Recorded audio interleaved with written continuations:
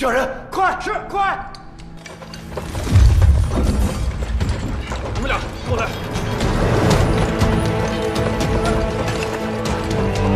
快点，快点！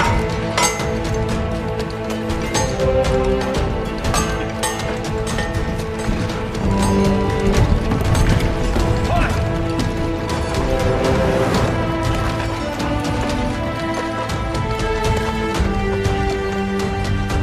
贞顺6年，大雍20万大军出征东夏，东夏军队溃不成军，归降大雍。大雍驻军东夏边境，更在丹岁山南麓修建封禅台，以示威震四海。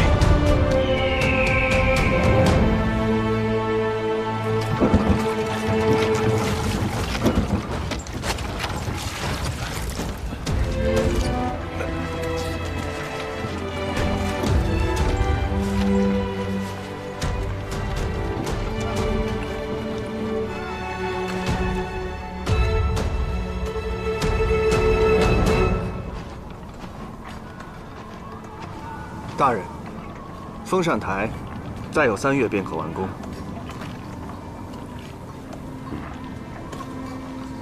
地下情况怎么样？挖了1000余尺了，差不多了，让他们都停下来吧。大人，不好了，底下出事了。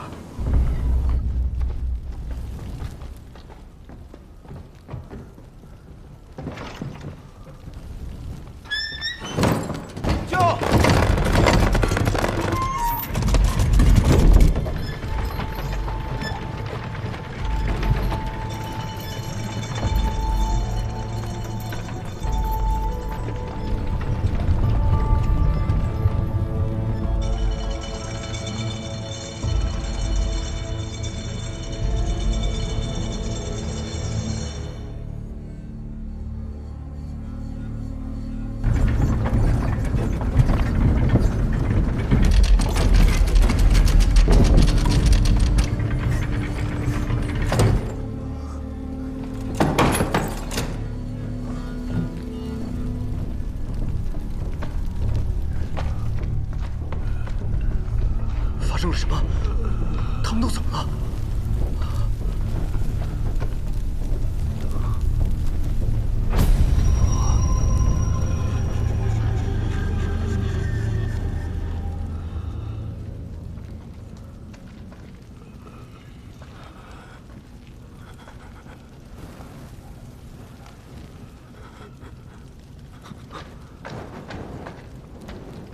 人还活着，只是晕过去了。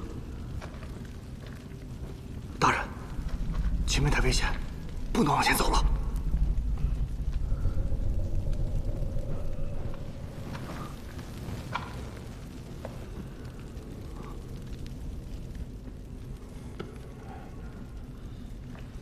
大人，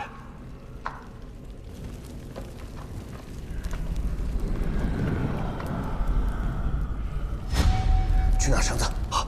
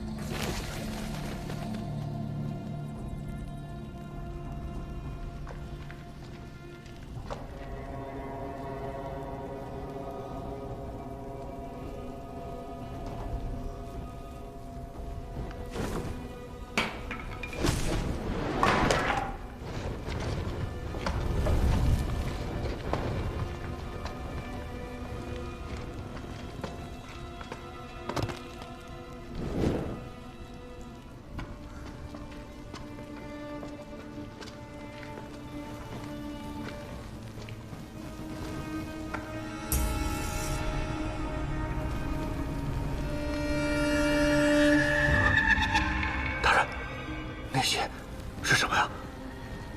别过去！我们刚刚听到的，不会就是他们？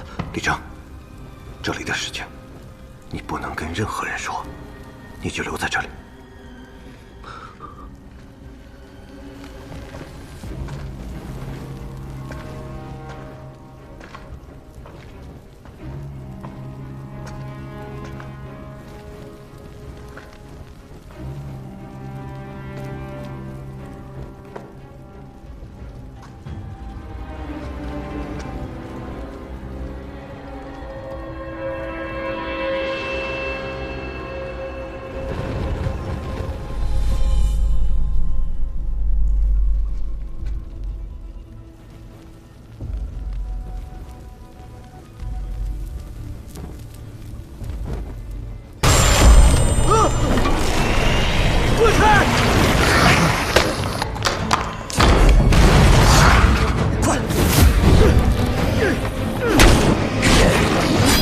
林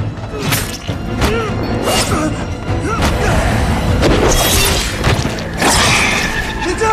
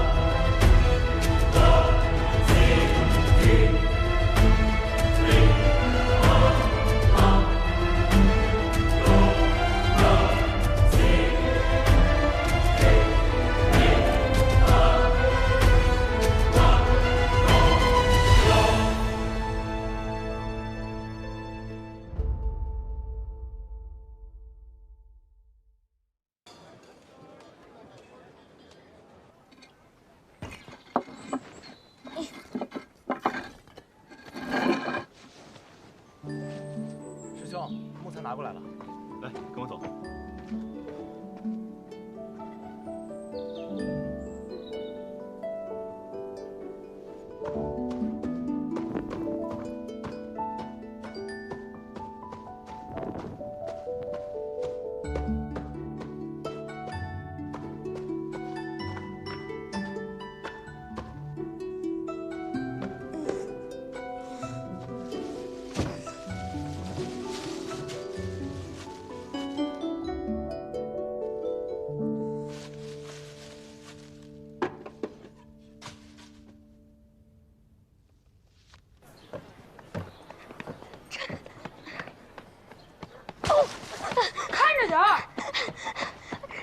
智奴，智奴，快出来，快出来！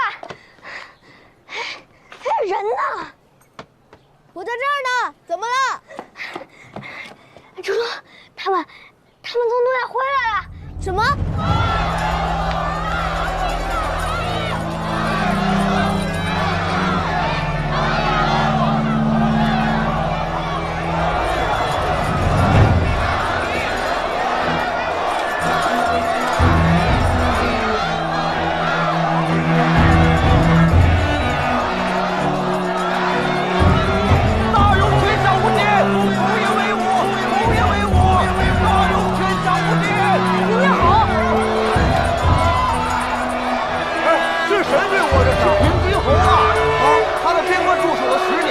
在东夏打了大胜仗，今日班师回朝了，这太好了！哎，那青天剑的人呢？什么青天剑？不太清楚。后爷为我，后爷为我，后爷为我！哎，走！这个很远处的是火箭。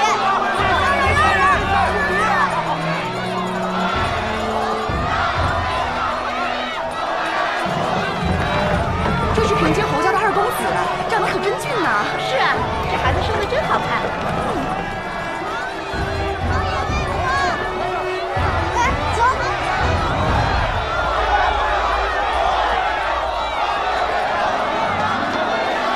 哎，你干什么？不能进去！后退！哎，智奴，智奴。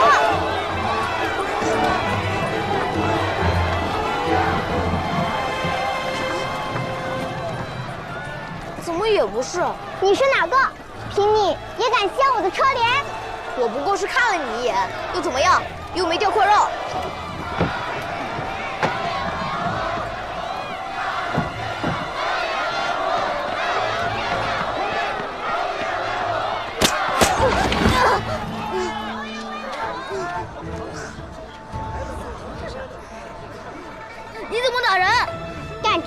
说话，打的就是你。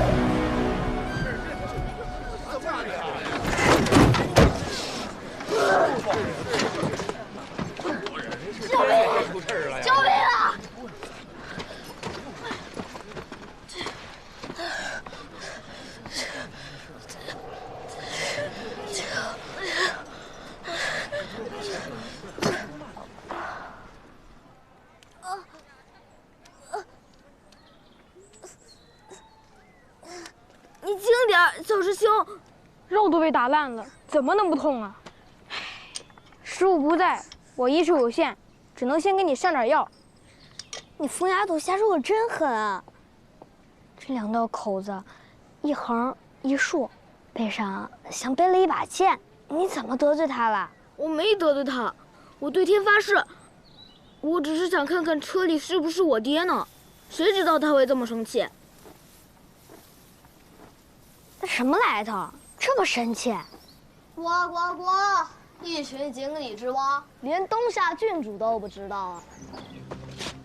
你说什么？那女的是东夏郡主？东夏郡主来我们大雍做什么？东夏郡主可是皇上的贵客，哪被人这么怠慢？什么破蛮子！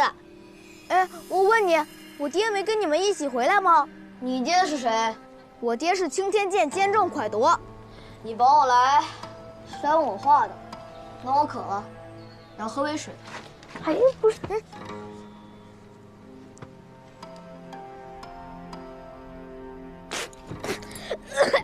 你这什么破水，浑浊不堪，喝着还一股怪味。不喝就不喝，哪来那么多废话？吃屎吧你！说，你见没见过我爹？我偏不说，看你能拿我怎么样？不说是吧？揍他！说不说？别打了！说！别打了！不说！说不说？我就不说！3个打1个，你们算什么东西？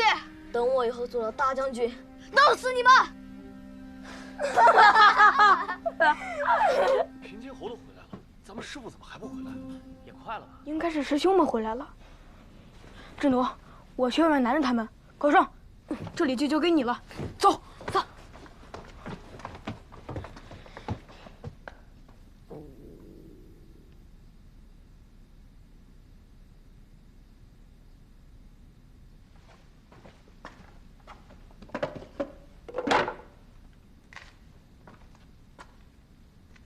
我娘做的。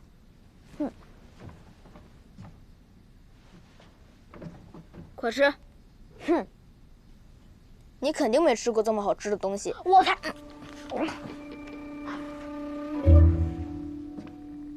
怎么样？食材粗糙，不精细，不过味道还行。我跟你不认识，不想欺负你。我只是有些话想问你，你告诉我，我就放了你。那你先给我上点药。在我们回京的路上，听人说，风扇台塌了。风扇台塌了？对，你爹他回不来了。风扇台一塌，他们青天剑的人都被埋在地底下了。你骗人！我爹修的风扇台不可能塌，他是大雍最好的看御师。看御师也是人，风扇台就是塌了。我爹的手下说了，那些修剑的人都被埋在地底下死了。你胡说！我爹才没有死，他肯定没死。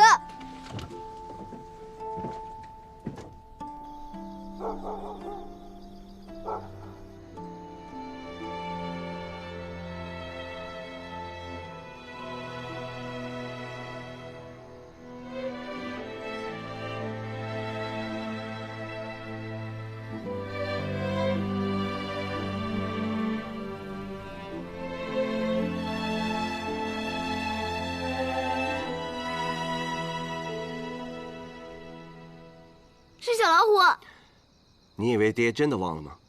答应你的事肯定算数。今夜观星观到了什么？师兄们说东方青龙七宿有流星，可是我上来以后什么也没看到。无妨，那是新绣的流星，再等明年便是。只要你耐心等下去，总能看得到的。可是我明年再看时，爹就不在我身边了。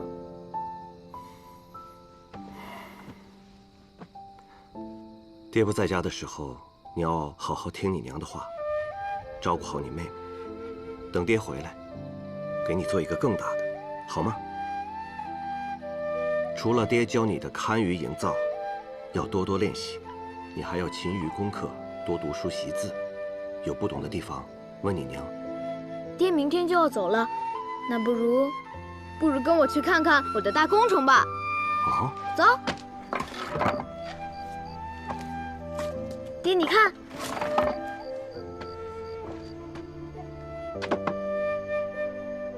你什么时候在这里挖这么大个地窖啊？没用多久，我用爹教我的技法，很快就挖好了。我还从这里挖了条地道，可以通向厨房，就在水桶后面。前些日子厨房的菜老是不见，原来是你干的。嘘，你别跟娘说。我还要挖很多条地道，通向不同的地方。我要在地窖里囤些干粮和水。娘要揍我的时候，我就躲她个3天3夜不出来。这确实是个大工程。爹回来的时候肯定完工了，到时候爹看看我能不能当一个合格的5官分射郎了。你还差得远呢，你先答应爹，别把家里的房子给挖塌了。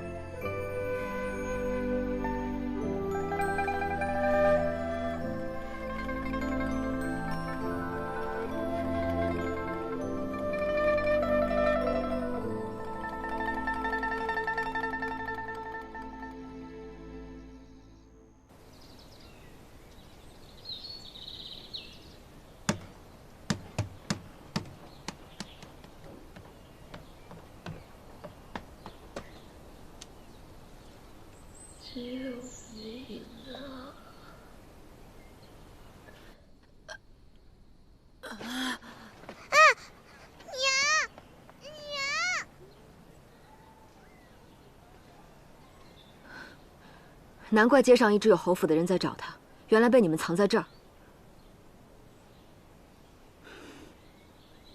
娘，我没有闷他，他怎么这样？闭嘴！他伤成这样，你还将他捆着，也太不知轻重了。今日这孩子命大，活了下来，我将他送回家去，向人家赔罪。可是他爹是平街侯，他肯定会向他爹告状的。谁告状？谁又是小狗？等我这伤养好了，我回来再跟你打。来，我送你回家。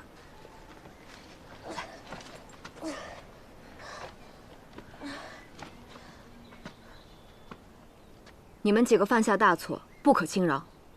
关峰，你去后山砍够10日的柴，干不完不许下山。狗剩，罚你扫1个月的茅厕。啊！不许偷懒。至于你，将地道全部堵上，今后也不许再玩。娘，你罚我什么都行，别让我堵上地道，那是要给爹看的。是他说爹被埋在地底，我才会。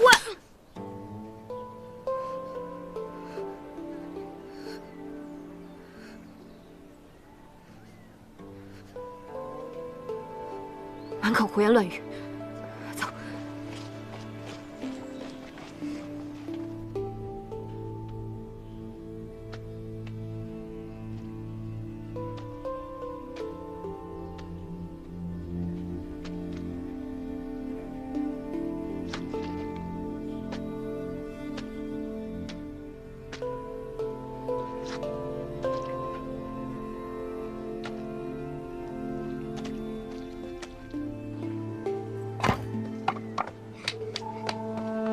你在干什么呀？你走开！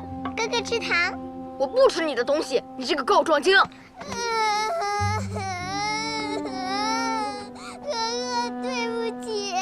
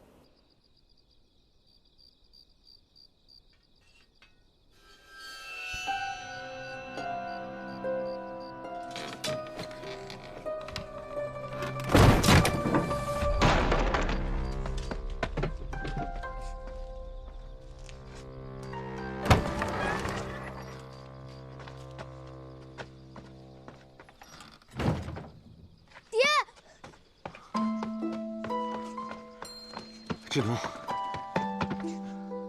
爹，你回来了，我还以为你死了。没事没事，爹这不就回来了吗？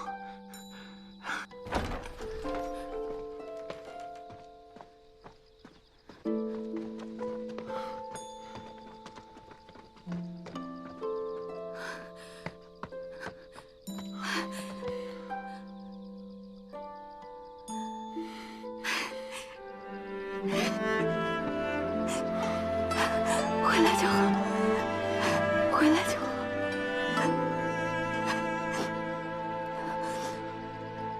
赶紧收拾东西，叫上所有人，今晚就离开京城。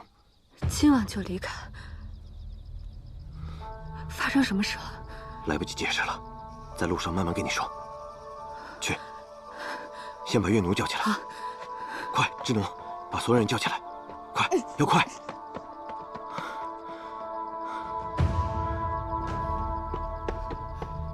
岳奴，醒醒，来，娘抱你。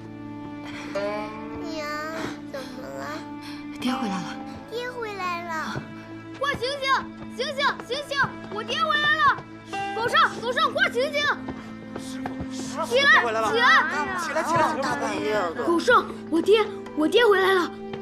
师傅，师傅，师傅，您回来了！师傅，师傅，都起来了，大家赶紧收拾好东西，我们要连夜离开这里。我们要去哪儿？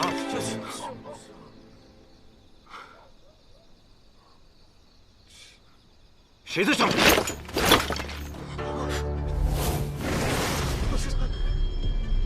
快跑！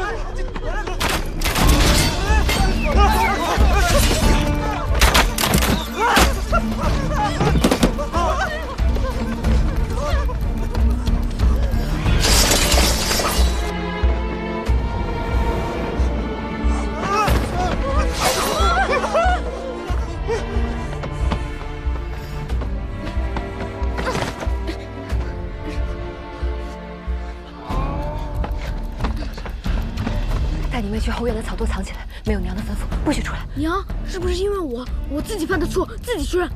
滚，不是你，快去，快走！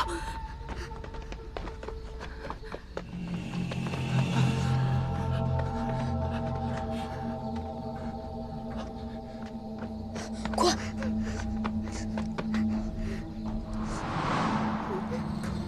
走！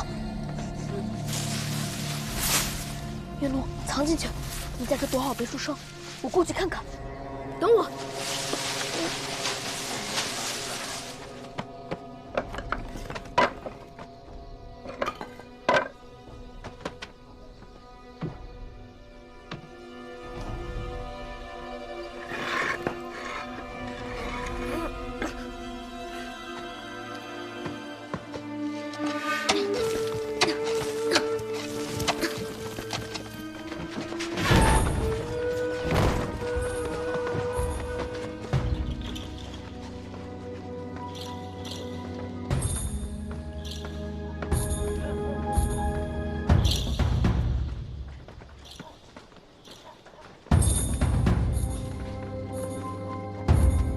快大人，好久不见。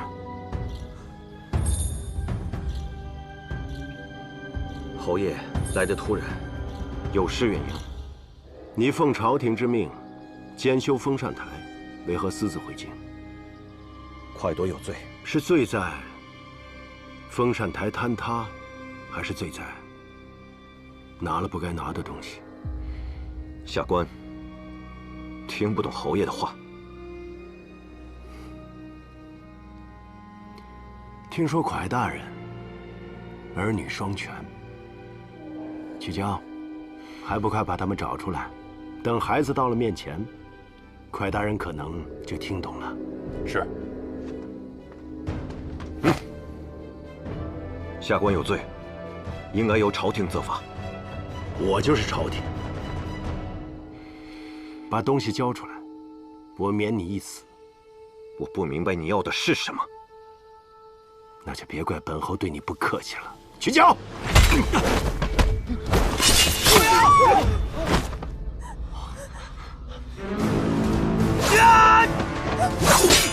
快跑！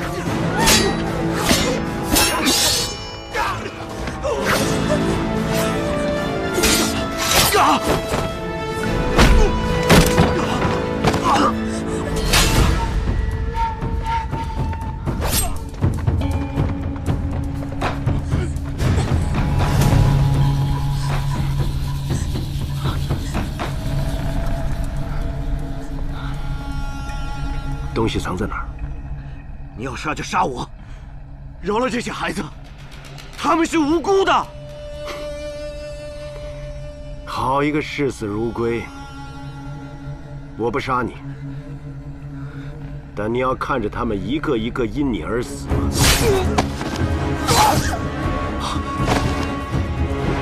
周如意！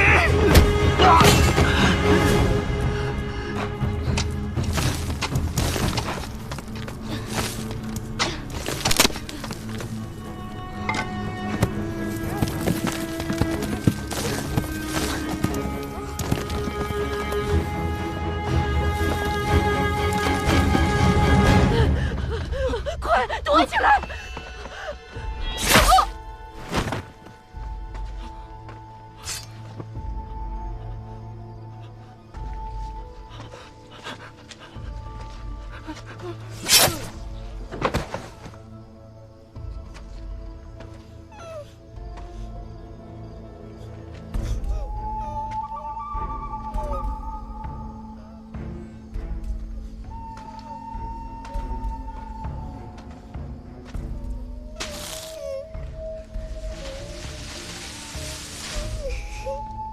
你是蒯夺的女儿。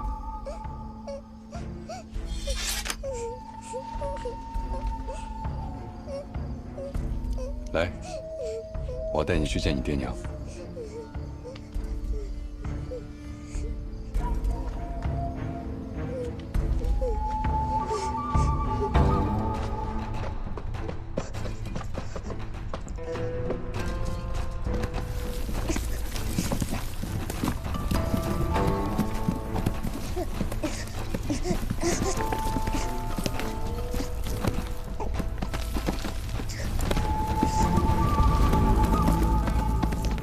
欧爷，月奴，娘，月奴，蒯夺，何必呢？封禅台一事，你本来就死路一条。本侯要的是你从东夏拿回来的东西，只要交出来，我一定替你向皇上说情。你要是真这么想，还会杀这么多人吗？这些人都是烂命一条。再说新的便是，但你再不松口，死的就不光是弟子了。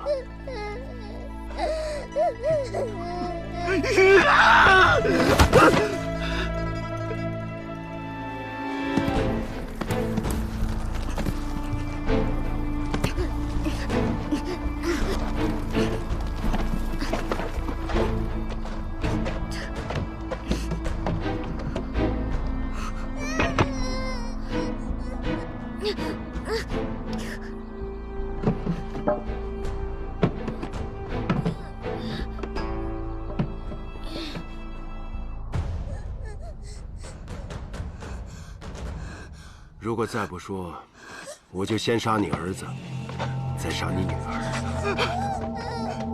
别杀他，他只是我的弟子。我们知道你有一个10岁的儿子，小家伙，他是你爹吗？爹娘，孩儿不怕死。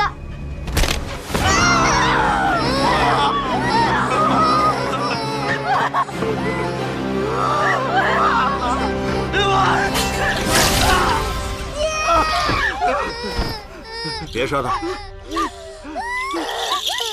你现在就剩一个女儿了，蒯夺。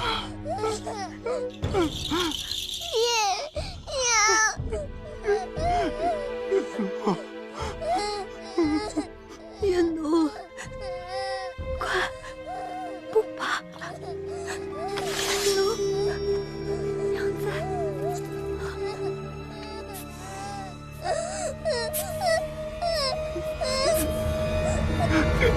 对不起。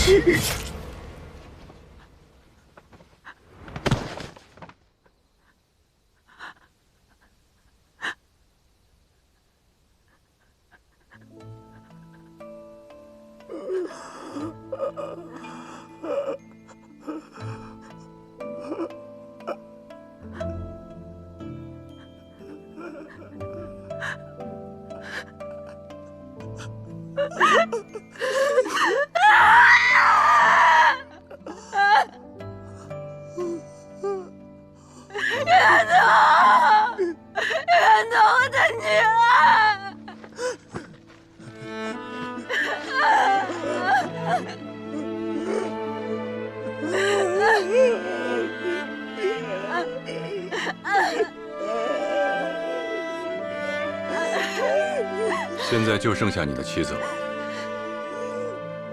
我会把她带回去，一根一根切下她的手指。到时候，你还能忍住不说吗？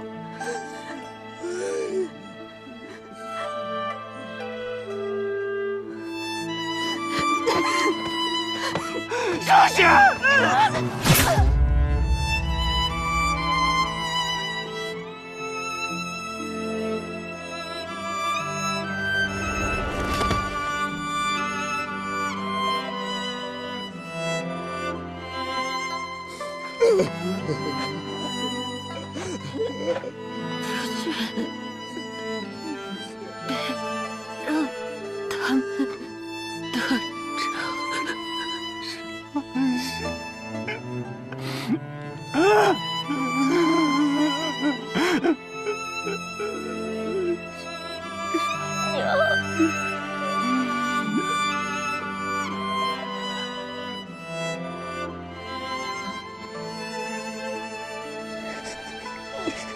逞。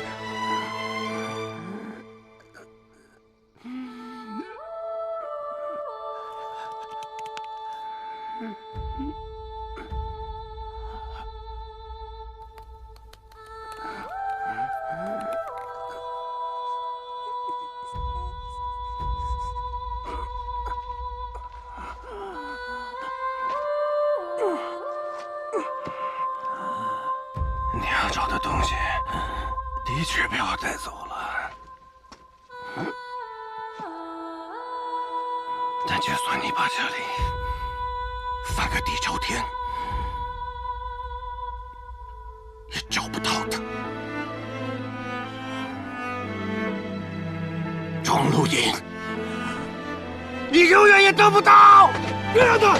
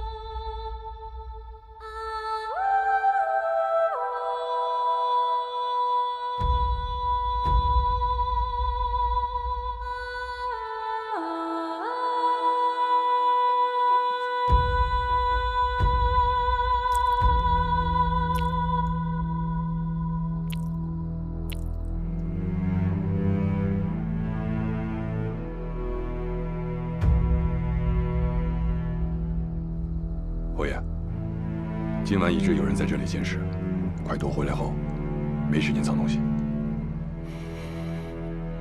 搜他的身。是。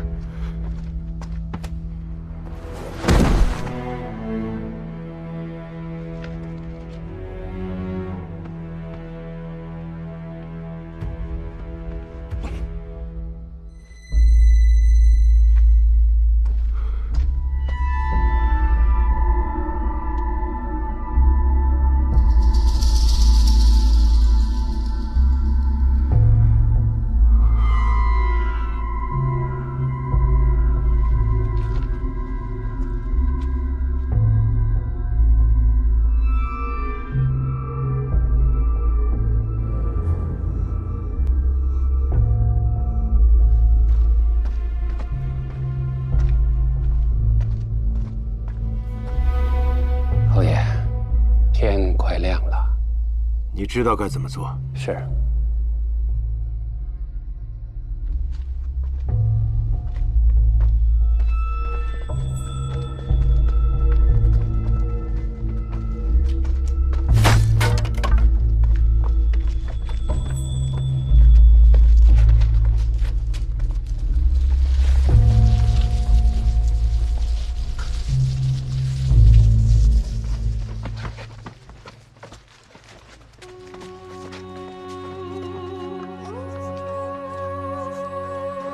把值钱的东西都搜出来，带走。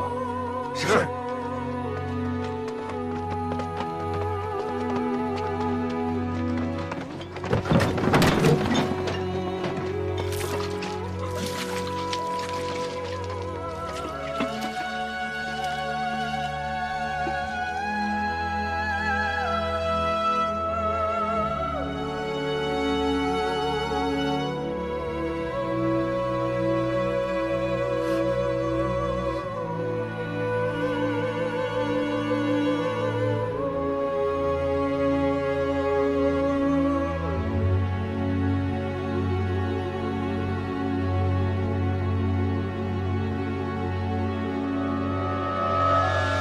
放火！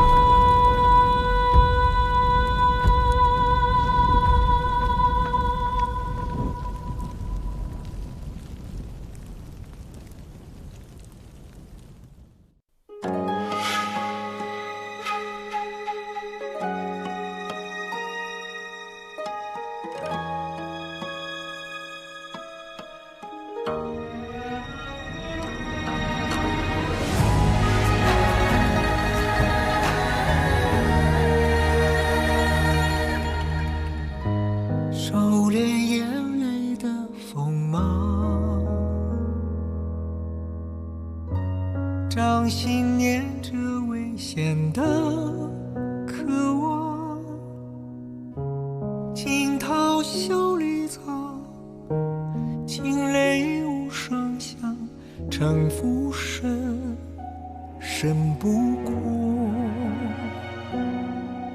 我目眶。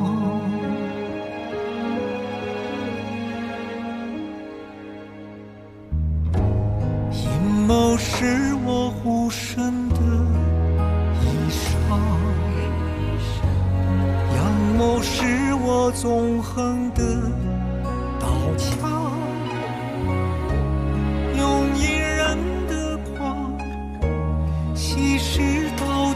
苍也不黑，只因为我心滚烫。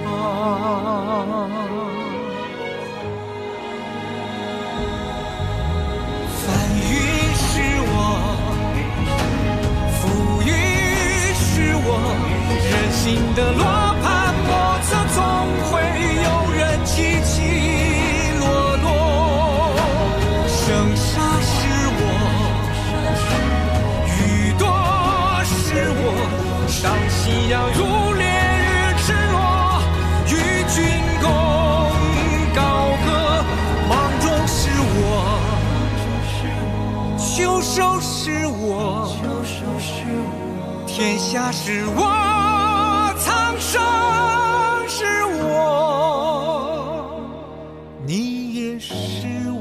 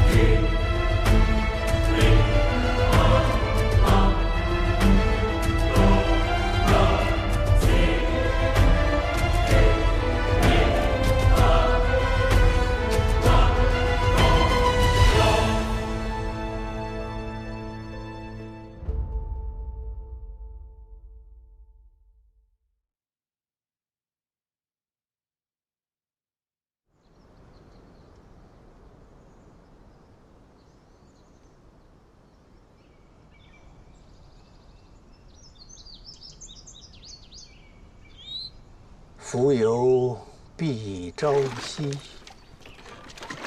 惠姑宜春秋。渺渺上古历，回还今几周。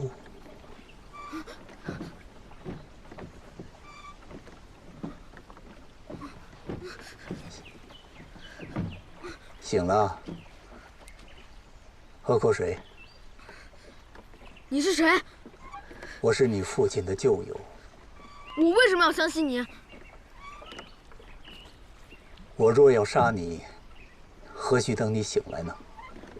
昨夜你家遭此变故，除了你被我救出来，其他人全部遇难。你想哭就哭吧，等你哭够了，我们再说。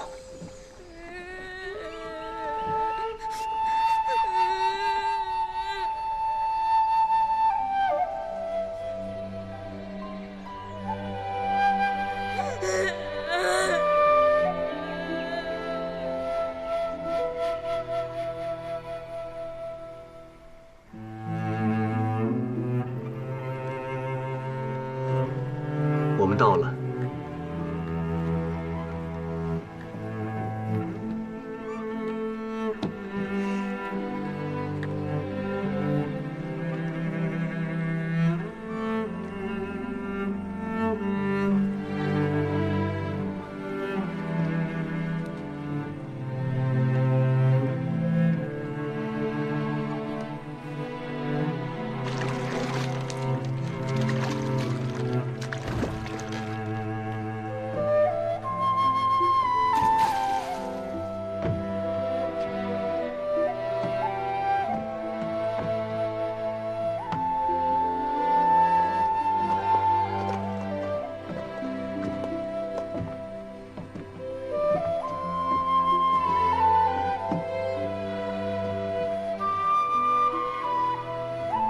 哭过，现在心里应该好受些了。是不是有很多话想问我？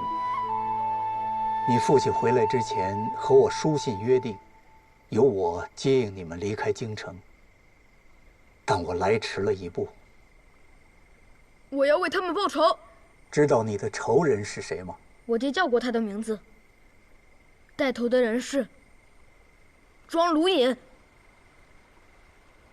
怪不得有如此手段，原来是平津侯。可你爹和他无冤无仇，他为什么要这么做？他找我爹要一样东西。什么东西？我不知道，我爹没有说。你爹从东夏回京带了一样东西回来，而平津侯为此不惜灭你满门。如果被他知道你还活着，会非常危险。昨夜的一切你已无法改变。你确定要报仇吗？如果不能报仇，还不如死了。如果你愿意照我说的做，我有办法帮你。求您告诉我。平津侯位高权重，想报仇需要时间。你要蛰伏学习技艺。要多久？至少10年。我会送你去学艺的地方，以后就靠你自己了。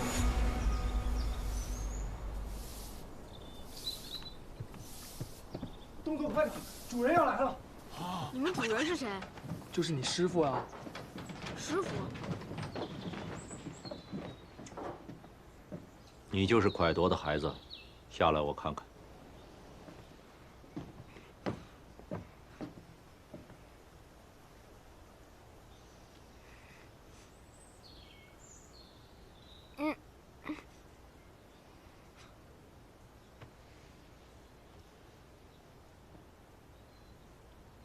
我先要跟你说清楚，你在我这个地方不会有任何优待。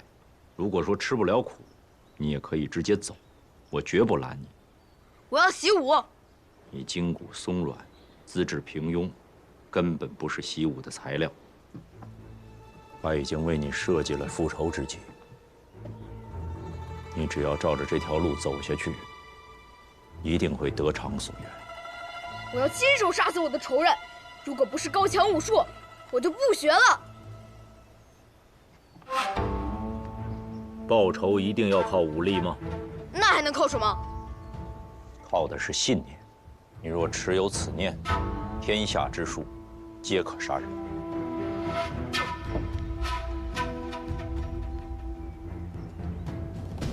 顾存，在。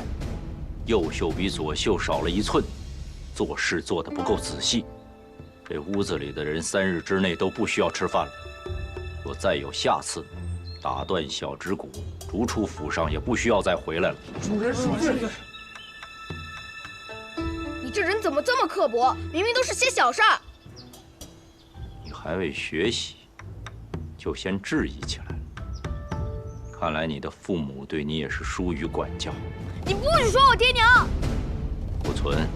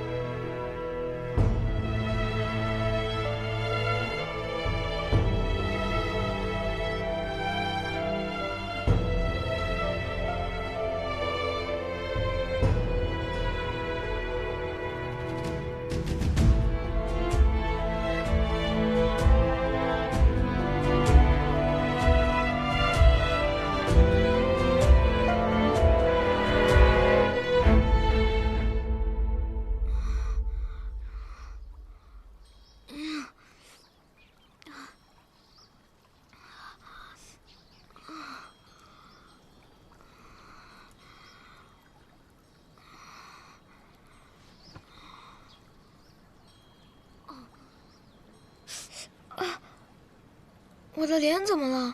小孩别慌，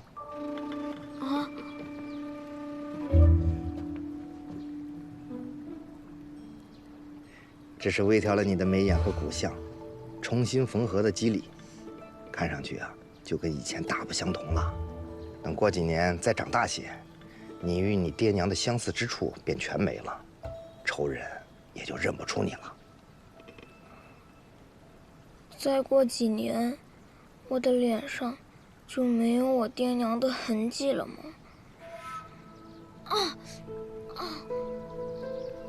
我问你，你背后的伤什么时候受的？就几天之前。你的仇人见过吗？嗯。那就好。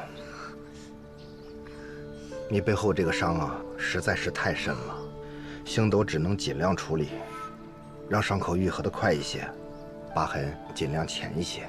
星斗是谁？就是那个脾气古怪的家伙。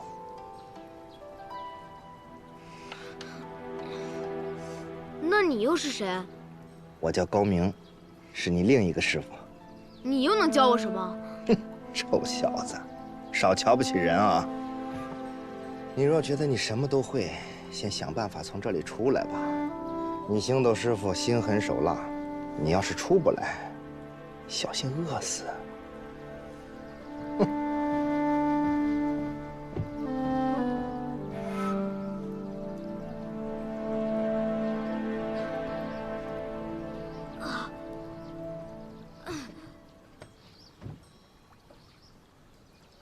你先让我吃饭，等我有了力气，再来解榫卯。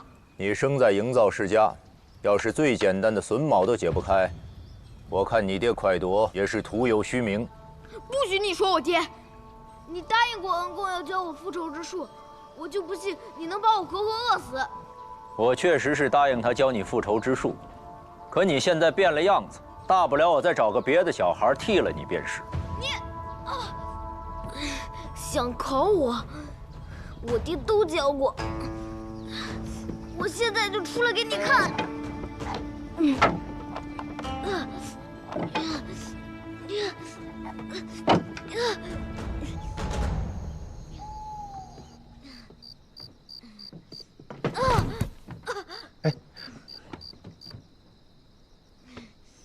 小孩刚刚做完易容术，身体这么虚弱，他要是真死了，我看你怎么跟先生交代。连饥饿和疼痛他都忍受不了，他这仇不报也罢。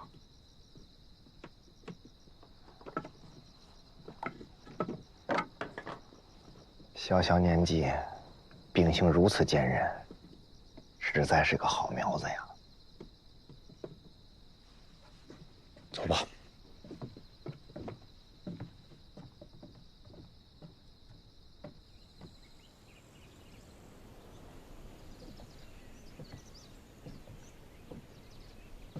若今日你再不出来，就饿死了。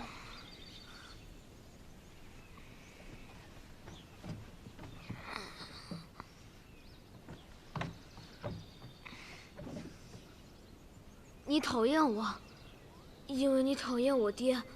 我爹精于易学，是世上最好的看愈家。你技不如人，你不服气。你说你爹精于易学，那前朝有一个易学大家叫何梦贵，你知道吗？当然知道。那你把他写的《赠饮训斋异术》背给我听。实策不虚谈管路，太玄修复问杨雄。管路自幼喜爱观看星辰，杨雄少年就好学，留下了著作《太玄》，《易经》包藏了宇宙最深的智慧。学会了它，你也能成为像他们那样厉害的人。来，我们继续背。只今风起从何入？知得风来是巽翁。风起于清平之末，君子要谋时而动，顺势而为。你要复仇，就要学会风的变化莫测。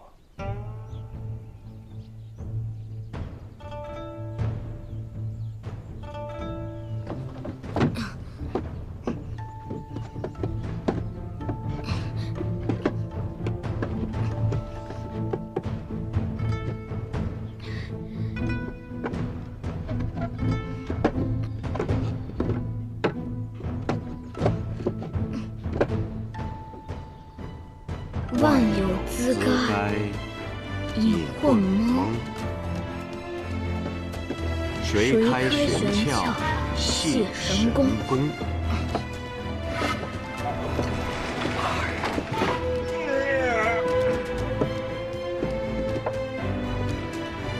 哟，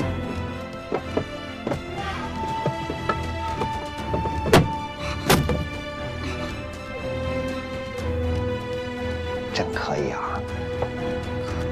易经四圣西周孔，数贯三天先后中，直测不虚唐管路，太玄修复问杨雄。指今风起从何入？知得风来是迅风。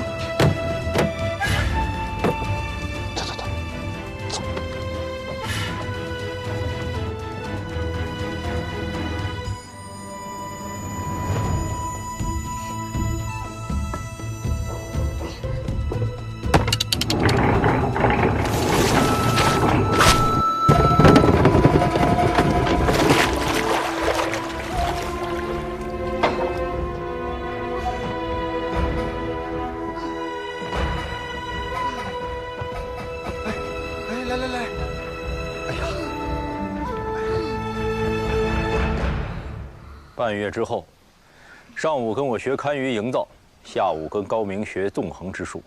每日卯时起床，亥时睡觉，不许偷懒。哎，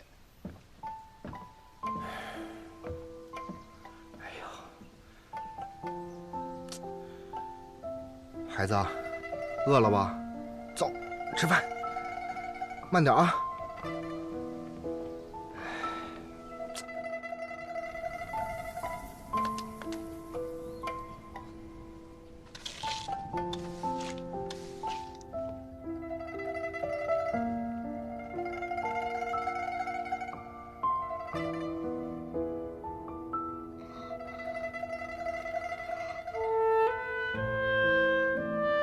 昼出耘田，夜绩麻。村庄儿女各当家，童孙未解共耕织。野傍桑阴，学种瓜。堪天道也，舆地道也。仰以观于天文，辅以察于地理，是为堪舆。群山连绵盘旋，如笼卧大地。若要点穴，你需要了解当地的风向、流水和土壤的状况。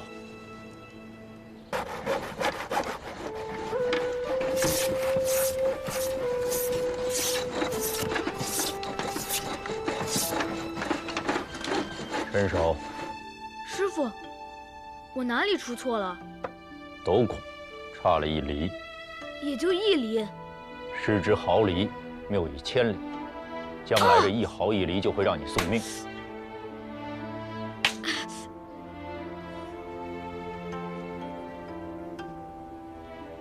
师傅，你现在长胡子了。今日师傅给你看看真本事。哎哎哎！你们干嘛呢？都给我走开走开！没长眼呢！县太爷都路也敢挡！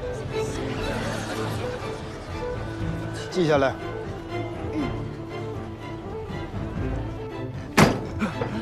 一个小小的知县都当不好，看看这里让你管成什么样子了！当官就知道上下打点，捞捞银子，早晚埋死在银子堆里。是。要不是本官赶在御史前来到此地，你的所作所为传回去，恐怕有几个脑袋都不够掉的。是。来，本官给你一个改过自新的机会，贪了多少，就还多少。那些恶贯满盈的，要抓要杀，你自己心里有数。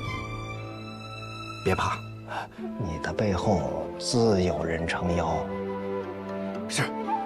你既没穿官服，也没车驾，他凭什么相信你啊？你自己刚刚不是也叫我大人吗？你要做的，就是要让人相信你想让他们相信的事。最重要的，不是扮得有多真，穿得有多像，而是要知道对方最怕什么，最图什么。纵横术涉及天下学识，你需面面俱到，样样精通。凭3寸不烂之舌，便可强于100万之师。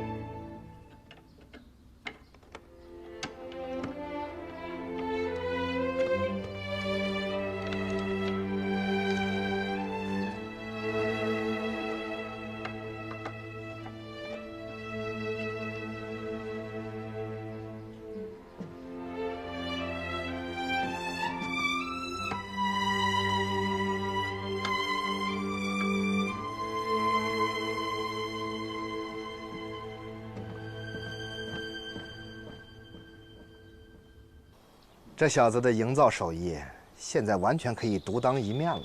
你都快让你徒弟比下去了，不慌吗？师傅，师傅，这是我刚收到的飞鸽传书。可以啊，晚上啊，给你庆祝一下，烧壶好酒。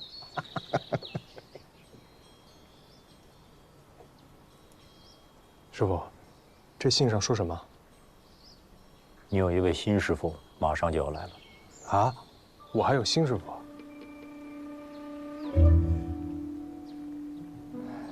你已到了弱冠之年，他也该来了。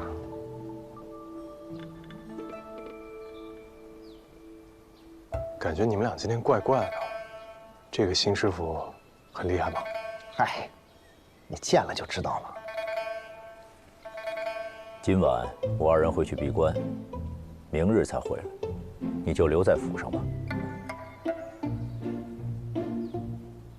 是，师傅。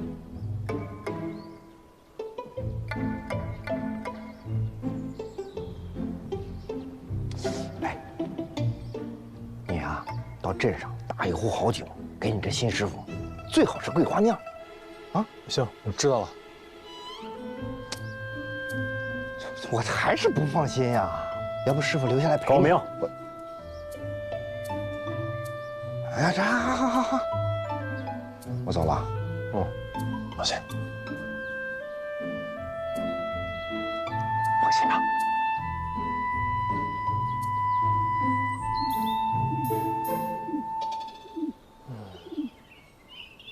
新师傅。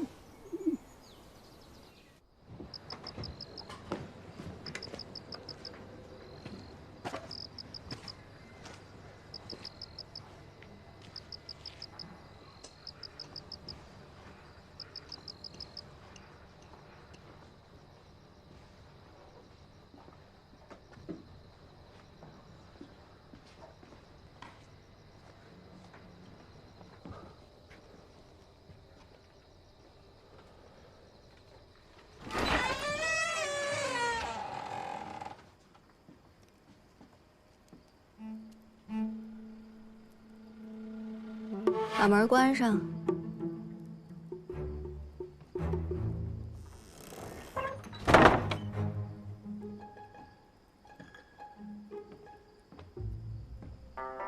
你就是我的第3位师傅。怎么，没想过你的新师傅会是个女人？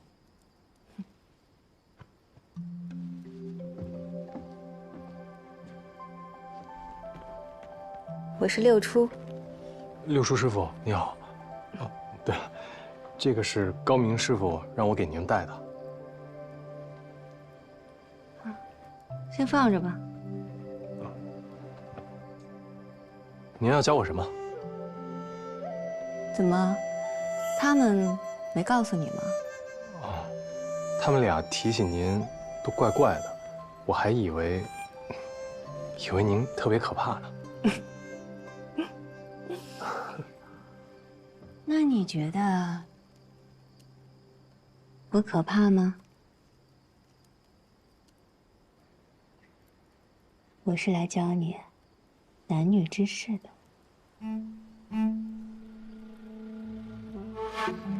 你今天啊，只需学会一件事：如何拒绝女人的柔情蜜意，拒绝她们的楚楚可怜。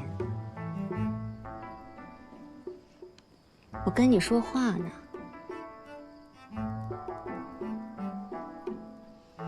不过，如果你学不会啊，也没有关系。毕竟我今天的样子啊，也不是谁想见就能见着的。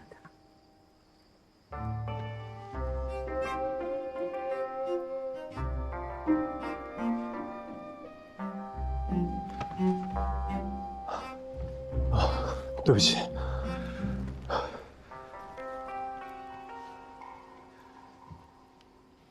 怎么了？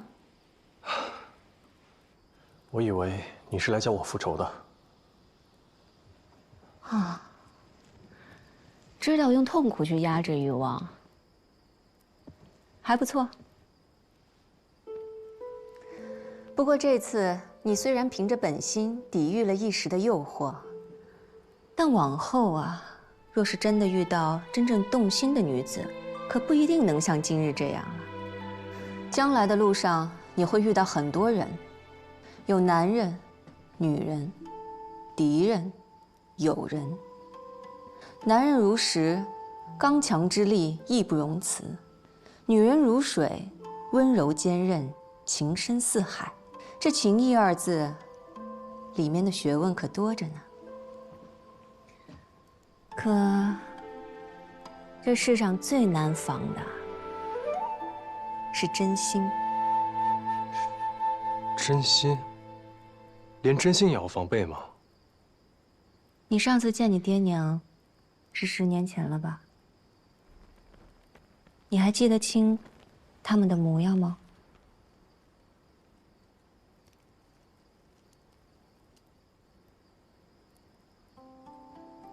其实啊，我和你也一样，很小的时候便是个孤儿了。虽然爹娘走的那日我还历历在目，可他们的样子，我却怎么也记不清了。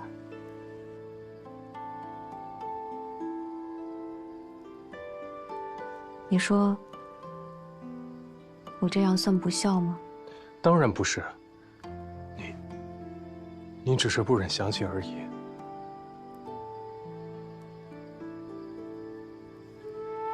还记得我小时候很爱吃石榴，我爹就在院子里种了棵石榴树。爹摘石榴，娘剥石榴，我吃石榴。那时候好快乐呀。我也是，我爱吃烤鸭。每当我爹发了俸禄，他就会上街给我买。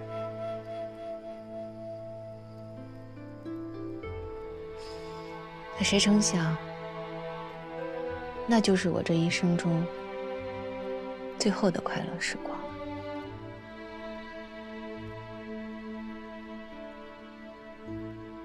如果有机会，我真想再见我爹娘一面，好把他们的模样记得更清楚些。我想，你和我也是一样的吧。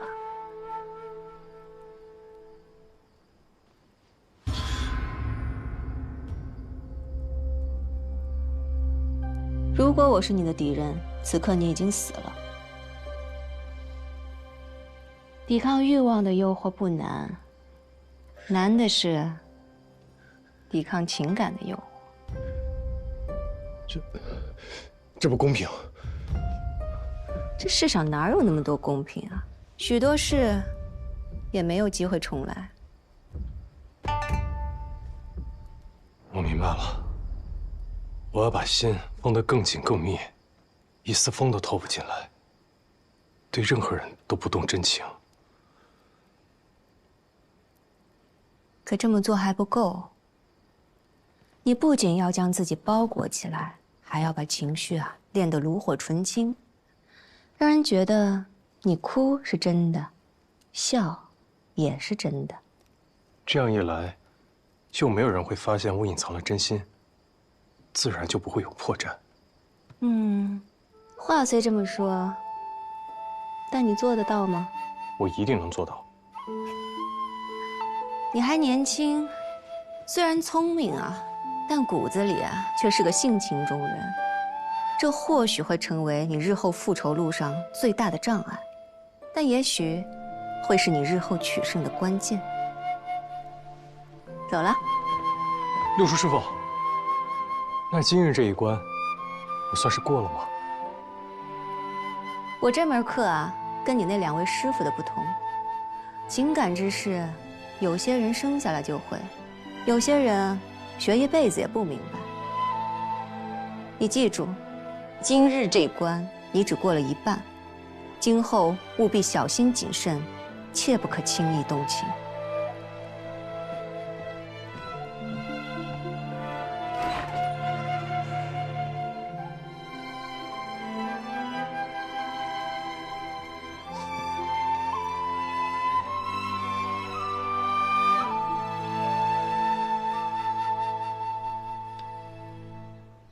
师傅，您又骗我！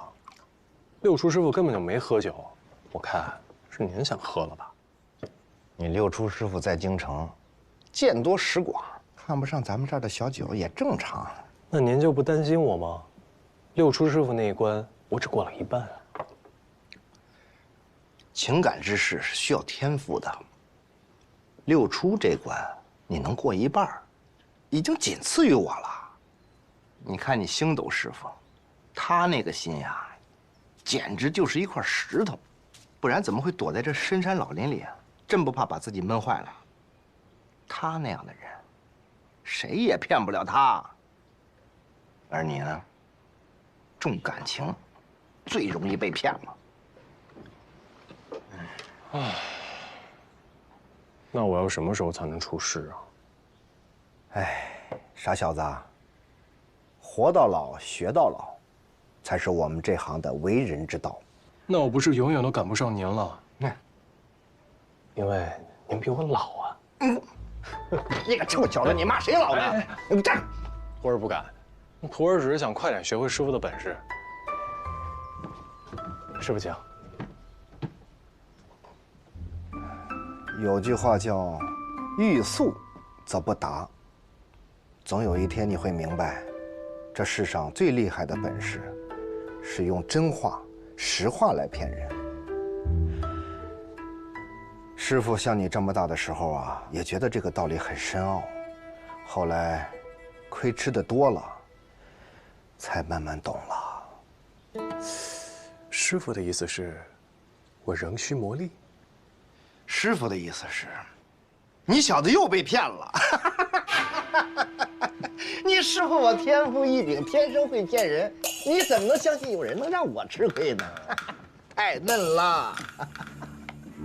来，给你。恩公，先生，好些年没来看你了，都长这么大了，解解看。将军所。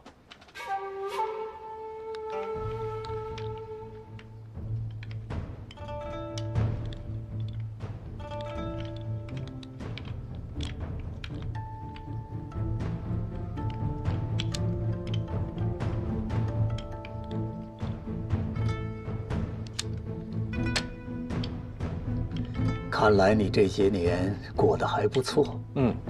师傅们都待我很好。听他们说你学了不少本事，每天卯时起，亥时睡，从来不曾懈怠。你不觉得憋闷无聊吗？无聊的时候就数数庭中的砖和瓦。那地上有多少块砖呢？ 3381块。房上有多少片瓦？48300片。你家当晚死了多少人？我家有门生10人，被黑衣人所杀。我看着师兄狗剩被人拧断了脖子，我的妹妹、母亲均死在剑下。那晚，一共死了14人，距今3325天。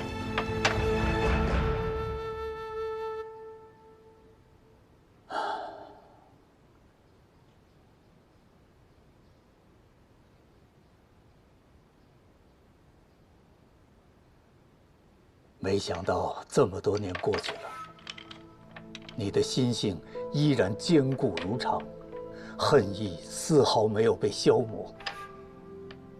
你在这里无忧无虑，我以为总有一天会淡忘。师父教我的，仇恨不用写在脸上，放在心里就好。心是自己的，别人看不见；脸在外面，人人能见。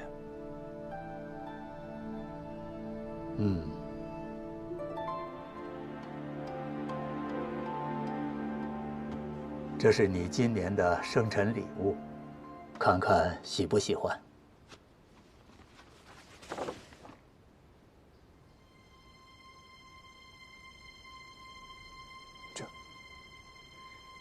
他就是你的仇人，平津侯庄卢隐。没错，就是他。化成灰我都记得。平津侯戎马半生，手上沾满鲜血。他不仅武功高强，而且生性谨慎多疑，无时无刻不穿着一件金丝软甲。他身边的护卫密不透风，你要想杀他，难如登天，只能智取。那我要如何才能接近他？你要找个机会，成为他的幕僚。所以师父一直教我纵横之术。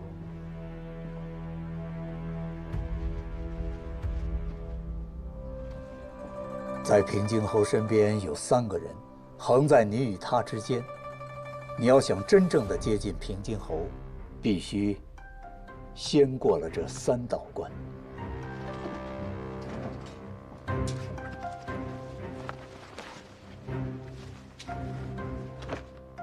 此人名叫瞿娇，是平津侯的贴身侍卫，也是他的府兵统领。他专替平津侯杀人，手段极其凶残。杀我家人的，就是他。楚怀明。他原本是你父亲的属官，因能力平平，在钦天监难有出头之日，所以他背叛了你的父亲，投靠了平津侯。你父亲死后，他被平津侯扶上了钦天监监正之位。此人口蜜腹剑，行事卑鄙。你会堪舆之术，将来一定会被他视为眼中钉、肉中刺。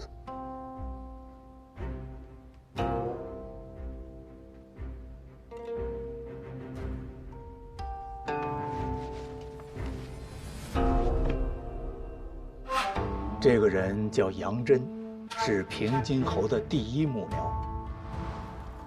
他就是当年将灭门伪造成盗匪劫杀，替平津侯瞒天过海之人。此人颇有心机，深受平津侯的器重。他也牢牢地把控着侯府的一众幕僚。你若是进了侯府，崭露头角，必会遭到他的打压。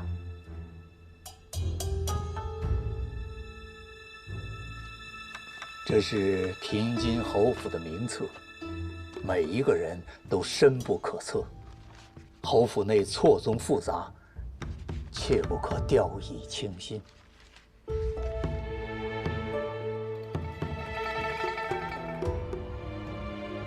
恩公，您给我看这些，难道是我要回京城了？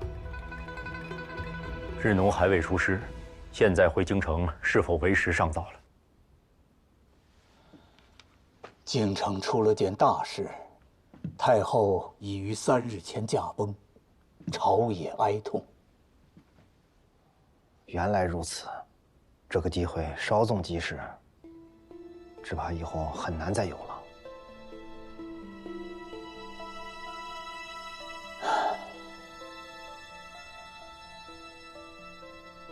智奴，乾隆必须入渊了。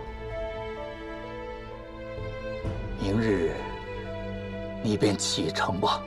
智奴学艺多年，等的就是这一刻。除了将你多年所学融会贯通，你还要格外谨慎，相机而动，才能在京城这波谲云诡之地保存自身，虚图复仇大计。我给你准备了一个新的身份，你要铭刻于心。从今以后，你只有一个名字：藏海。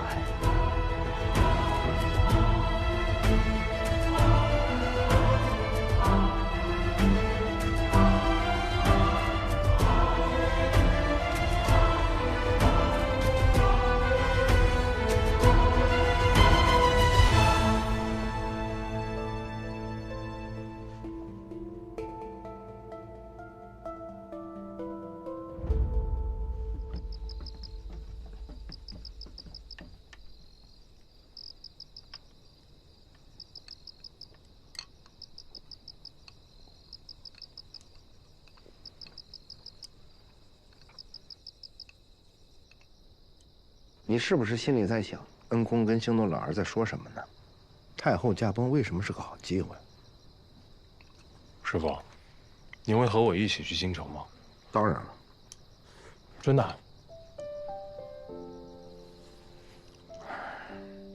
一想到要一直跟你待在一起，烦也烦死了。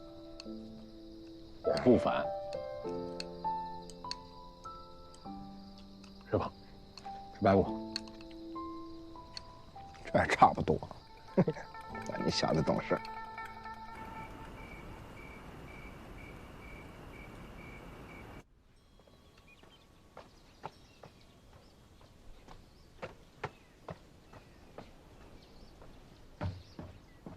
师傅，收拾好了吗？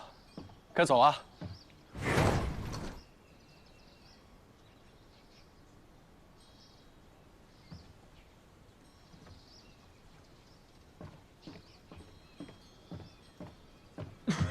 信柳师傅，高明师傅呢？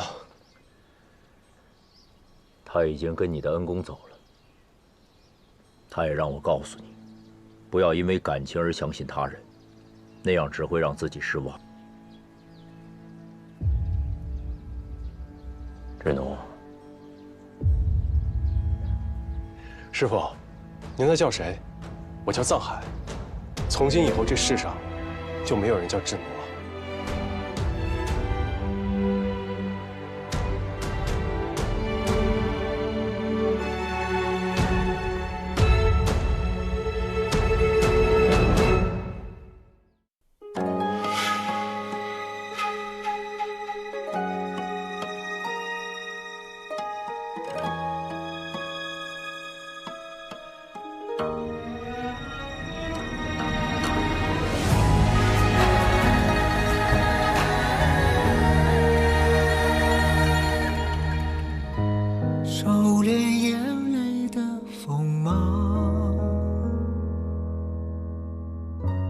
掌心念着危险的渴望，惊涛笑里藏，惊雷无声响，城府深，深不过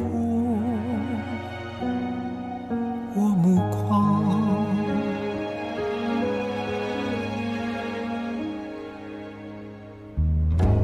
阴谋是我护身的衣裳，阳谋是我纵横的刀枪，用隐忍的狂，稀释道德藏，也不黑只因为我心滚烫。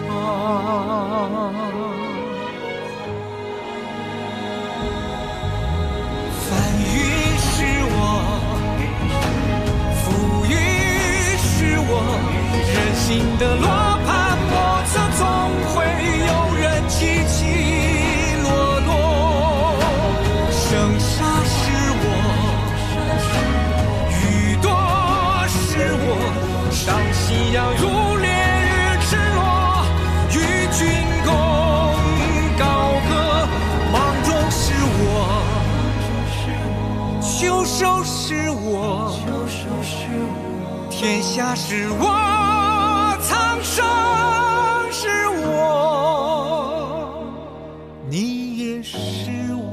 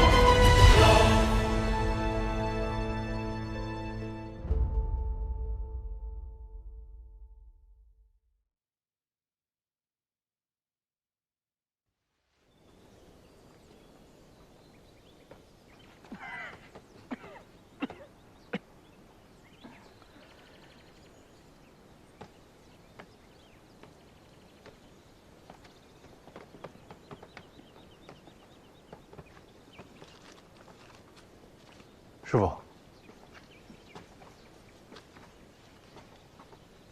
全部都已经熟记于心了。都记住了。到了京城，去诊楼，会有人接应你。他们想查你的身份，没那么容易。我会抹去你在这里的痕迹。师傅，有一件事儿，我一直想问您。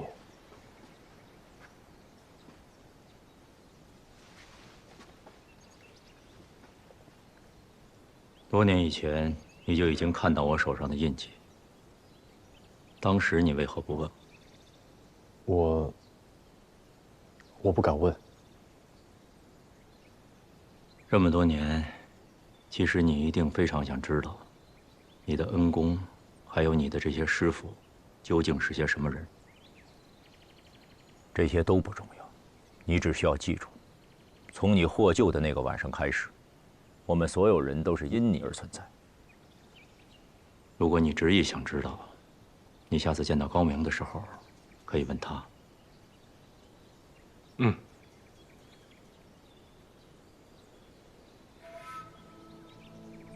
走吧。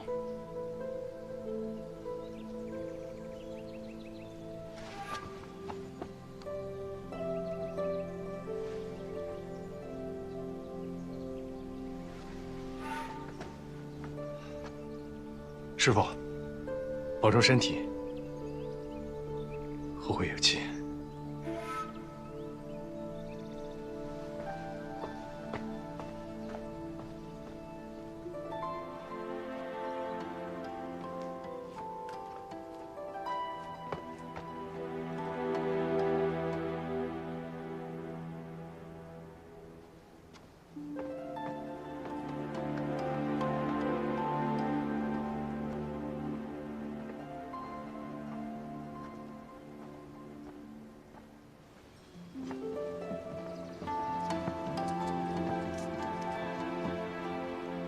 你们按我说的做，做完以后你们都走吧。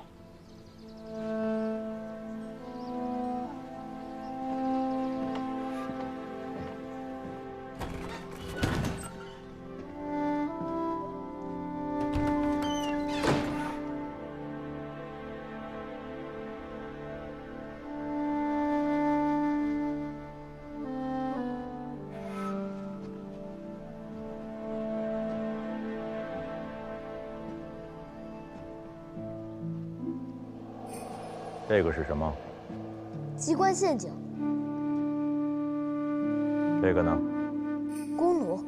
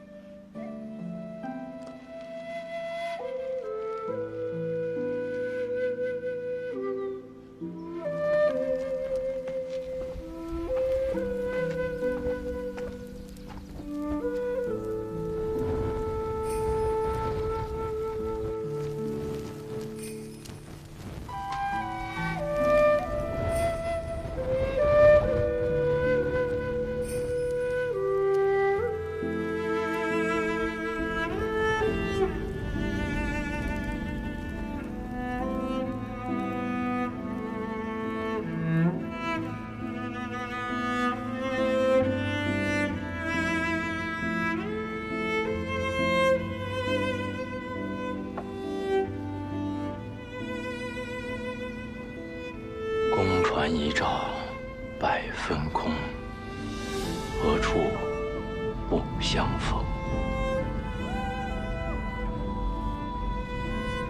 志诺，谢谢你。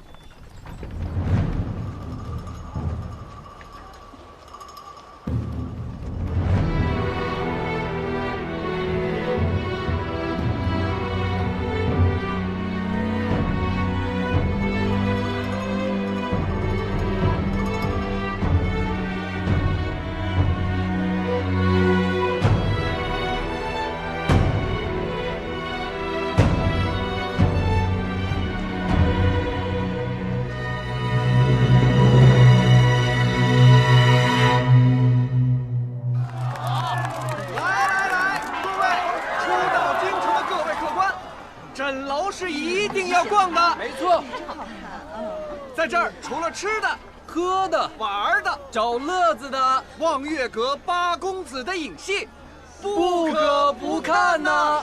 哎，您想知道的京城异闻、朝中秘辛，咱们这儿应有尽有。来，客官，里边请，里边请客官。公子记得去看八公子的影戏，里边请。来，各位客官们，里边请啊！里边有好玩的、好吃的。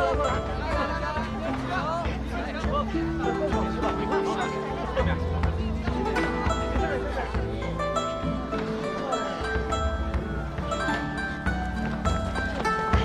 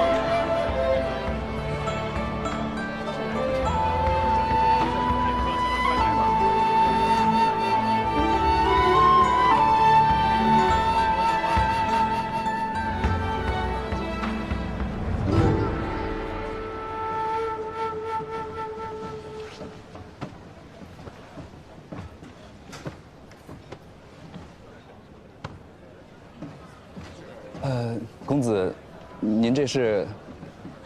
上壶茶，把灯点上。公子，您要点灯？对啊，点灯。公子稍后。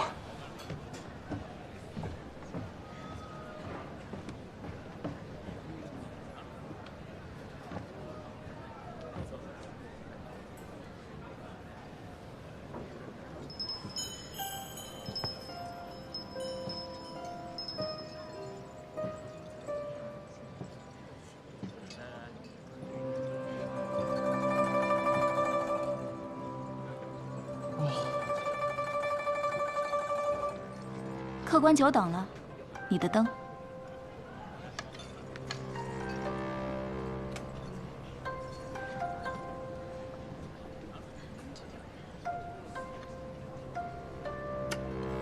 姑娘，为何这灯与其他位置上的灯都不一样啊？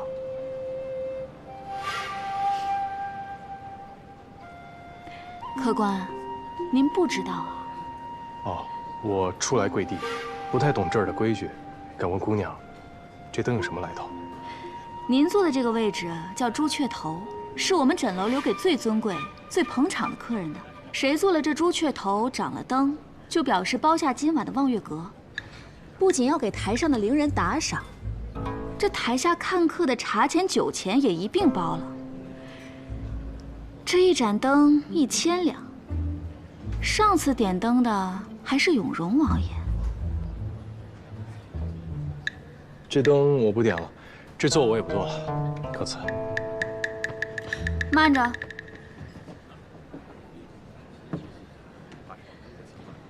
这朱雀头既然坐上了，不是说走就能走的。这灯点上了，更不是想灭就能灭的。实不相瞒，我没有那么多钱。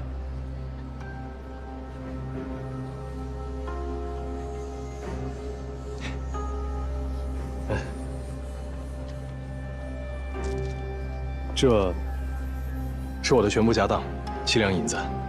这座我实在是坐不起。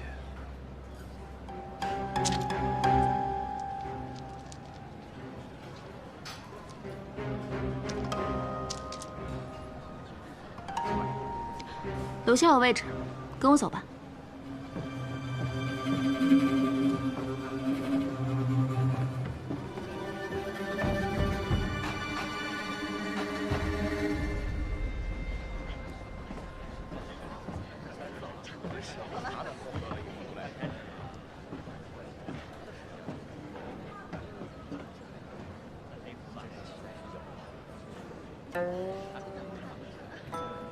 刚来京城啊？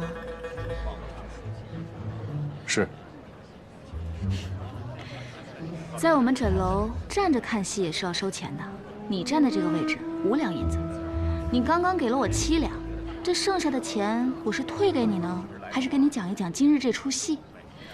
讲戏我就只收你2两，来的都是客嘛。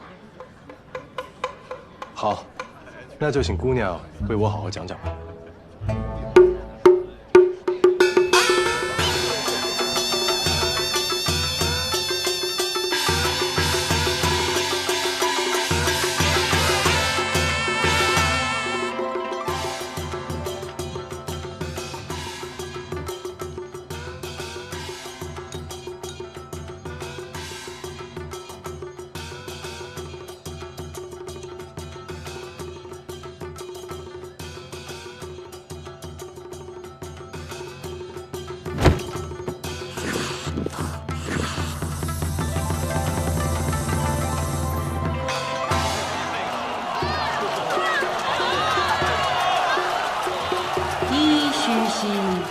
风云望夜，凤凰先去。这只凤凰，就是太后。挺聪明的嘛。这只凤凰是8日前驾崩的太后，这条龙是先帝，而旁边那条锦鲤是先帝最宠爱的李贵太妃。仙龙已封礼，不顾凤凰求。太后驾崩，依照礼制，自然要与先帝葬在一起。可是先帝身旁也有李贵太妃陪葬，此等难题便抛给了皇上。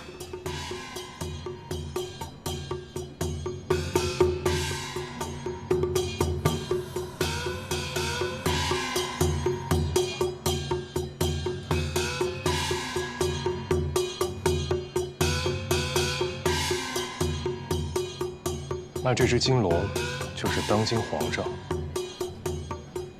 那群蟾蜍又是谁？当然是聒噪的文官，你看是不是很像？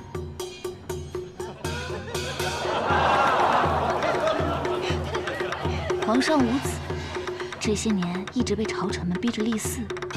太后驾崩以后，他们更是变本加厉，不是上书进言，就是伏跪死谏，要求皇上依照礼仪宗法将李贵太妃迁出皇陵。现在朝廷分为两派，一派以临淄王为首，要求尊太后一命，另一派却不从。那被蟾蜍们簇拥着的雄鸡，就是临淄王。临淄王是太后亲子，太后合葬的事情就是他上书朝廷，他还想以此为由回京1年为太后守丧呢。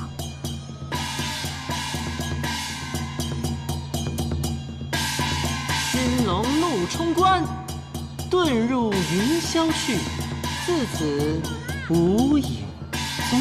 皇上怎么说？你没看到那条龙飞走了吗？这事皇上不管了。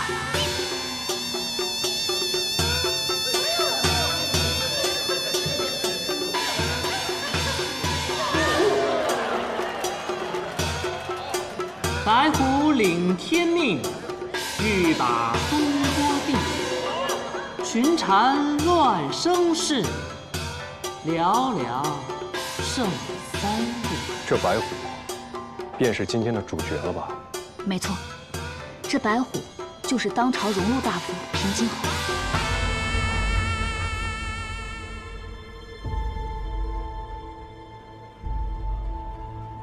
本来被皇上下令全权处理太后下葬事宜的是工部和钦天监，但是这工部侍郎庄知府是平津侯的儿子，为了庄知府，平津侯只好硬着头皮上了。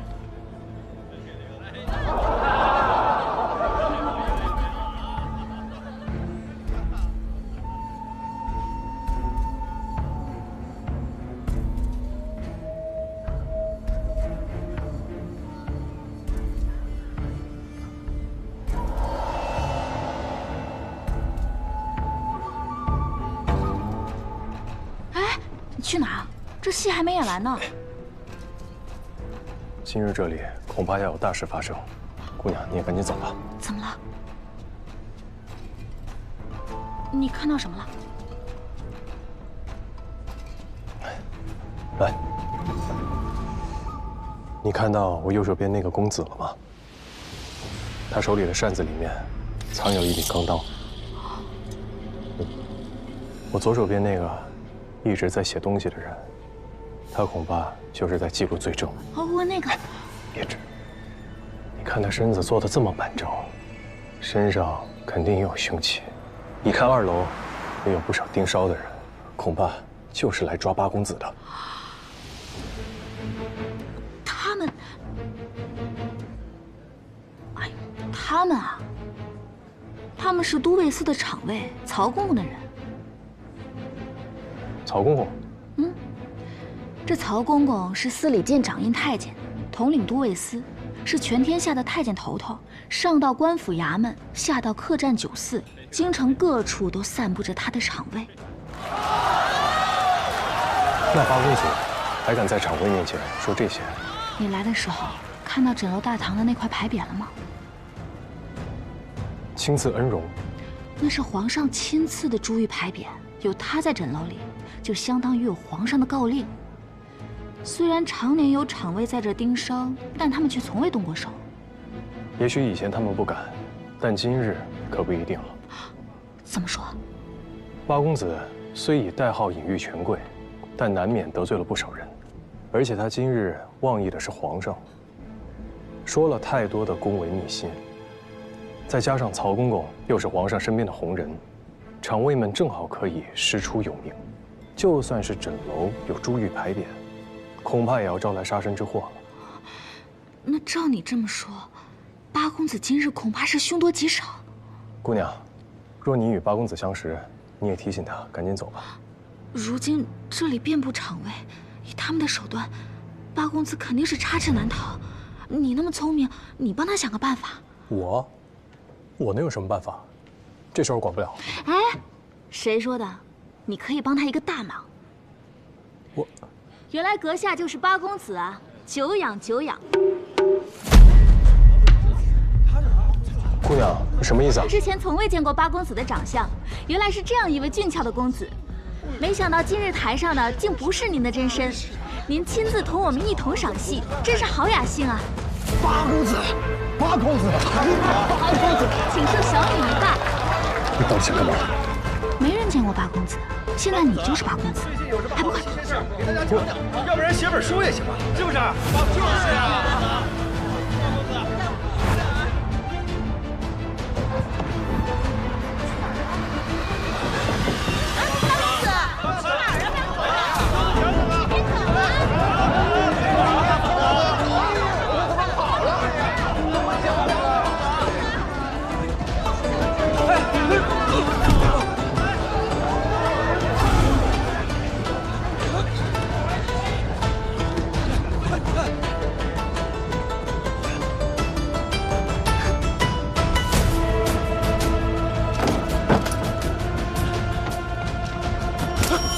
在那儿追！哎，站住！追！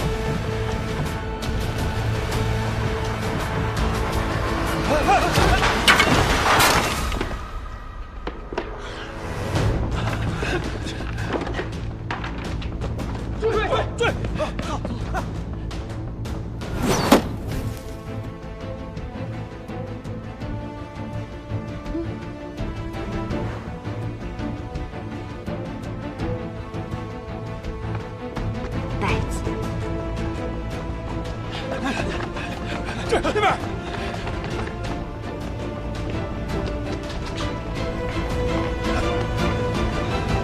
别动，走这边。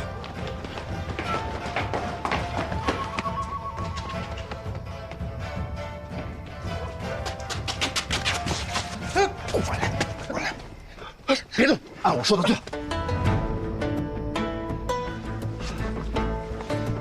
王公子，你喝醉了。喝！哎呀，怎么这酒量不行啊？啊，喝这么点就这样了啊？哎呦，哎呦，王公子啊，怎么喝这么点就不行了啊？不成不成不成，定远伯的公子在枕楼还为你续了一摊呢。走走走走走，啊走走走。走走走走，哎，你怎么样？怎么样？跟揪子没找到。是吗？走走走走。王公子，慢点慢点慢点。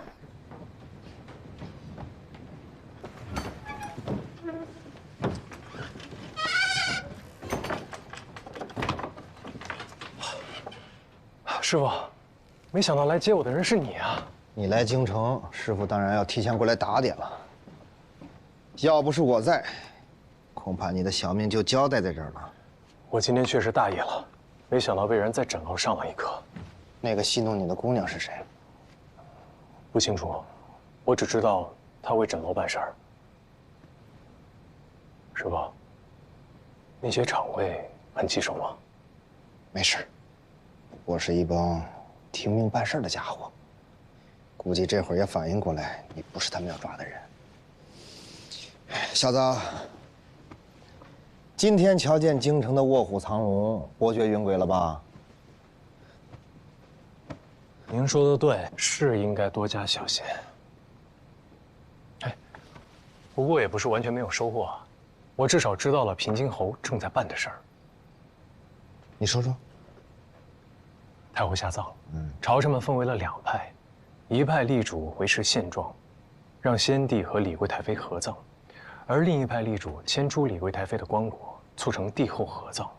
皇帝为难，所以将这烫手的山芋交给了平津侯的儿子，工部侍郎庄知府去做。而如今只剩下3日期限，所以平津侯请命揽下此事。现在他正在满京城的找风水先生。我问你，太后是谁？先帝的皇后，皇上的嫡母。李贵太妃是谁？皇上的生母，先帝深爱的妃子啊。那你说这是谁和谁之争？是皇上。所以这件事看似是新旧朝政的礼仪之争，但实则是皇上和朝廷的礼法之争。不移贵太妃的棺椁，失了臣心；移出贵太妃棺椁，又失了民心。怎么做都是错。所以，你现在还觉得这件事儿是找个风水先生就能解决的吗？那平津侯应该也知道这个道理，他为什么还这么做？哎呀，这种事儿就是做给别人看的。都给我带走！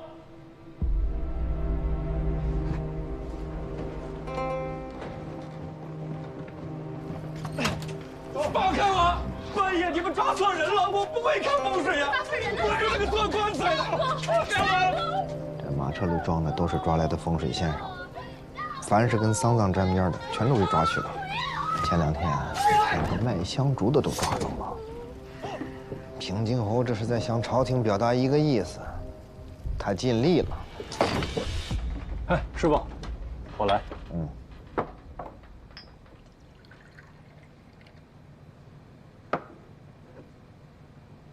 师傅，您看我像风水先生吗？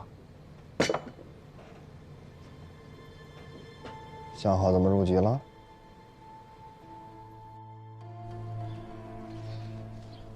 儿子，儿子，爹，关爷，关爷，关爷，走！爹，儿子，大人，大人，大人，我求求你，大人，我不会看风水呀。我只是个卖纸钱的，我只会扎点纸人纸马，真的不会看风水呀！爹，是吗？我不会骗你的呀，大人。爹，儿子，儿子，爹，儿子，儿子，爹，是下回了吗？会，求大人不要杀我儿子！带走。大人，爹，儿子，爹，儿子，变高大人，还差一人。慢着。爹，你既然会的话，你儿子应该也会吧？让他去帮你。大人，你刚才答应不杀他的，他只是个孩子呀！我求你放过他。我不杀他，但并没有答应不带他走。一并带走。儿子，儿子，孩子，大人请慢。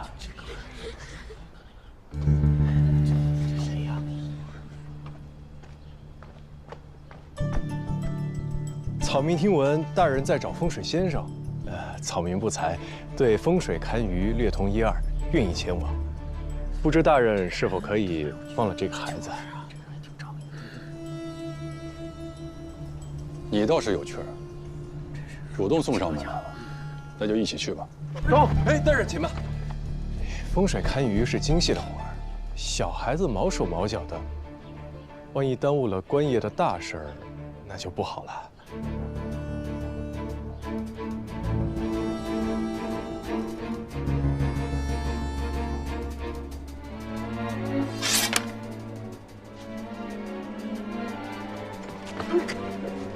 走吧。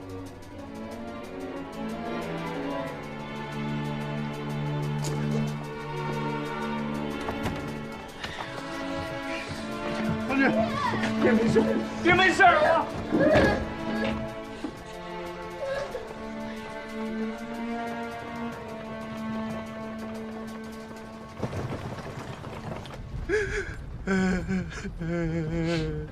我就是个杀猪的，帮做法的道士杀过一只猪子儿，哪里会看什么狗屁风水呀？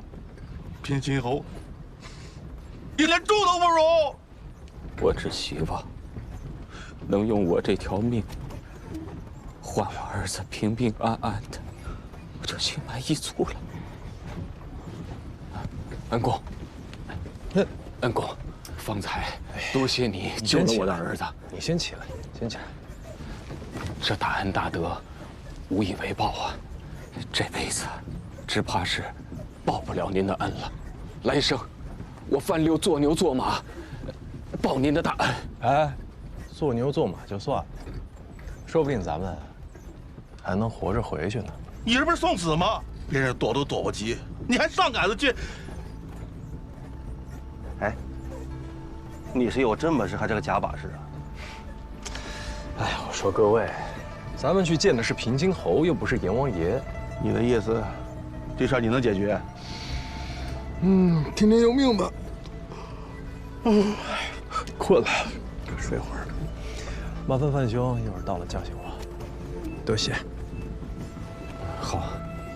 真病都要没了，还有那心思睡觉。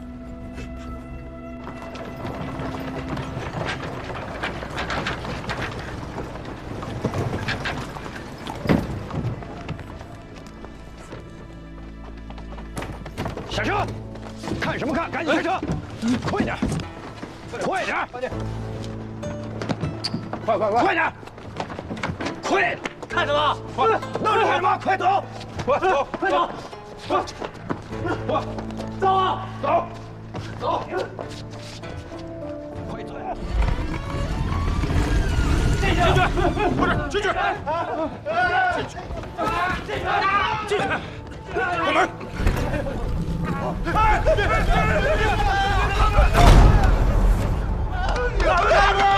出去！放我出去！出去！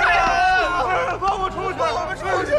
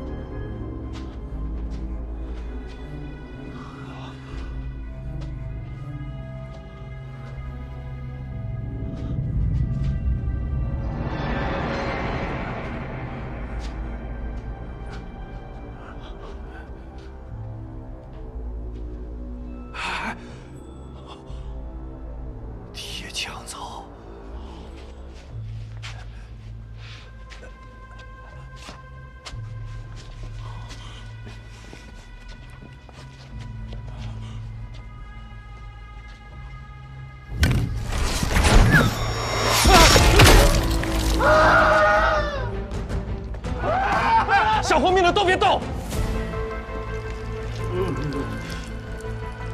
这他娘的是啥地方啊？我们已经没得选了，只能往前走。但这地宫里面危险重重，你们一定要按我说的方位走，更不要乱碰任何东西，听到了吗？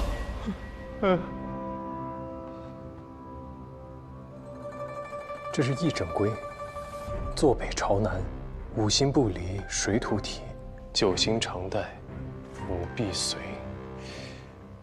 这里一定是按九星位修筑的。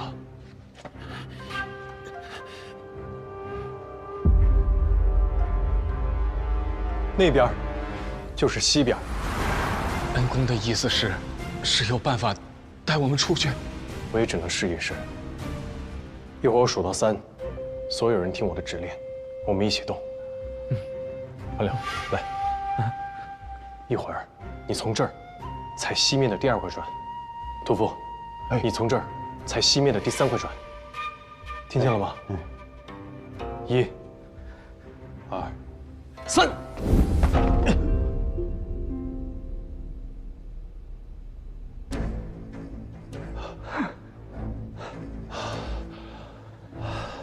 这墓道的机关是相连的，只要走对了位置，就不会有事。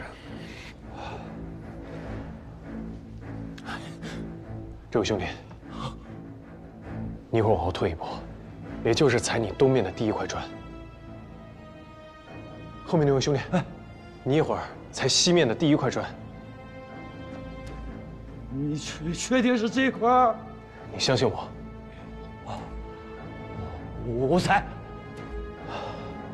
准备好。1、2、3。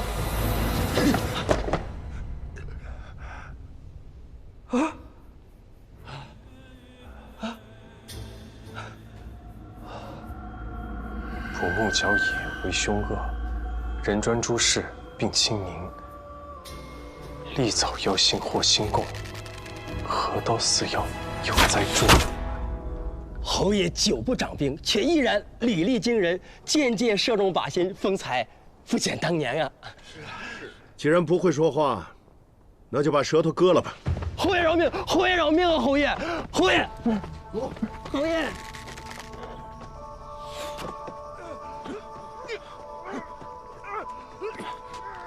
大人都在墓道里了。侯爷，新的一批风水先生已经到了。之前那几批呢？按照侯爷的吩咐，已经处理了。80多个人，就没有一个能想出解决办法的。真正有神通的风水先生，多是隐逸之人。下官已经增派人手寻遍名山大川，一定会给侯爷解燃眉之急。楚大人，只等着你来解燃眉之急，恐怕这火就要烧到我侯府了。侯爷息怒，下官一定会尽力。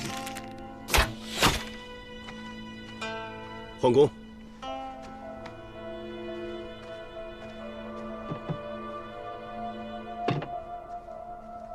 父亲，儿子斗胆一问啊，这太后下葬原是皇上与朝臣之争，为何一定要找风水先生啊？太后下葬这事儿各有各的看法，但除了皇上，别人的看法都不重要。难就难在皇上的心思好猜，但要想到一个两全其美的法子，那就难了。那要是一直都找不到呢？为父自然会想办法的。首先，你要把表面功夫做足了，不要让人抓到把柄。无论如何，我都会保住你。儿子明白了，多谢父亲。坤元合德即兼通，武器偏全定吉凶。代天履跌，人为贵。顺则吉谢，凶则备。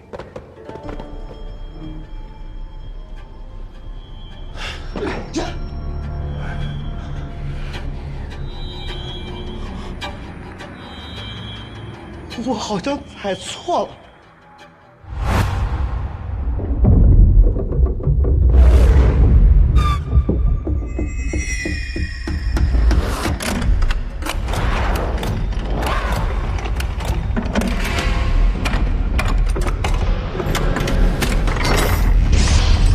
快蹲下！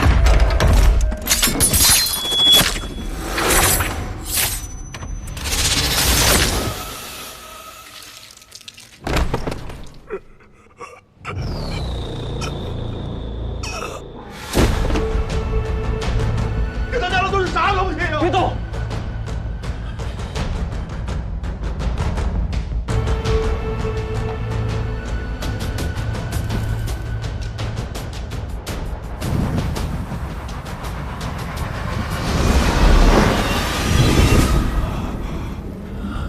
这是断骨套，是前朝流传下来的木层机关，没想到在这儿见着了。怎么过得去呀？这种丝，削铁如泥，但也很罕见。造墓的人不会无节制的使用，一定是按照某种规律来设置的。屠夫，你采西面的第4块砖。范辽，你采西南面的第4块砖。好，我们一起向断骨套阵列的边缘靠近。听我口令。1、2、3。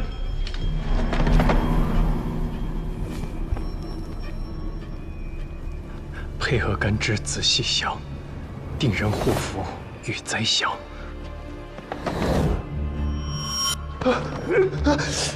要与人间开龙葵，顺逆之际，须理会。1、2、4。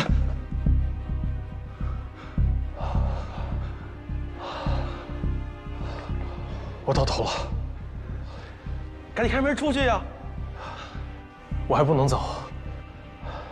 这是皇陵的墓道，比一般的墓室防范严密得多。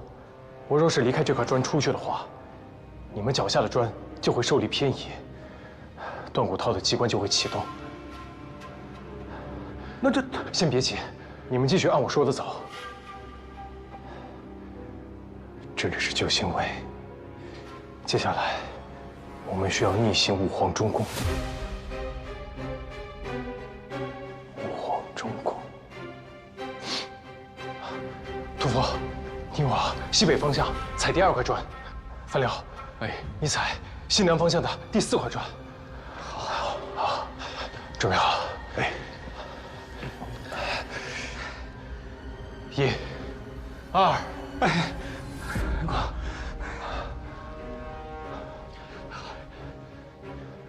相信我，来吧，来！1、2、3。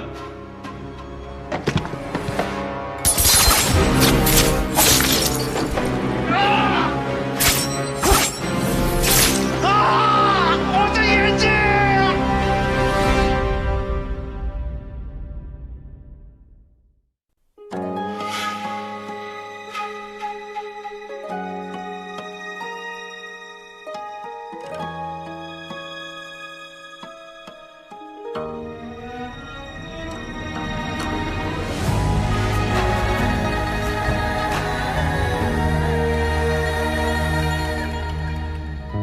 收敛眼泪的锋芒，掌心念着危险的渴望，惊涛笑里藏，惊雷无声响，城府深，深不过我目眶。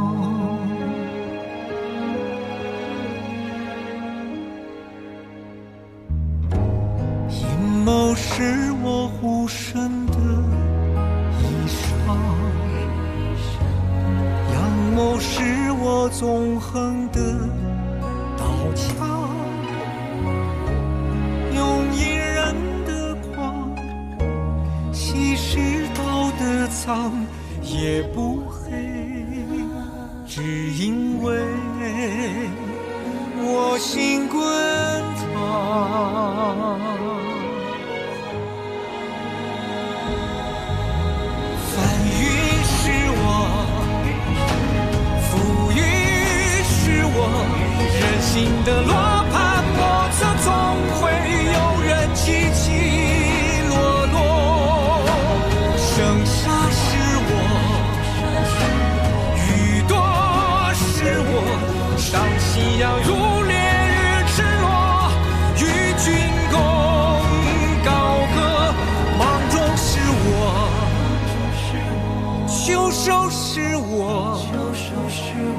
天下是我，苍生是我，你也是我。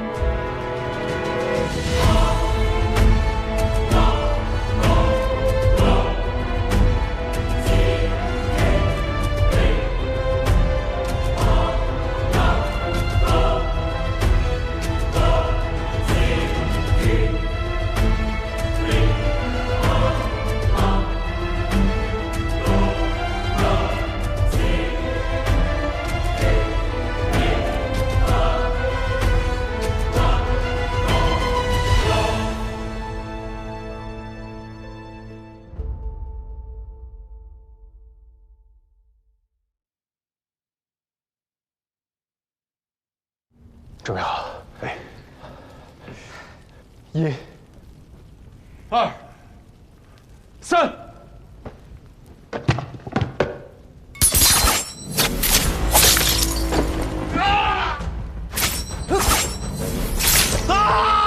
我的眼睛！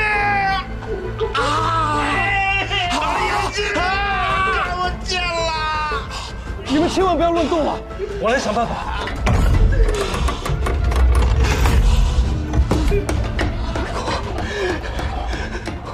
他们俩是出不去的，你别管我了，快走吧！肯定有办法，你相信我，肯定有办法。恩公，平金侯，你个狗东西！我做鬼也不会放过你！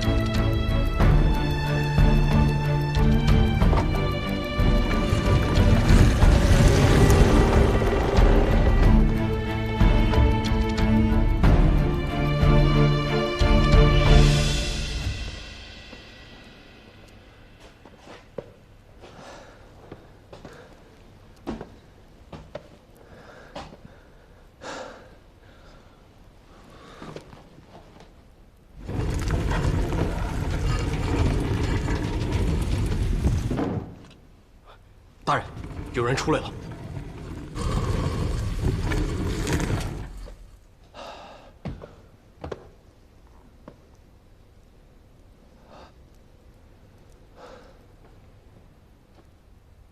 去，禀报侯爷。是。你，过来。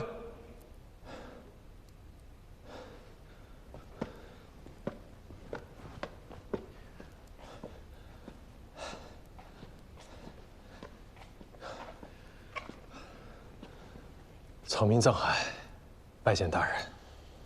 你怎么会知道皇陵机关的破解之术？修建皇陵的工事是极为保密的，只有当年修建皇陵的工匠才知道。难不成你是他们的后代，想伺机盗墓？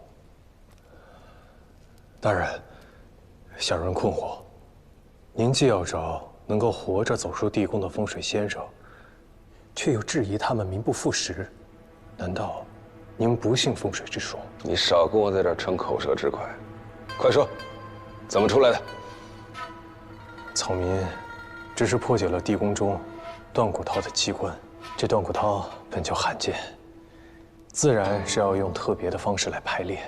这墓道中是用一整兽坐镇，自然是用九星位法来布置机关。那么断骨涛也是依照这样的规律。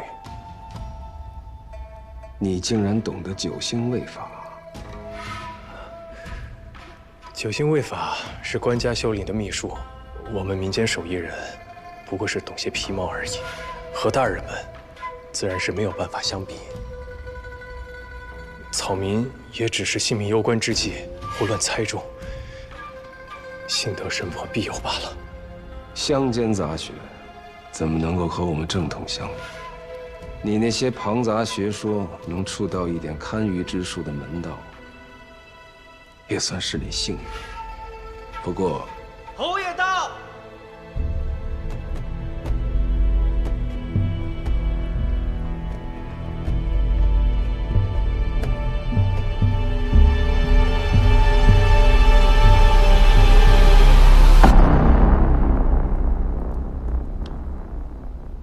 就是你解了墓道的机关。是。过来。草民藏海，拜见侯爷。那你告诉本侯，你可有办法解决太后下葬一事？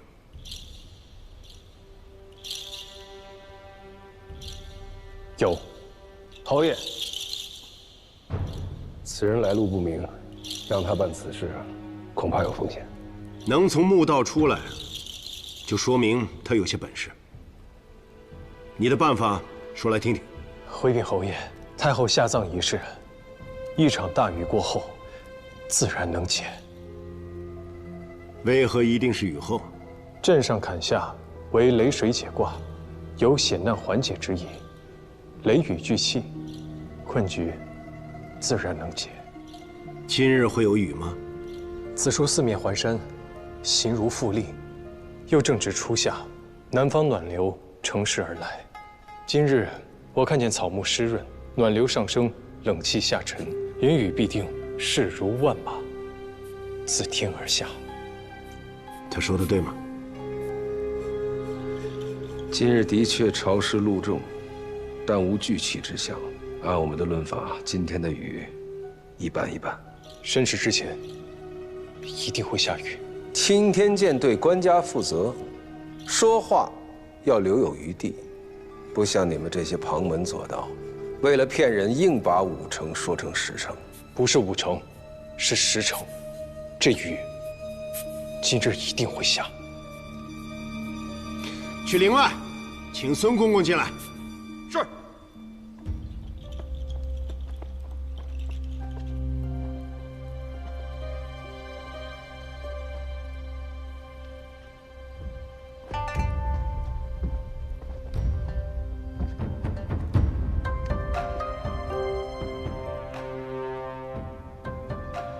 孙公公到。哎呀，你说刚才好好的，眼见到门口了，却下起雨来了。侯爷，听说有人破了皇陵的机关，想必是有些办法了。正说这事儿呢。哦，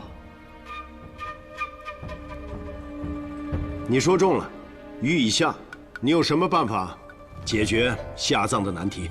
回禀侯爷，此难题已有定论，只是草民不敢说。别废话，快说。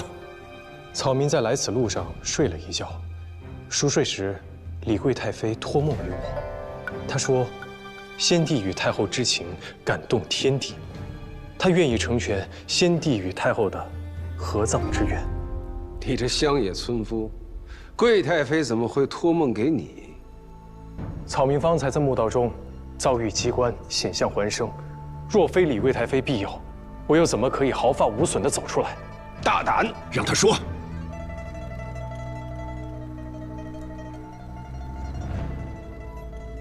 但合葬乃风水大事，更何况是皇家陵园，若不顺应天意，轻则先人魂魄不安，重则动摇后代根基。所以，需在大雍疆土的东西南北中5个方位常燃明灯，再由皇室子孙守灯7夕49日，方不动摇社稷。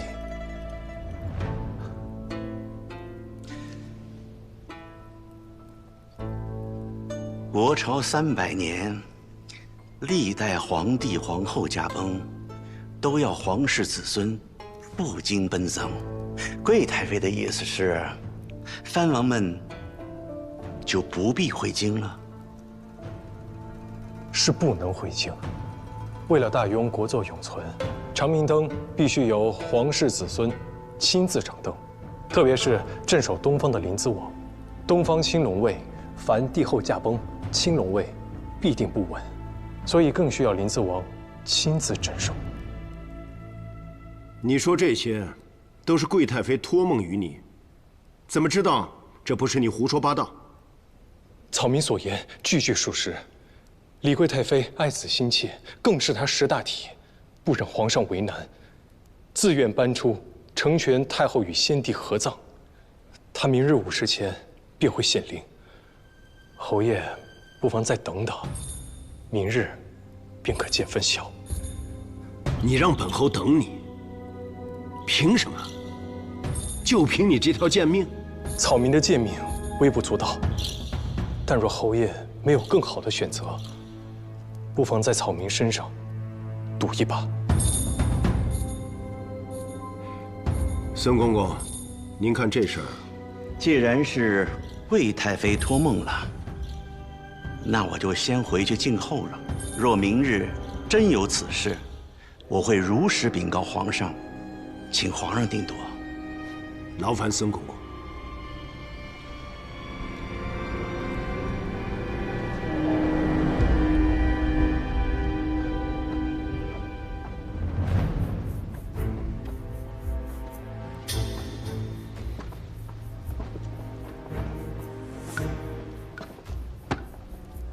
知道这太监是什么人吗？回侯爷，是皇上身边的人。不错。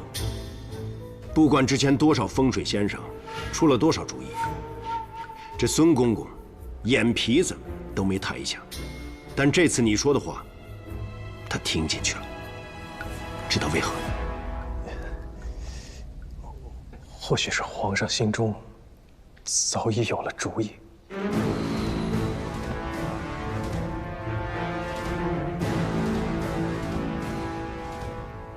确实挺聪明，不过说法归说法，本侯看的是结果。侯爷，草民还有一事相求，可否让我进到内殿去？草民也好给李贵太妃回个信儿。内殿岂是你这种人可以随便进出的？带他进去。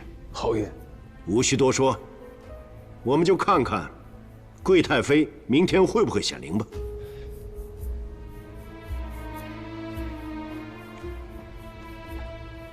跟我来。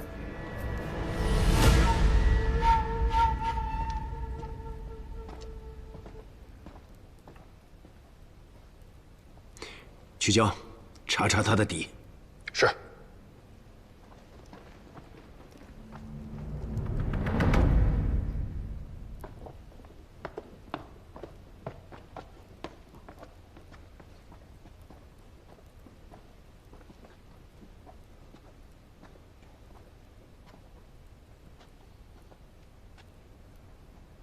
这儿就是陵寝了，大的是先帝的棺椁，小的就是李贵太妃的棺椁。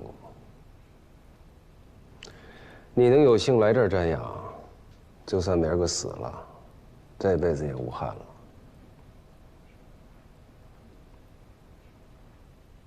请问大人，为何这主殿里面会如此潮湿啊？哼，地下哪有不潮的呀？少见多怪。看够了没有？还请大人稍等片刻，草民想给贵太妃磕个头，回个话。哼。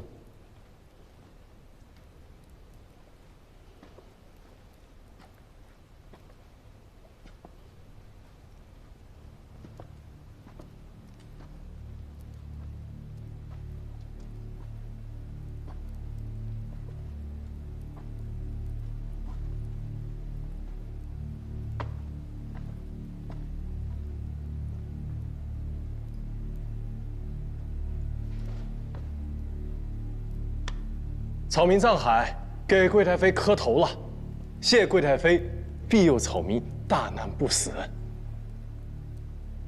磕头都磕错了方向，扰了贵人的清静，你担得起吗？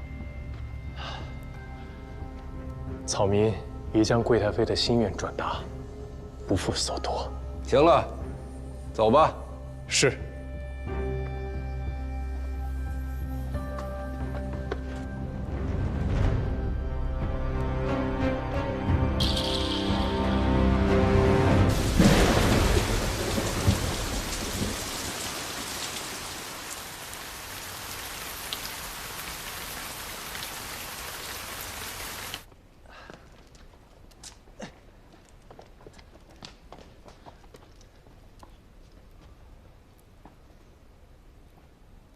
祥然进，5时就过去了。贵太妃再不显灵，你去陪葬吧。请侯爷放心，李贵太妃一定会显灵。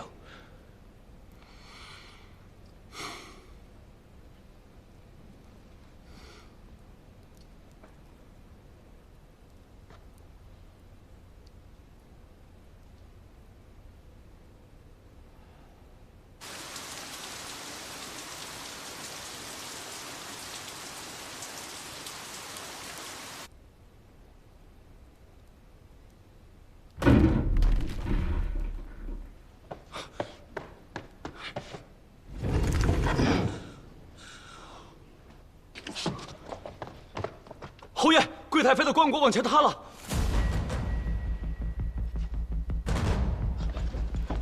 恭喜皇上，恭喜侯爷！李贵太妃兰心慧性，至善至美，这是在成全先帝与太后的一桩美事啊！多谢贵太妃成全。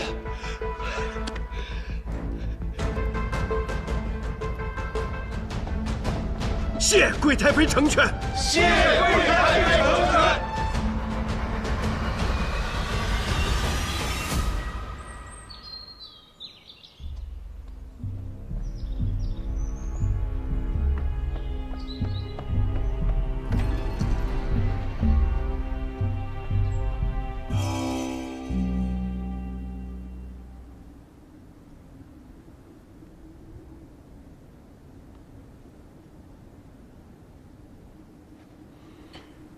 你替本侯了了皇上一桩心事，你想要什么赏赐？能帮侯爷分忧是草民的本分，不敢要赏赐。既然你不要赏赐，那我就要数数你的罪状了。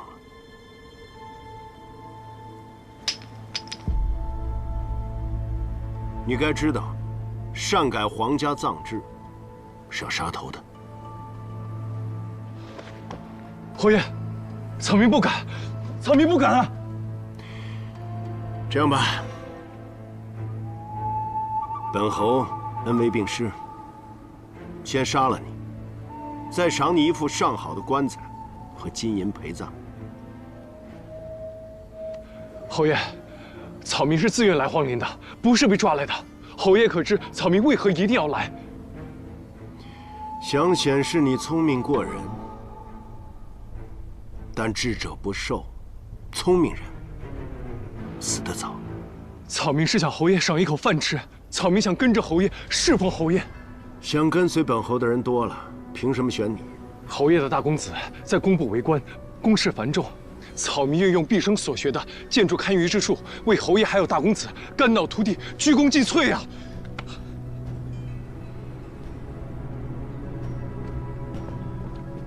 侯爷，说，此人来路查明了，温州府生人，8岁父母双亡，流落到江宁府清泉镇，跟着一个木匠营生。前不久一场大火让他流离失所，只能北上寻找出路。于几日前刚到京城。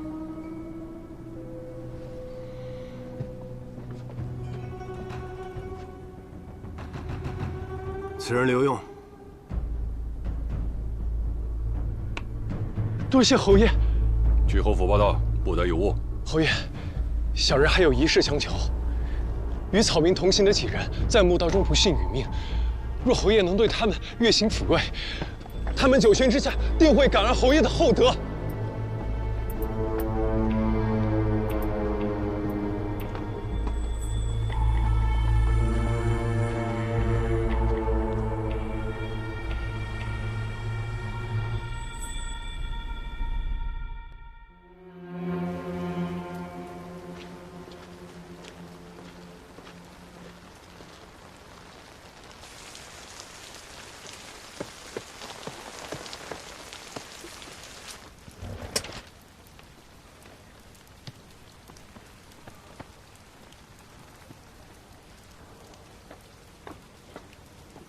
在下藏海，是新来的幕僚，劳烦通传一声。稍等。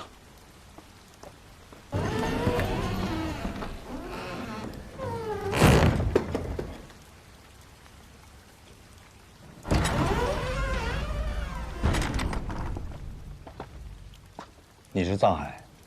在下正是。这是你的衣服和腰牌，收拾好你的行李，明日去后门的摄人府报到。是。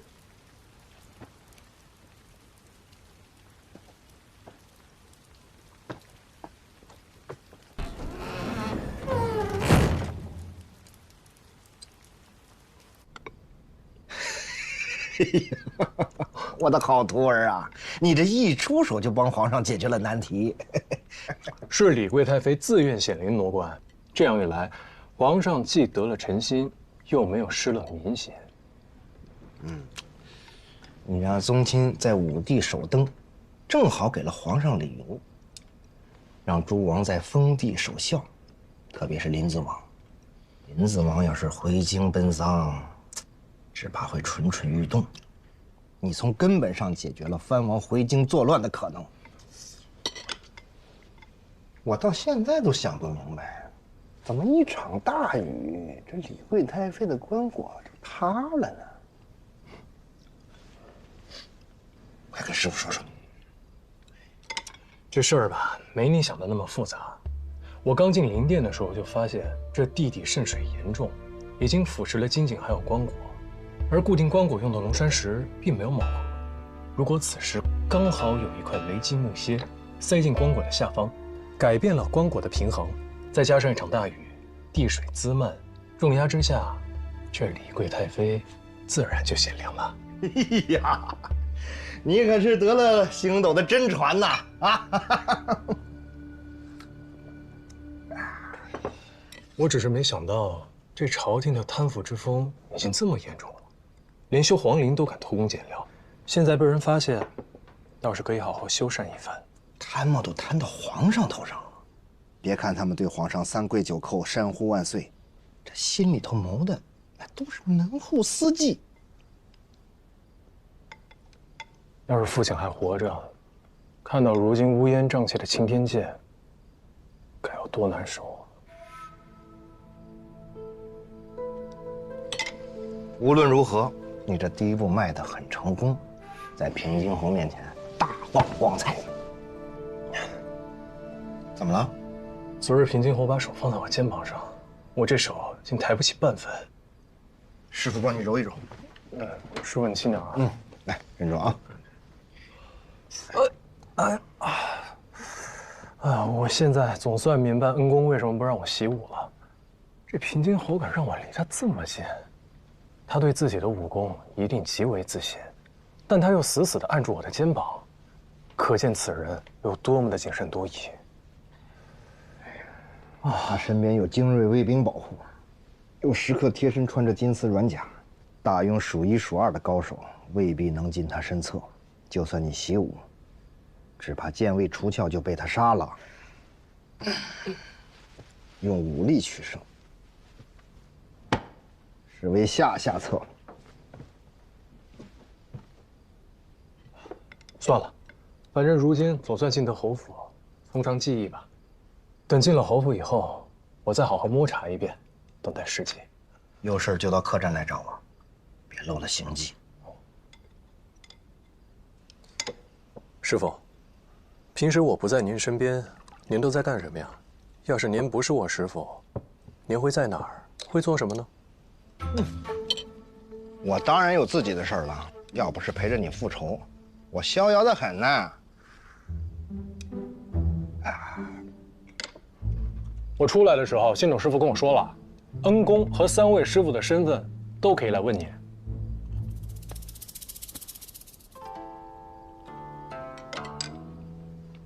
想知道？这顿你请。师傅，我年纪尚轻，囊中羞涩。这我年纪大了，还两手空空的，岂不更可怜啊？拿过来吧。行。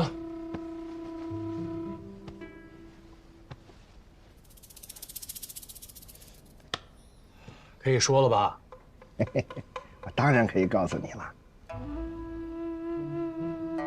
不过现在还不是时候。哎，又骗我！银子还我。兵不厌诈，姜还是老的辣。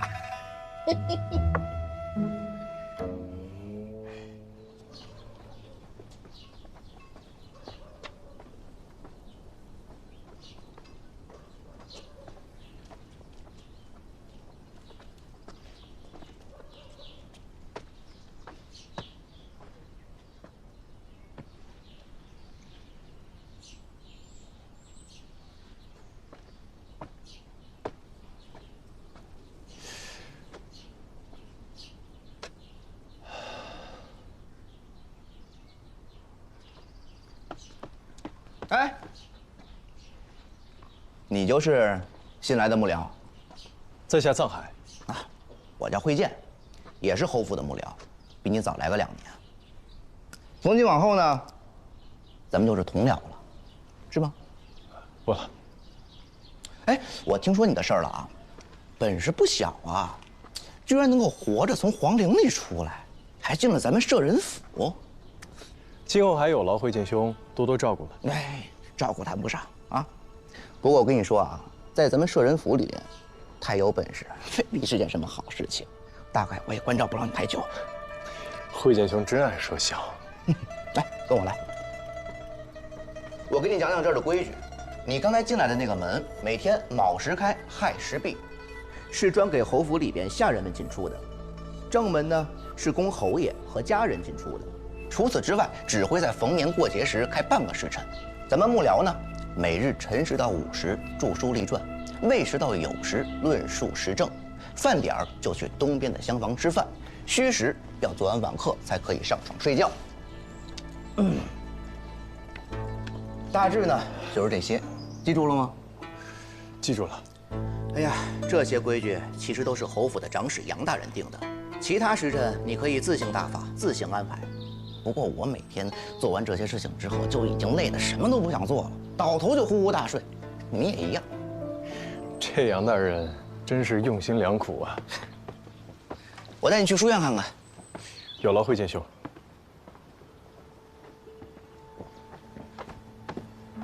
楚兄，侯府里来了青年才俊是件好事，何必如此惴惴不安？这个藏海我在皇陵里见过，此人聪明谨慎。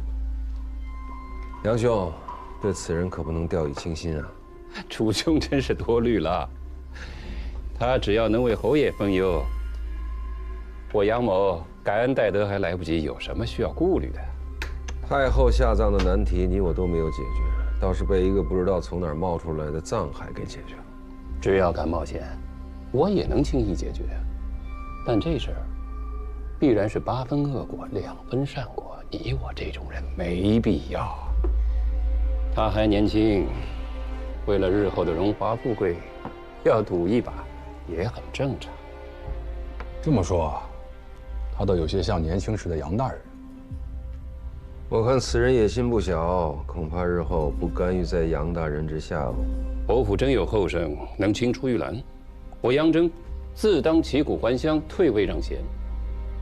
不过我听说，此人擅长的是风水堪舆啊。我看你不是替我着急，替你自己着急吧。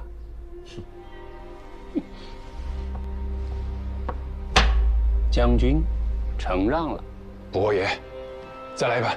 曲兄，侯府里来了新幕僚，我是摄人府的管事，不去招呼一下，有点说不过去。先走一步。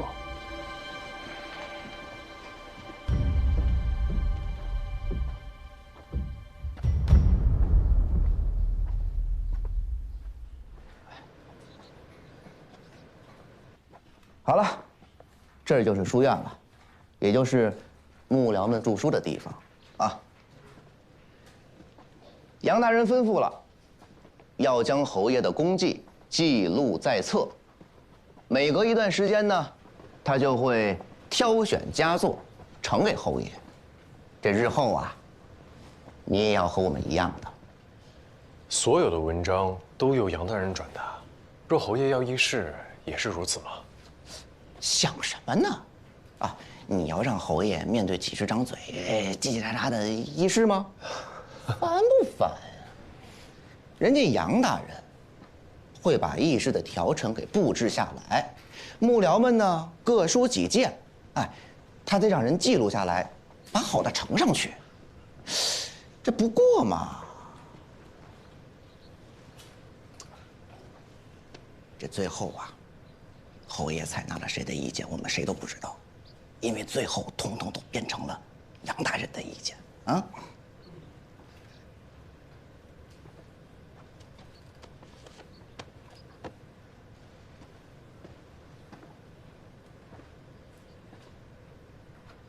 王侯开国，子孙世袭，故称世家。所以这本《侯门记事》起名《庄氏世家》。杨大人，慧姐，先下去吧。是。你就是那位帮侯爷解决太后下葬难题的风水先生。在下藏海，拜见杨大人。果然是青年才俊，侯爷身边得到如此的人才，是我杨真之福。贵县方才把这里的规矩都跟你说了吧？是。这儿的规矩，比太学、詹师傅的都要大。但你们在这儿养成了规矩，以后到了朝堂之上就不会犯错，才不会给侯爷丢人。杨大人的意思是，幕僚们还有机会进入朝堂议政，在朝为官了？当然啊，侯爷设舍人府就是为国朝选贤举能、提拔栋梁，难不成让你们在这里都虚度光阴吗？不过你们这些读书人知道怎么跟侯爷这个武将打交道吗？一不小心就军令处罚，到时候别说加官进爵，就连小命都可能不保。我不护着你们，谁还能护着你们？还是杨大人思虑周全啊。我为什么让他们在这里编撰装饰世家，就是为了让他们多了解侯爷，知道侯爷的喜好，免得在他面前失了欢心。只要将来时机成熟，我定会引荐他们，得到侯爷的赏识。原来如此，小的受教了。你有惊天伟地之才，今后在侯府定能崭露头角。杨大人，侯爷问起今日是否有一名叫藏海的幕僚前来报道。啊，侯爷什么事？侯爷说让他看看内园的风水。啊，是这样啊，藏海在这儿，赶紧去。是。哦，对了，有一件要紧的事差点忘了。昨日暴雨，祠堂漏水，侯爷命我找人修缮，但祠堂的屋檐斗拱都是老式的法子，我找了一大圈都没找到会这门手艺的工匠。等又落了雨，那祠堂的祖宗牌位又要遭罪了。听说你会堪舆之术，修缮旧宅，不知道会不会？小的对堪舆营造之术略通一二，或许可以帮到杨大人。哎呀，太好了！看今天的天色，恐怕是要下大雨，不知道还来不来得及呢。算了，见侯爷要紧，别耽误正事儿。侯爷要是怪罪下来，我担着就是，怎么也连累不到你的身上。祠堂供奉的都是庄稼先祖，大庸以仁孝治天下，侯爷也是至诚至真之人。我若放任祠堂失修，导致庄稼先祖牌位受损，乃我大失职啊。可是侯爷那边，还请杨大人替小的给侯爷回个话。小的今日恐怕不能替侯爷看园子了。你放心，侯爷跟前我一定替你美言。谢谢杨大人。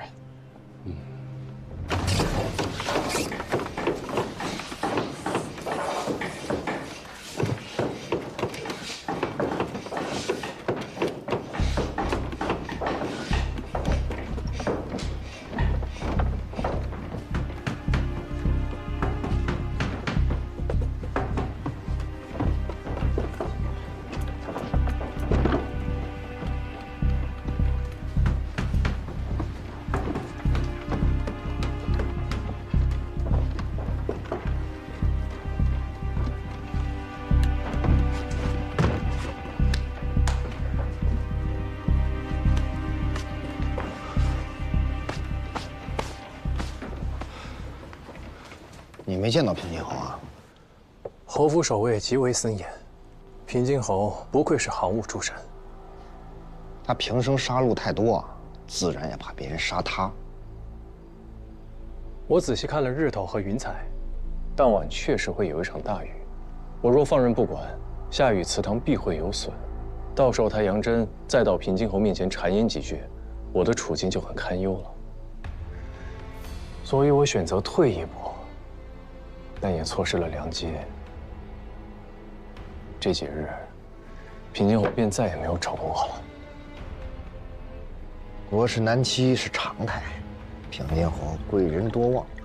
第一日他记得你，第二日啊，或许还残留一些印象。到了第三日，他就彻底把你给忘了。杨真太了解他了，知道如果你没有把握住第一次机会，就很难再突围了。恩公说的没有错，杨真这个人表面和善，骨子里虚伪善妒。他牢牢地把持着摄人府，将所有幕僚都笼络在自己手里，给他们画饼充饥，其实把他们一个个的都养成了废人。而我要做的，就是除掉杨真，取代他的位置。哎呀，这已经改来改去多少遍了，什么时候才算完？各位幕僚，把手里的活儿停一下。侯爷今日进宫，皇上赏赐了珍宝玩物，您把东西搬到财库，清点入库。郭恩、任尚、王元培、傅宇文、顾长生，还有藏海。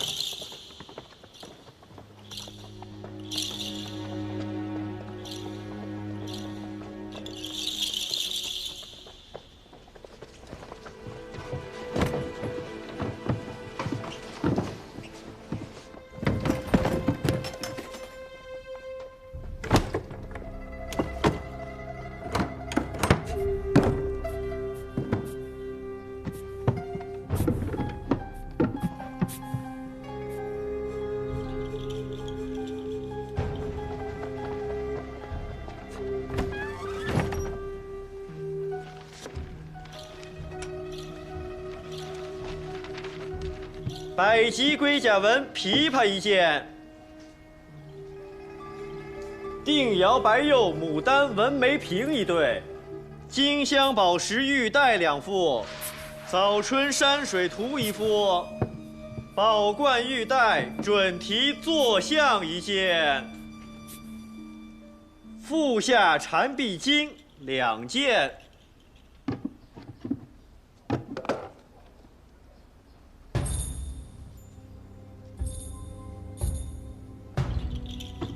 长锋剑1柄，玉钩描金龙纹佩2对，和田玉带钩10件，玉叮当手镯10只。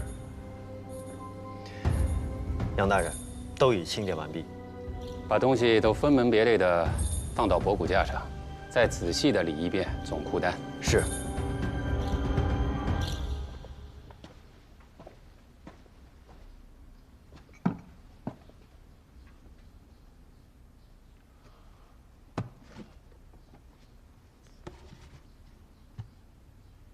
这和田玉杯怎么少了1只啊？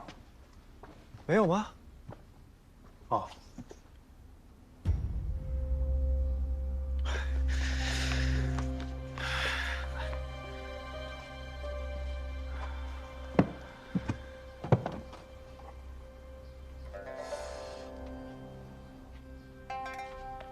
家下曲是何意啊？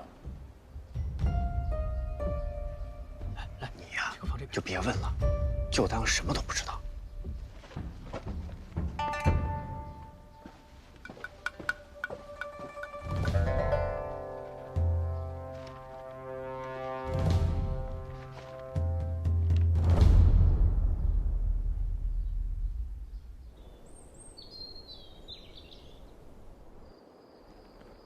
杨大人，已经全部记录在册，整理入库了。好。那你们都先回去吧。是。藏海留下。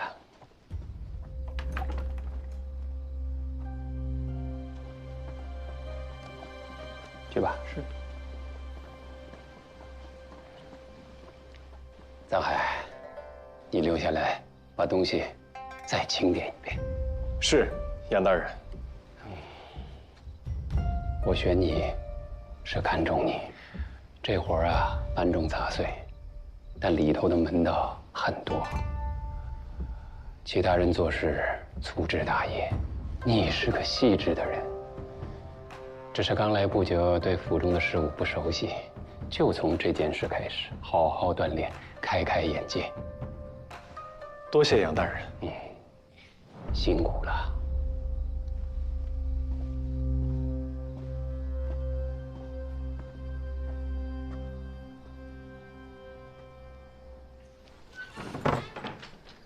这个人出来之后，给我仔仔细细严查搜身，如有夹带，立刻抓起来。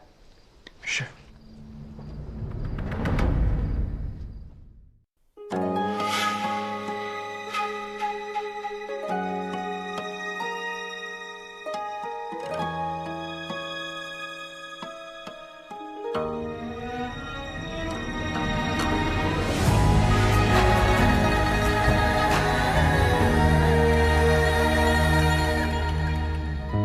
收敛眼泪的锋芒，掌心念着危险的渴望，惊涛袖里藏，惊雷无声响，城府深，深不过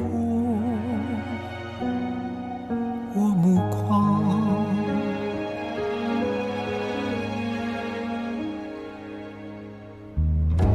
阴谋是我护身的衣裳，阳谋是我纵横的刀枪，用隐忍的狂，稀释道德藏，也不黑，只因为我心滚烫。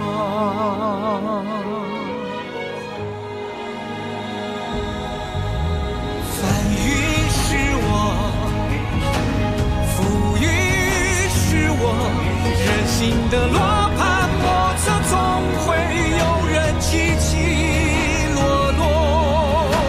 生杀是我，雨多是我，上夕阳如烈日赤裸，与君共高歌。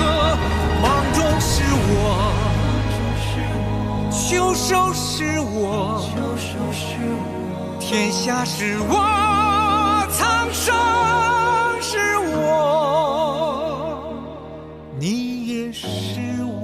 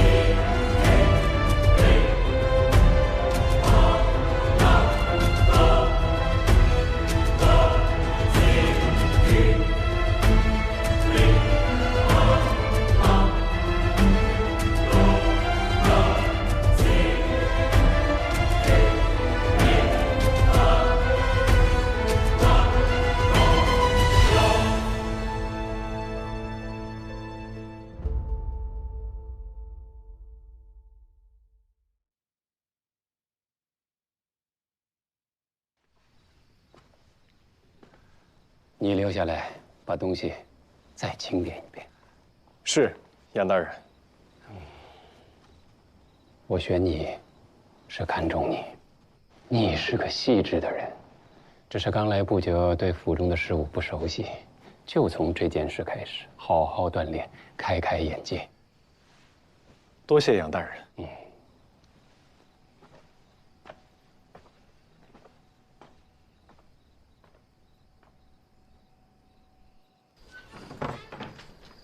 这个人出来之后，给我仔仔细细严查搜身，如有夹带，立刻抓起来。是。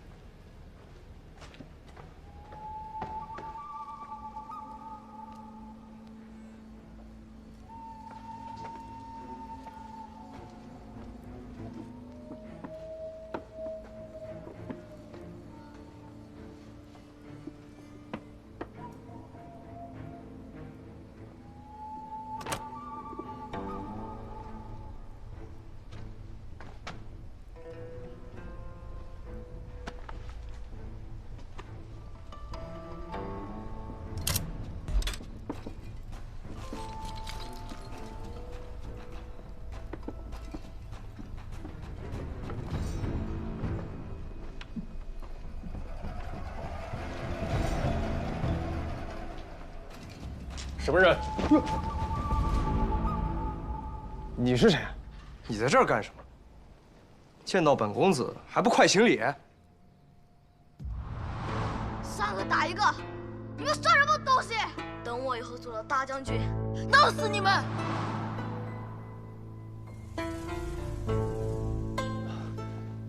在下藏海，见过二公子。你认识我？二公子一表人才，侯府上下谁人不知？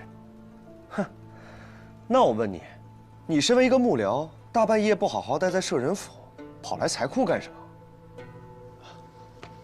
在下是受命在此清点财物。黑灯瞎火的清点什么财物？我看你是在这挑花了眼了吧？小人出身贫寒，家徒四壁，的确是从来没有见过如此富丽堂皇、满是奇珍异宝的地方。我就说，哼。但是我母亲从小就教我，丈夫为质，穷且益坚。我就算再穷，也绝不会贪图财库分毫。我今晚独自留在这里，是受杨大人之命。二公子若是不信，可以去我门口的府兵。好，既然你都这么说了，我就相信你。我还有事儿，先走了。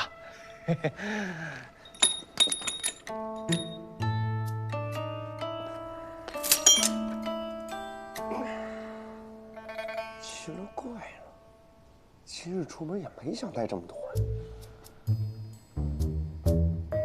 你笑什么？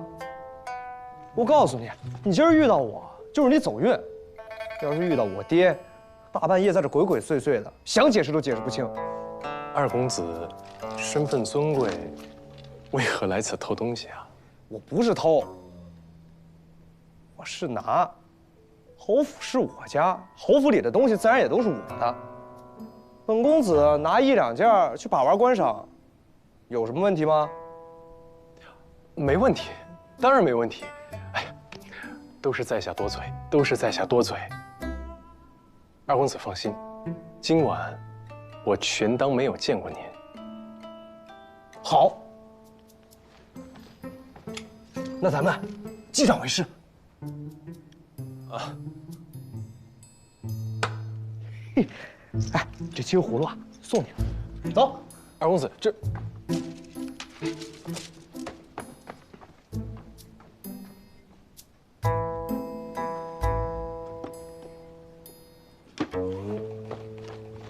你怎么还不走啊？财物还没有清点完。行了，太晚了，赶紧回去吧。啊。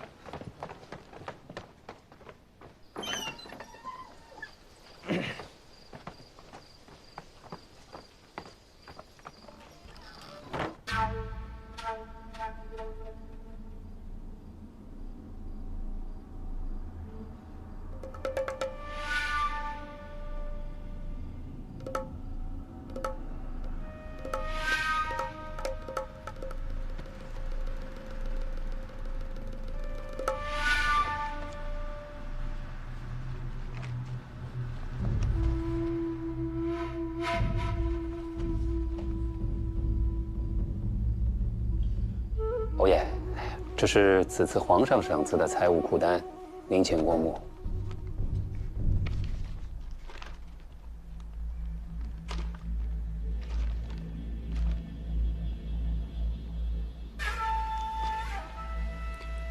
这份库单谁更撰的？这和你以前写的有些不同。府中幕僚所写。本侯问的问题有那么笼统吗？这是谁写的？一个叫藏海的幕僚所写。先前的风水先生。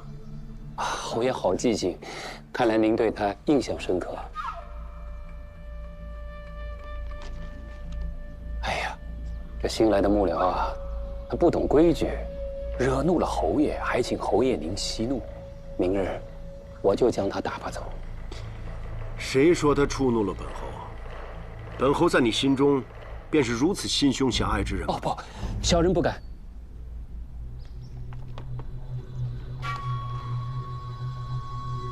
长风剑。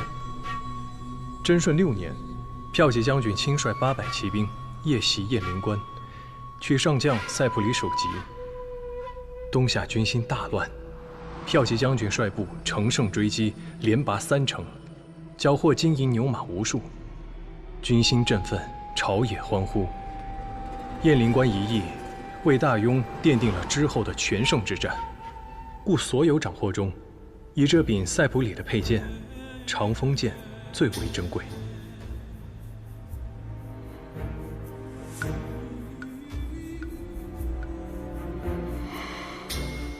他竟然知道雁灵关夜袭确实不如别的大战荡气回肠，但与本侯却是惊心动魄的一役。那是本侯尚年轻，还有勇气单骑夜奔。现在老了，侯爷是宝刀未老，犹胜当年的。那些为本侯立传之人，都是写本侯大捷大胜之战，以讨本侯欢心。但很少有人知道，雁翎关夜袭对本侯的意义。这个藏海颇有见识，对本侯却有几分了解。他现在府上做些什么？跟其他的幕僚一样，著书立传。你认为此人如何？那侯爷您看中的人一定不会有错呀。他若真是个人才，你一定要替本侯好好培养，你以后也能轻松不少。是，我一定不辜负侯爷您的一番苦心。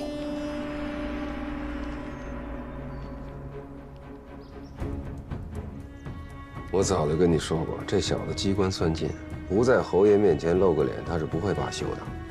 此人能从一张裤单当中脱颖而出，当真是花了不少心思啊。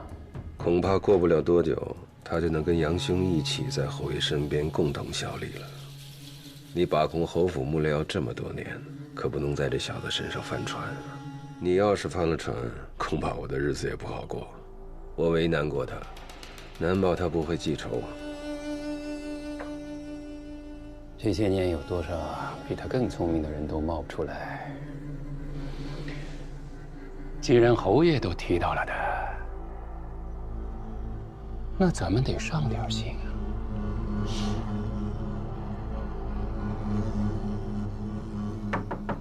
来了，藏公子，杨大人约您虚实到枕楼一叙。好。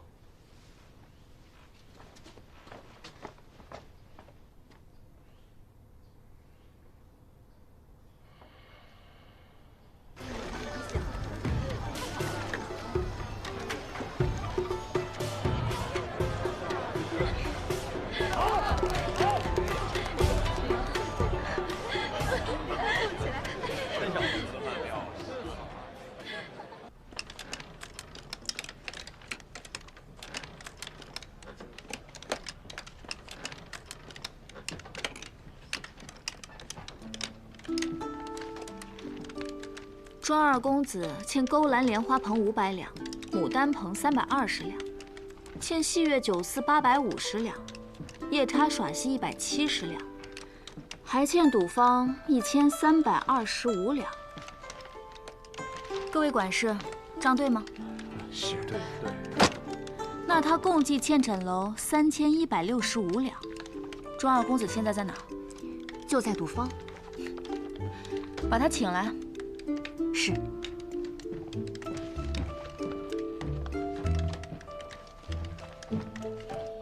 平津侯府的杨真也来了，正在静儿阁。他一个人吗？还有瞿娇和楚怀民。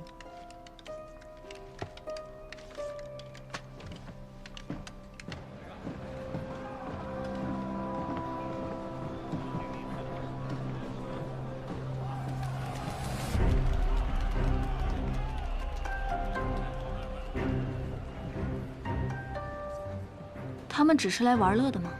听说他们今日要宴请侯府的一位幕僚，名叫藏海。藏海？没听说过。人来了。是他。盯着些。是。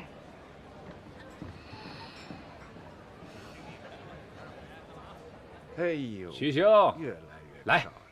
良辰美景，我们共饮此杯。来，咱们来点好玩的。白日放歌须纵酒，谁输了谁喝酒啊？青春作伴，好还乡。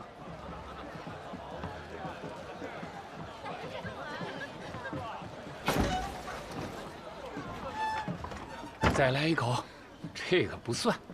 杨大人需要戏弄奴家，明明喂了你一口。怎么又不算数了呢？当然要用你的樱桃小嘴来为才作数了。摄人府幕僚藏海，拜见3位大人。藏海老弟来了，来，坐。老弟啊，不必拘谨，在府中待久了，偶尔也该体会一下什么是活色生香，对笔下的文章才有注意。这是愚兄的一点浅见，老弟觉得如何呀？3位大人好雅兴，只是不知杨大人把小人叫到这里来，所谓何事啊？不必那么一板一眼的。今天是杨大人的寿辰，特意邀请你来同乐的。原来今日是杨大人生辰，这小子什么也没准备啊！人来了就行，你我在侯府中抬头不见低头见，不用这么客气。你初来乍到，还没有见识过京城的繁华，今日就好好的一块放松放松。杨大人都发话了啊，不要亏了杨大人的一番好意啊！多谢杨大人。进来吧。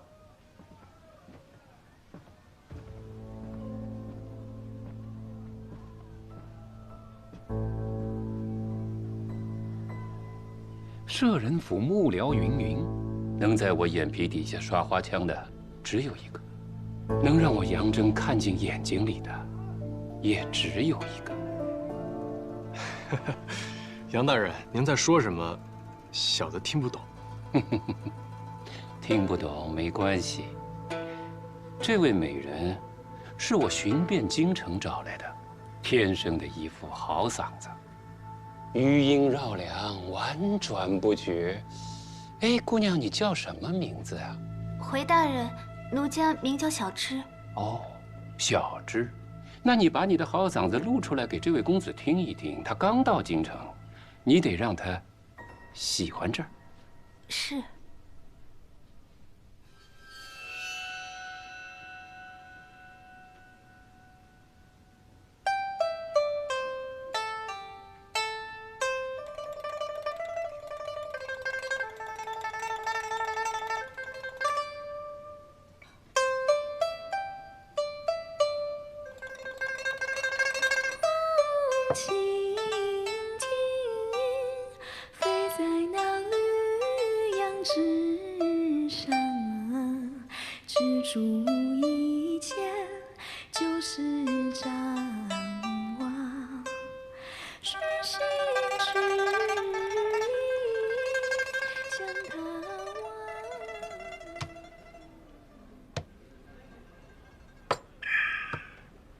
把我叫来又不理我，扫兴！我的那些朋友还等着我回去呢。二公子今日又输了，也不知怎么，在枕楼逢赌必输。哎，你牌技差可不要怪枕楼，说出去以为我们专坑你这冤大头。二公子，这欠的钱是不是该结了？就知道你找我来，准没好事。来。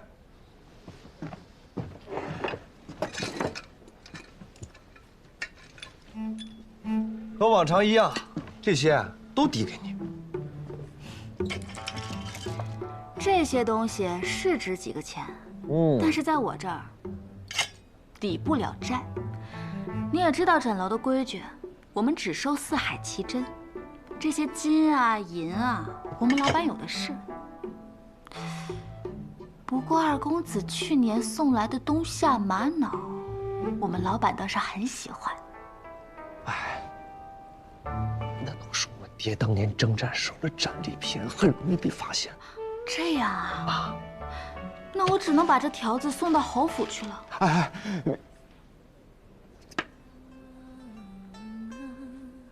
这落网卷你少思量，费尽你的生死，不想你当。哎呀，好听，好听，好，真好听。藏海老弟，这姑娘歌艺绝伦，才子配佳人。你今日收了我的这份薄礼，从今以后咱们富贵同享。京城里边你看中哪个姑娘，哥哥我都给你送过来。看来他心气儿太高啊，恐怕看不上。公子，您就要了奴家吧。奴家家里穷，欠了许多银子，奴家得伺候。多谢杨大人的厚爱，藏海惶恐。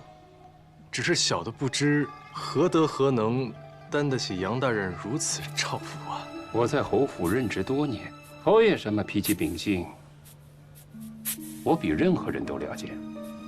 侯府事务繁重，我一直想找一个人同我一块儿为侯爷效力，奈何无人让我满意，以至于让我空等了10数年。如今藏海老弟来了，你聪明，又识时务，有见识，又不乏手腕，我看了很是欣慰啊！我有意提拔你为我的副手，我们日后一同为侯爷效力，为侯爷分担。多谢杨大人提携之恩。好，这个美人得来不易，你今日就把她要了，我们就不歃血为盟，玩粗莽汉子的那套了。多谢杨大人的美意，但是这份厚礼，哎呀，小的实在是不敢收啊。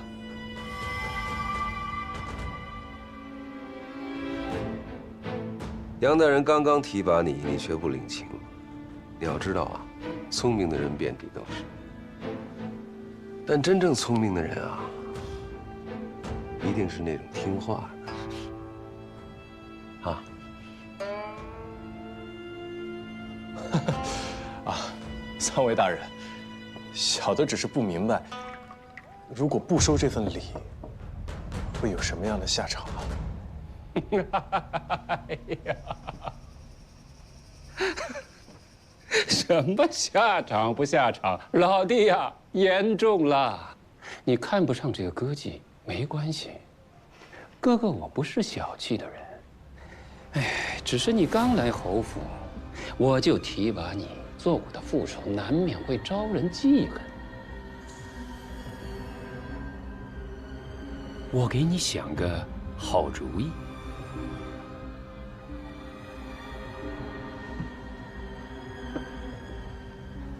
你现在就给侯爷写一封信，自请为侯爷写一部传记，需潜心撰述3年之久，这期间无法为侯爷效力。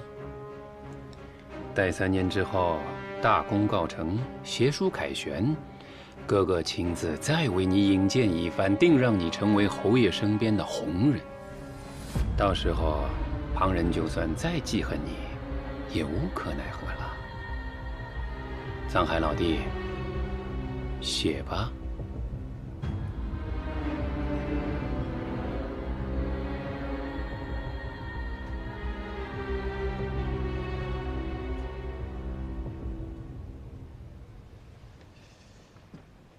我若是不答应呢？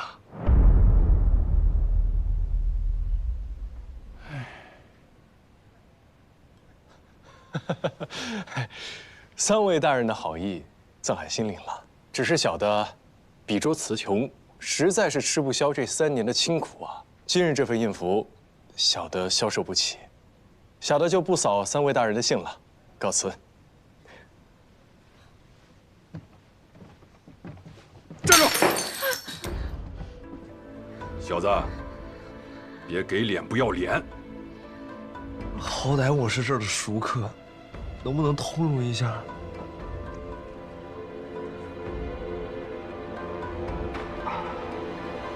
曲大人，不要动怒啊！小侄你都没有把藏海老弟伺候好，他都要走了。大人，大人，你饶了我吧，你饶了我吧！你说我该怎么罚你呀？啊？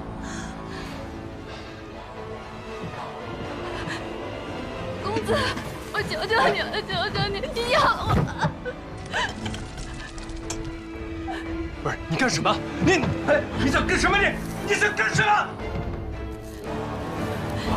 你干什么？你住手！你大眼睛看着！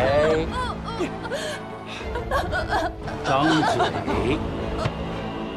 住手！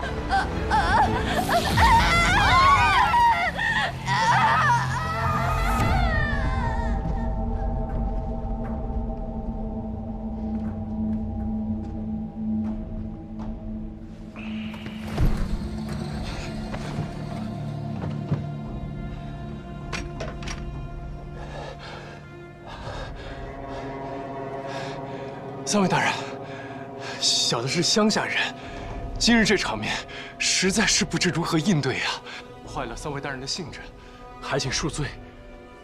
小的不能赴美了。这姑娘，既然大人已经送给我了，那小的就把她带走了。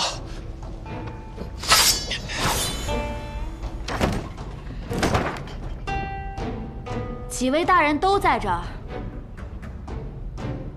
这是在干嘛？枕楼可不是舞刀弄枪的地方。这不是香小姐吗？你怎么来了呀？我来传个话，庄二公子有请各位。二公子也在这儿。庄二公子今日来平账，各位去看看吧。他今日的账可不是那么好平的。什么意思？让我们一起去平账吗？这我就不知道了。你们还是当面去聊聊吧。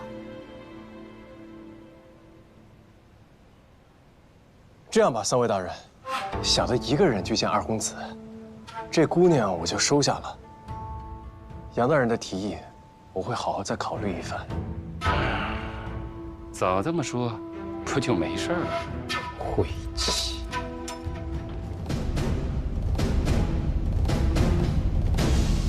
朋友们，走吧。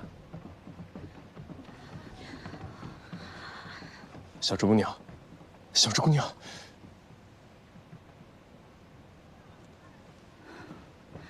这附近可有医馆？枕楼就有郎中，但是救他要花很多钱。像他这样的人死了也不会有人管。客官还要救吗？当然要救。你将郎中请来便是。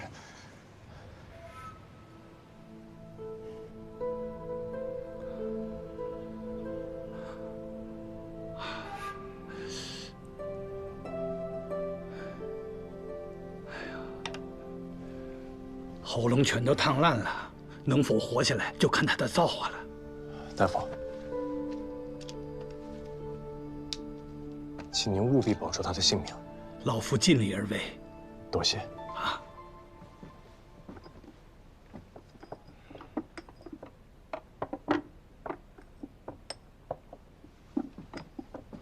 在下藏海，今日多亏香小姐出手相救。不用。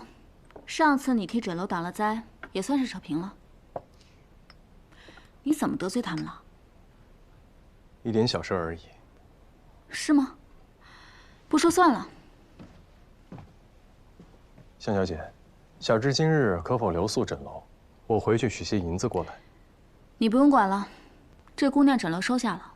她嗓子全毁了，在这里还能安身立命吗？这你不必担心，枕楼自会安顿好她。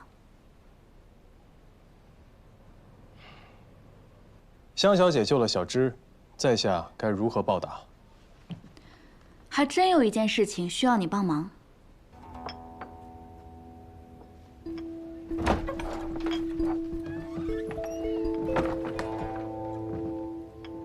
庄二公子，你家幕僚来接你了。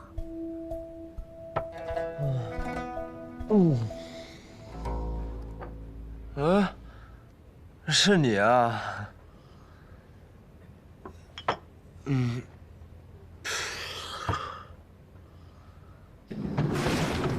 二公子，来到家了啊！哎呦，慢点，慢点，慢点，来，站住啊！来，您慢点下啊！二公子扶好啊！藏海，二公子慢走，再会。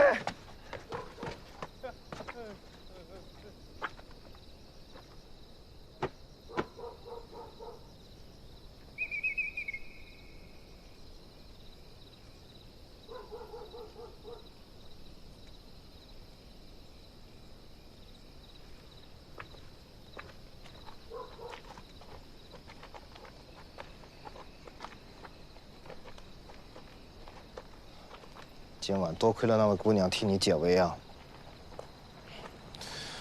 但还是牵连了无辜之人啊。你现在明白自己面对的都是些什么人了吧？一群视人命如草芥、没有底线的畜生。你呢？君子有所为而有所不为。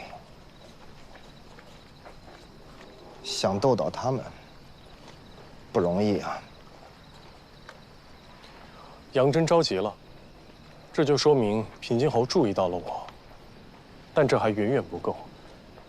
我要让平津侯知道，我比杨真更有用处。说得轻巧，你和平津侯之间隔着多少人呢？怎么入得了他的眼啊？师傅，我见不了他，但有人可以带我去见。你是说庄之行？他虽不成器，但的确比他的哥哥庄知府更好接近。我先去探一探，看看他能否助我破局。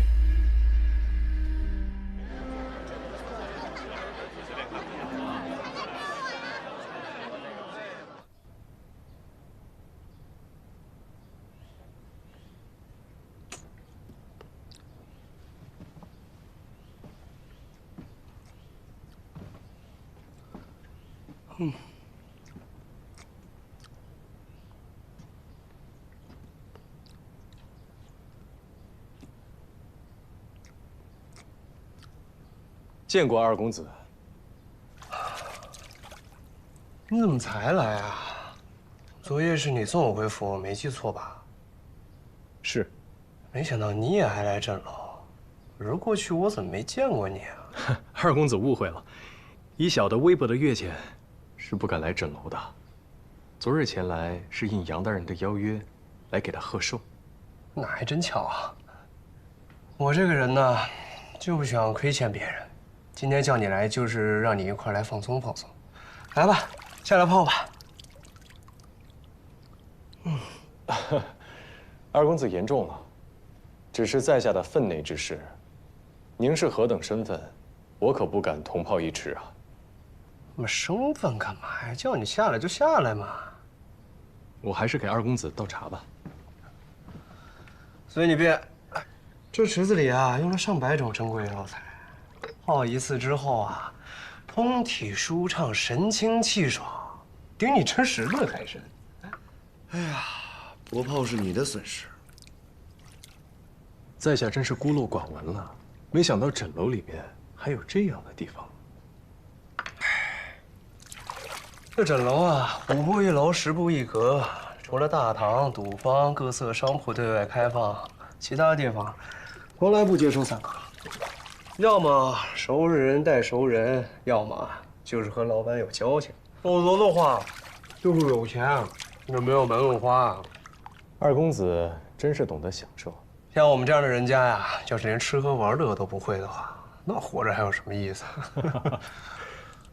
大公子和二公子辅佐侯爷，事务繁忙，没想到还能抽出时间将自己的生活安排得井井有条，在下佩服，佩服啊！我能像现在如此洒脱，全靠我大哥处处庇佑，他也不想让我那么辛苦。我呢，就是稍微帮家里做点事情，主要功劳当然还是我大哥的啦。哎，不过我所做的事儿还是很重要的。你笑什么呀？大公子和二公子礼让有加，兄友弟恭，羡煞旁人啊。不过，你能够如此的潇洒自在，除了大公子对你的照拂以外，归根结底，还是因为侯爷的疼爱啊。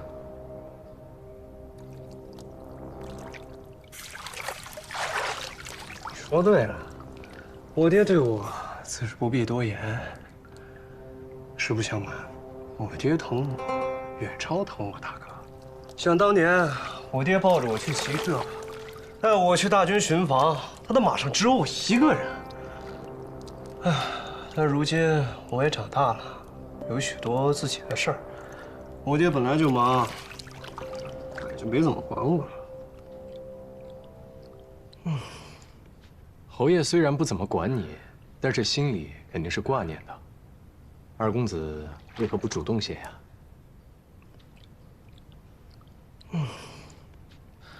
哎，你一个外人懂什么呀？我爹把我放在心里，用不着天天见面。您说的对。如果二公子想天天见着侯爷的话，小的倒是有一个法子。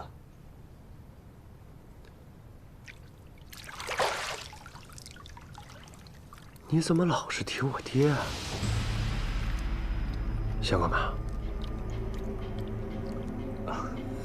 小的仰慕侯爷，进了侯府之后一直没有机会得见，所以刚才有些按捺不住，言语冒失，还请二公子见谅。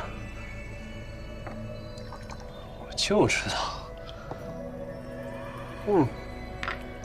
侯府的人啊，无非就是想在我爹面前露脸，你也算坦诚。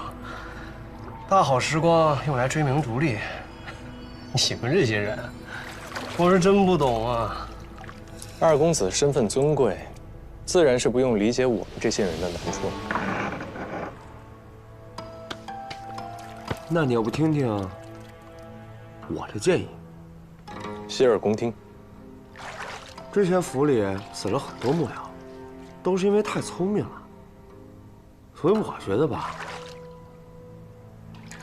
你蠢点才好。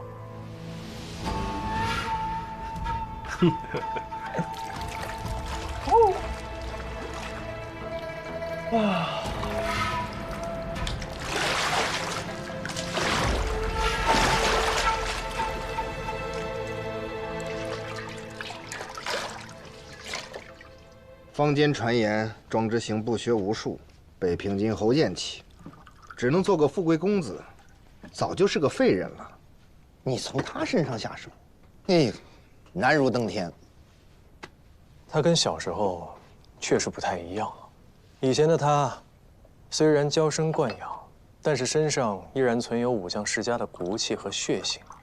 现在看来，这些早就被磨没了，是个十足的纨绔。不过我能看得出，他想引起平津侯的注意，这是我的机会。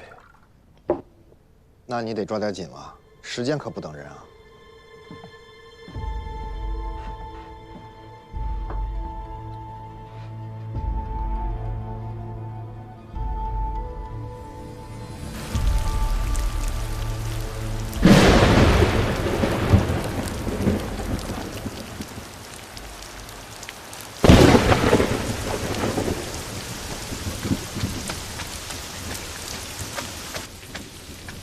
来的这么晚，赶紧去巡视了，快去快去！知道了知道了。哎，你可小心些，别贵太妃的棺椁刚搬走，贤弟一生气，指不定要响铃呢。胡说什么呢？这话也是我们敢说的。快去！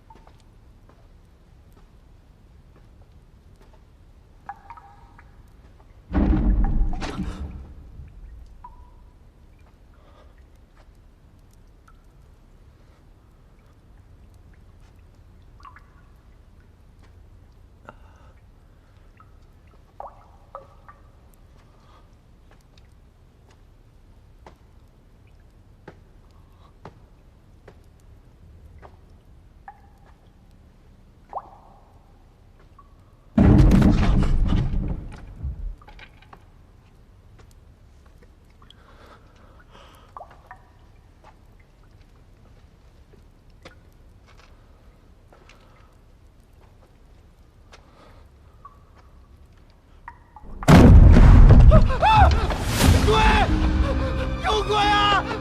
鬼啊！有鬼啊！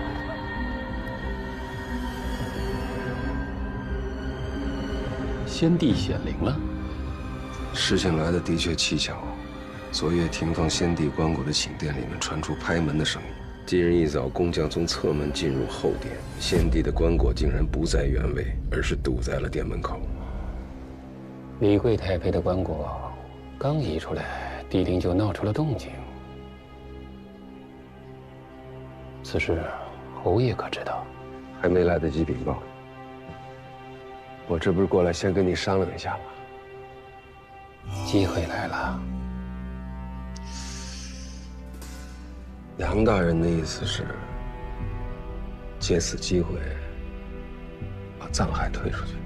藏海若真有本事解决先帝棺椁移位之事，让他陪葬，也算是给他个体面。但若解决不了此事，那就安他一个办事不力的罪名，横竖都是死。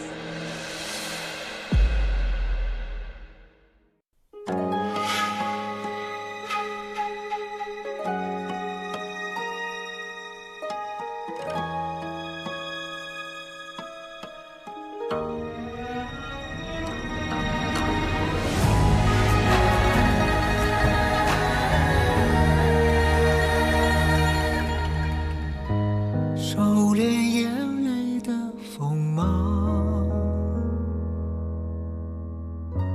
掌心念着危险的渴望，惊涛笑里藏，惊雷无声响，城府深，深不过我目光。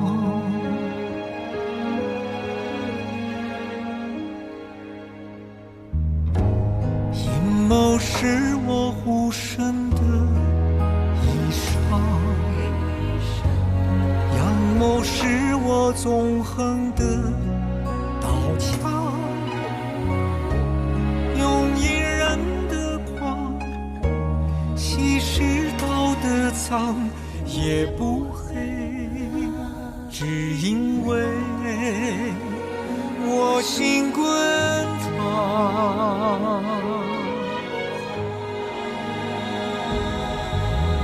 翻云是我，浮云是我，人心的罗盘莫测，总会有人起起落落。生杀是我，雨多是我，当夕阳如烈日赤裸，与君共高歌。芒种是我，秋收是我，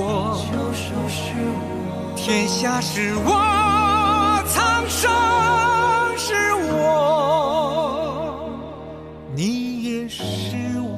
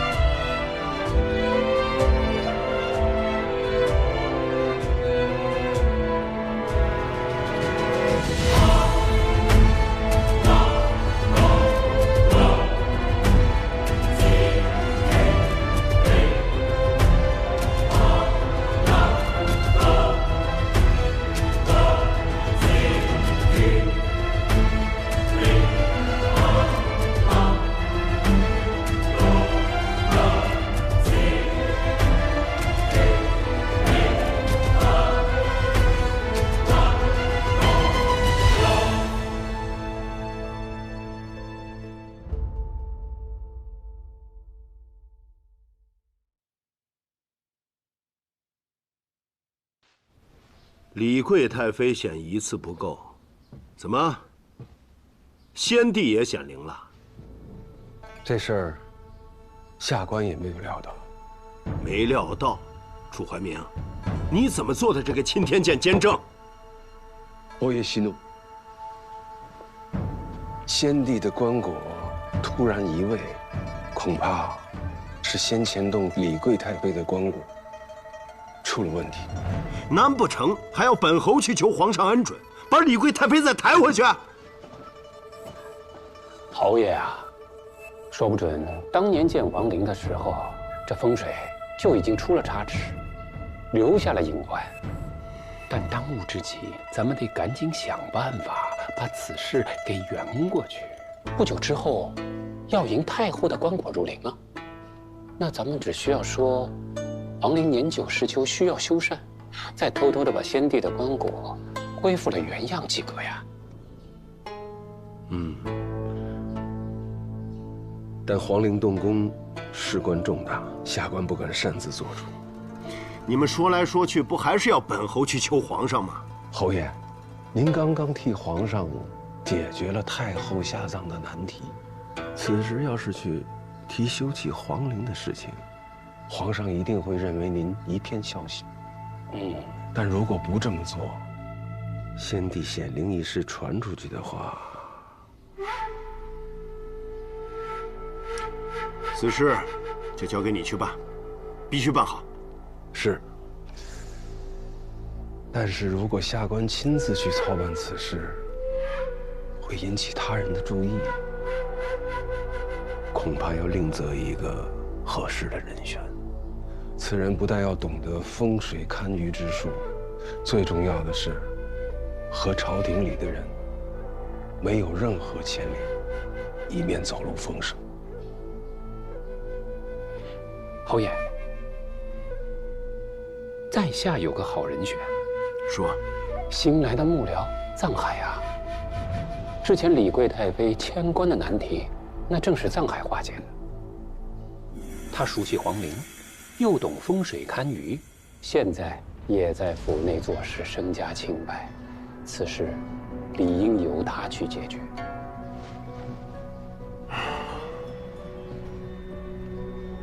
藏海，他合适吗？侯爷，您觅得这样不可多得的人才，实乃侯府的一大幸事啊。此次正是机会，若他办得妥当，理当重赏。楚怀明，多给他一个钦天监的官职，让他去督造。记住，别说是侯府出去的。下官遵命。奉天承运皇帝制曰：授藏海钦天监左灵台博士，则令其监修皇陵，钦此。藏海接旨领命。恭喜恭喜啊，藏海！你的八字与先帝相合，又有堪舆法事之才，这刚入侯府不久，便委以如此重任，日后必将前途无量啊！多谢楚大人。楚怀明说你八字与先帝相合，我估计他们就是想让我为先帝殉葬。好一出毒计啊！这种计谋恐怕不是楚怀明这种脓包能想得出来的。小海，你惹怒杨真，逼他们出手，只能应战。可是他们要的是你的命。不行，我敲招一下，与你一同前去。哎，师傅，你跟我一块儿去，他们就不会杀我了。我要的就是他们对我动手，一旦他们出手，就会露出破绽，我才有机会反败为胜，置之死地而后生啊！你这也太危险了，做事要留后手。哎，师傅，来，您坐下。修缮皇陵需要3个月，所以这段时间里我是安全的。公事完毕，才有可能会被殉葬。师傅，我需要你帮我办2件事。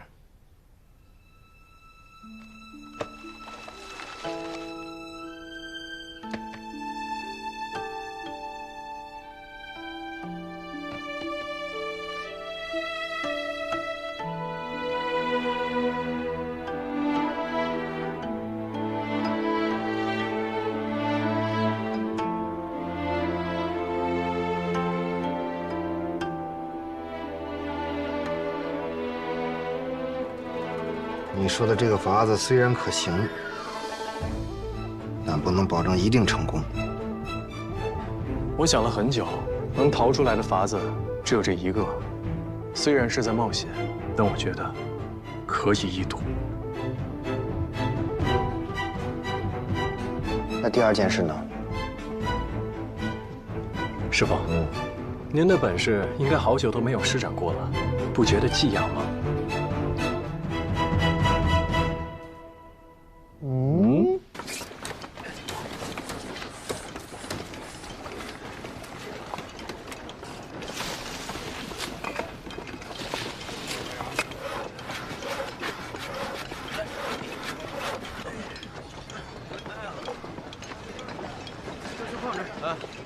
码的紧一点啊，尤其这个。来，就这个吧。哎，对。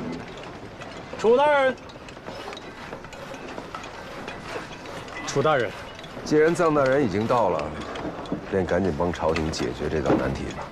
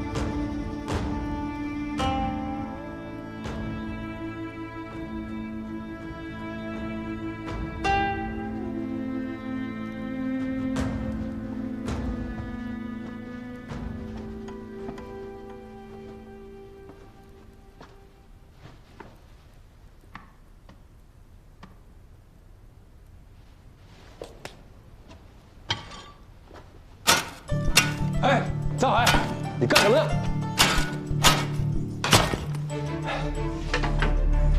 大人，您不是让我解决先帝血灵一事吗？大人，请看。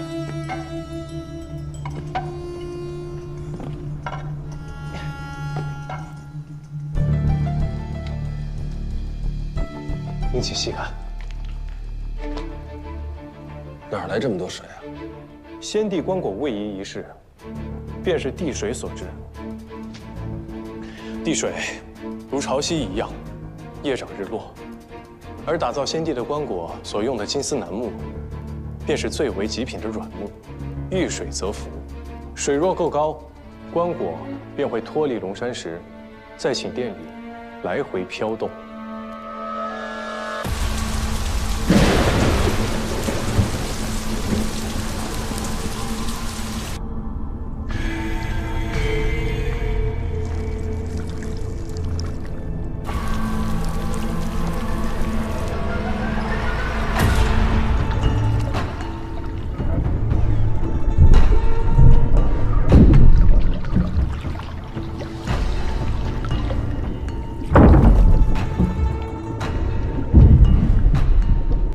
棺椁在地水的推动下，在石门上来回撞击，声音被人听见，误以为先帝显灵。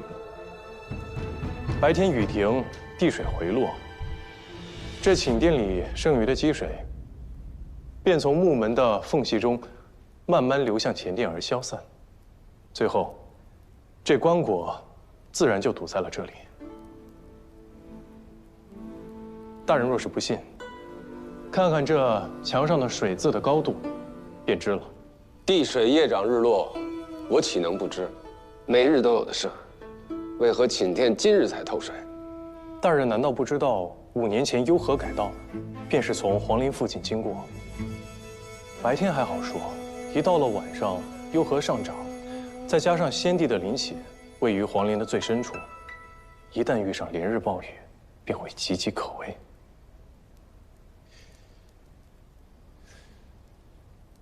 不过话又说回来，黄陵是何等重地，就算是地水再上游，也不应该渗进来这么多水，更别提还能把棺椁浮起来了。难不成黄陵在幽河改道之后，根本就没有增加防水的工序？你这是什么意思？哦，楚大人，既封我为青天剑左灵台博士，我只是在想，黄陵应该如何修葺。那你想好了吗？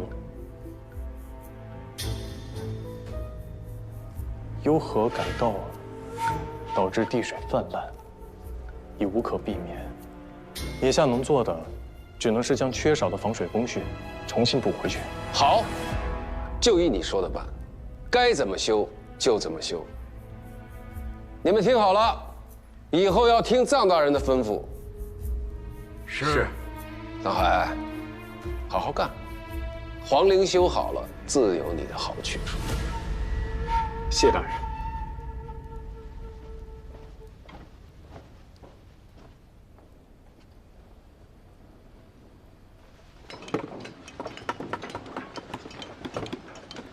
闹了半天，原来不是先帝爷显灵。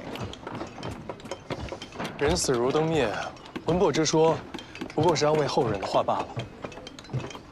不过有件事情我一直想不明白。大人请说。每次地水上涌之后，这地上应该有水的痕迹。按理说这件事情应该时常发生，但从来没有人想过是因为地下水所致吗？倒也不是没人提过，只是楚大人他不信罢了，而且将那人狠狠地责罚了一顿。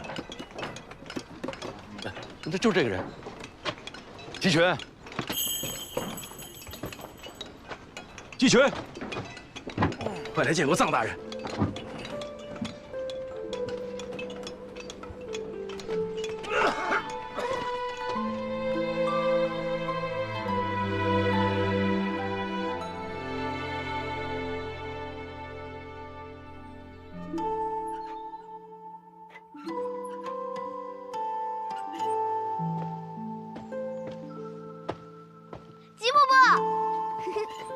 小智奴，鸡伯伯，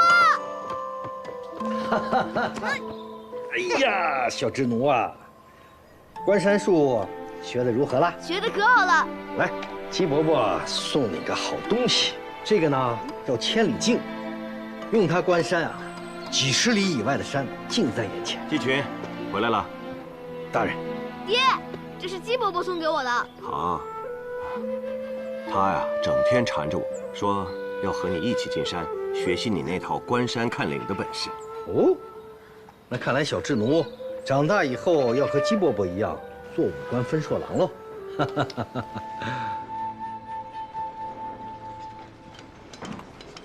我在青天剑的官册里面看到过你的名字，你多年前曾经是青天剑的武官分硕郎。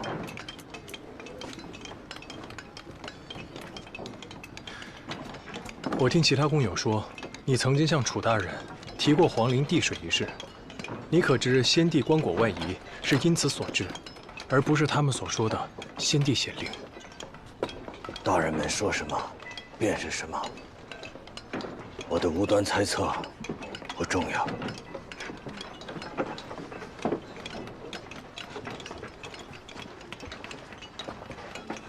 大人，他人就这样，您别怪他啊。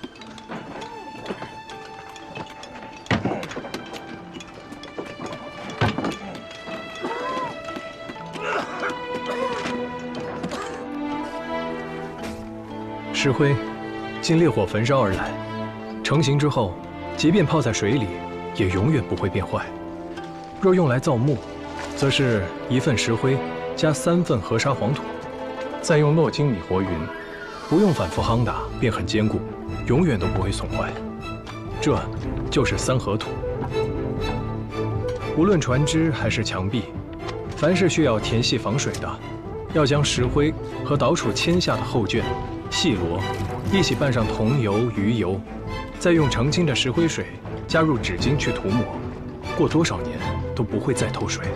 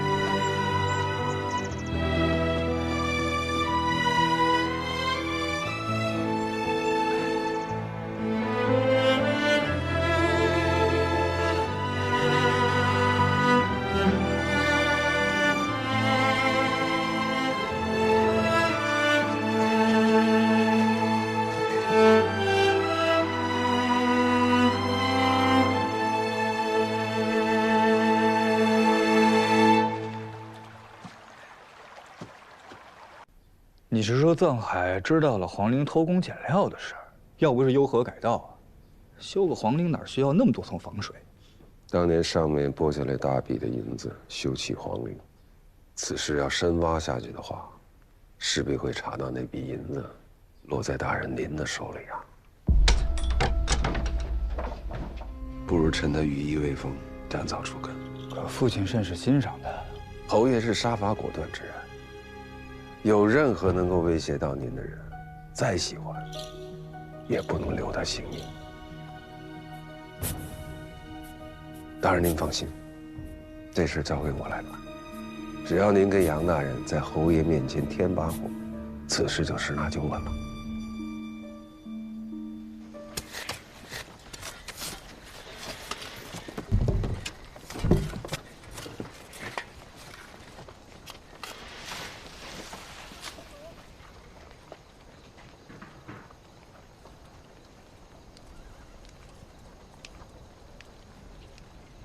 不止蚂蚁，许多虫蚁都害怕杨道童的汁，所以加入桐油和鱼油调和之后，填进地砖和棺椁的缝隙之中，不仅可以防水，还可以防虫。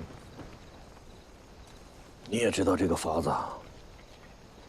一个前辈教我的。这是很久以前擎天剑的一个朋友用的法子，后来就没人用了。为什么？可能嫌他太老，过时了吧。只要是好的法子，永远都不会过时。取代它的，不过是不同的用料罢了。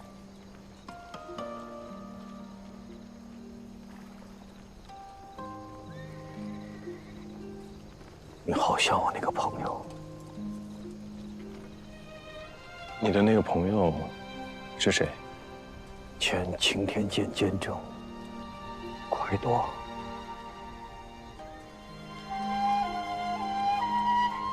恕我孤陋寡闻了，没有听过他的大名。他现在何处？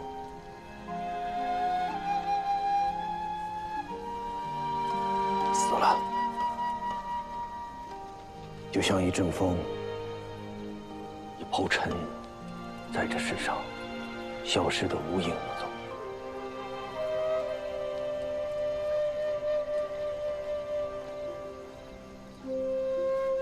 可惜了。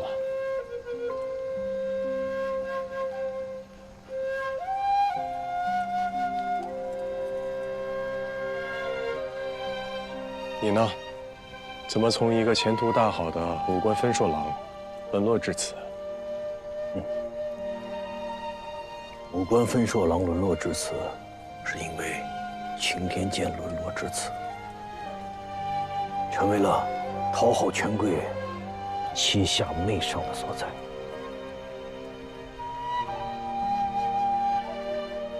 你呢？一身好本事，为什么要给楚怀民卖命呢？我不是为他卖命。我是为我自己。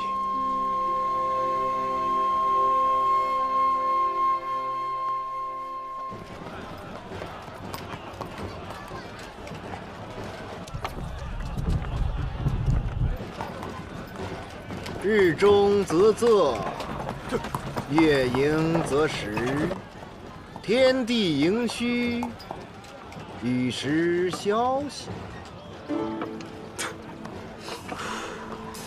马儿马儿，这可是难得的虎娘，你可千万别闻不出来呀！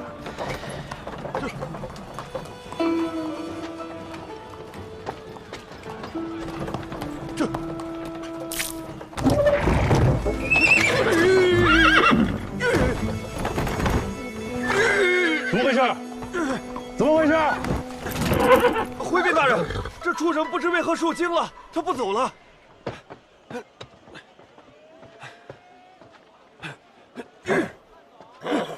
此马真是不凡呐！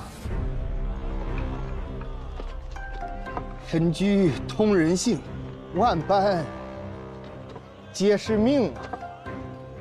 好马，好马！什么人？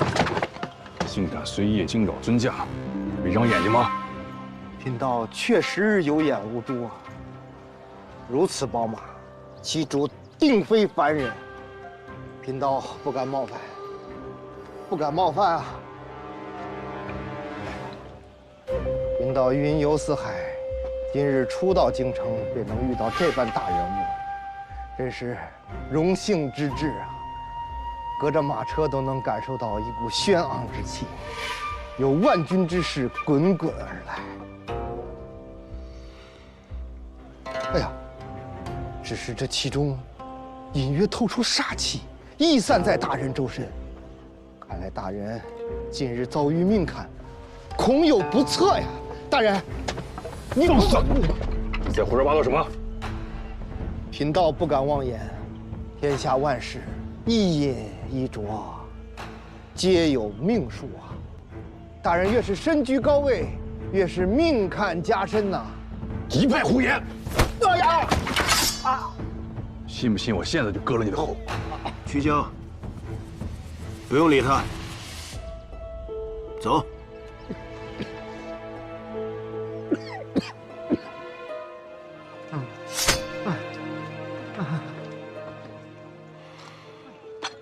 走，此坎若不化解，恐怕会引火烧身，轻则官路不畅，重则有性命之危啊！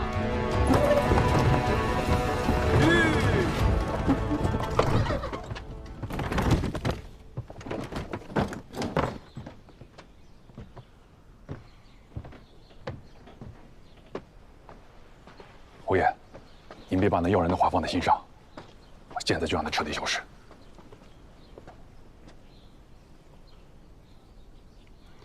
把他带来。是。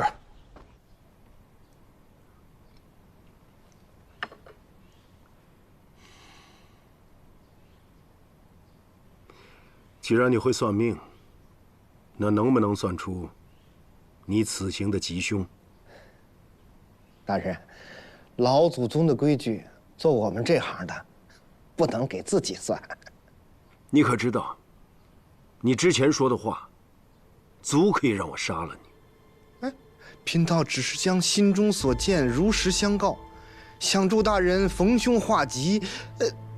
大人为何要杀了贫道啊？你之前说什么？我周身环绕煞气，又有命坎要过，你就是个满嘴胡言的江湖骗子。贫道云游四海，卜卦算命多年，一来不愁衣食，二来我与大人素昧平生，何必编出这样不吉利的话来招惹大人，引火烧身呢？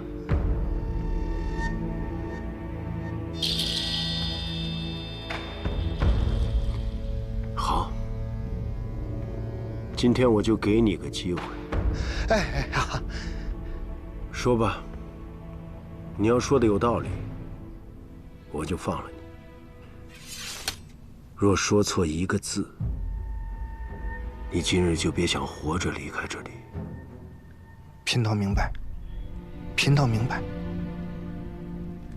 大人若要验证吉凶，不妨先求上一签，等看了签，贫道再细细道来。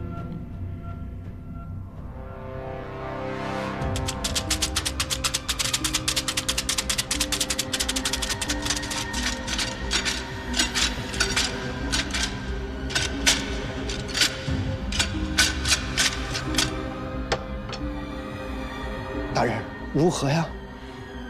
第24签，下签。果然如此啊！且听贫道解释给大人听。彼此居家，只一山，如何似隔鬼门关？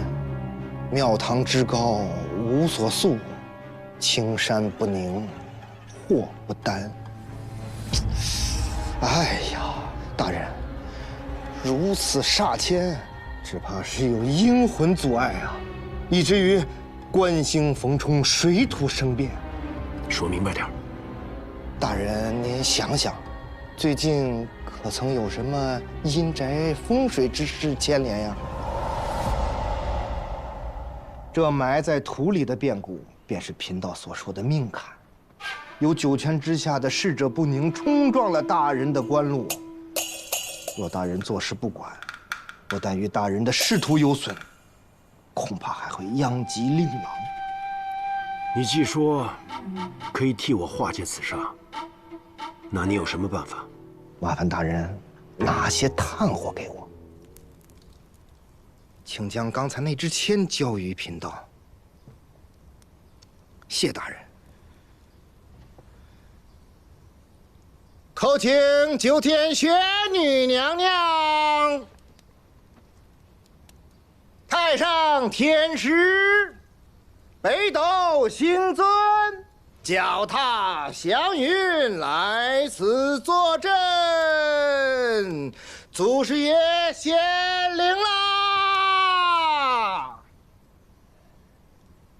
大人，贫道已请祖师爷降神下凡，来助大人逢凶化吉，先将此签焚烧，以观后效。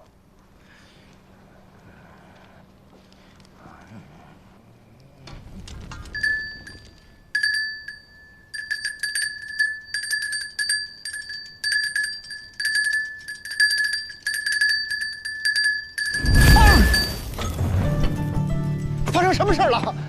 这签怎么从火里蹦出来了？火里蹦出来了？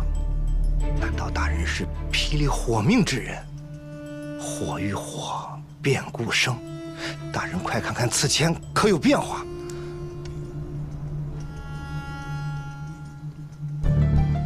这签，大人，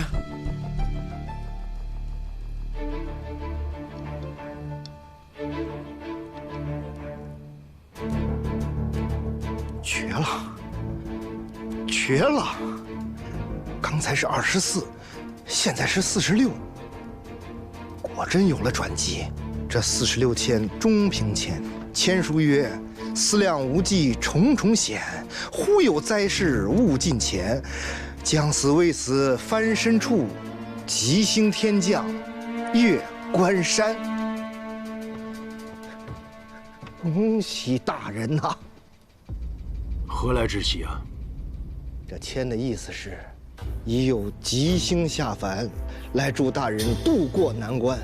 在他将死未死之时，会显露真身，倒是大人自会知晓。吉星，看来这命坎无需贫道化解，大人命理之中自有转机。太好了，太好了！贫道在此间事已了。哎，大人命数贵，贫道想起命来要比寻常人更难，更伤神。若大人能赏贫道点压口钱，买些给他。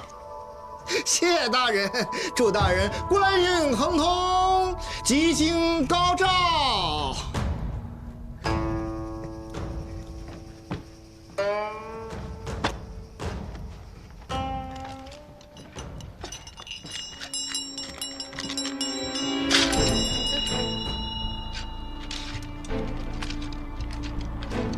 大人，您。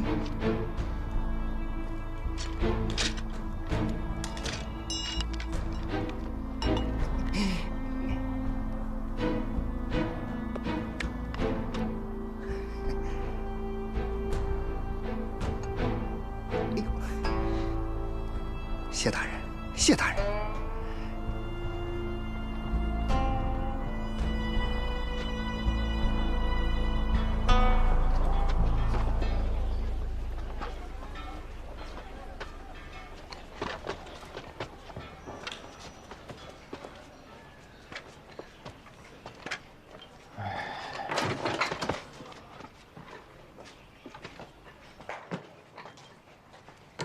艰难险阻路蹊跷，南鸟孤飞依北朝。今日贵人曾识面，相逢却在死生交。哎。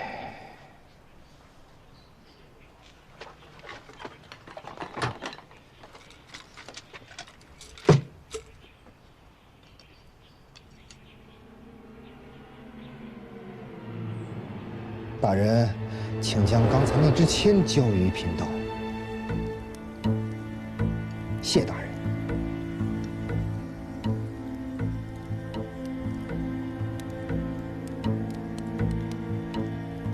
大人，先将此签焚烧，以观后效。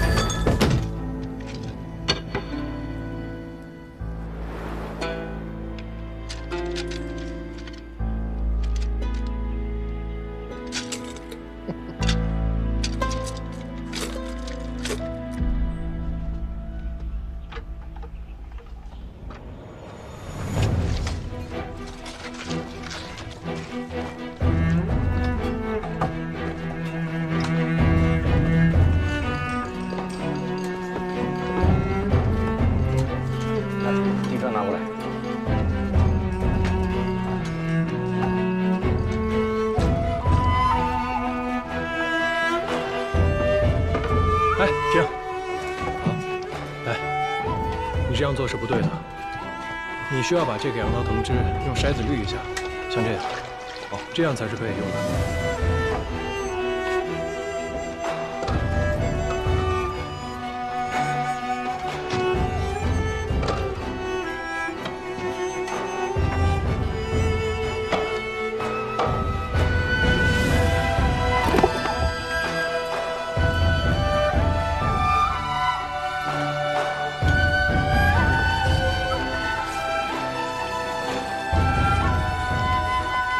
断龙石的机关需接引河流，以水力驱动，水升石降，木门一落，永不开启。现在工程一切顺利，如无意外，皇陵就能如期完工。这藏海倒真是个人才。那藏海的确能干，只是前些日子先帝显灵一事，还是传到了言官们的耳朵里。这些人议论纷纷的，说什么的都有。这帮迂腐文人，成天没事找事儿，让他们说去。侯爷英明，不过这不是最麻烦的事儿，坏就坏在此事涉及到了大公子。上海发现先帝棺椁移位之事，和皇陵偷工减料有关系，是地宫漏水所致。我就知道是你们捣的鬼！你现在都摊到明面上了吗？居然连个新来的都能看出来！不是这样的，父亲。之前修皇陵用的银子，大部分都被曹公公以给皇上修园子为名给挪走了。这事儿您是知道的。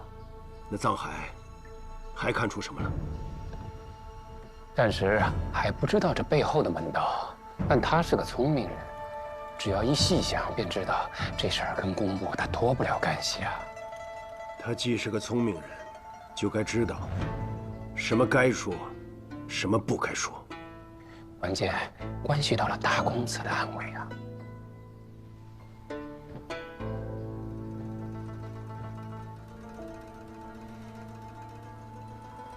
你们想怎么做？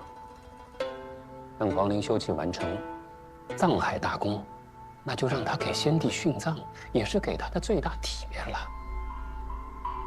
楚大人都给他算过了，他八字全阴啊，最好的殉葬命格。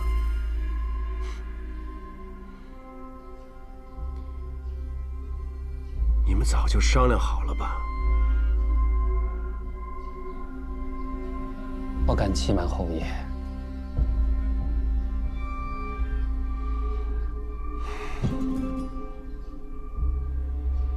去吧，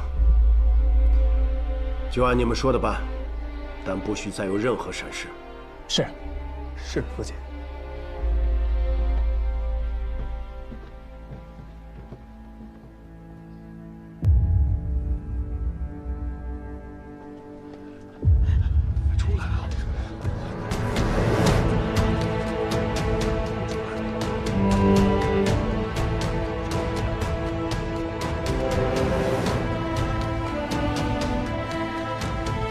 兄弟们，皇陵完工了！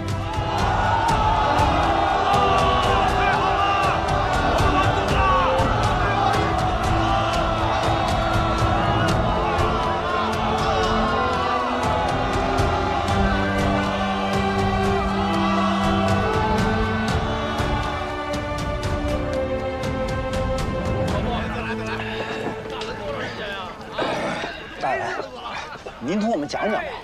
您这么年轻，怎么懂这么多？是家里人也是做这行的？不是，是我父母亡故以后，跟着一位精通建筑法式的匠人，从事几年罢了。那可真了不起，这功夫，这没有1、20年可下不来。来，咱们再敬臧大人一碗。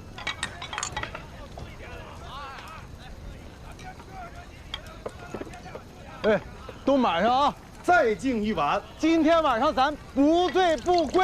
好，哎，满上。哎，各位，我说一句啊，明儿我们还要为太后的棺椁下葬，今夜不可烂醉，改日咱们再好好喝过。那可不行，今日就要践行。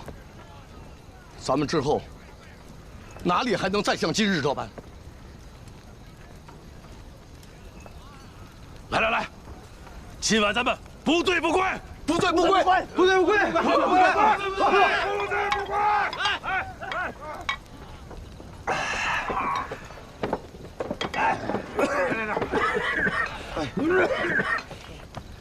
楚大人到！楚大人！哎呀，今晚真是热闹啊！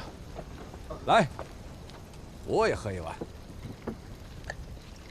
这几个月你们的辛苦啊，我都看在眼里。上面的大人们呢，也看在眼里，很是欣慰啊。稍后我会跟大人们禀报，你们个个都有重赏。个个都有赏啊！谢大人。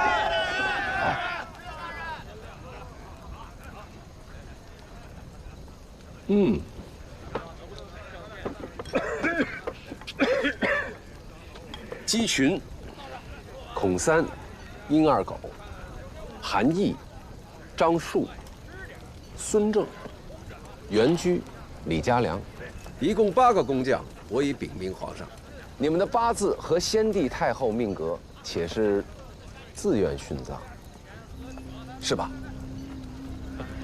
是的，我们是自愿殉葬。那我也要循例再问一遍，有没有改主意的？现在说尚不至于是欺君之罪，一旦我的奏本呈上去，那可就容不得反悔了。大人，你答应我的，还作数吗？当然，你放心。楚大人，青叶记住答应我的，我女儿的病就靠你了。也请你不要忘了我家。你们是自愿为先帝太后殉葬的，朝廷会给你们一大笔银子抚恤你们的妻儿老小，青天剑会记住你们，朝廷会记住你们，我楚怀明更会记住你。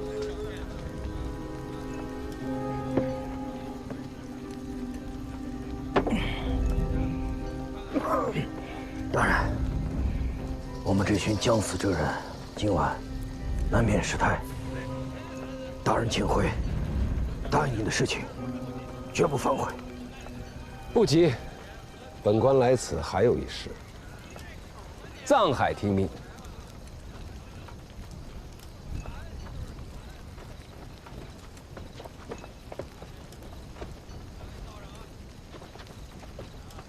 青天剑左灵台博士藏海重固皇陵，宣劳戮力，功莫大焉。既怀宁宇之才和八字阴阳之命，特准送太后棺椁入藏，再不出陵。大人，大人，大人，卑职领命，自愿为太后殉葬。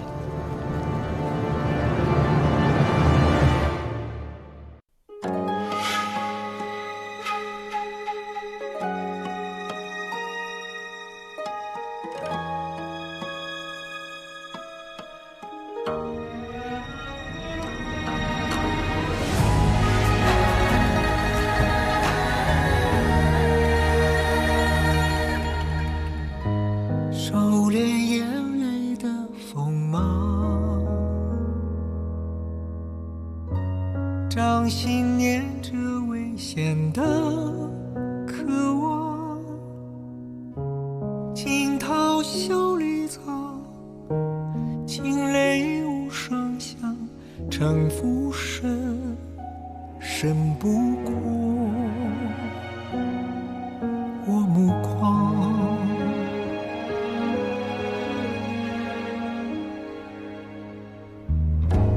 阴谋是我护身的衣裳，阳谋是我纵横的刀枪，用隐忍的狂，稀释道德藏，也不黑，只因为我心滚烫。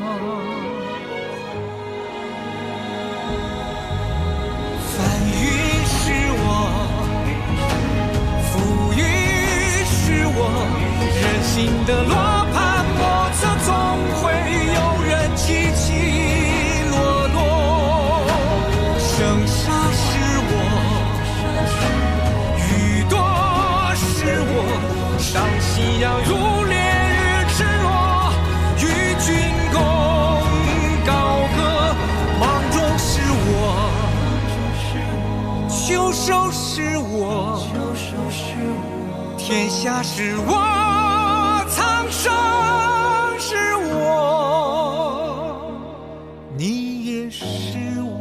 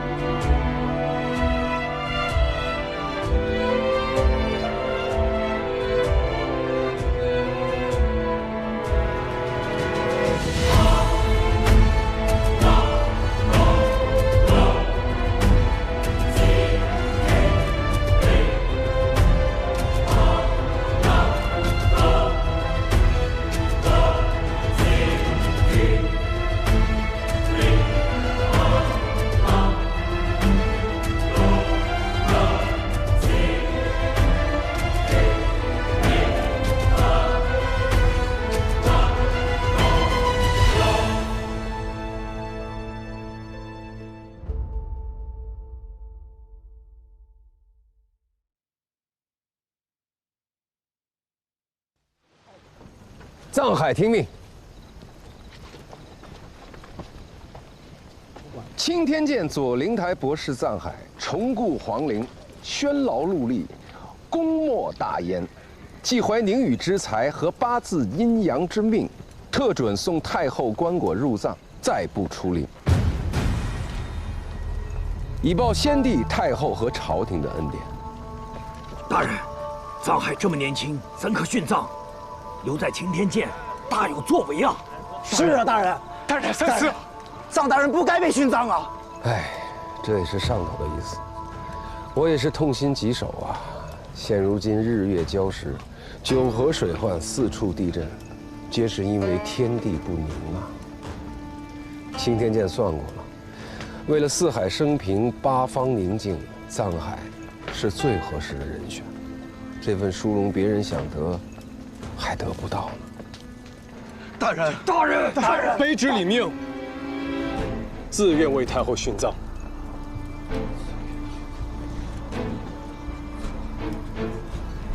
好。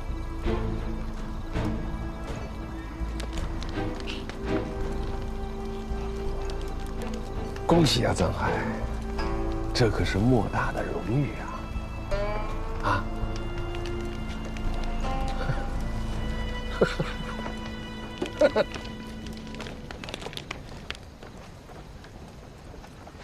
藏大人，藏大人，你怎么要同我们去殉葬啊？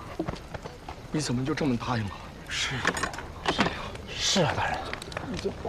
哎，一个人太有作为，就会成为另外一些人的眼中钉、肉中刺啊，遭他忌惮，所以才故意安排你修建地宫。但是看你的样子，好像早已经猜到。楚怀民的心思并不难猜，只是我没有想到，你们都是自愿殉葬吗？我再好好想想。如果我们不愿意，他们就会一遍一遍地问，问到你点头为止。到最后，依然逃脱不掉手脚被打断的资源。朝廷的风气，竟然已经到了如此地步。大雍的开国皇帝，虽然早已下了殉葬的禁令，但经不住后来一直有人主动这么做。事胆忠心，谁敢说个不字？只是又被迫改成了自愿而已。到了楚怀民这里，更是明目张胆。他既可邀功，又可敛财。敛财？朝廷花了大量的银两，为了抚恤这些殉葬的人，我们都是将死之人，还不如用我们的命换些银两，让家人和孩子们活下去。虽然会先被楚怀民这些人层层盘剥，到最后剩不下多少，但是这笔钱对于我们的家人来说是救命钱啊！可是藏海，你这么年轻有为，为何甘愿赴死啊？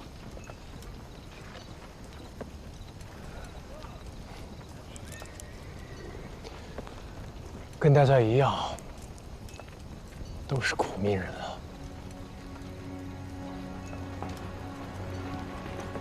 阳间地府俱相似，只当漂流在异乡。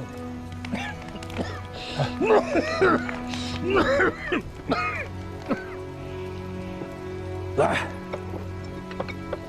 我们喝了，今日大醉一场，明日从容而去。喝！喝！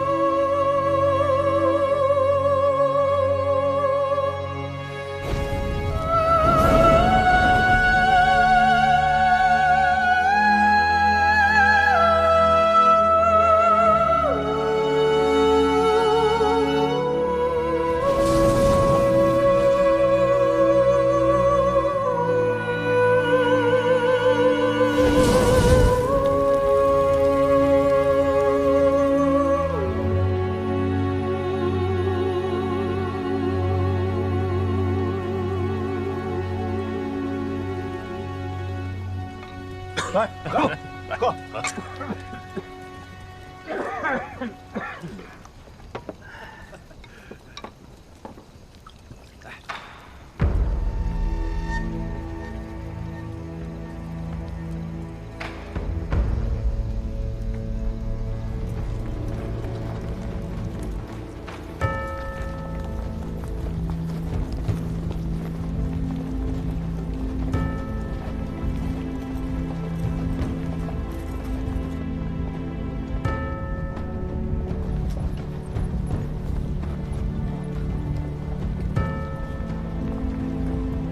太后落葬，皇上都不来吗？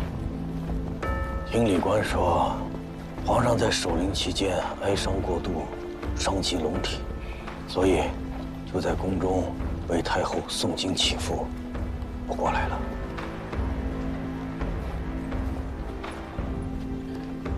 你做过官，这些人你认识吗？那边文官之首是吏部尚书。 中极殿大学士施一平，为官谨慎持重，也算是朝中清流之首了。他旁边是户部尚书建极殿大学士赵秉文，他是内阁次辅，为官孤傲清高。武官之首是平津侯庄如隐，当年的镇国将军，当朝的荣禄大夫。 工部侍郎庄知府是他的儿子，楚怀明就是他们的走狗。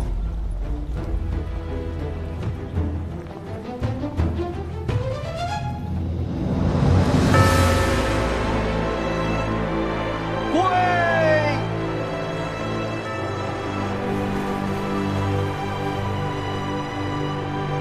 宋太后灵柩入葬。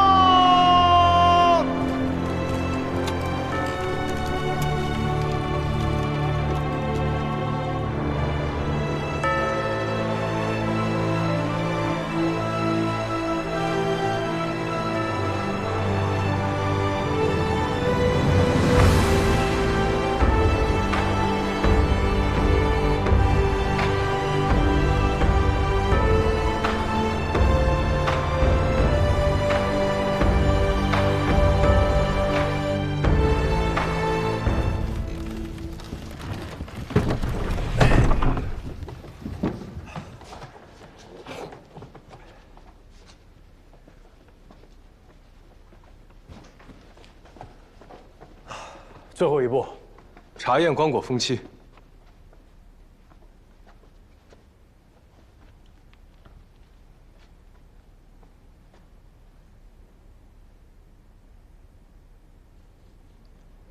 大人，这太后的棺椁上刻了北斗七星的图样，这是何意？天子之居，位之子臣，帝王们宴驾也想到北斗七星拱卫的子臣上去住。 不光是棺椁上这么刻，想必连太后的尸身也是被摆成这样的姿态下葬的吧？那您说，我们死后也能到这子臣上去住吗？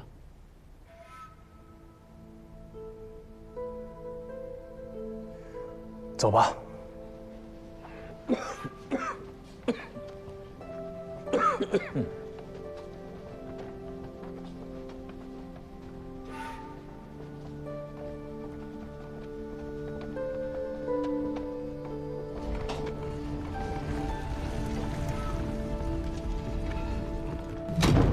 各位，我来送送你们，跟我走吧。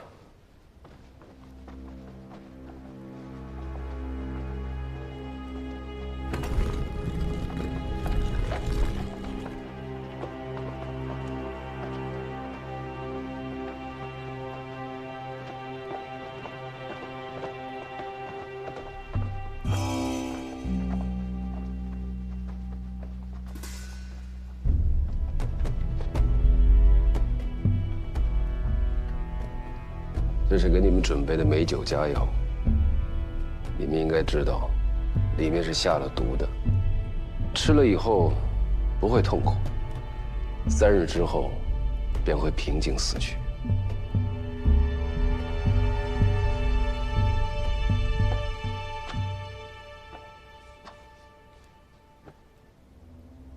死就是死，哪有那么多说头？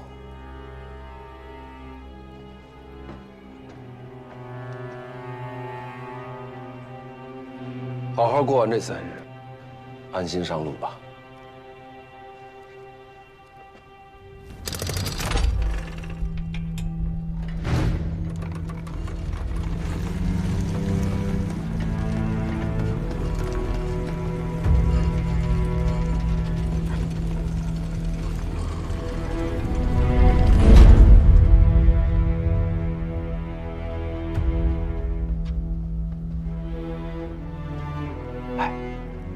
这可是建长府的麻古酒，听说这1两要300文钱。打开，打开。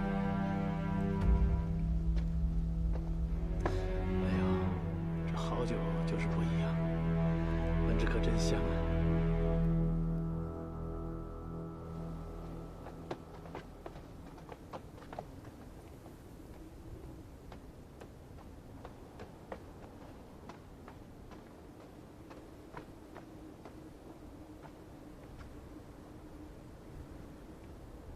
跪！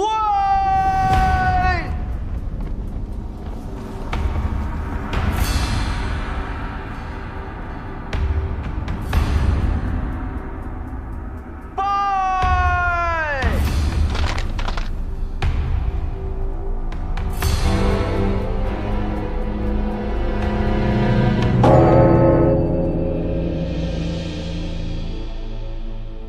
行！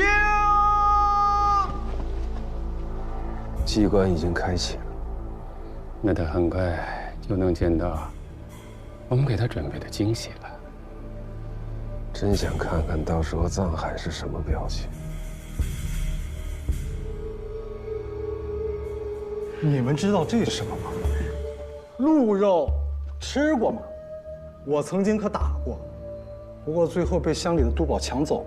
其实我也没吃过。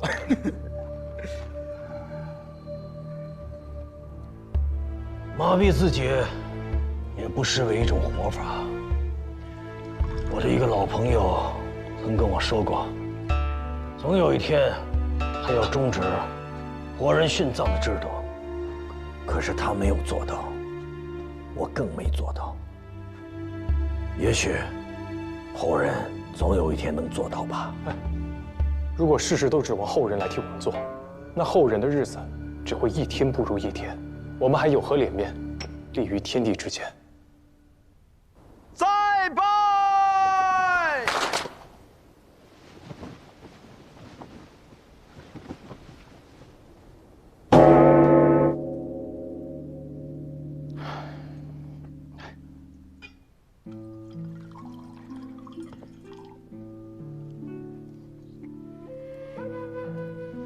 你们渴不渴？要不然我替你们先尝尝。也是，早晚都是死，不如啊做个饱鬼。来吧，反正也出不去了，那我就先喝了啊，解解渴。不要喝，喝了就真的出不去了。怎么？难道大人，你还想出去？别想了，也别劝了，就让咱们醉生梦死吧。我有办法出去。出去？三拜！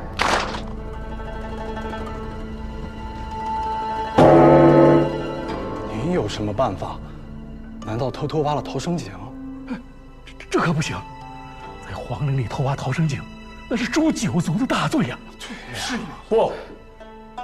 从门口走出去，就从那扇地宫的大门，光明正大的走出去。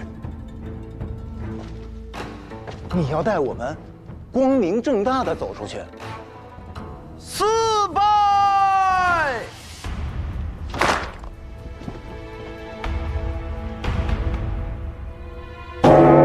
先！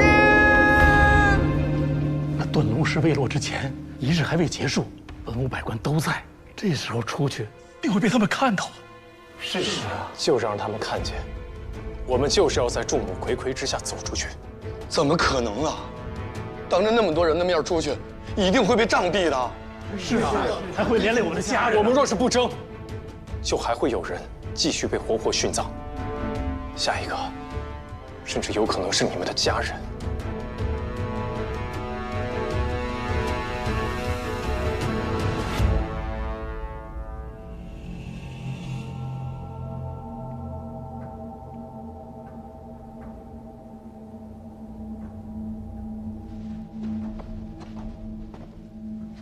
拿什么争？就凭我们几个吗？是啊。你有什么办法？只要能在断龙石落下之前走到地宫门口，我就有把握让你这一次的殉葬作罢，让他们放我们出来。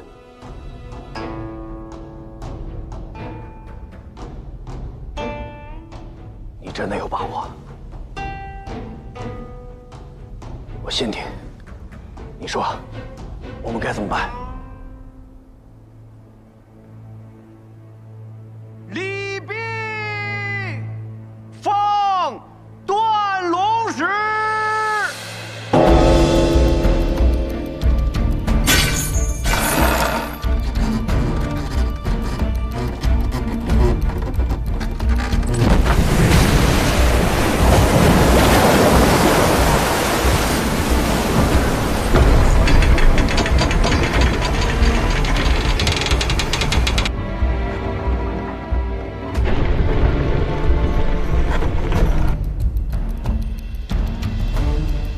这扇门不是断龙石，是可以打开的。机关在外面呢。机关是在外面，但一定有引线连接着木门。我们只需要找到那条引线，便可以操纵外面的机关。我知道，连接木门机关的引线就在顶上。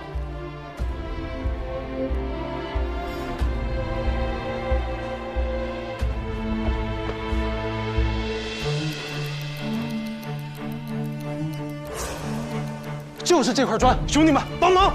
好，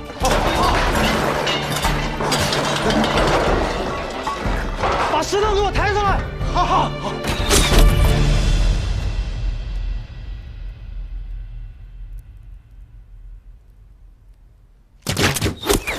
快蹲下！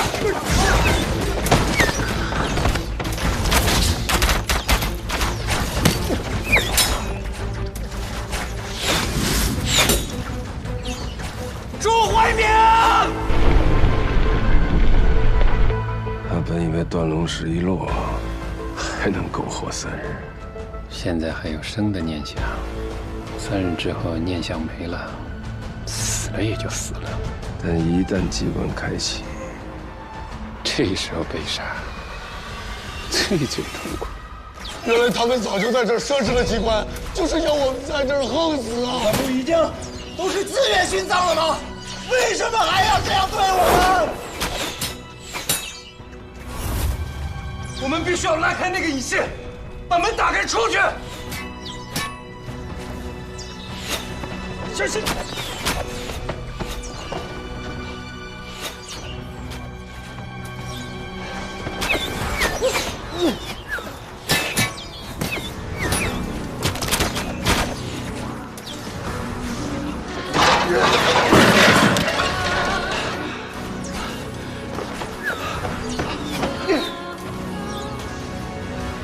我上去了，大家过来帮忙！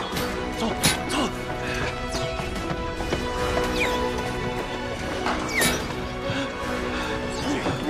小心！走！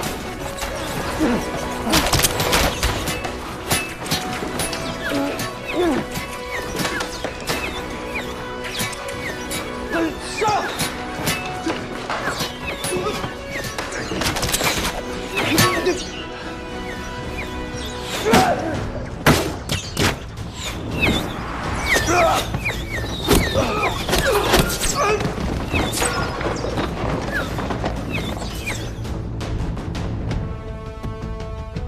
把盾牌都举起来！怎么办？就剩我们几个了，挡也挡不住啊！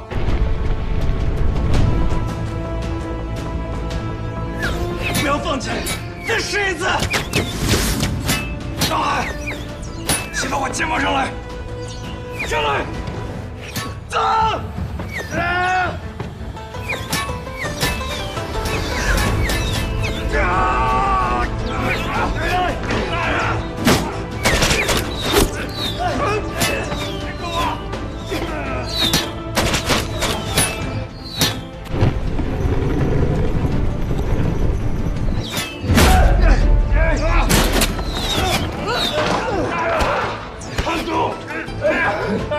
快成功了！来！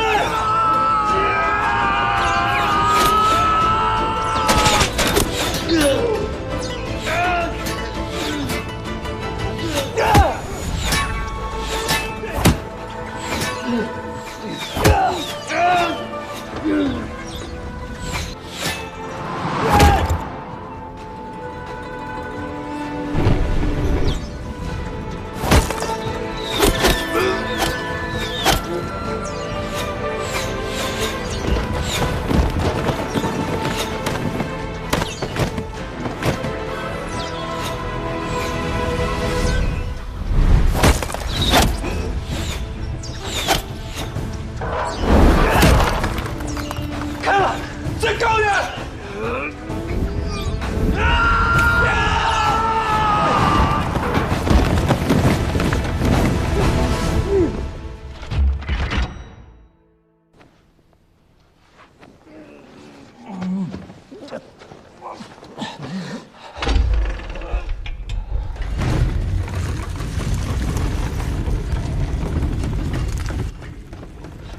快走！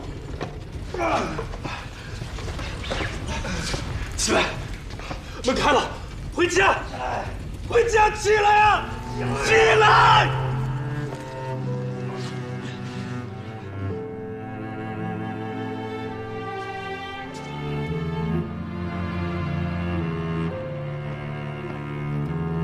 走！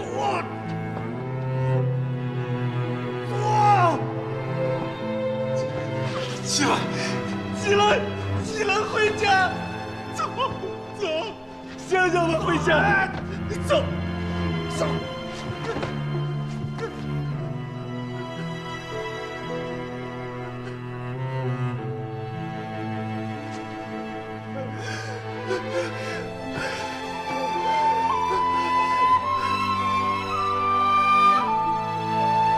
走了。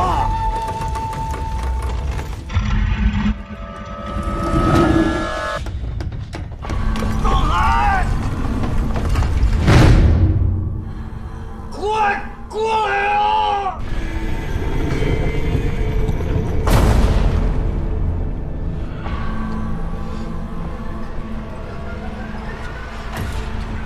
哎呀，这怎么回事？段如石怎么不落了呀？我撑住，你先过去。你再过去来不及了，快！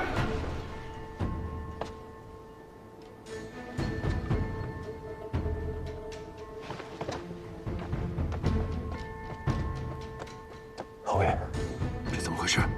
下官也不清楚。去看看。是。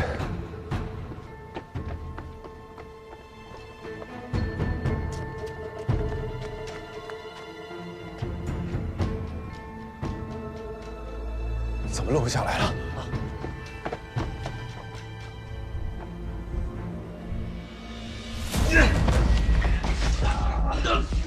我卡住了，你快出来！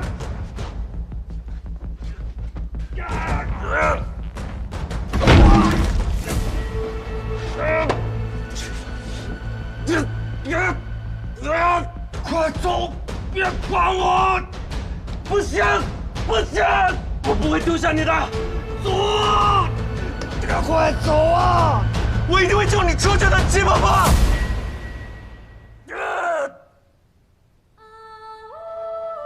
我是智奴，季伯伯，我是智奴啊，季伯伯。智奴，你还活着？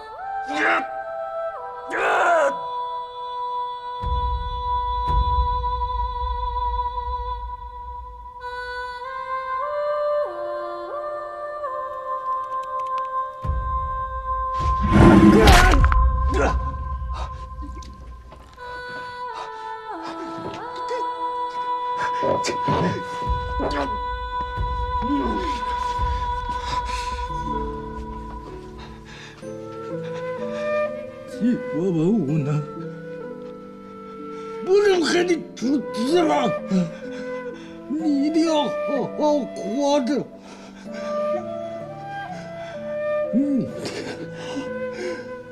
在天之灵会保佑你的。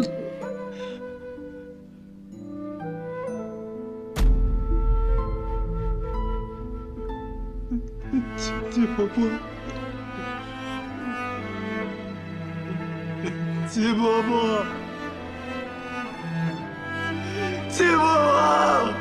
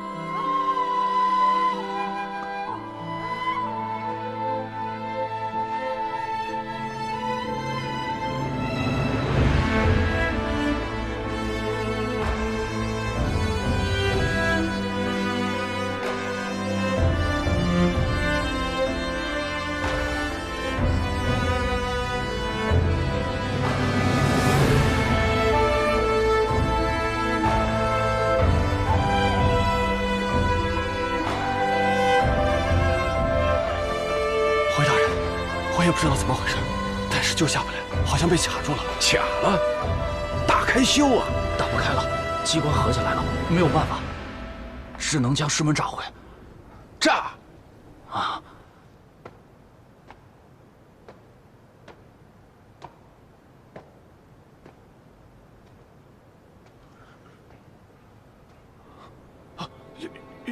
有人！啊！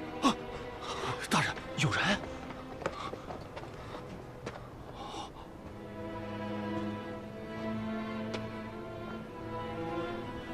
来人！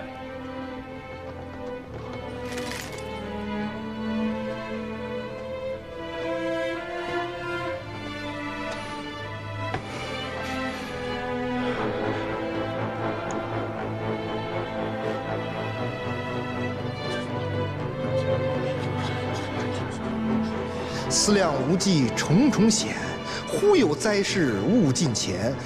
将死未死翻身处，吉星天降越关山。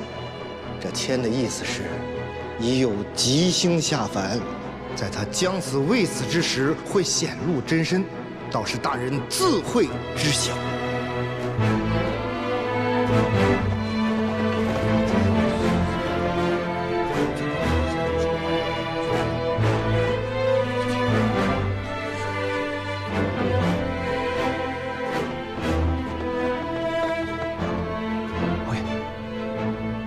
藏海，你怎么出来了？这断龙石落不下来，你到底动了什么手脚？我什么手脚都没动，就是我命不该绝。只要我出来，它自然就能落下。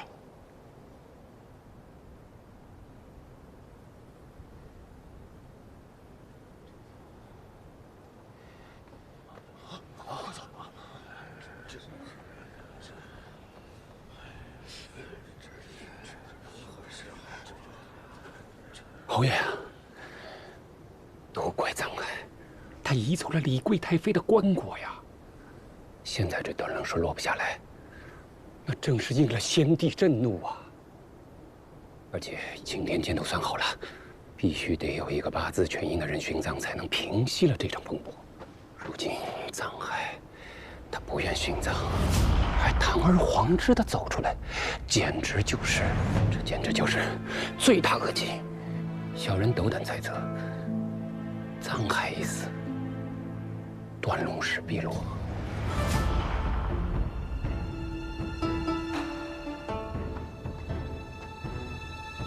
今天见左灵台博士，此前看你一片忠孝之心，特准你送太后棺椁入陵。今日你为何食言？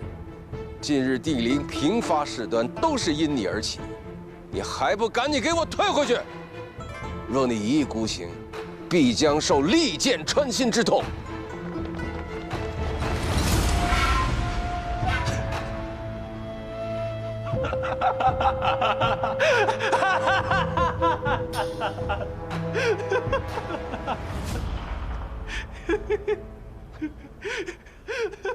你笑什么？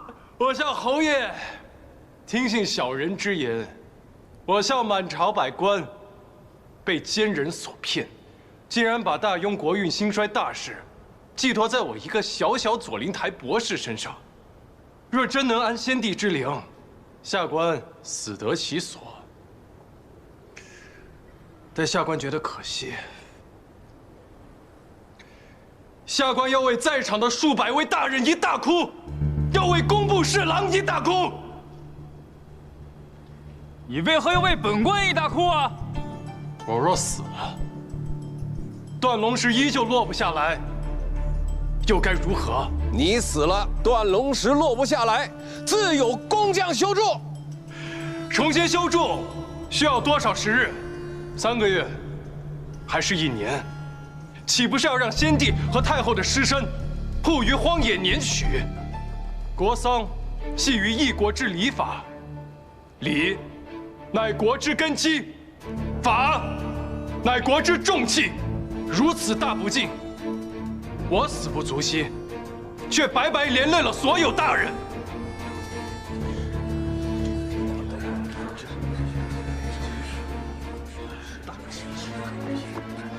侯爷，石阁老，这时辰快到了，这要是过了43刻，就不吉利了。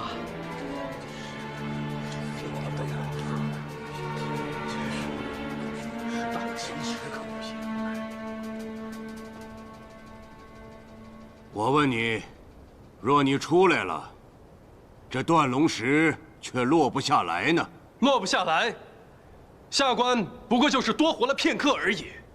但诸位大人想要的，不就是这断龙石能够顺利落下吗？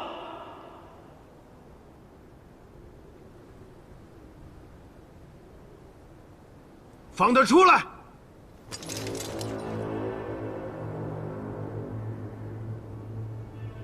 楚大人曾经跟我说过，要安抚先帝之灵，需要一个八字与先帝相合之人，永远待在皇陵中。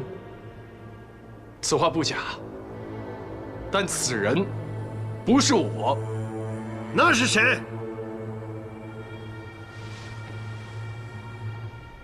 杨真！你胡说八道！此前杨大人正逢36岁生辰，我根据杨大人的生平反推出了他的八字。杨大人自铸纯阴。他才是难得一见的阴复全逢的命格，若是以他的命催动皇陵风水，断龙石必落。你生辰宴当日，楚大人也在场，诸位若是不相信，大可以去问楚大人。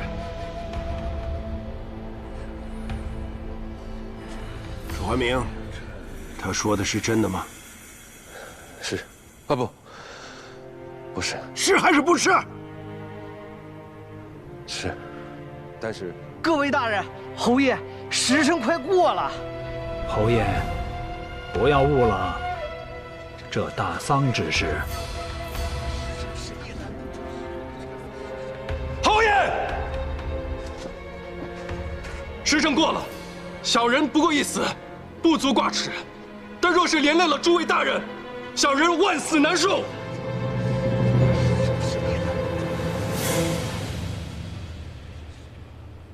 请侯爷定夺。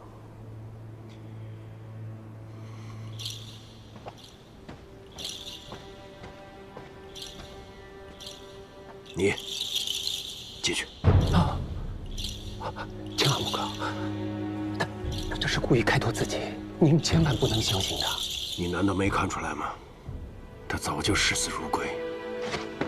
侯爷，他这是要拉小人跟他同归于尽啊！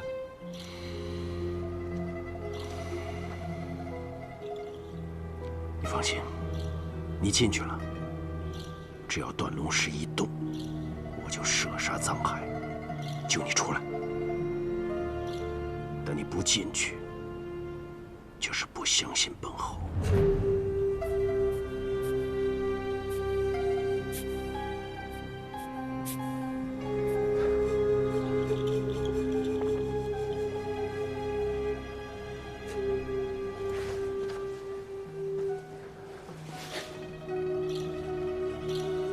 秦侯爷。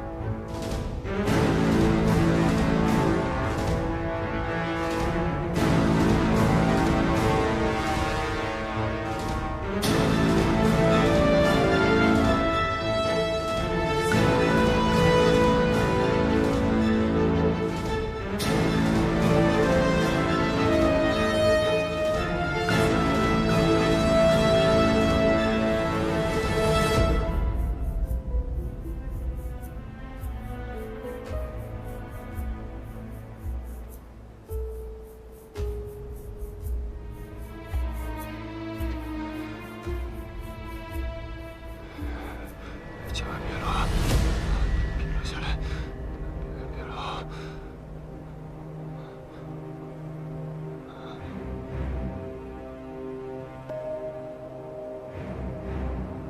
哎，没动，没动，侯爷，他撒谎，他撒谎。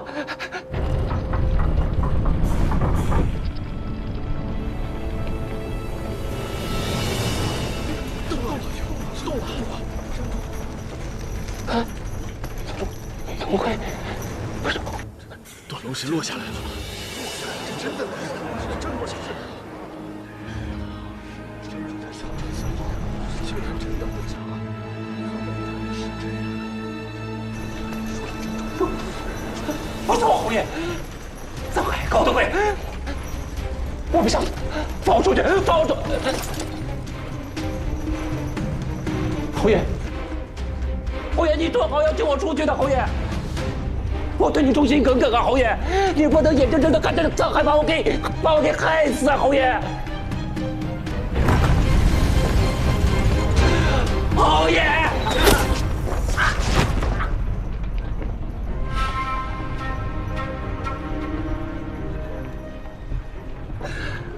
庄如意，你为了藏海。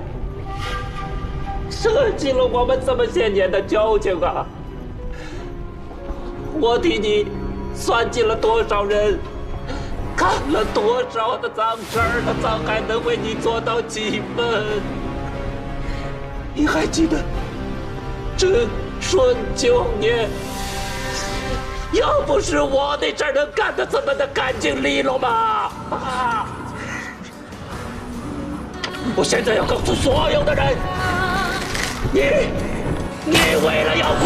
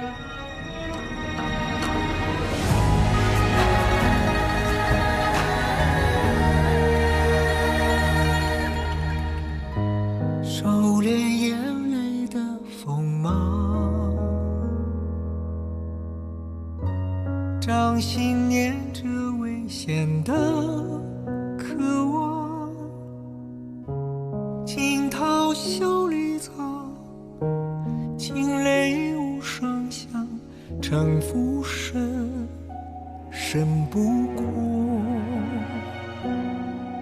我目眶。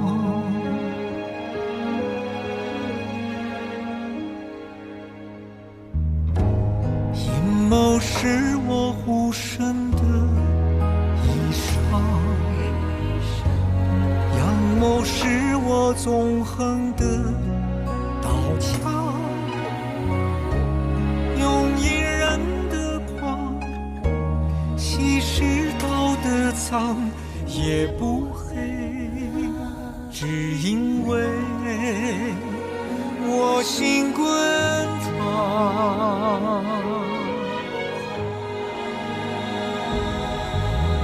翻云是我，浮云是我，人心的罗盘莫测，总会有人起起落落。生杀是我，雨多是我，上夕阳如烈日赤裸，与君共高歌。芒种是我，秋收是我，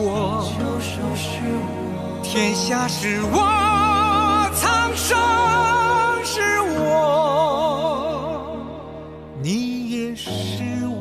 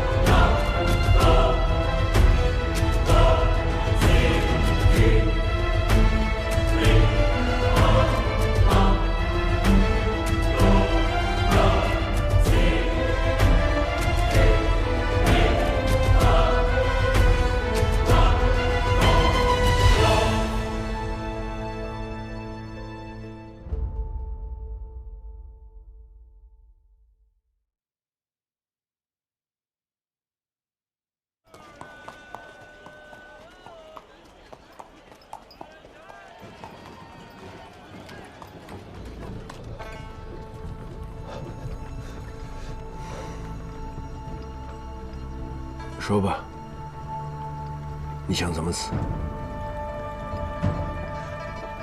侯爷，小人还不想死。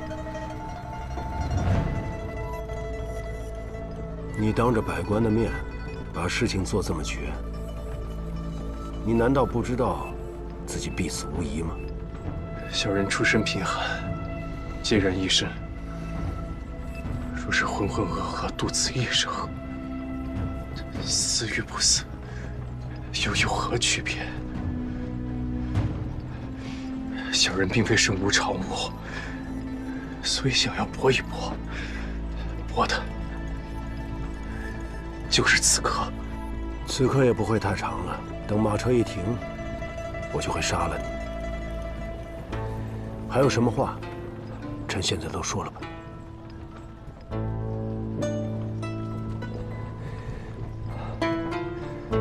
小人深知侯爷是行伍出身，浴血沙场，见惯了生死的武将，自然是不会相信今日之事与阴阳八字有关。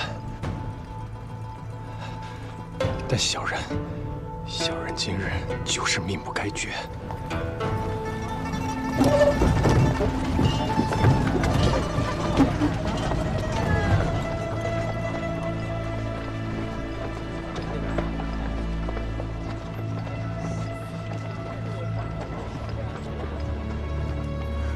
你精通堪舆之术，给你自己挖一条逃生通道，易如反掌。而你却明目张胆地从皇陵出来，你是让本侯要在众人眼皮子底下不得不放了你，要让世人知道你命不该绝。小人想要逃生固然容易，但只怕此后众生都不得以真实面目示人。小人有幸得侯爷赏识，才离了上无偏华、下无寸土的日子。若小人还想为侯爷卖命，就需要一个清清白白的身份。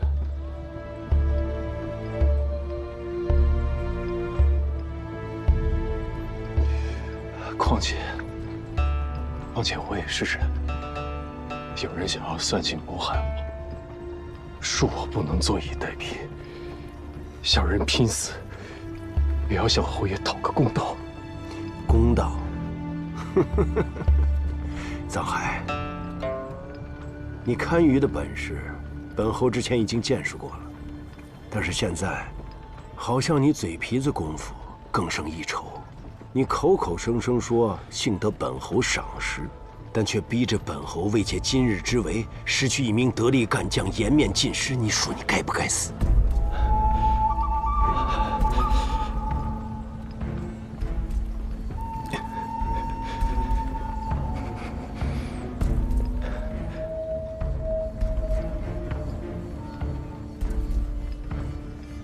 小人自认今日没有做错，因为我知道侯爷早已经受够了无用之人。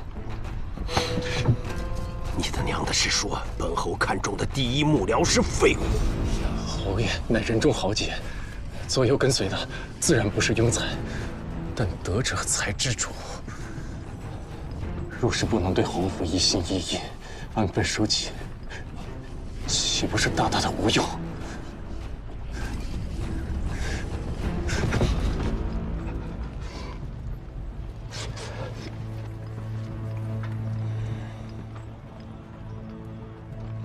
说，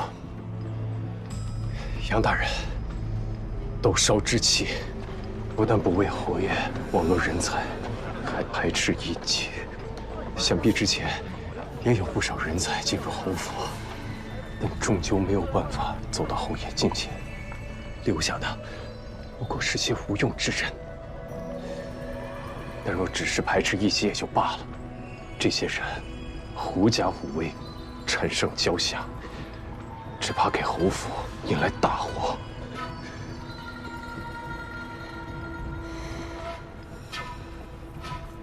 什么大祸？侯爷功高不少，这些年却不露锋芒，但有些人却打着侯爷的名号，在外横行霸道，不知招了多少暗敌。只因侯府有侯爷坐镇，所以这些年才安然无恙。霸道是本侯一贯的做派，他们只学了皮毛，但只要对本侯忠心耿耿，就算飞扬跋扈，那又何妨？只怕是平日里对侯爷言听计从，背地里却渐渐地忘了本分，习惯成自然，把自己的意思当做侯爷的意思。今日屈大人还没等侯爷下令，便擅自射杀杨真。纵然是为侯爷着想，但终究也失了分寸。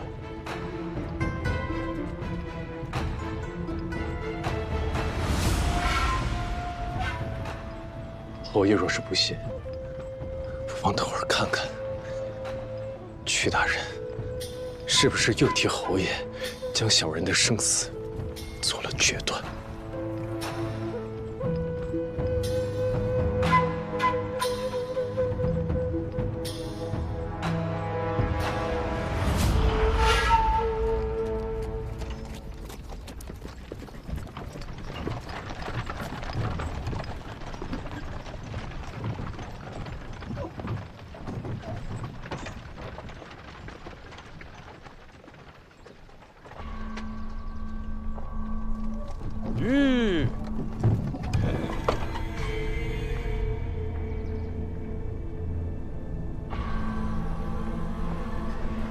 下车。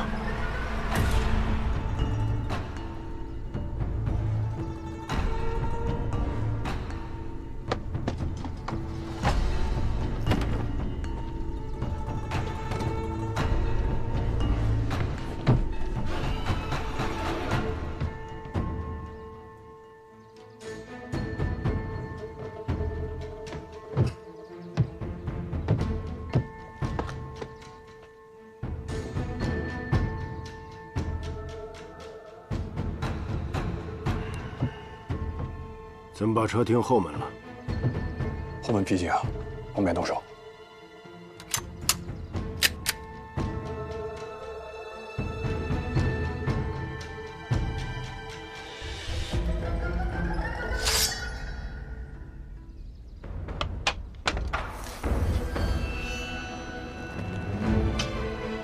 张海，你还有什么要说的吗？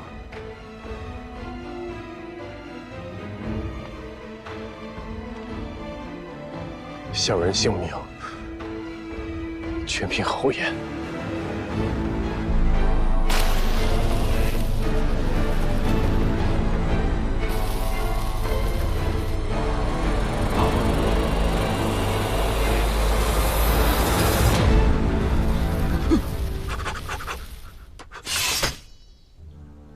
侯爷，赵大夫，给他治伤，跟楚怀明说。 修改名册，把藏海的官职给删了，报上杨真的生辰八字，就说长史杨真自愿殉葬。侯爷，藏海此人野心太大，难以掌控，该杀。你是觉得本侯不能掌控，还是你不能掌控？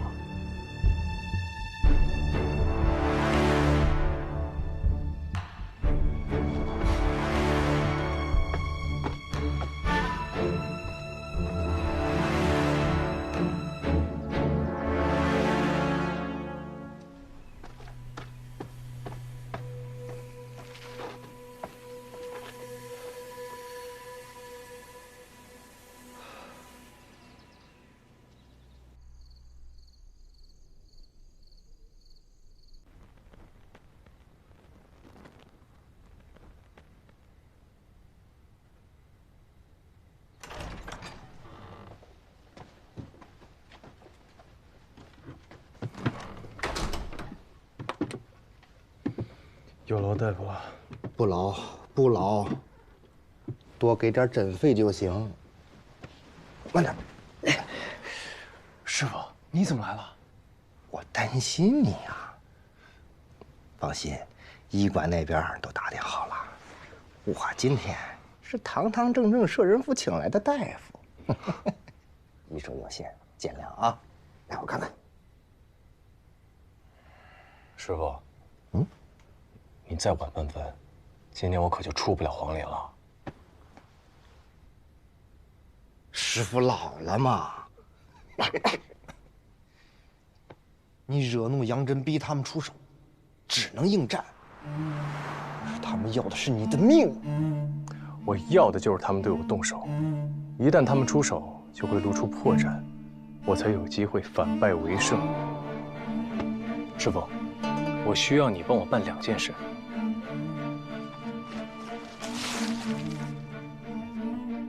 你顺着小仓河走到上游，会找到一座前朝防汛的堤坝，无人看守。当年幽河改道，致使它的支流小仓河出现地下暗渠，正好途经皇陵。而断龙石的下降由水力驱使，我会利用这暗渠，把小仓河的水引入皇陵水槽。你在太后下葬当日，守在堤坝。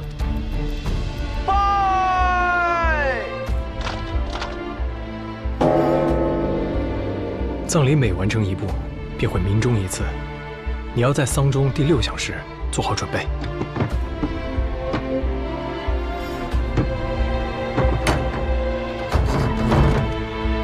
放断龙石。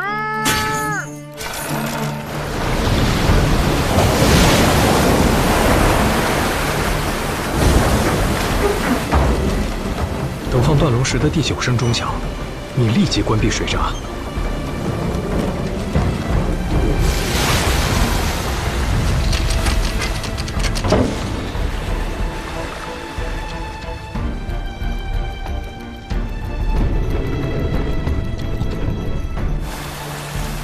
暗渠里的水会慢慢减少，断龙石也会停下。接着，你燃香计时，而我会想办法从墓道里走出来。藏海，你怎么出来了？这断龙石落不下来，你到底动了什么手脚？我什么手脚都没动。 就是我命不该绝，只要我出来，它自然就能落下。我要让在场的所有官员相信，只要杨真进到墓葬里，断龙石就会落下。同时，我也会尽量拖延时间，等待香燃尽。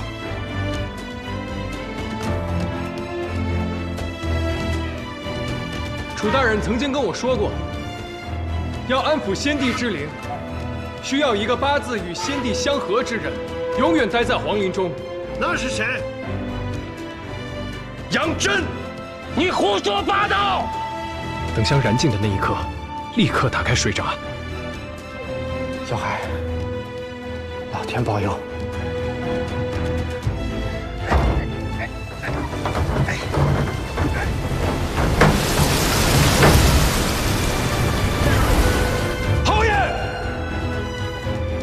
时辰过了，小人不过一死，不足挂齿。但若是连累了诸位大人，小人万死难受。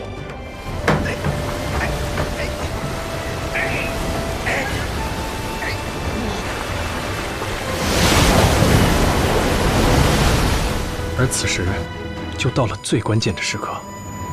我赌平津侯一定会顶不住压力，让杨真进皇陵。侯爷。 这是要拉小人跟他同归于尽啊！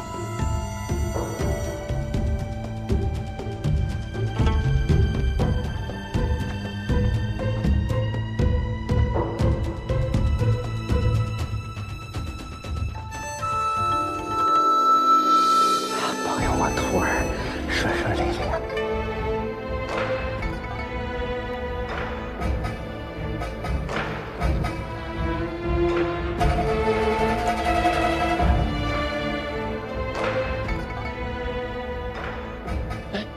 明道，明道，侯爷，他走啊！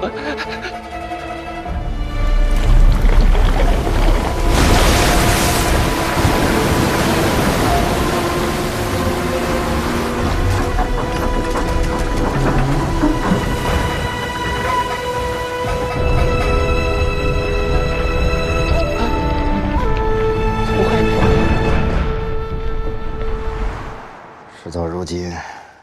你除掉了杨真，受到了平津侯的青睐。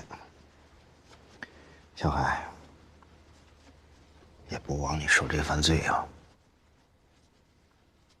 事情还没有结束，咱们还有一关要过。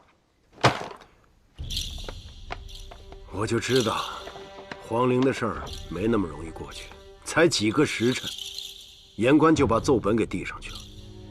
要不是宫里传出消息。 保不齐我明天上朝就被人打个措手不及。居然敢参父亲总能聚焦在皇陵杀人，这帮老东西真是可恨。还是得想个办法堵住他们的嘴。怎么堵？瞿娇是在众目睽睽之下动的手，堵一个人的口容易，100个人的口怎么堵？越不让他们说，那帮言官闹得越厉害。这帮狗屁言官懂什么呀？他们只不过是要你给他们个交代。 既然堵不住口，那咱们干脆就把人交出去。你想让我把瞿娇交出去？瞿娇跟随父亲多年，忠心耿耿，我怎能推他出去受死？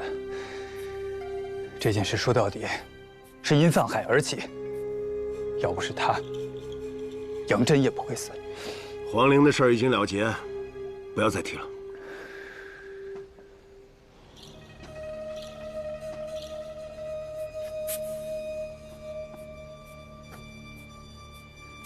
要不这样，杀了藏海，将他的脸哗哗当场取消交出去。这个藏海做事太过阴险，留在父亲身边，儿子总觉得后患无穷。父亲，时间紧迫，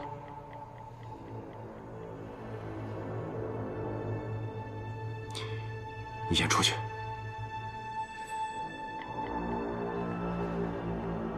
是。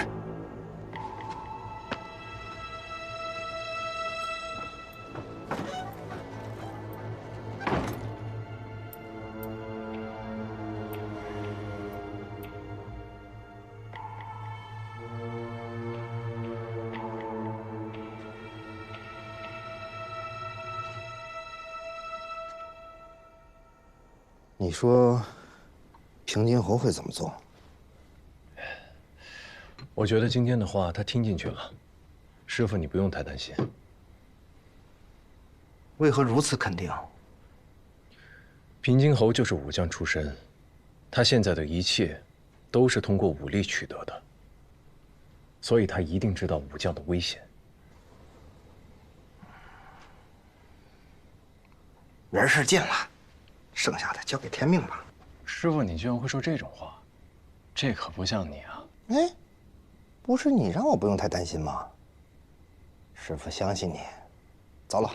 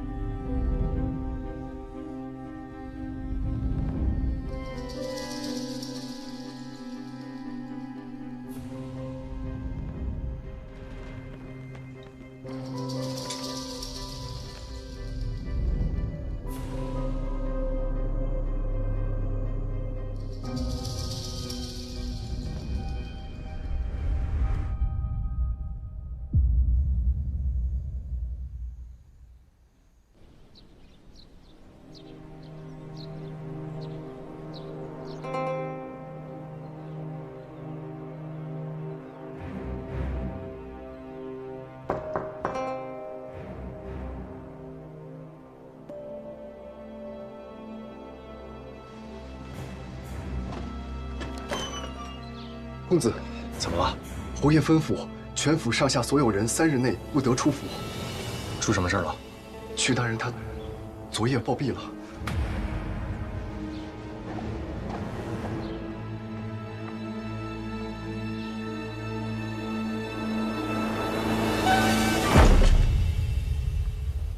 打今年起，大人就任侯府的长史，每个月20两的俸禄。您呢，就不用回世人府了，就住在侯府的内园。这里是侯爷亲自为您挑选的，毗邻侯爷的园子，也方便您出入。大人，跟我来。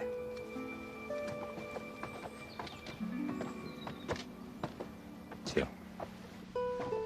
这些小厮和丫鬟都是侯爷吩咐来侍奉您的，还有衣衫布匹、文房四宝、一些银两，也是供您使用的。您看可满意吗？代我谢过侯爷。你们都下去吧。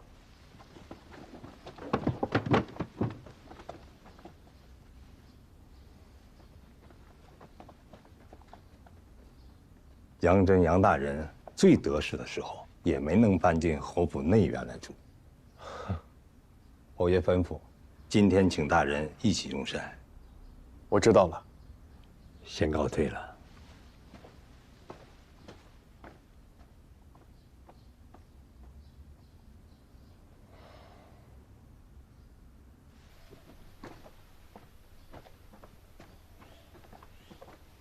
臧大人，请。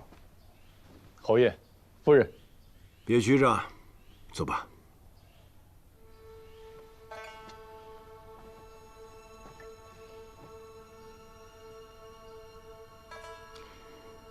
藏海啊，这几个月辛苦了，这都是你的功劳。来，这杯酒，我敬你。大公子谬赞了，我不过是出些蛮力罢了，都是按侯爷和大公子的吩咐做事而已。既是侯爷的幕僚，知府倘有请意之时，你定会不吝赐教吧？赐教不敢当，若大公子有用得上在下的，我一定尽心尽力。藏海啊，我仔细想过了，侯府被杨真留下的那些幕僚，都是无能之辈，干脆都打发了。你觉得如何？侯爷抬举小人了，小人是侯爷的人，生杀予夺都握在您的手里，一切全凭侯爷定夺。庄山，在。那就把几个用惯的老人留着，其他的都打发走。是，侯爷。坐。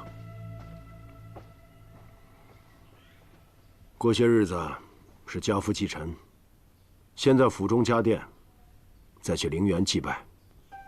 你也好好准备一下。侯爷，祭拜先侯如此重要，小人刚入府不久，不敢擅自做主啊。能坐在这张桌子上吃饭，都是本侯最信任的人。让你操劳本侯的家事，已是大材小用了。侯爷的事，便是小人的头等大事，小人定为侯爷效犬马之劳。别光说不吃，喝酒。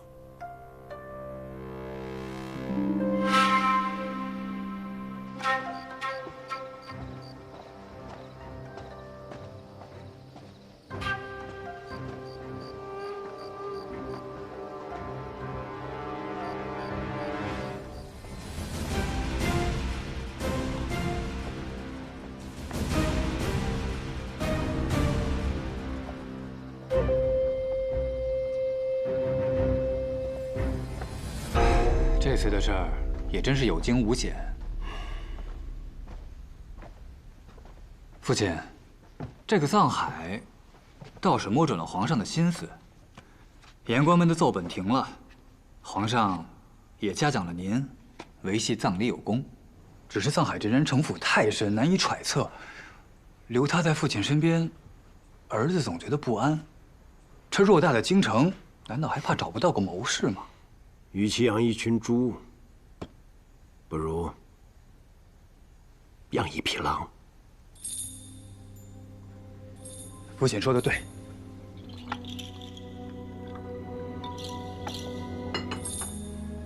侯府有父亲做主心骨，什么样的奴仆都随便用。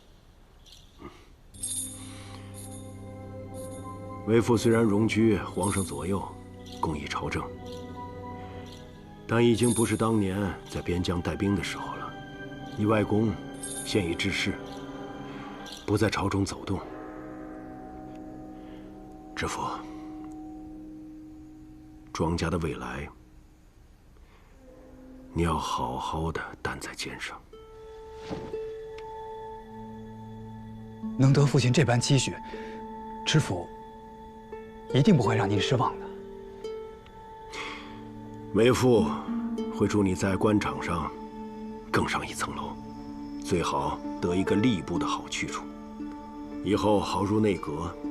但在此之前，你需要人辅助，为你出谋划策。藏海就是为父替你选的那个人。只是藏海愿不愿意真心为儿子所用，还未可知啊。王佐之才，自然多是桀骜的。重要的是，主人该怎么驯服他。他要是不听话，那就敲碎他的髌骨。一个废人，就不会想着往外爬了。他现在刚刚进府，要让他觉得自己前途无量，那才会尽心尽力。为父会把他的棱角打磨平整，再交到你的手上。你只需要记住，庄家的荣耀不容有失。儿子明白了。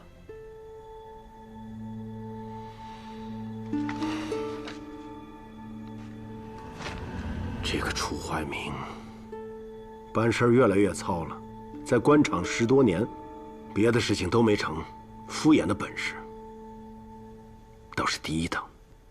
庄山，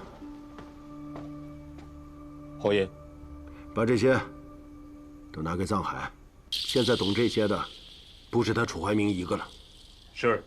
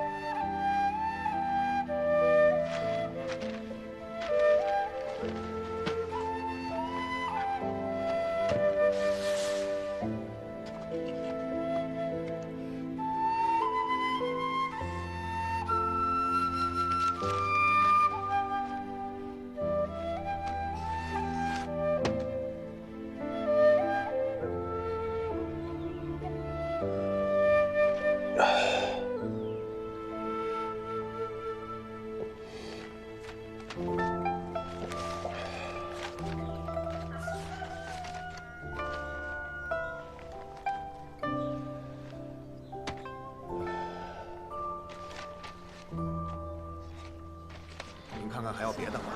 您再看看吧，吃得好再来啊！姑娘，您看看，甜吗？特别新鲜。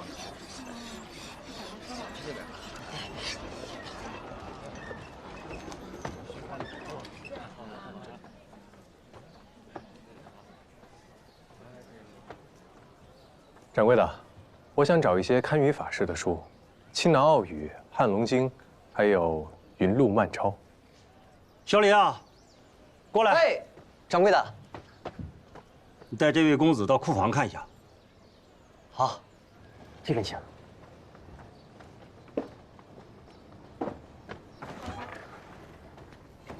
公子自己先找找吧，我先下去招呼下客人。多谢。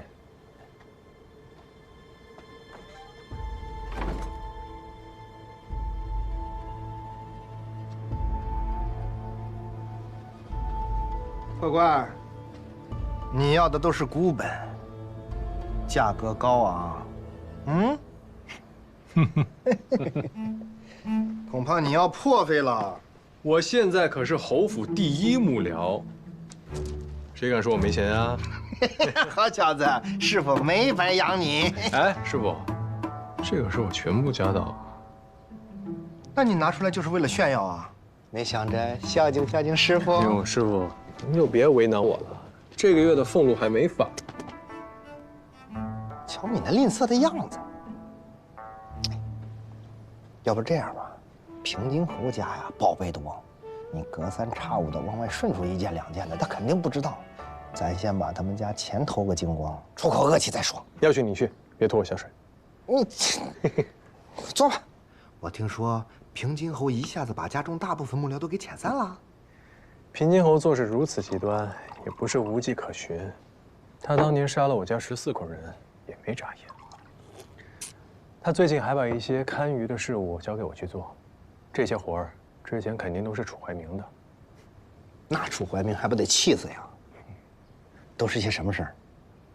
一些金郊山脉的堪舆和新城老建筑的图纸解构，想必都是为了帮庄知府。也好，他对你委以重任，你接近他就更容易了。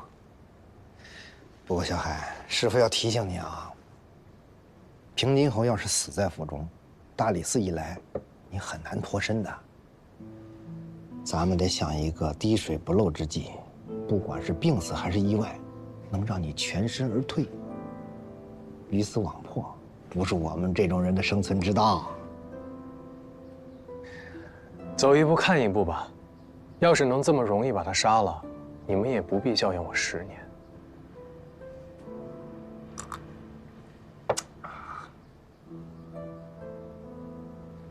我得走了，刚当上幕僚，不能出来太久。以后我有什么事儿，还来这个地方找你。好，小海，你现在身份不一样了，好事坏事都会接踵而来，小心啊！师傅放心。哦，对了，小海，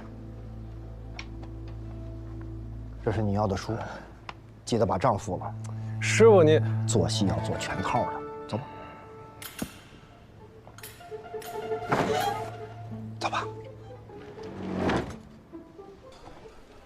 老板，来碗馄饨，1碟豆皮。好嘞，稍等啊。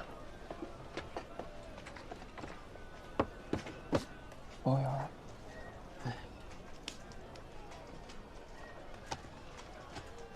客官，真对不住，小店馄饨卖光了，要不您别处吃点儿。那儿不是还有吗？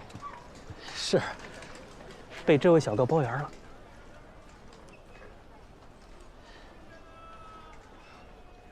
行，我去别处吃。哎，对不住，对不住啊。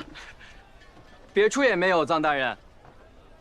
您去的下一家、下下家，我都包圆了。我认识你吗？大人别误会，不是在下故意与您为难，而是我家主人已经备好宴席，请大人一叙。你家主人是谁？枕楼的老板。我家主人还说，臧大人智谋无双，思虑周全，您一定会来的。带路吧。大人请。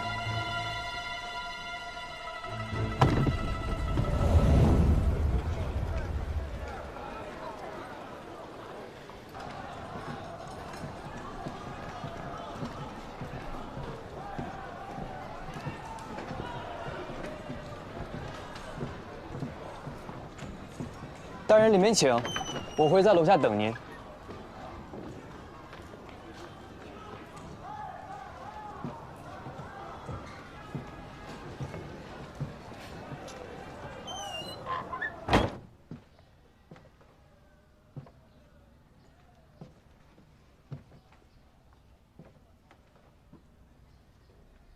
臧大人名动京师，今日一见，果然是俊才飞扬啊！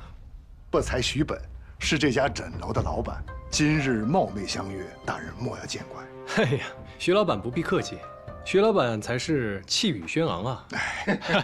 您有所不知，其实我与枕楼颇有渊源。哦，我到京城的第1天，便是在枕楼看了一出好戏啊！下属顽皮，大人莫怪。哎，请大人啊，请。大人，你要尝尝我们枕楼啊窖藏的山东秋露白。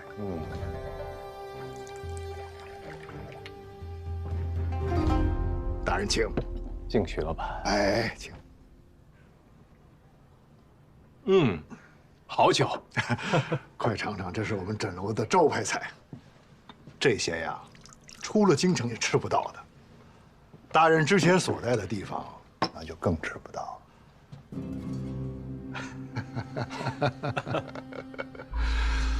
不知徐老板今日叫我前来，所为何事啊？在下就是想跟大人交个朋友。承蒙徐老板厚爱，您这儿既有皇家的珠玉匾额，又有广进的财源，难道还会缺像我这样的朋友吗？大人刚到京城3月就名动京师，这钱财都是利，大人有了名，还怕这利不主动找上门吗？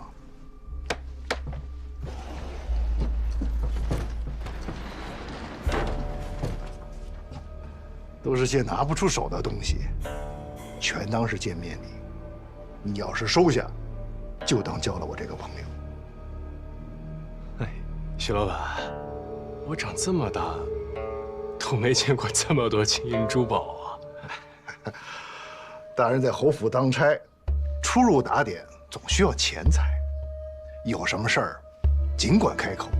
我这个人呀，就爱帮衬朋友。大人一句话，你的事儿就是我徐某的事儿。大人请。徐老板厚爱，不才确实有几个不情之请，还望徐老板考虑一下。大人但讲无妨。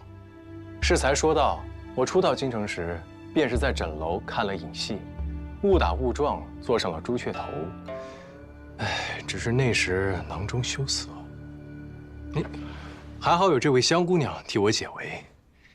现在回想，这朱雀头确实是个好位置啊。不知徐老板是否愿意每月的初一、15，都让我坐上朱雀头，掌灯看戏呀？既然大人喜欢，朱雀头大人坐便是了。哎呀，只是掌灯，掌灯，掌灯亦可。大人刚到京城，想广交朋友，朱雀头的确是个好办法。徐老板大气，来，大人请。方才说的是私事，在下还有公事相求。大人请讲。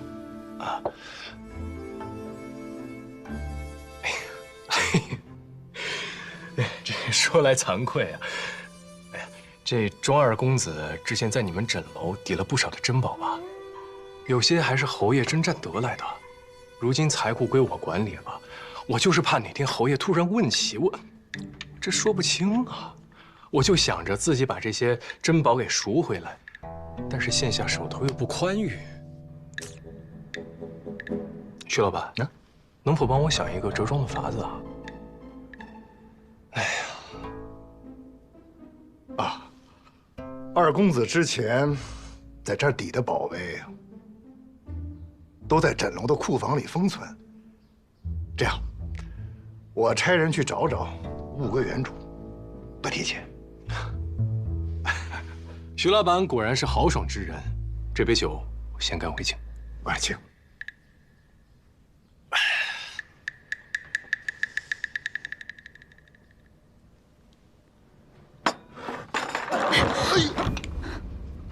徐老板，不好意思，不好意思。哎，看来大人不甚杯酌，那经常要到我们枕楼好好练练酒量了。是，徐老板说的对。哎，徐老板，其实在下还有几件事情。行了，别演了，他已经识破了。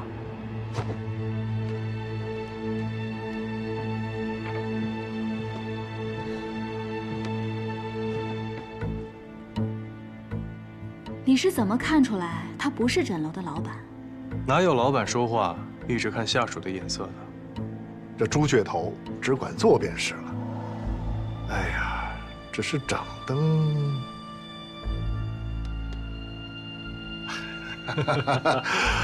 掌灯亦可。你这个杯子价值不菲吧？徐老板刚才对我提出的种种不合理的要求，吞吞吐吐，又对这个杯子格外的紧张，再加上他手指间有拨算盘的老茧，如果我没有猜错的话，他应该是你们枕楼的账房先生。唉，也不知该说是他笨，还是该说是你聪明。我能看出来，是因为老板想让我看出来。既然老板现在已经显露真身，想必不是心疼钱，而是有话要跟我直说。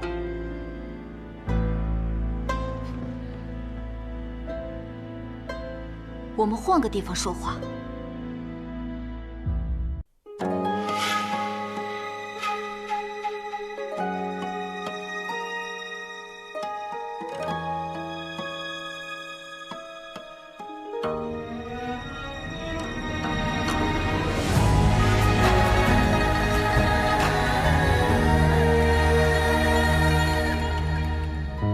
收敛眼泪的锋芒，掌心念着危险的渴望，惊涛袖里藏，惊雷无声响，城府深深不过。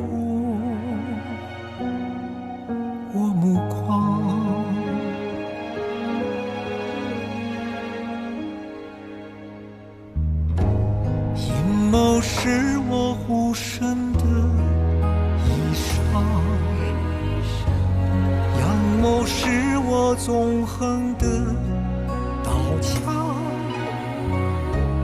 用隐忍的狂，稀世道的藏也不黑，只因为我心滚烫。翻云是我，浮云是我，人心的罗盘莫测，总会有人起起落落。生杀是我，雨多是我，当夕阳如烈日赤裸，与君共高歌，芒种是我，秋收是我，天下是我，苍生是我，你也是我。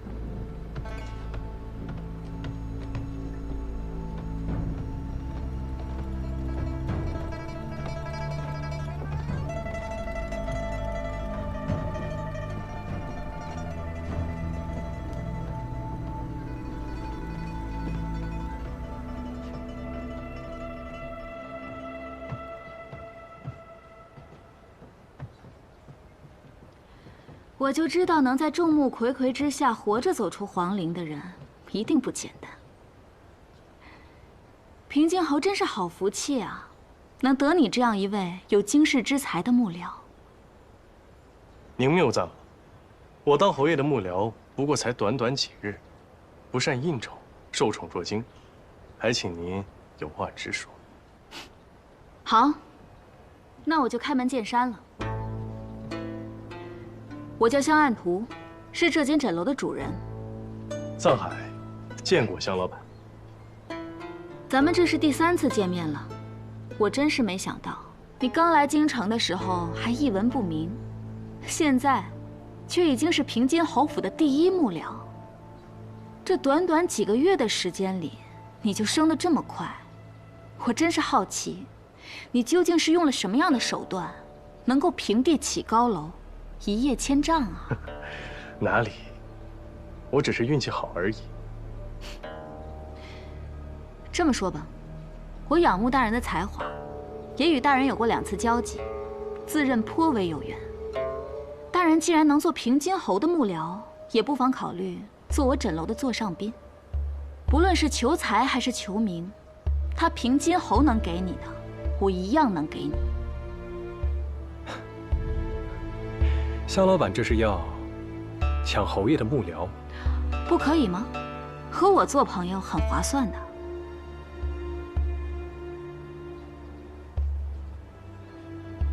对不住了，您要是高看我一眼，在下一定会记住。做朋友嘛，在下不敢高攀。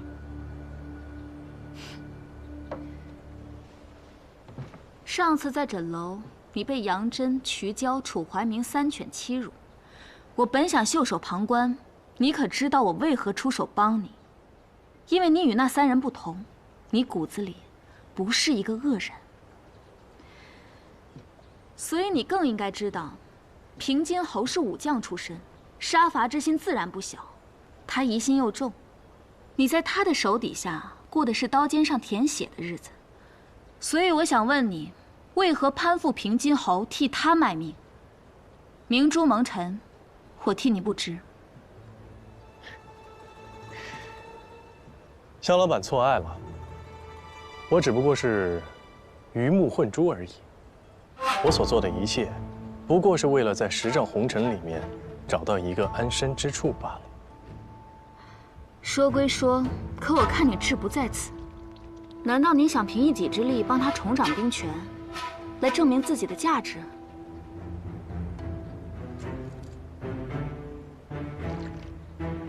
别人做不到的，我总希望自己可以。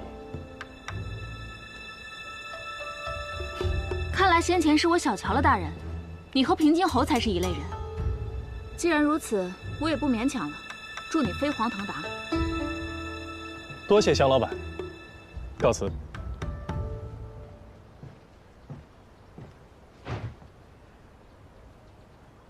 还请大人记住，在这京城里，你用得着我枕楼的地方，肯定比我用得着你的地方多。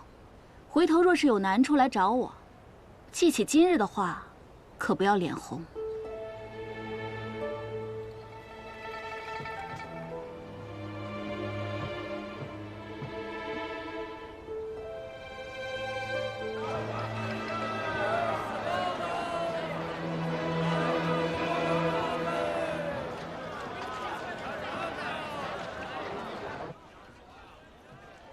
听说他拒绝了你的招贤，他就是那个藏海啊。他把自己说成了一个追名逐利之人，可就是这样一个人，却拒绝了我们香老板的好意，似乎又有些风骨，这是怎么回事？八公子还看不出来吗？他铁了心为平津侯卖命，想向世人证明，他藏海是非常之人，能成非常之功。不过可惜了，他犯了你的忌讳。以平津侯的心性，若有朝一日重掌兵权，必定回到边境大杀四方。杨真只是个小人，不足为虑。可是藏海不一样，我不希望看到平津侯的手底下有这样一个能人。你想除掉他？哼，人无千日好，花无百日红。如今他是侯府的第一幕僚，许多事情都会分至他来，很多事一不小心处理不好，就会失去平津侯的欢心。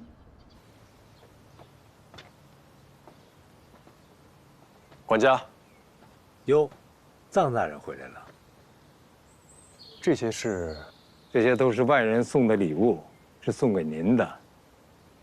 您现在不是侯爷身边的红人吗？所以他们都抢着巴结您，认识您呢。您看，盘吃勾云玉带钩，瞧这用料，这成色啊，这都是顶好的。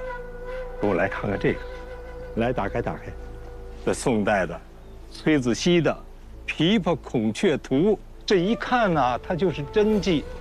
瞧瞧，这枝叶呀、翎毛啊，是极富逸情啊。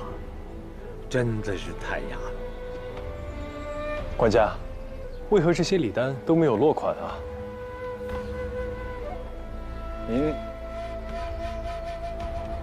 你们都拿进去吧。大人，你还不知道吧？这叫回头礼，这是京城不成文的规矩。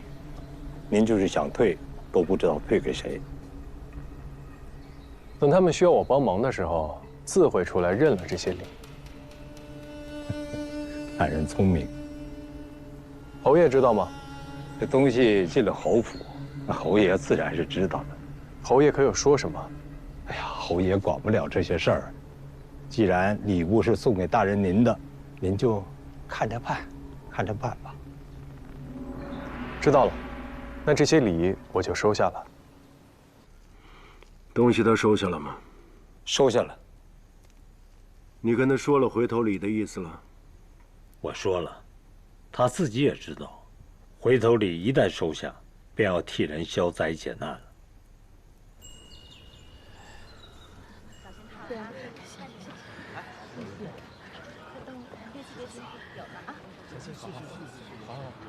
谢谢。怎么了？有人在施粥。不够吃再来，再来拿，还有好了。谢谢大人。不过还有呢，小姑娘，来，小心看吧。谢谢。来，这是您的。哦，来。谢谢。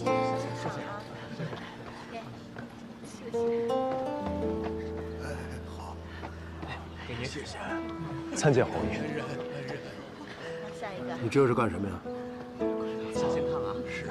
回侯爷，昨日小人收到了些回头礼，心里实在不安，便将这些礼换成了粮食，以侯爷的名义施舍给这些穷苦的百姓了。侯爷出来了！侯爷出来了！多谢侯爷！多谢侯爷！多谢侯爷！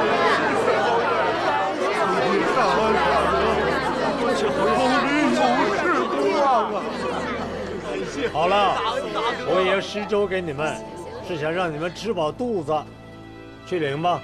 多谢侯爷！好，领到，快！小人自作主张，还请侯爷恕罪。藏海啊，没想到这件事你办得挺漂亮，我倒小看你了。侯爷，真是折煞小人了。小人不敢忘记自己是侯爷的人，那些礼物太过于贵重，我若是收下了，便是替侯爷欠下了人情。今日这样做，想必他们也不会再送礼了。再送，你就收着。难不成你觉得本侯没有本事替人消灾解难？小人不敢这样想。待会儿施完粥，你自去本侯的书房把魏辽子给取来。跟着本侯，不能只看四书五经，兵书也要多看看。是。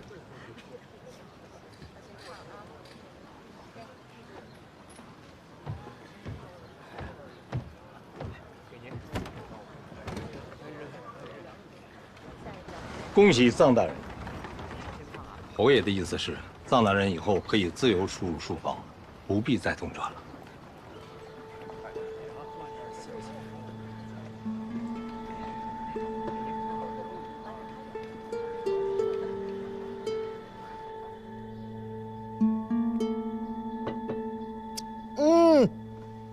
用这玉做的茶壶喝茶，好像味道都妙了几分呢。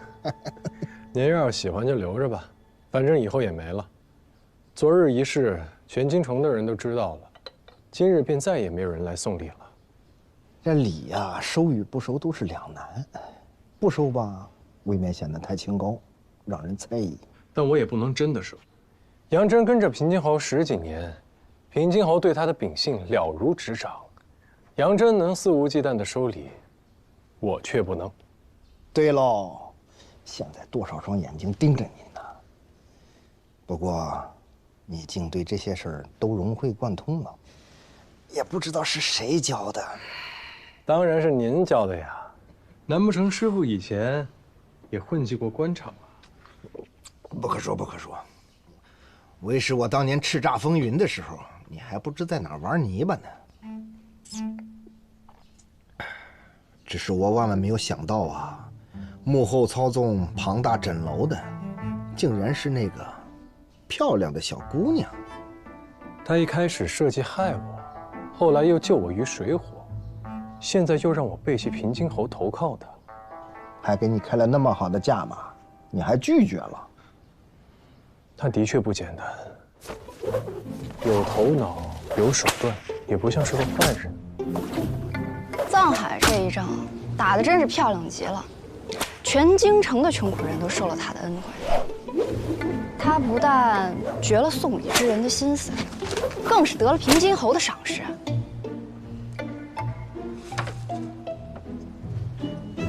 你失算了。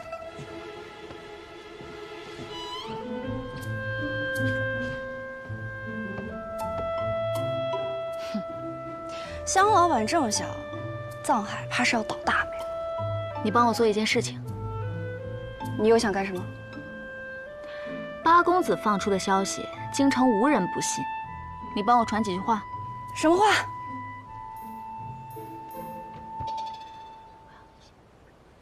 不行，我向来只说实话，从不造谣。你八公子靠我枕楼吃饭，还敢拒绝我？这忙你帮不帮？不帮。上次你非要说太后的事，把厂卫都给招来了，还不是我替你摆平的？那我还不是为了给枕楼多赚点银子？那这样吧，以后你说书的票钱我多分你一成。你就帮我这一次嘛，好不好？求你了，求你了。那说清楚啊，就这一次。今年就这一次，这辈子就这一次。财水易，面状物，草下虎，不得胜，小心耳，皆衰败，万人一身藏，臣子面主上。财水易，面状物，草下虎，不得胜。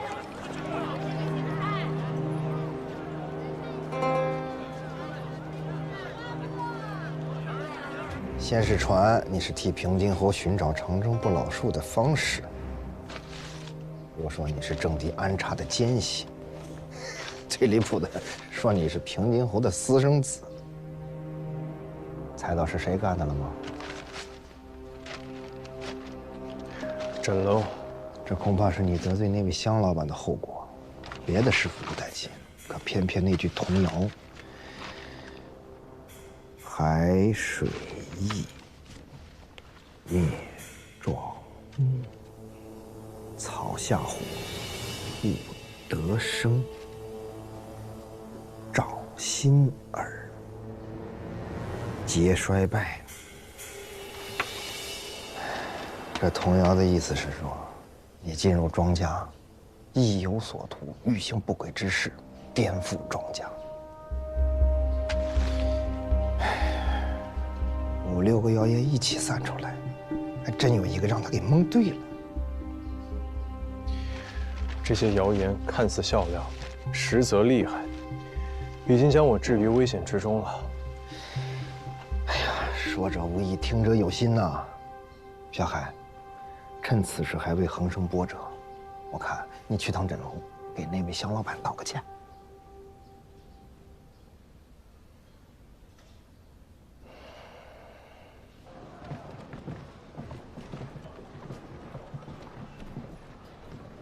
香老板在吗？我家主人这几日出门了，大人请回吧。那他何时回来？小的也不知道。那他……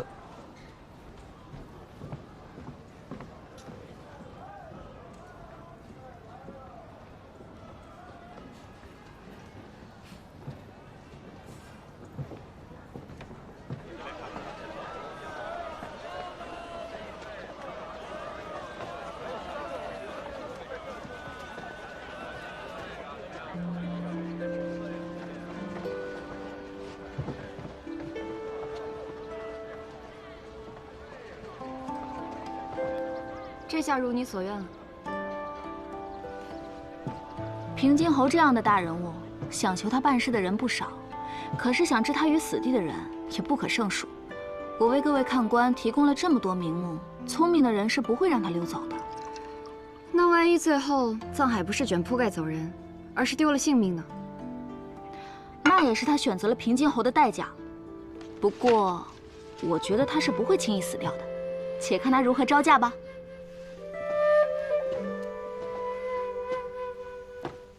大人回来了。这些礼物又是谁送的？这些都是今日新送来的，没有留下名字。看来还是有人不愿放弃巴结大人您呢。行，我知道了，你先下去吧。是。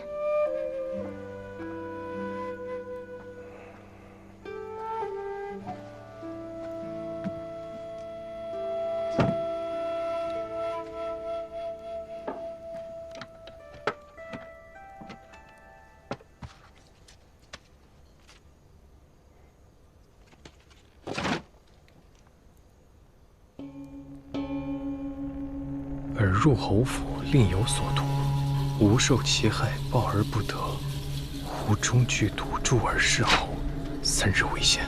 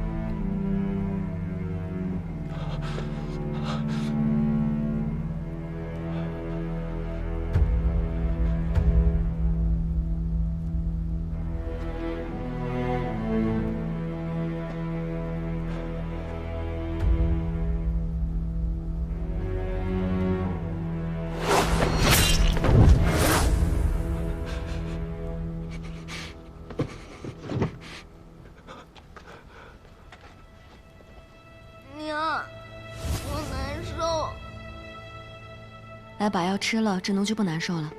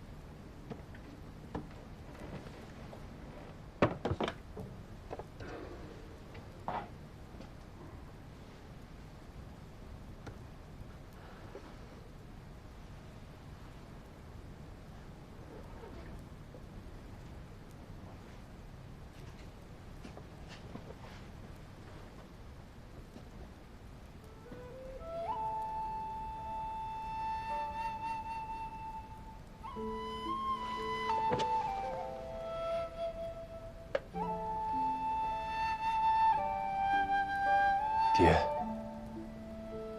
娘，请保佑孩儿一定杀了平津侯。到那时，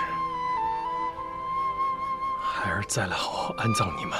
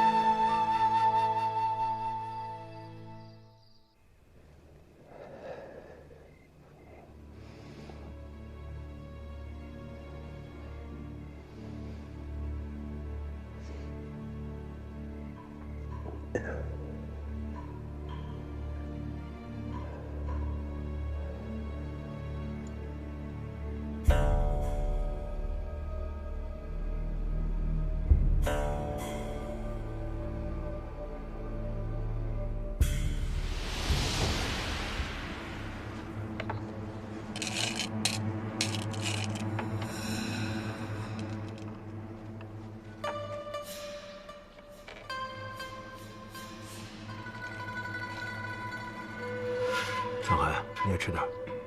丫鬟每日未时送来茶点，有时送来晚饭。这期间一直有管家跟随，无法下手。或许唯一的机会是和平津侯独处时，当面下毒。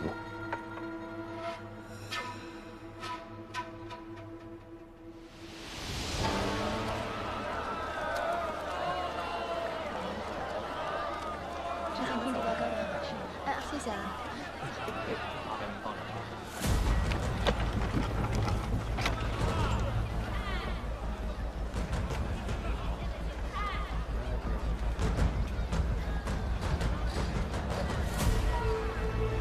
客官看看茶叶吧，坚果，里面什么都有，甘甜可口。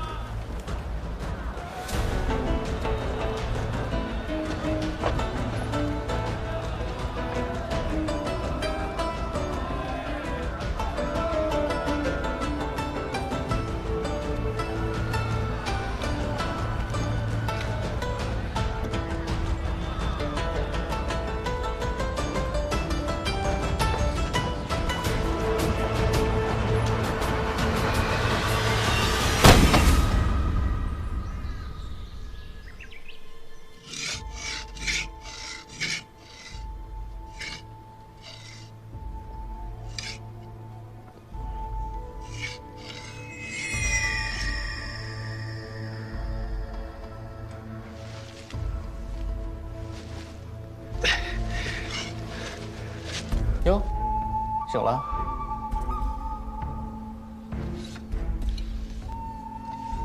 你是慧心，没想到还记得我。你就是威胁我的人。什么威胁？威胁你什么了？胡儿，他在说什么呀？不知道啊，说些什么乱七八糟的。哎，你是不是把他给打傻了？不可能，我的力道我心里有数。背后指使你们的人是谁？指使？你觉得我们两个人像被指使的吗？那为什么帮助我？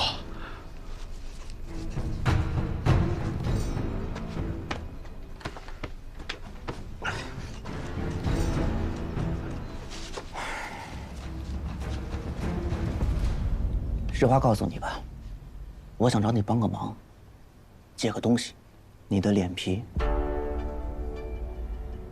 我想把它割下来，戴在自己的脸上。你想用我的脸皮冒充我？是的。说实话，我蛰伏在侯府这么多年，就是要做一件很重要的事情。接近平津侯。本来杨真走了，我觉得我的机会来了，没有人能够再阻挡我。没想到你出现了，还让他把我们都遣散了。我真的是一点机会都没有了，我恨死你了。你有没有想过，这样换脸根本行不通？这种治怪之术，恐怕刚进侯府就会露馅了。那是你见识短浅，放心，我的刀法很好，不会痛的，而且我们会好好为你超度的。这个疯子！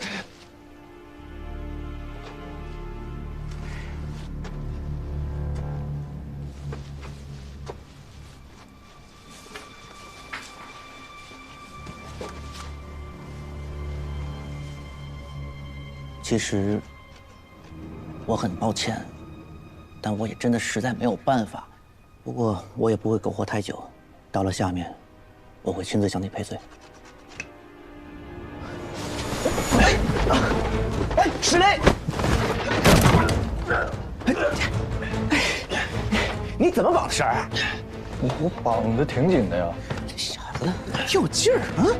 你这摁住了。刘烨八戒，还算有见识。你这道具哪儿来的？与你无关。那我问你，你为什么要接近平津侯？反正你要死了，我就告诉你，我接近平津侯，就是为了要杀他，给我师父报仇。你师父在这儿吗？他不算我师父，我要为我真正的师父报仇。你真正的师父是谁？行了，别浪费时间了，反正你今天怎么都会死。对，反正我都得死。你让我把话讲完。就算你真的要用我的脸，但只取脖子以上的皮是远远不够的。你肯定不知道吧？脖颈、前胸、后脊的皮肉相互牵连，稍有不慎就会划破皮肤。想要做到没有破绽，必须得从后背下刀。废话，我用你说吗？我当然知道，我就是比划比划。把这衣服给我脱了吧。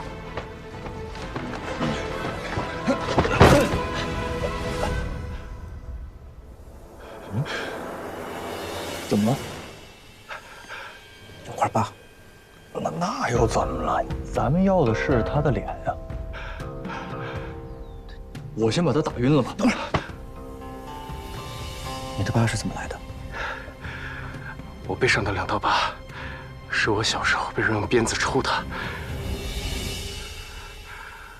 我父亲那个时候在洞下，是我的小师兄给我上的药，但伤口太深，他也没有法子。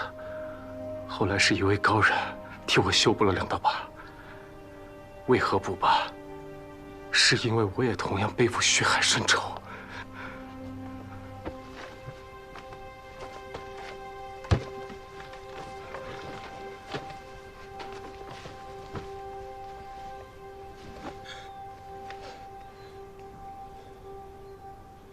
你是？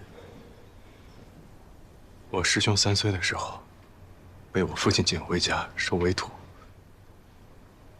我小时候常常与他一块上山看鱼采药，一起逃课受罚。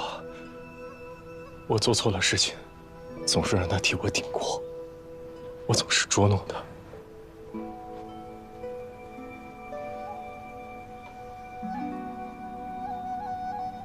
你师兄当年是不是因为犯错被罚到了后山，没能和师父师娘一起死，苟且偷生到今天？他虽然不成器，但却是我父亲最心疼的弟子。我父亲要是知道他还活着，不知道该有多高兴。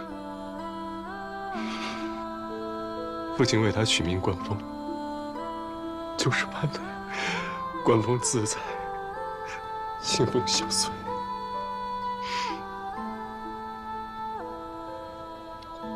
我就是关风，我就是关风，我就是关风，我就是关风，真的是你之奴，你还活着，活着就好，活着就好，活着就好。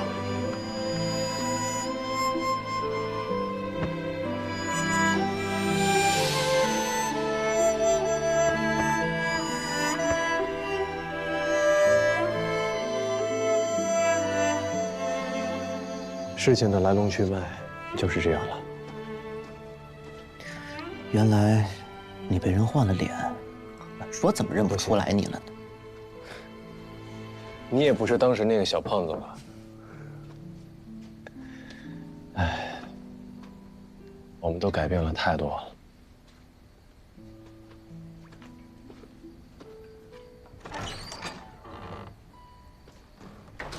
哎，你那个小师傅真的可靠吗？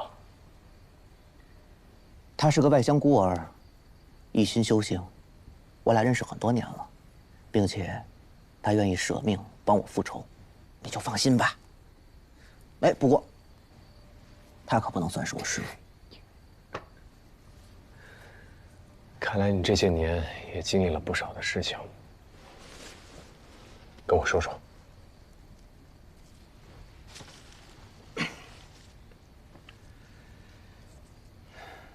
那日，师娘不是罚我去山上砍柴思过吗？刚入夜，我看到师傅从西南面回来，我心想，师傅回来了，师娘一定很高兴，兴许就不罚我了。我就连忙往山下跑。快要到家时，我突然听到了惨叫声，发现门口围了好多人，手里还拿着刀，我就赶紧躲了起来。这时，我看到有一个人从里面出来，就是平津侯。我还看到师傅和师娘被他们抬了出来，我吓坏了，不知道发生了什么。等他们都走了，我赶紧往家跑，可火烧得太大，我进不去。救命！快来灭火！李叔，快救命！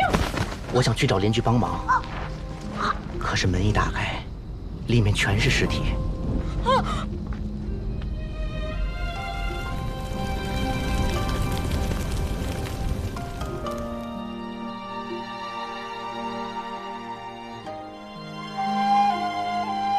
自此之后，我流落街头，过着朝不保夕的日子。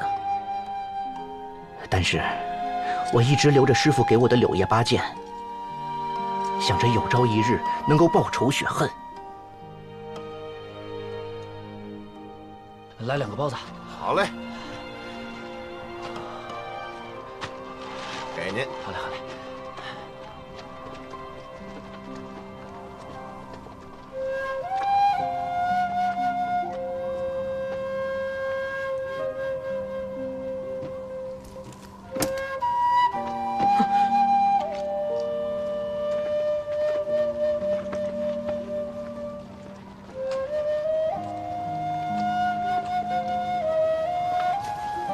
老板，哎，来了，包子钱。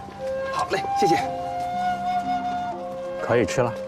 那日，我遇到了石雷和开针散人，他们收留了我，并让我做了石雷的徒弟。开针散人病逝之后，我便和石雷相依为命了。然而，在我的人生中，唯一没有放下的，就是复仇。所以后来，我想尽了办法进到侯府做幕僚。都怪我，没本事，这么多年一直都没有接近仇人。不过还好，现在有你在，咱们一起复仇。现在你是侯府的第1幕僚，怎么样？方便下手吗？其实有人在你们之前就逼我杀掉平静侯。我正打算铤而走险，就被你们抓来了。就是你说威胁你的人，会是谁呢？目前还不清楚，但是谁都不重要了。反正我也会杀了平静侯。刚才你说有一个很关键的东西是什么？平静侯当年杀了我们家这么多人。就是为了找我父亲从东夏带回来的一样东西，不过他没有得逞。父亲应该提前把那东西藏起来了，但我怎么都想不到他到底会藏在哪儿。藏东西，藏东西。哎，你刚才不是跟我说，我父亲从东夏回来的时候走的西南面？啊，按理来说应该走东北面啊。走西南面的话，会绕一大圈。他这么走，会不会是为了藏那个东西？哎，你还记得小的时候，他经常带咱们去那边的山里授课吗？不过，我只记得那边有几座山。你说他能把这东西藏在什么地方，不容易被发现呢？流仙墓，他去东夏前曾经带我去过流仙墓。对呀，有什么比把东西藏到那儿更隐秘的呢？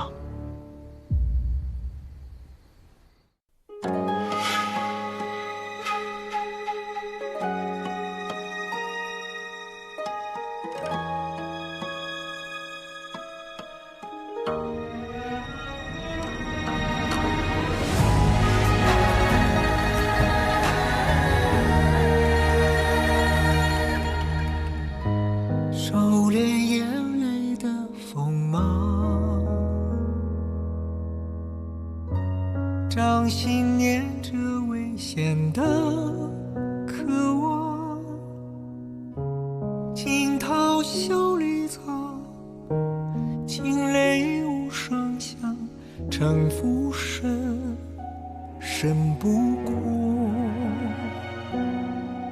我目眶。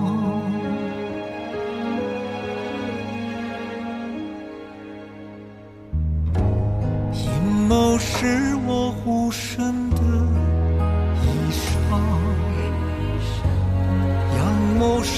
座纵横的岛墙，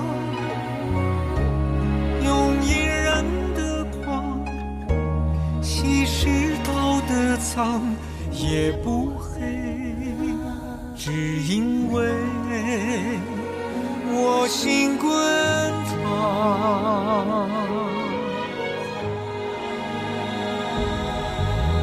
翻云是我，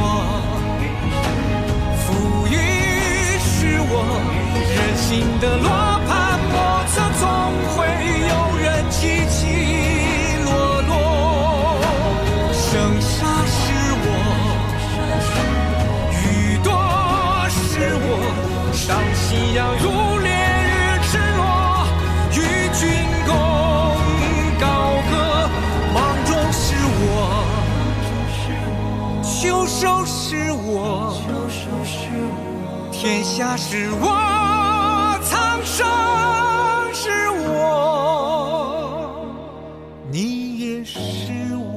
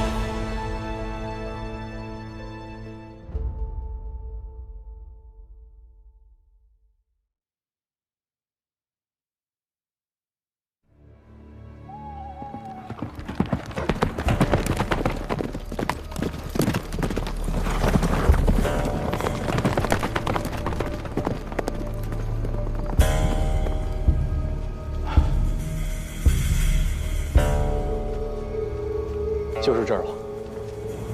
嚯，这么隐蔽的地方，过了10多年，你还能找到这块儿？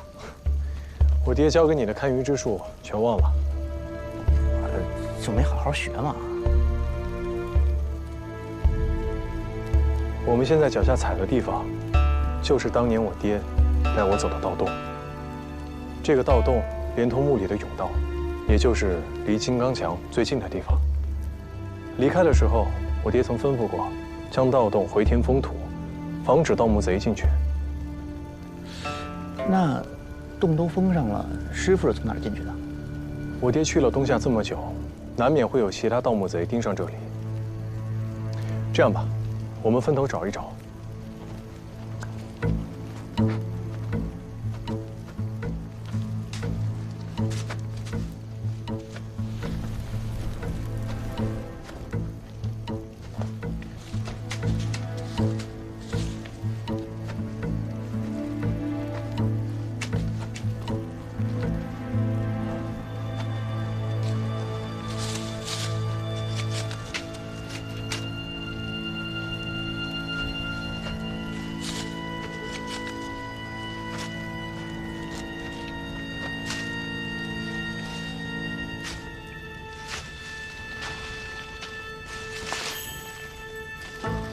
滚走！来，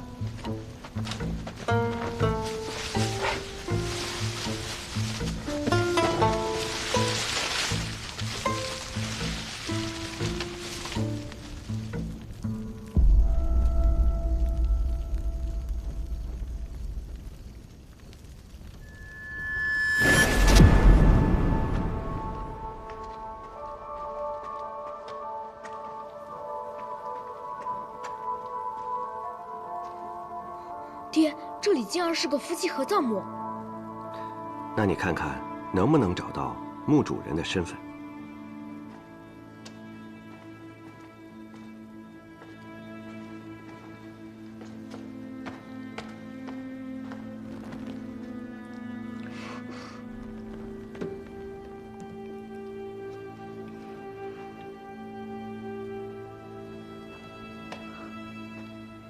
棺椁画的这么精致，材料也是上乘的，不是一般人家的棺椁。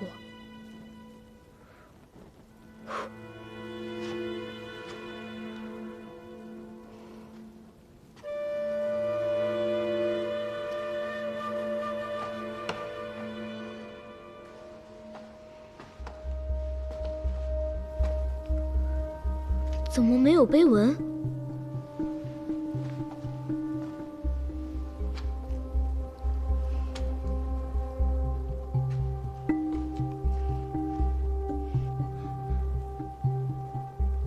这墓主人也太古怪了，陪葬的金石玉器和棺椁都是上乘的，却没有碑文。难道他不想让人知道自己的身份？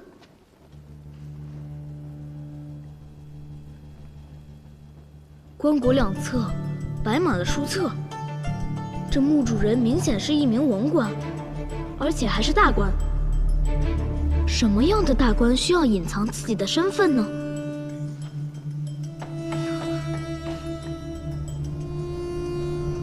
我猜墓主人的碑文就藏在这石龟之中。那为什么他不光明正大的刻在外面，而是藏在人瞧不见的地方？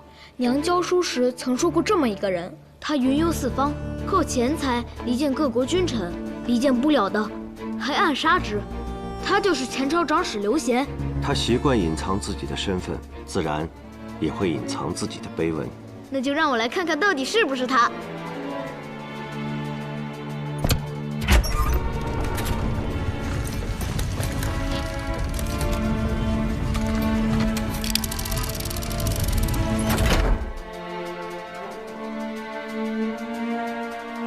真的是刘贤，真的是刘贤的墓。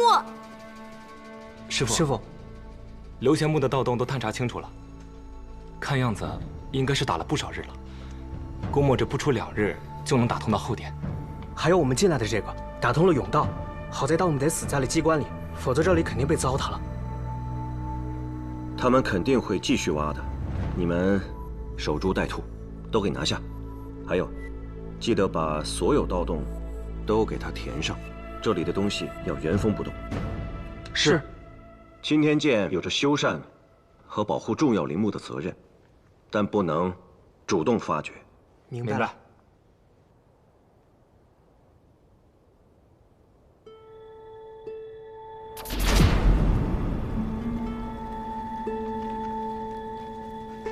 哎，地上有火把。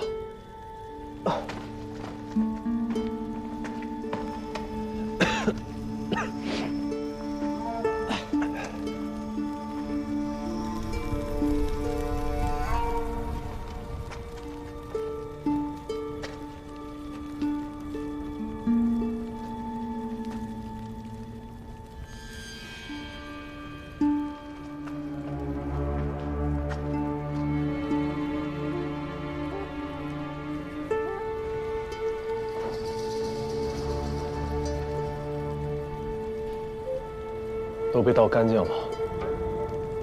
从盗洞来看，应该是有3批盗墓贼来过。这些人，有的死于机关之下，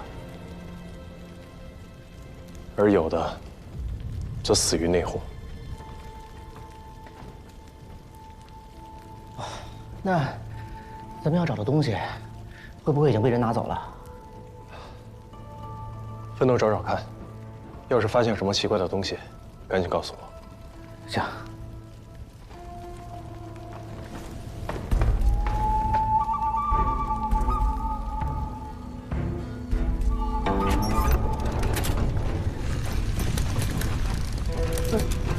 小旭，这什么东西啊？别担心，这是刘贤的碑文。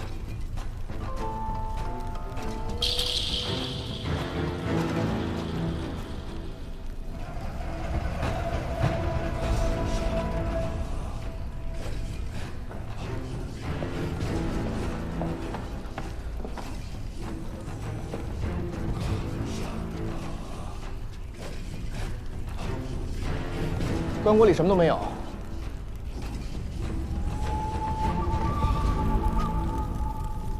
石磊，帮我拿一下。这是干什么呀？我爹说过，7年见的人，要好好对待每一具尸骨。就算我们没有拿到我们想要的东西，也要将他们好生安葬。我们离开之前，要把棺椁恢复原状。纹路怎么是反的？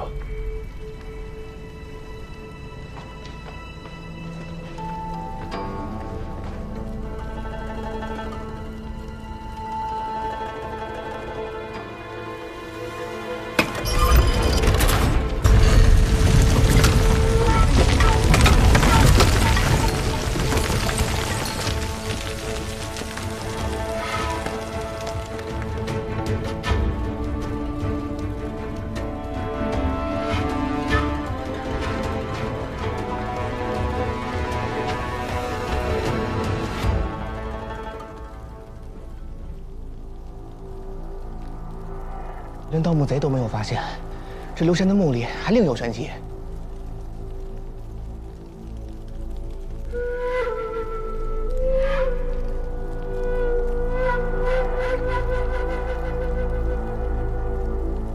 这把刻刀是我爹最常用的，这刻刀的刀柄被刻坏了一个角，我爹心疼了好久。看来这幅石刻就是我爹刻的别传。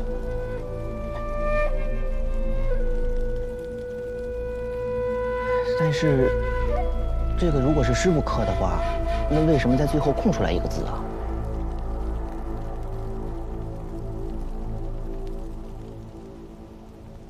圣人之道，一字以蔽之曰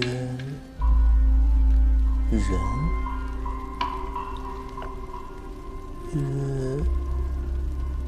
曰圣。哎，不行，怎么了？这里散落了这么多的字，他却独独留了一个空位，只怕放不对，就没有机会了。那应该放哪个呀？一个可以概括单一子一生的字。单一子，不是刘贤。你们看，这石刻上面的内容，讲的是一位圣人，心系百姓，胸怀天下。能称得上这番话的，不是刘贤，只能是他的师傅单一子。刘贤做不到像单一子一样周游列国，维持天下和平。他只能在庙堂高处，用离间和暗杀的手段，挑起纷争，谋求所得。他始终都悟不透的，便是空缺的这个字。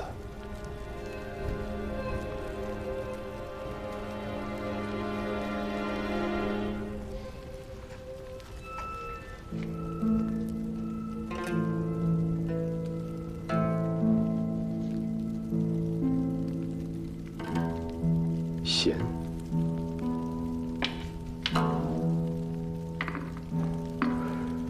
仁，慈，和，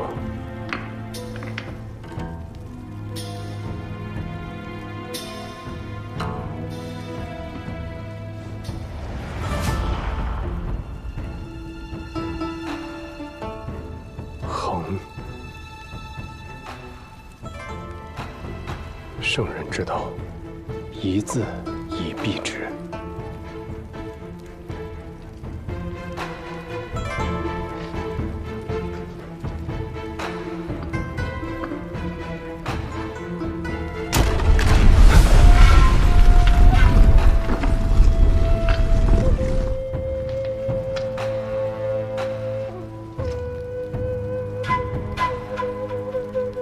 智奴，这个是不是师傅藏的那个东西啊？他们为吃抢夺的，不惜害我蒯家家破人亡的，就是这个东西吗？你赶紧拿出来看看呀！石磊，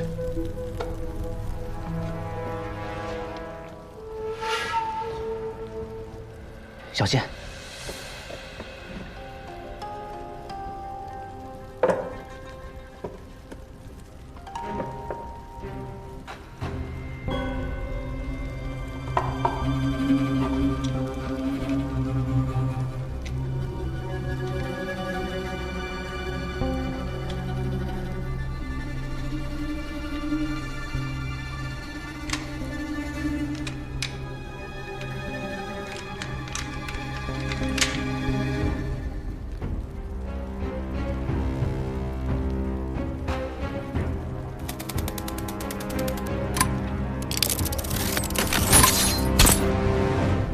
这什么呀？这是？这不是我们要找的那个东西。啊？这是我爹做的青铜匣。爹，你不是一直很想做出这个东西吗？为什么现在做好了，你不开心啊？这青铜匣，集先人智慧之大成。爹一直在古书中寻找制造它的办法，但真把它做出来的时候，却突然发现，我太沉迷于这其中的机巧设计，忽略了它本身便是一件凶器。如果此物误入歹人之手，后果不堪设想。那就藏起来，不要让它被歹人拿到啊！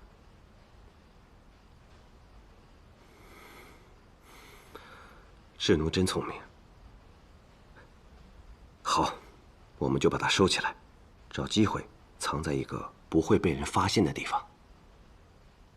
自那以后，我就再也没有见过这个青铜匣，直到今天看到它，我才明白，原来我爹早就把它藏在了这里。难道是从东夏回来那天？不，应该是小时候他带我来的那一次。可如果那天师傅没来过这里，那他为什么从西南方向绕路回家？总之，我爹没有取走青铜匣，那他从东夏带回来的那样东西，也一定不会在这里。原路返回，这里不用再找了。走。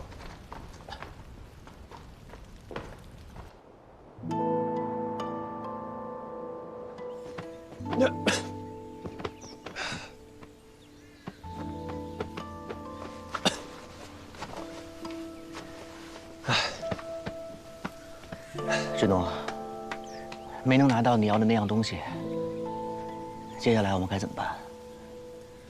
也不是完全没有收获。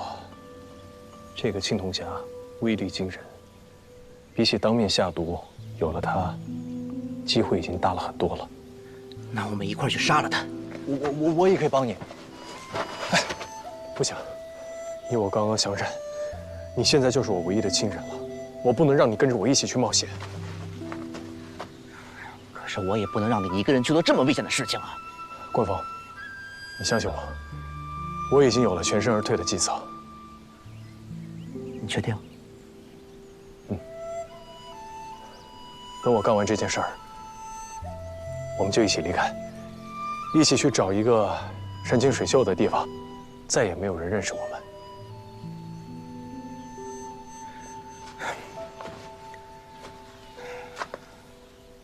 志东，你从小就比我聪明很多，你的办法一定是好办法，但是你一定要答应我，平安的归来。嗯，你放心。还有一件事情交给你们俩，把这个盗洞用土回填起来，方实一些。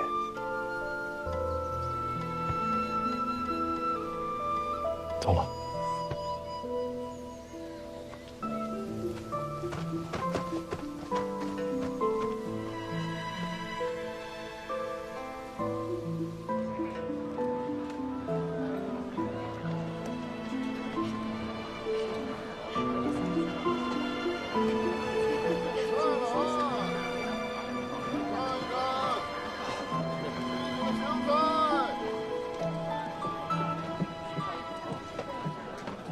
小哥，将这封信交给你们库房的那位先生。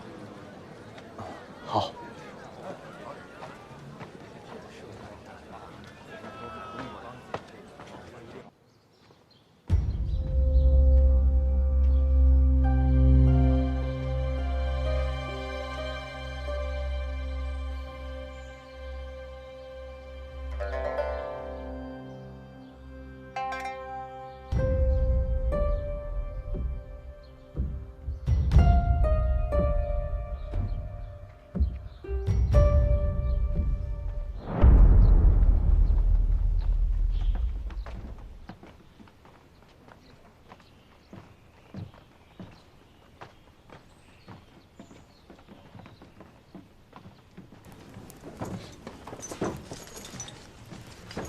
再往中间放，瓜果放两边。管家。有，臧大人，先后的小店都准备妥当了吗？都准备好了，就等有时行祭奠之礼了。好，那你先去忙吧。好。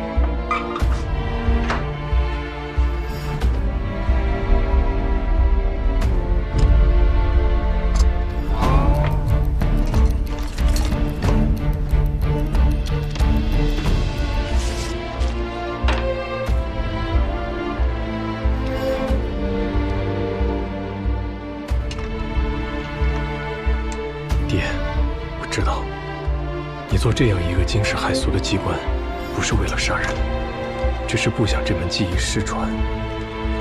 你真爱、痴迷于这项技艺，不希望它沾染分毫的不良之念。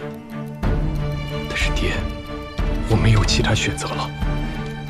现在他在我手里，我会用他杀了平津侯，为您、为母亲、妹妹和所有的师兄弟们报仇。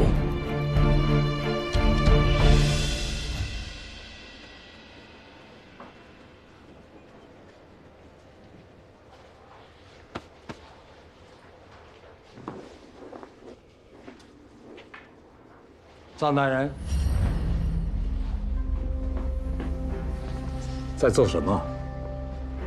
我方才想了想时辰，今日有时希冀，万物已入，有为酒器，又有丰收之意，所以我将酒樽挪到了左边，以示尊贵。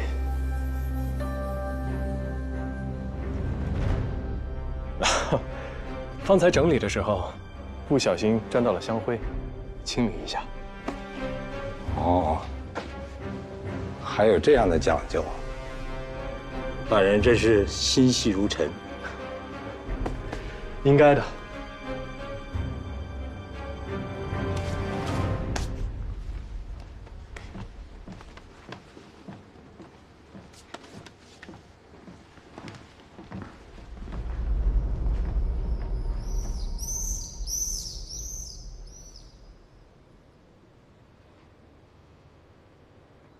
侯爷，时辰到了，该上香了。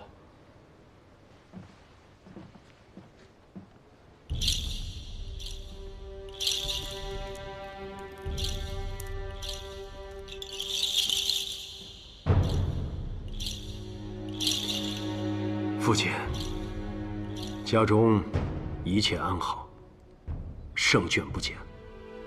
前些日子，皇上还嘉奖辅儿。 办事得力，您在九泉之下也可安心。过几日父亲继承，我携家眷到陵园，为庄家先祖敬酒上香。儿子绝不负您的嘱托，保业守成，让庄家永续。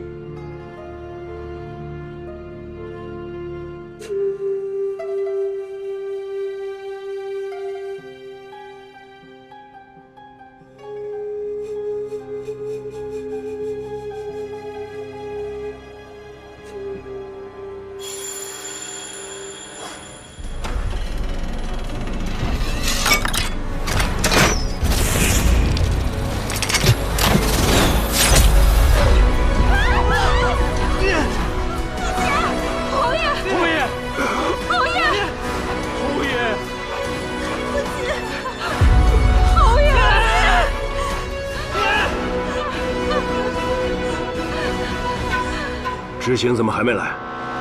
侯爷已经差人去找了，知行从昨日起便已不在府中，怕是去什么地方玩了。机关为何没有动静？等他回来，自去领罚。侯爷，侯爷，祭拜先人乃一家之礼法，我看还是等二公子回来，和大公子一起吧。为什么要等他？目无家法，本侯不想见他。今日二公子不在，人数欠缺，这香炉中的香火不足9束，99归一，小人是怕先侯地下有知，仍为不及呀。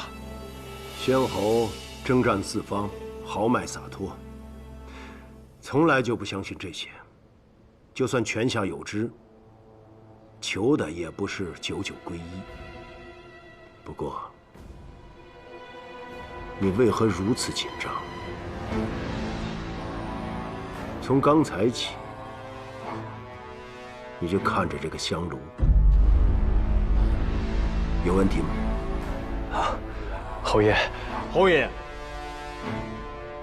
臧大人做事一向周全，刚刚还在操心祠堂的布置，还特意选了供香。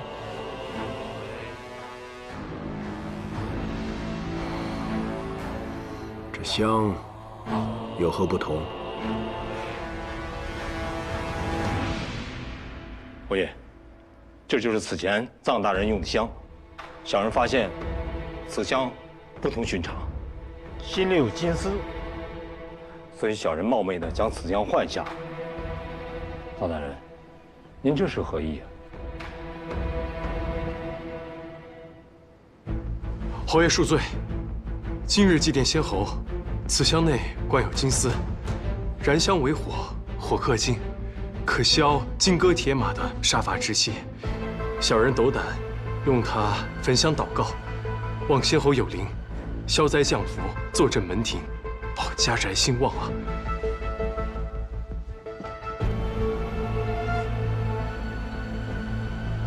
庄山，在。去看看这香炉。是。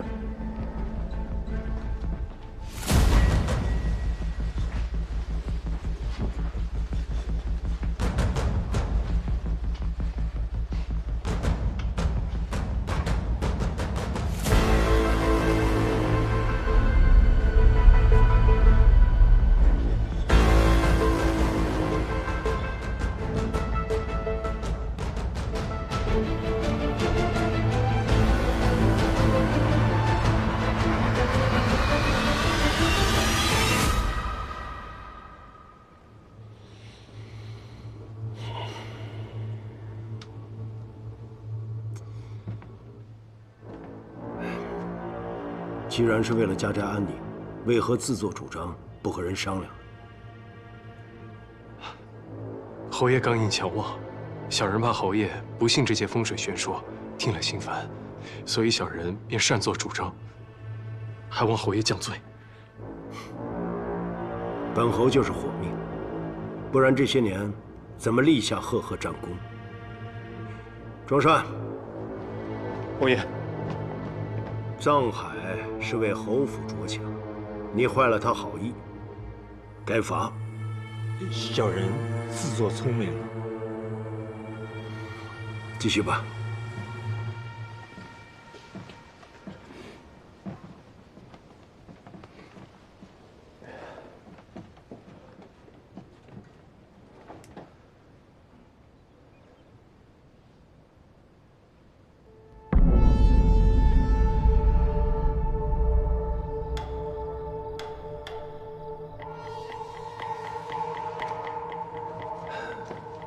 这机关盒不在香炉里，那会在哪儿？我申时放进去，有时就不见了，中间只有一个时辰，怎么就凭空消失了？是有人发现我了，但显然平静后还不知道。难道是丫鬟小厮将它当成无关紧要的东西扔了？还是说，有人取了出来，准备在恰当的时机告诉平静侯？大人回来了，吃点茶点吧。我不吃甜食，你们拿去分了吧。谢大人。哎，祠堂的供台都收拾干净了吗？回大人，都收拾好了，贡品早就被丫鬟婆子们分掉了，祭祀用品也归置妥当。清理出来的阿扎已运往后院，一会儿就叫车拉走。行，我知道了，你先下去吧。是。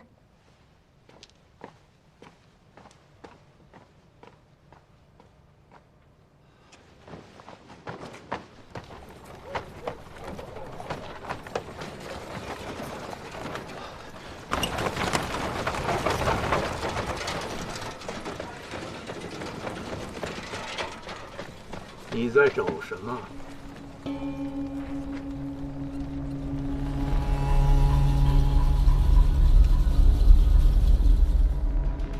是在找这个东西吗？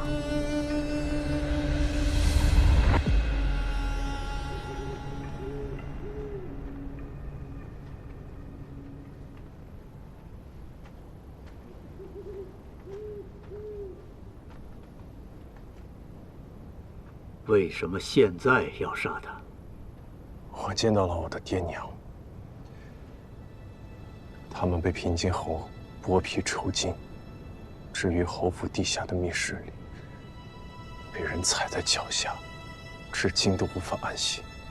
那你想过事后怎么脱身吗？我本来打算在府兵封锁侯府之前趁乱逃离，但没想到管家偷换了我的香。要不是恩公提前一步，今日平津侯恐怕就发现我了。一个管家，哪敢自作主张？如果是平津侯，早就设计好了，就等着你自投罗网呢。你就没有想过，让你杀平津侯的人是他自己吗？过些日子是家父继承。先在府中加殿，再去陵园祭拜，你也好好准备一下。不知侯爷为何让我搬进内院？按规矩，幕僚都住摄人府的。当年杨真杨大人最得势的时候，也没能搬进侯府内院来住。能坐在这张桌子上吃饭，都是本侯最信任的人。侯爷，最近市井上有一些关于小人的流言，流言本侯听得多了，都是些无稽之谈。不用放在心上，这些都是工部的图纸啊。侯爷的意思，以后有些事情，希望您多替大公子备用备用。他对你委以重任，你接近他就更容易了。待会儿试完粥，你自去本侯的书房把魏辽子给取来。臧大人以后可以自由出入书房，不必再挣扎了。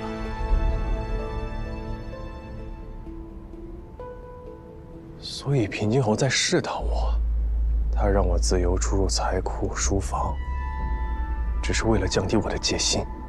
你现在冷静下来，一切都想得通了。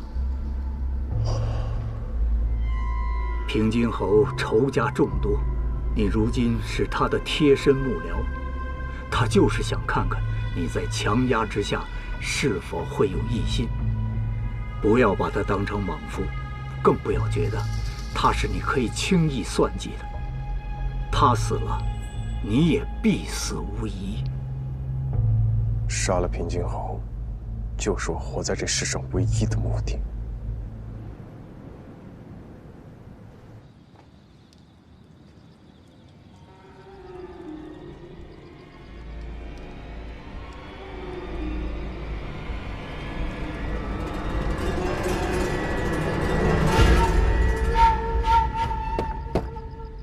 进来。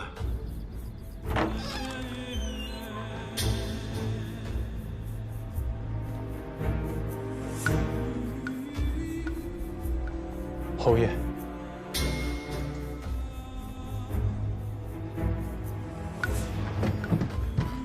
侯爷，小人犯了大错，请侯爷责罚。你出什么事儿了？这是小人今日收到的东西，怕是有人信了外面的流言，想要以此要挟小人，谋害侯爷。是小人刚愎自用，心想着区区鼠辈玩弄把戏，小人1、2日内便可以找出此人。不想此等小事还让侯爷费心，但小人无能，查了2日一无所获。眼看着扇子上面的3日之期将至，小人怕来者不善，万一真的有人要加害于侯爷，所以特来禀报。既然此人可以找到我，难保他不会再找其他人。侯爷，您近日一定要多加小心。你不仅怕有人加害本侯，更怕3日之期一到，本侯没事，他不会放过你。侯爷恕罪，小人的确怕死，但小人更怕侯爷身陷险境。你们聪明人就是心思太重。本侯跟你说过，有些事情不必放在心上。别说这区区流言，就说想本侯死的人，怕是数都数不过来。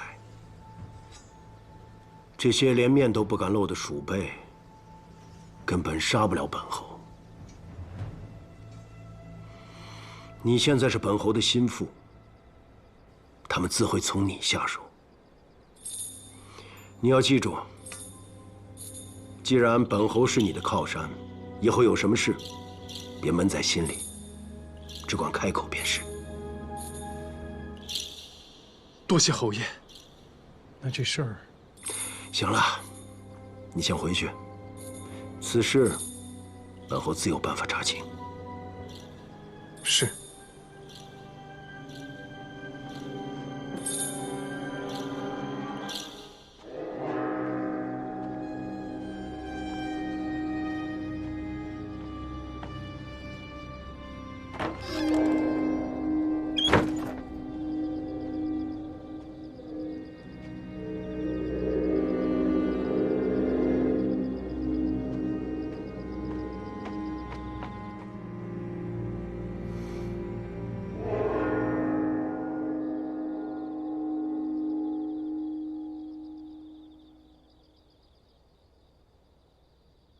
杀了平津侯，就是我活在这世上唯一的目的。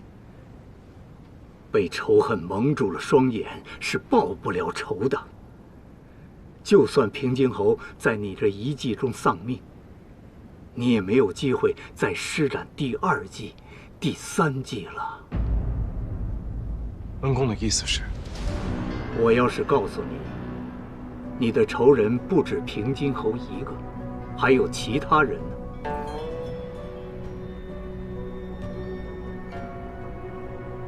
我在京城打探多年，了解到当年蒯家灭门之事的幕后主谋，除了平津侯之外，还有另外2个人。这3人要抢夺你父亲从东夏带回来的那样东西，所以你的仇人不是1个，而是3个。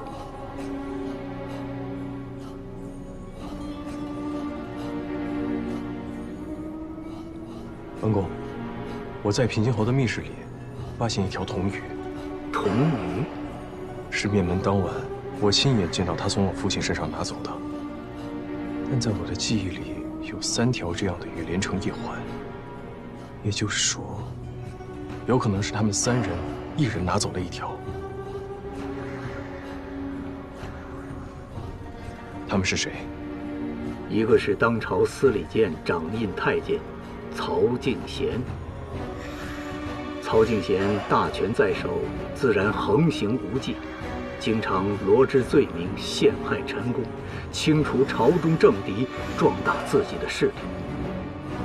平津侯放纵渠交，凌钱杀人，你可知言官们弹劾他的奏本，为何都进了侯府？是曹敬贤给压下来的。他们俩里应外合，官官相护。那另外一个人是谁？这些年，我一直好奇一件事：原本没有交集的两个人，竟然在一夜之间结成同盟。10年前，平津侯从东夏返回京城，当晚，他和曹敬贤都离开了各自的府邸。第2日，蒯家就遭遇了灭顶之灾。我想，他们一定是去见了第3个人，但这个人藏得太深，我一直找不到有关他的线索。你方才说的童鱼，验证了他的存在。请恩公告诉我应该怎么做。如果是我会蛰伏，静待时机。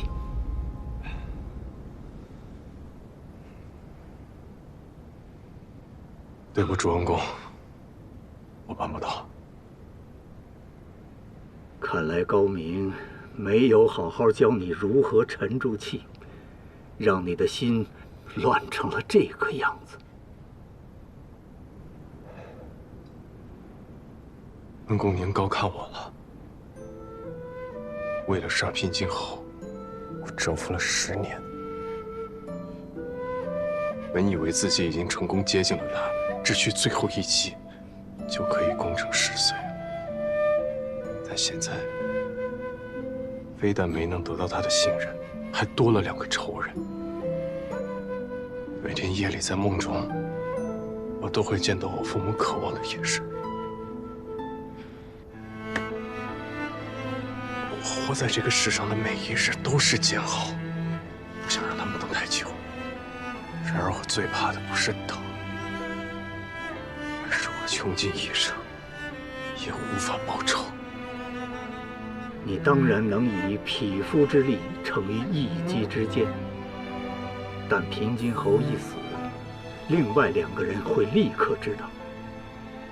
你再想接近他们，绝无可能。你是杀了平津侯，功成身死，还是忍小愤而救大谋？自己权衡吧。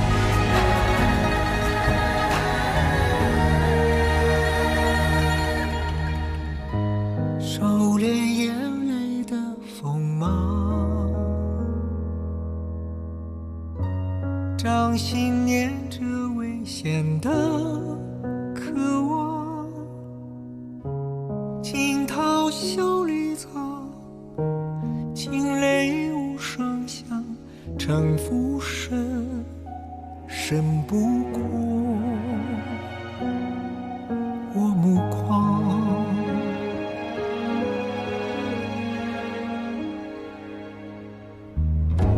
阴谋是我护身的衣裳，阳谋是我纵横的刀枪，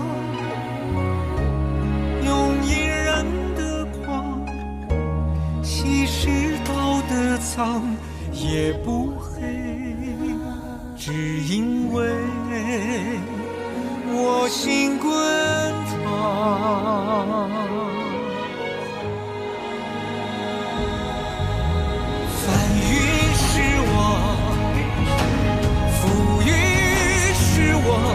人心的罗盘莫测，总会有人起起落落。生杀是我，雨多是我，当夕阳如烈日赤裸，与君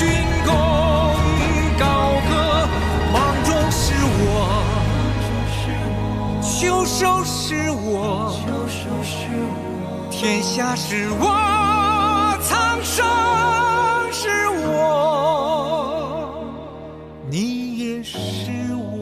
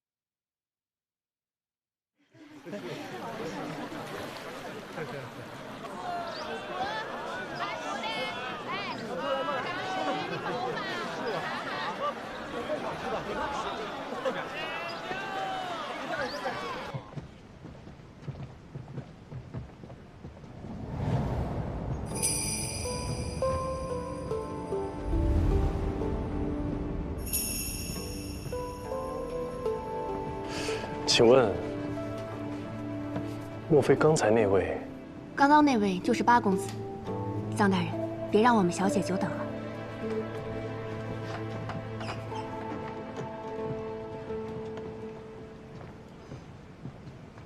小姐，臧大人来了。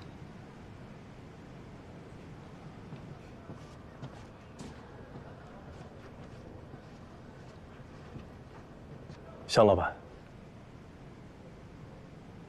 真是巧了，我刚从外面回来，就赶上了臧大人来送礼。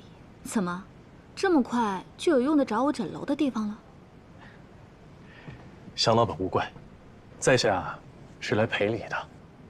先前的确是我妄自尊大，不识好歹，辜负了向老板的一番好意。不知道现在反悔，还来得及吗？臧大人不是口口声声说做朋友不敢高攀？ 怎么现在又改变主意了？莫不是多得了几分平津侯的信任，觉得自己已在高处了？别说是信任了，侯爷不猜忌我，都算好的了。在下可是被这几日的流言蜚语给害惨喽。你来找我就是为了这个？什么流言？我怎么没有听说？向老板。 您手下留情啊！这八公子的流言，哎，谁说是八公子说的？这可跟诊楼没关系。好，好，好，那就跟诊楼没关系，就当不是诊楼传出去的。在下今日前来，是想请向老板帮在下想想办法，消掉这些谣言。谣言嘛，一阵风不就过去了？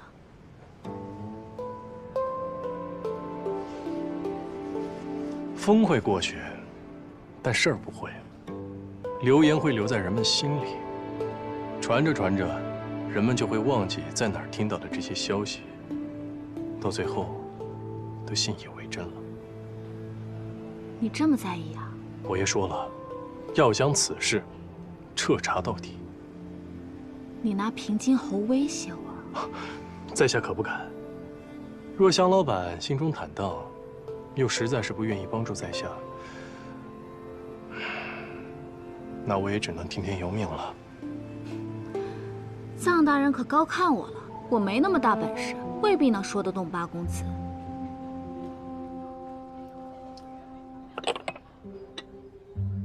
你一定能请得动他。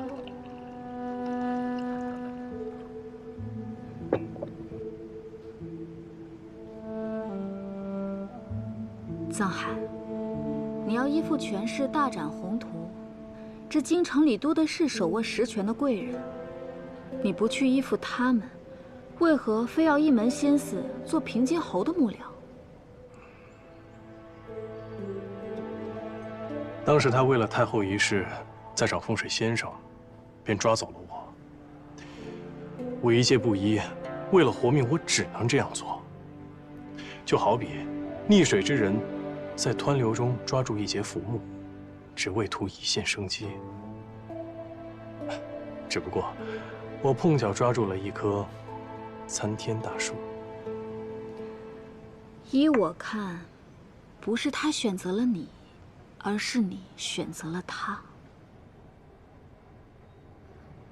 香老板似乎也很在意吗？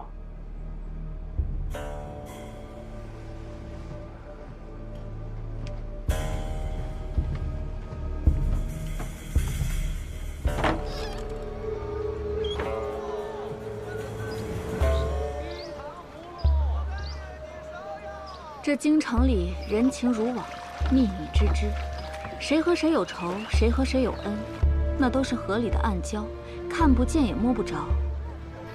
只有船撞上了，才能知道。说得好，在下记住了。不过您放心，我不会与你为敌。咱们俩想做的事儿，并不冲突。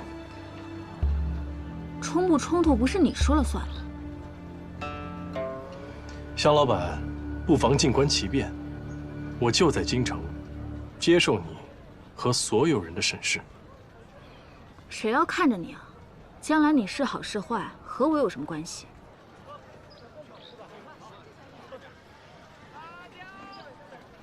那是东夏商人的摊子。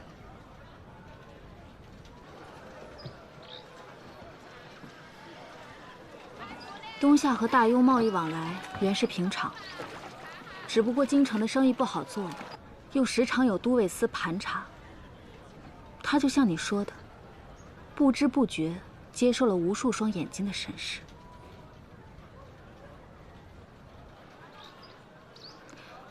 算了，刚才你把自己说的那么可怜，我若是不放过你，岂不是和都尉司一样坏？今日的礼物让你破费了，我会替你好好求求八公子的。多谢香老板，告辞。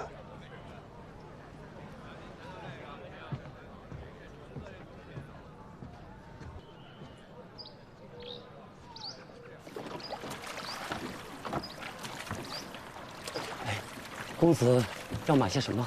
随意看看。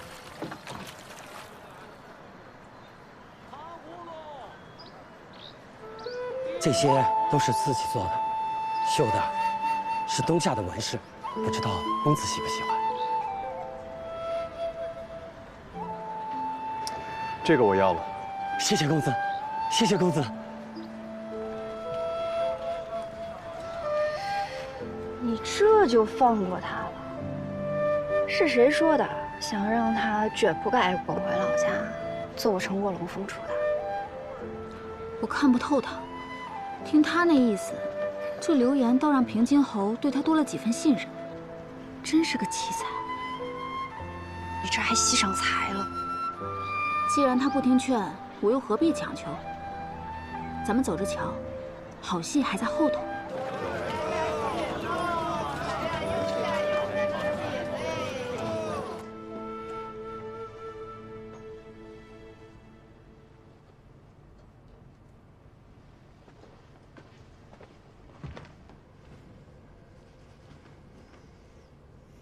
师傅，刺杀平津侯这么大的事情也不和我商量，你是翅膀硬了，会擅作主张了。师傅，我错了。我本来是想找您商量的，结果半路被人打晕带走了。等我醒过来，还见到我的师兄关峰，他之前也在侯府做幕僚。啊？哎呀，竟然发生了这么多事情。还好，现在流言已破，平津侯也对你放下了戒心。甄老真是神通广大呀，一个流言就能让你身陷危机。平津侯不能杀了，我要留在侯府继续查第三个人。既然是3个人协同密谋，如果我猜的没错，3个人的身份地位应该是差不多的。不一定，事情过去这么久了，官吏生贬时有发生，肯定会有漏网之鱼呀。哎，权贵、富商，甚至普通老百姓都不能漏掉。是我疏忽了，但这得查到什么时候啊？哎呀，你说平津侯要是直接告诉我们该多好啊，那事情就简单了。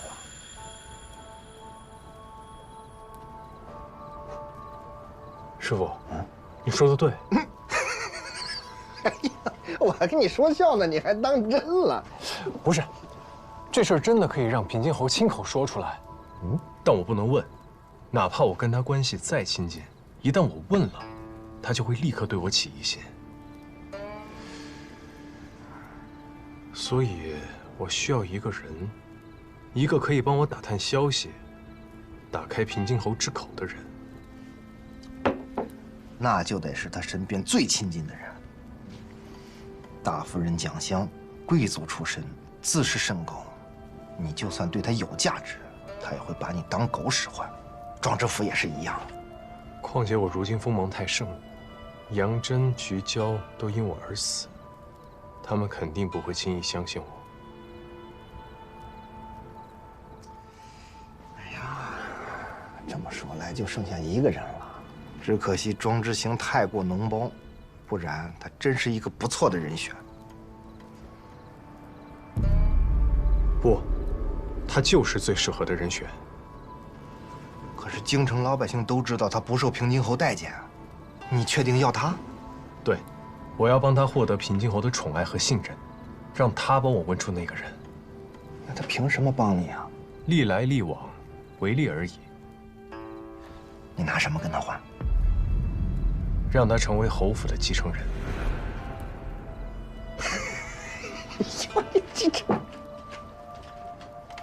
庄知府是侯府嫡子，庄之行就是烂泥扶不上墙，他拿什么去争啊？就是因为难，才能让他动心啊。我帮他上位，他帮我问出平津侯的秘密，很公平。而且我听说他生母以前是平津侯很宠爱的一位淑人。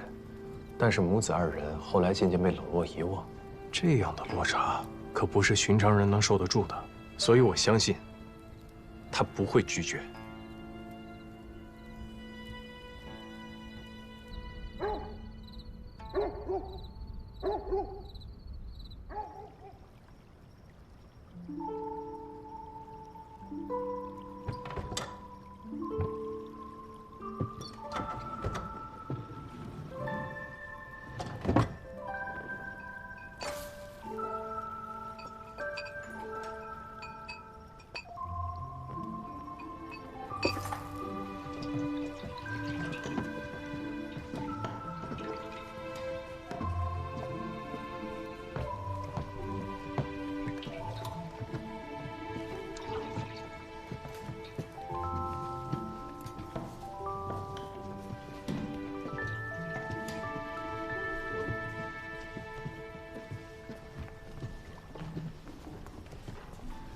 都下去吧。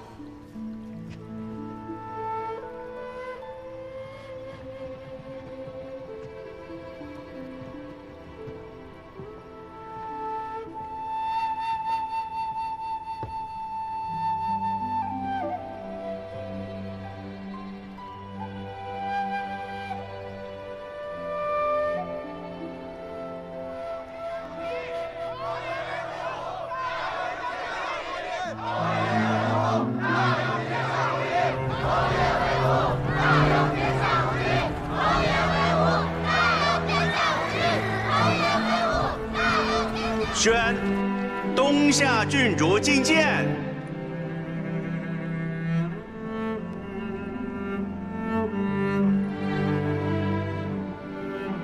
参见陛下，快跪下，快磕头，给陛下磕头。东夏小儿不懂规矩，陛下勿怪。无妨，自有大庸礼官规训。从今往后，她不再是东夏的郡主，朕就封她个柔远公主。奢则家贫，凡为女子，不可因循。一生之计，唯在于勤；一年之计，唯在于春。茶酒清香，有光门户；红日寒山，挽留居住。点烛擎灯，安排卧具，清静相承。跑哪儿去了？仔细找找，真是的。嘿，葛女使，有个小丫头跑进职宫了，有没有看见？好像往那边去了。殿下，你在这里等我，我们去那边找找。是。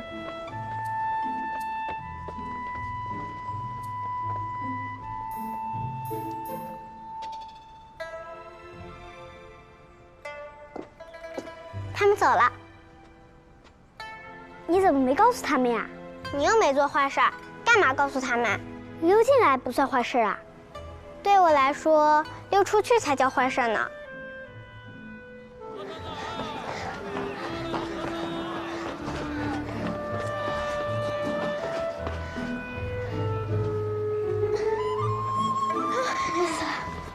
我终于一个人出来了。他们管你很严吗？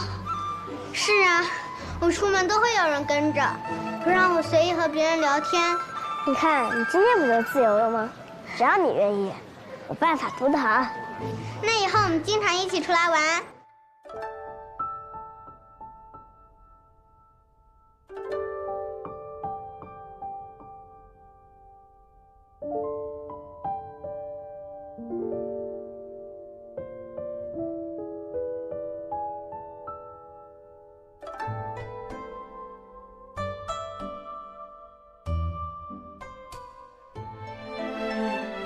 就要这个了，那我给你插上。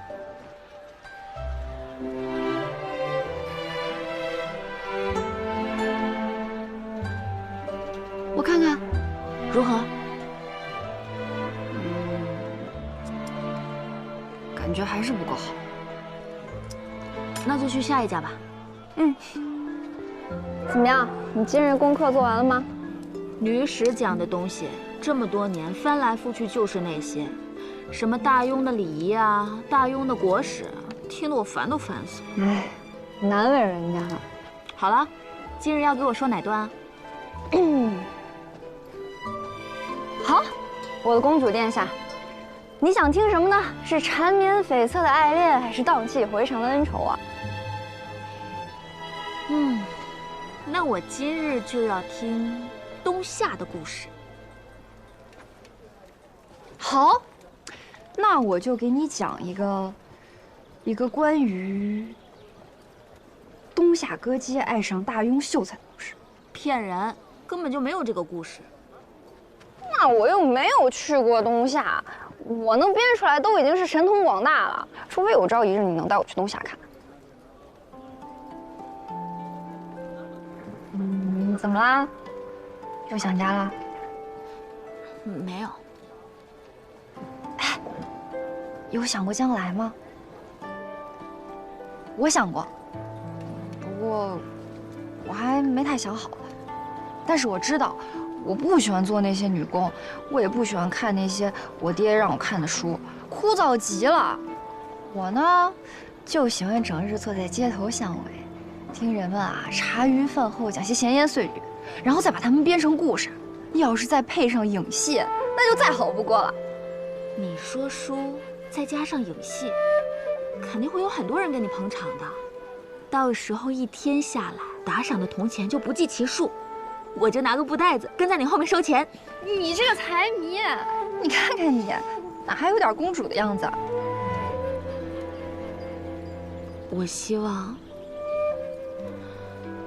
我希望有一天，我们东夏的孩子也能吃上冰糖葫芦，东夏的百姓也能和大庸的百姓一样富足。我相信，东夏有你这样的公主，一定会有那么一天。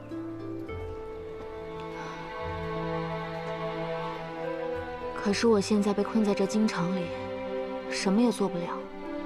我这个公主又有什么用呢？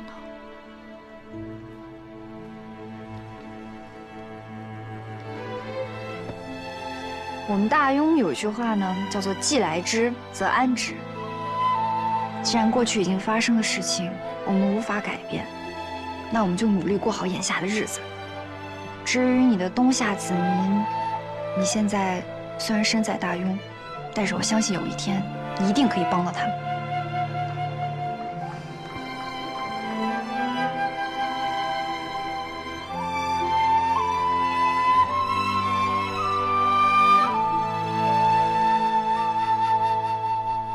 倒是也奇怪，这平时人山人海的，怎么今天这么冷清啊？因为还没开业啊。啊，你看，这陈楼怎么改成枕楼了？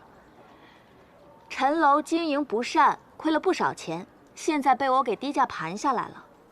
皇上也已经答应我了，从此以后，这枕楼就由我来经营。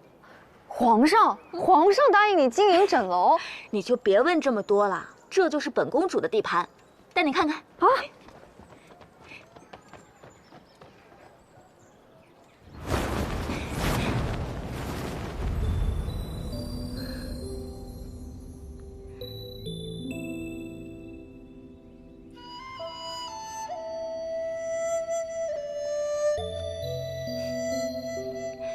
你之前不是和我说想要一个戏台子，给更多的人讲故事？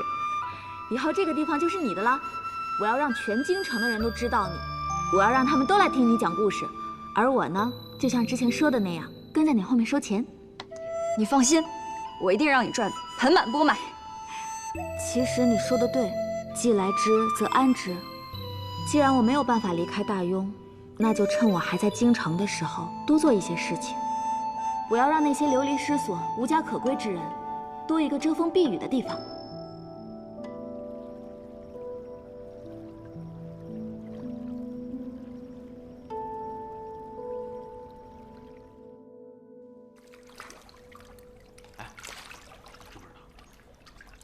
平津侯家的二少爷又在枕楼债台高筑了，这次又多少？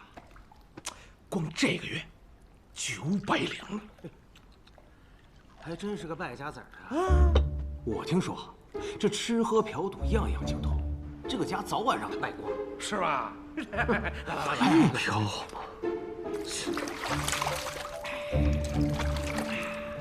这平津侯什么人啊？他的大儿子庄知府。年纪轻轻啊，就做了工部侍郎。那你说这侯府怎么生出这么个不成器的小儿子呀？给那个侯府的脸呐，都丢尽了。丢尽！来吧，我看你们真是吃了雄心豹子胆了，敢在这个地方胡言乱语。不是我说你谁呀？跟你有什么关系啊？我倒觉得二公子挺好的呀，他反倒像年轻时候的平津侯，不见得比不上大公子。庄大公子文能治国，前途无量。那庄之行拿什么跟他比？是，告诉你们，庄之行身上有的可是平津侯的血脉，是先将军庄牧的孙子，庄家世代将才。庄二公子现在啊，只是不显露山水罢了。假以时日，一定可以名扬天下。就他，兄弟，你太会说教了你。来。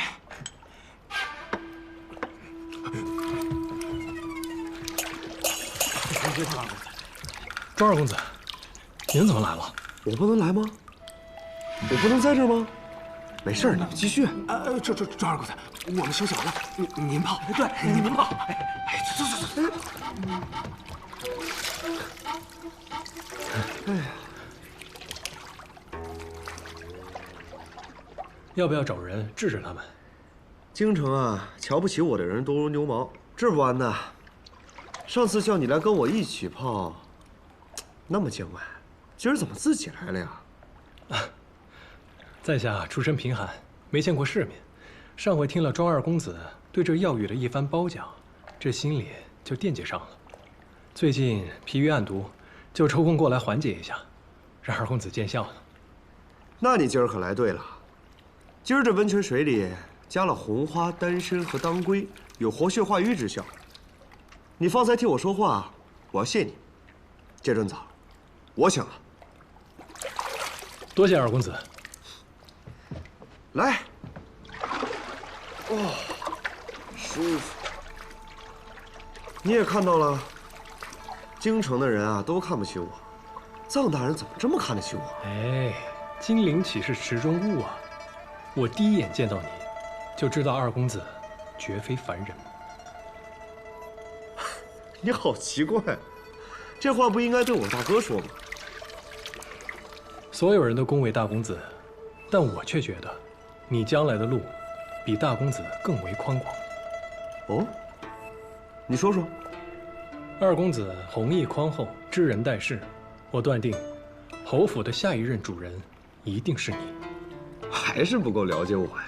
我呢，闲了就尝尝枕楼的美食，闷了呢就喝喝丽月楼的美酒，心情好的时候就到画舫游湖，跟姑娘们说说笑笑；心情不好的时候，我就豪赌一场。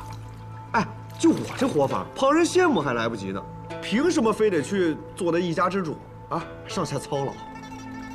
这些当真是你自己选择的，还是有人潜移默化地驱使你，让你对别的都不上心，只会这些吃喝玩乐的本事呢？看来今日并非偶遇，你是有备而来，专程等我的吧？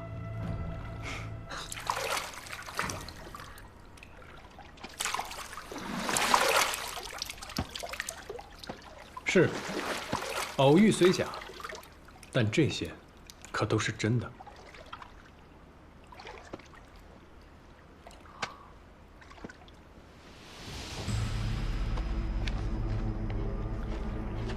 我查了侯府历年的账册，是大夫人蒋香为你在酒楼、瓦舍、赌坊埋了近3万两银子的账，默默地替你打点周全。你是觉得自己遇上了一个千载难逢的好母亲呢，还是遇到一个心机深沉，把你养成废人，从此再无力与他儿子争宠的大夫人呢？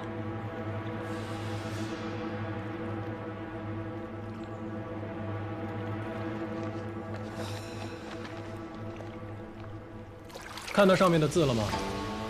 家下曲，家下指的是侯府内院，家下曲就是说二公子拿走了，但家字下面是个使字，意思就是说所有的钱财都被猪给取走了。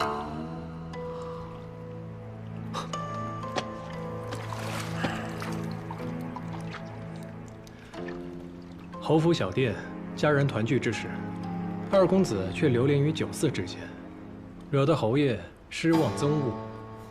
久而久之，这侯爷心里自然就没有你的位置了。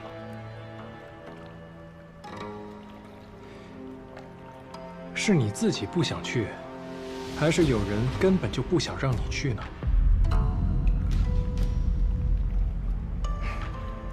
二公子，你到底还要忍受这些羞辱到什么时候啊？大夫人的好，切受容易，拒绝才难。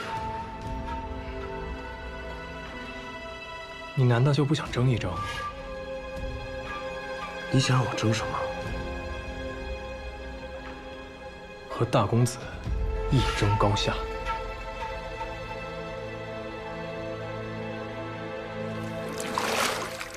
你觉得我真的能行吗？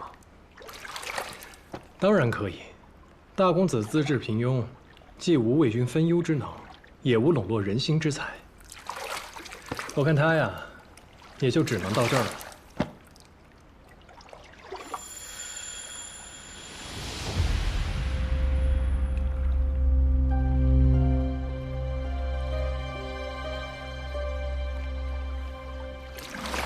要是让他这样的人成为下一任平津侯，那侯府以后就只能每况愈下，日渐式微了。但二公子就不一样了，二公子磊落洒脱，颇有侯爷当年的风采，日后必能破虏平蛮，出将入相。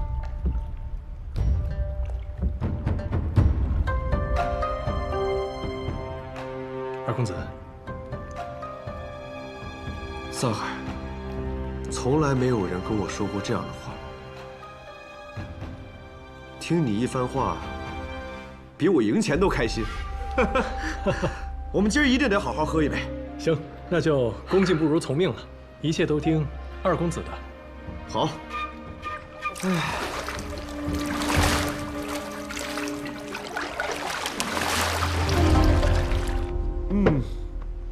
哎。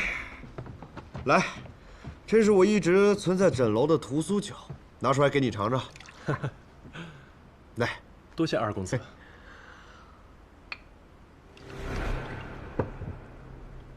来。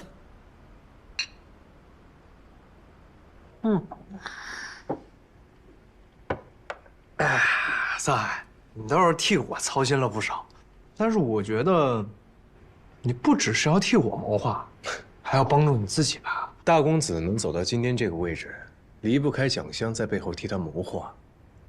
我就算拜入他的门下，也顶多是一个不痛不痒的小幕僚而已，他不会对我另眼相待的。但是二公子就不一样了，二公子如今两手空空，何不奋力一搏呀？你倒是看得分明啊！我大哥如今已经在朝堂做官，本就是我爹的指望，你就是帮，也帮不上什么。于是你将绑压在我身上，赢就是以小博大，一个人独赢。你很懂得赌嘛？哎呀，哪儿比得上二公子啊！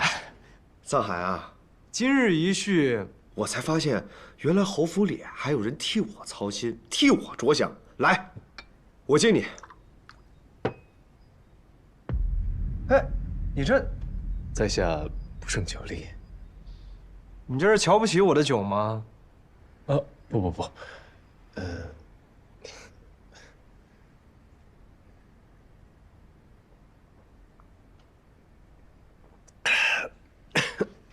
来。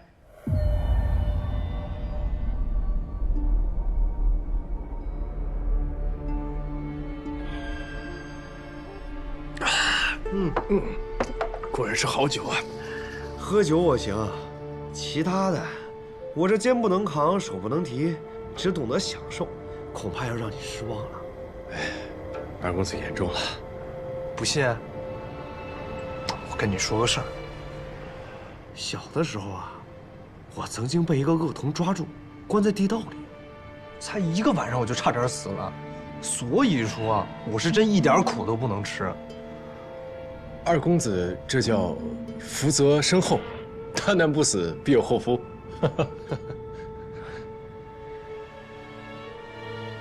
我到现在都记得那个恶童，当时他为了找他爹，被东夏公主鞭打，他把我抓起来也是为了问出他爹的下落。哎，你知道他爹叫什么吗？在下怎么会知道呢？他爹叫蒯夺，是当年钦天监的监正。不过第二日他家就给灭门了，那小子自然也死了。哎，我记得他当年背上的伤很重，听他们说，那2道疤一横一竖，像一把剑。喏，就跟你这个一模一样。你不会就是那个恶童？二公子真爱说笑，我这背上的疤，是我小时候学艺偷懒耍滑被师傅抽的。哎呀，是吗？不过也对，他早就死了。他要是没死的话，应该跟你差不多大。一定会想尽办法接近我爹，伺机而动，然后杀了他。哎呀，二公子，您说的这些话，真是吓到我了。什么恶童啊，灭门啊，在下完全听不明白。之前不是跟您说过吗？在下来侯府，就是给自己求一个安身之处。这侯爷若是有什么不测的话，对我没有任何的好处。您说对吧？或许你是为了自己的前途，又或者说，你发现根本杀不掉我爹，于是另辟蹊径，从我下手。我说的对吧？智罗，你就是智罗。当年你没死，现在回来报仇了。二公子，你喝多了。在下再说一次，你认错人了。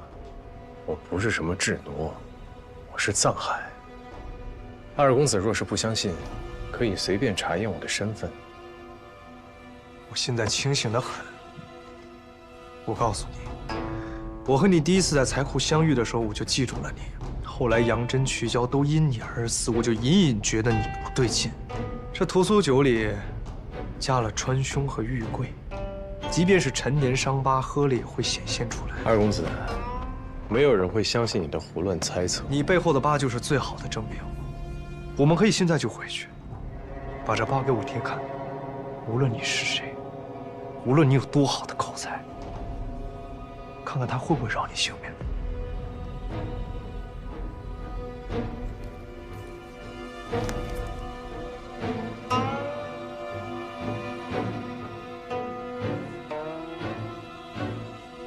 既然你都已经看出来了，为何直接来告诉我？因为我爹的手已经沾满了你家的鲜血，我不想他再杀了你。10年前的那天夜里，我因为在你家受了气，睡不着，就想去找我爹，让他给我出气。爹。后来我困了，就在他房外的廊下等他。他很晚才回来，我想叫他，却看到他脸色阴沉极了。我知道，那天晚上一定发生了什么事儿。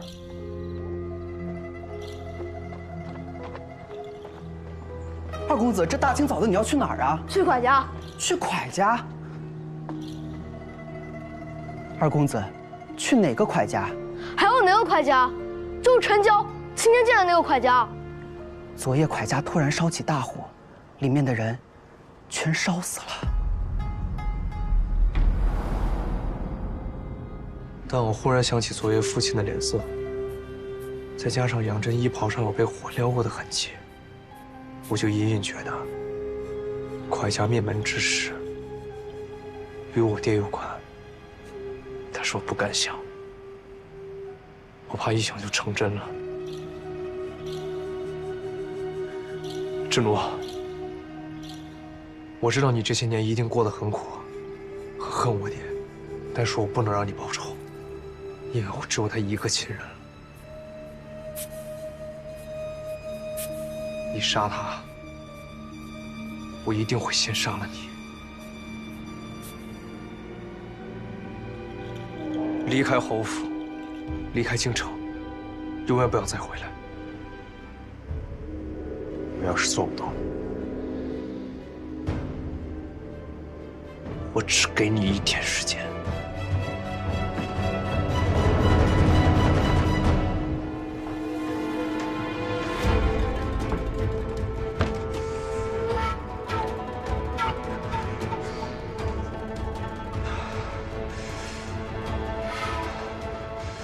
他怎么知道的？他比我想象的还要聪明。我与他第一次在财库相遇，他便记住了我。后来我接连除掉了杨真跟曲娇，他便对我起了猜疑。我背上的疤，他虽然没有见过，但他当日听师兄们的描述便记了下来。原本疤痕已经不明显，但是今日在诊楼，他让我喝下秘制的药酒，2条疤便显露了出来。我原本打算咬死不承认的，但他就要带我去见平津侯。以平津侯多疑的心性，我必死无疑。防不胜防。那现在怎么办？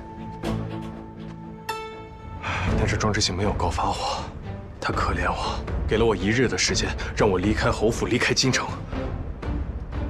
一日的时间。明日你要跟平津侯去陵园祭祖，庄之行一定也去。等到了陵园，庄之行肯定有落单的时候，让官府室内在陵园下手，杀了他。他不是个坏人，罪不至死。心软了？我没有。你不想杀无辜之人？平津侯可曾放过你家一个？庄之行就好像随时可以点着的火药，你报仇的事不仅完不成，自己可能都搭上了。我知道。我会妥善处理好这件事。如果真的要杀他，我会亲自动手。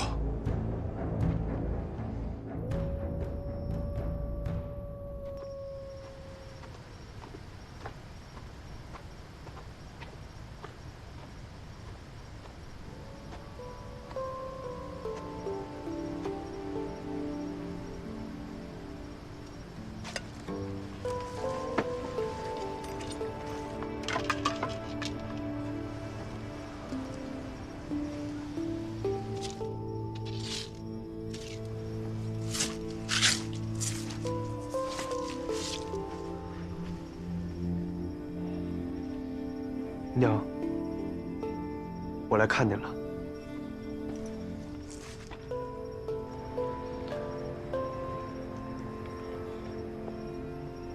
也不知道下人们怎么当的差，草也不拔干净，土也不添，回去就骂他们去。您在下边还好吗？我很好，您就不用操心我了。父亲明日会去陵园，我会请他也来看您。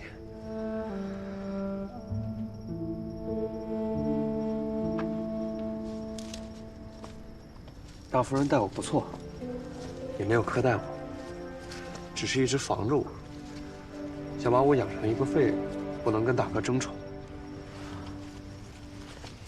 可在这儿多虑了，我从来也没想过。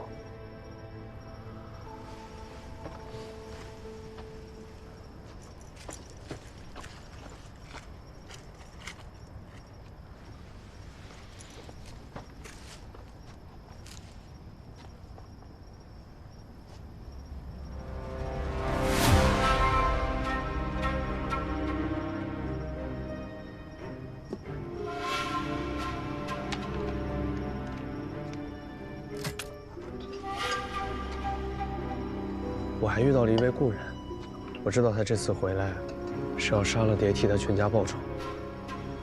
我要他离开京城，再也不要回来。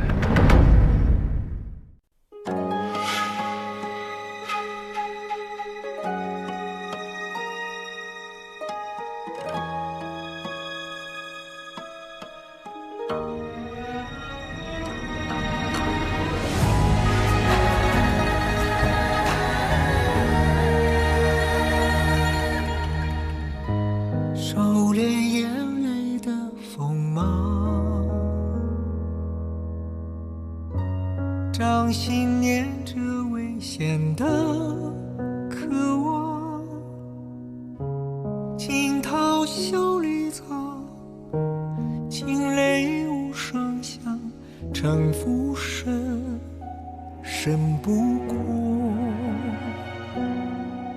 我目眶。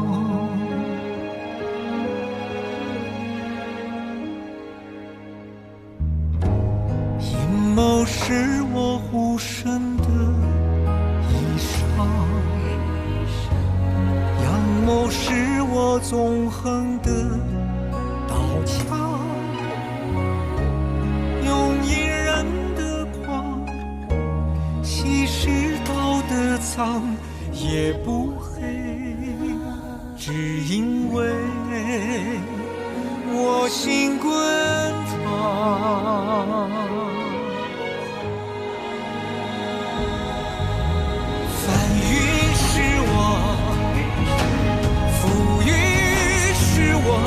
人心的罗盘莫测，总会有人起起落落。盛夏是我，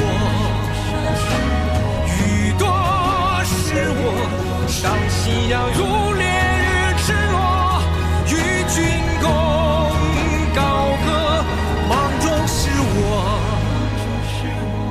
救手是我，天下是我，苍生是我，你也是我。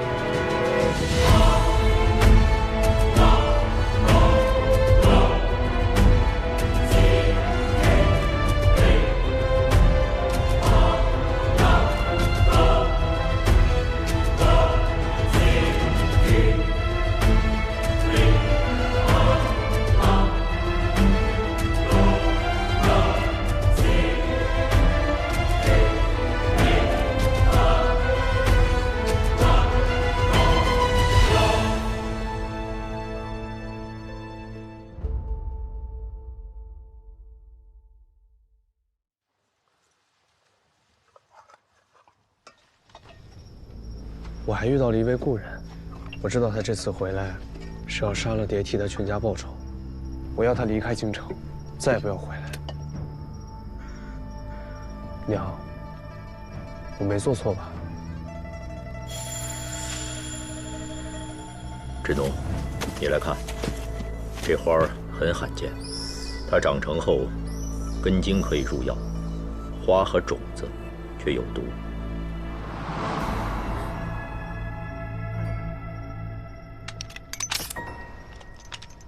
是。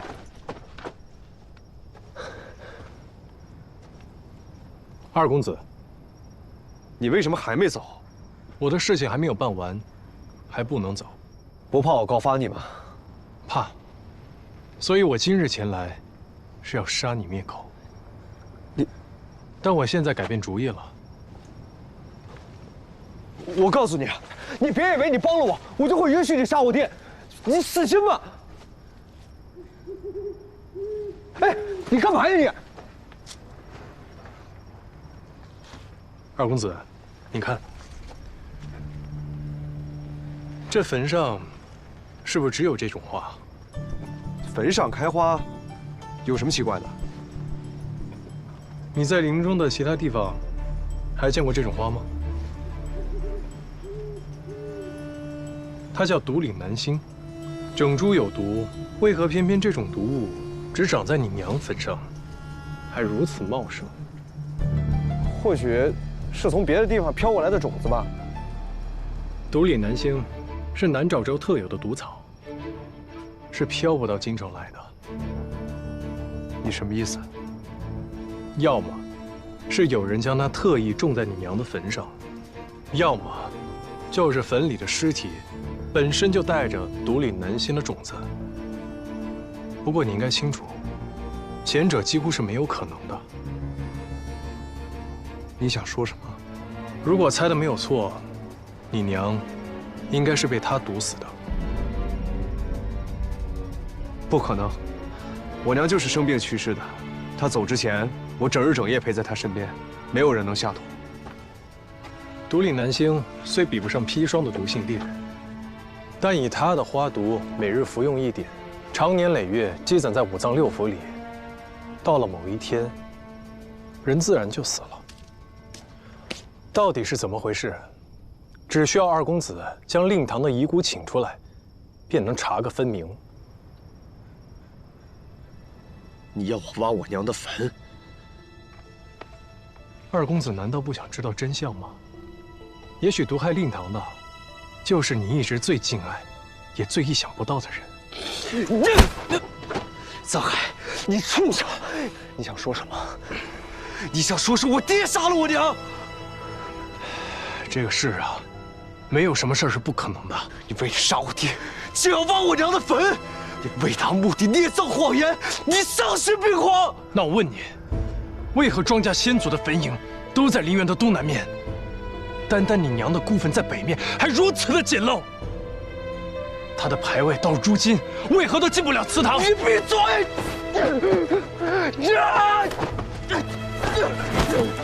最重要的是，你娘去世这么久，为何你爹一次都没有祭拜过她？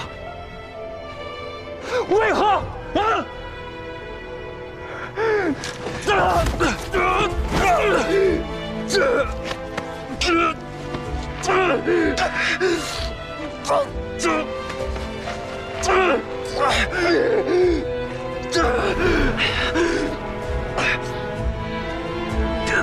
你还去问别人？看这画是不是如我所说？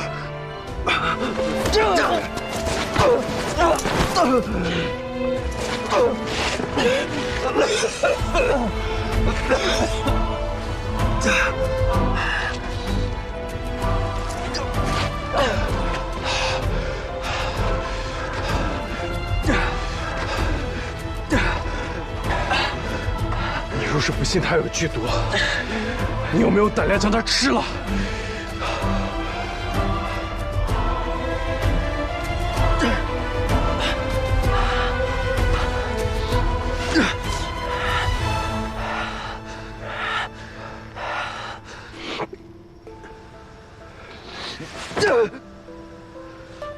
你说的每一个字我都不会相信。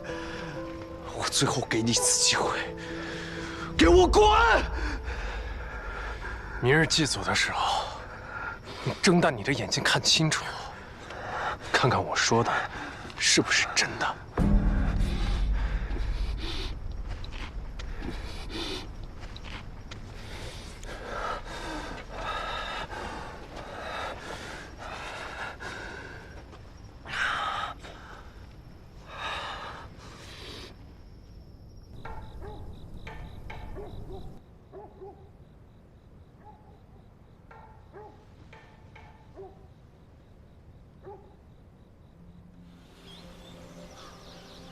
瞄准！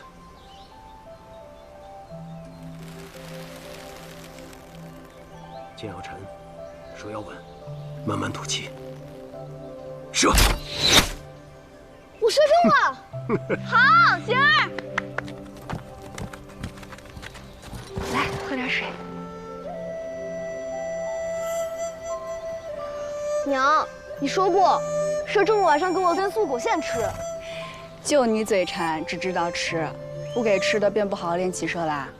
这小子有我当年的胆魄，侯府下一个将军就是他了。你以后得好好替我盯着他练习骑射，别让他偷懒。我可不像您能带兵打仗，怎担得起如此重任？还是您亲自教他吧。行了，继续。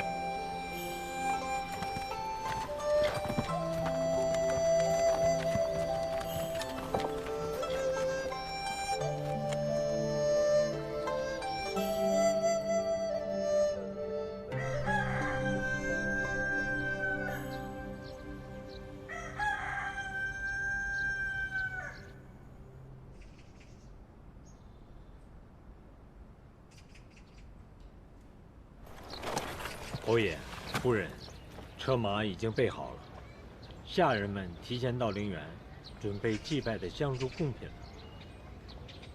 围猎的东西都带上了吧？都带了，放心吧，夫人。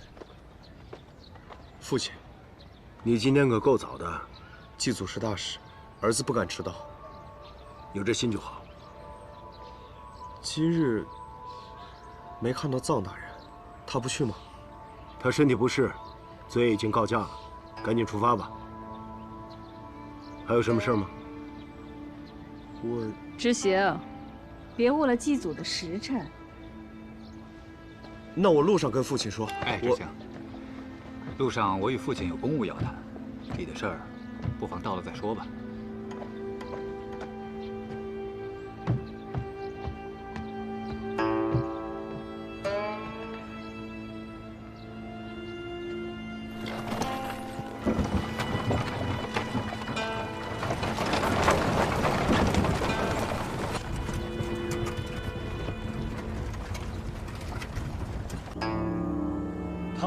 宁乡，庆心悠长，定国安邦，祖德贤良。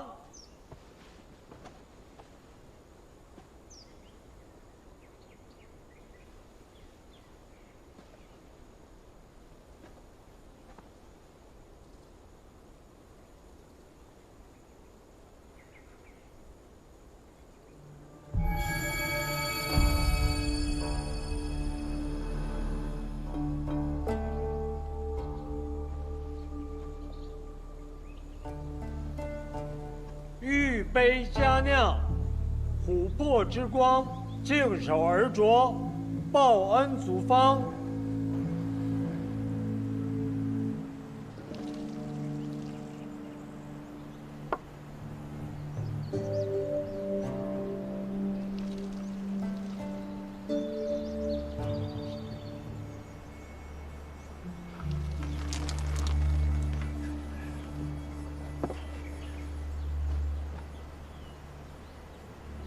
列祖列宗，不孝子孙庄卢隐携家眷前来拜祭，侯府家宅安好，妻贤子孝，望列祖列宗英灵保佑。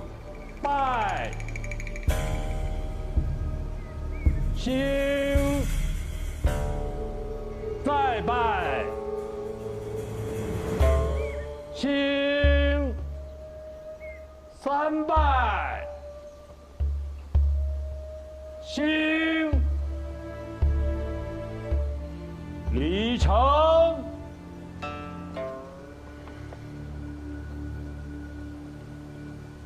侯爷，祭祀的贡品都沾了先祖的福气，吃了一头好。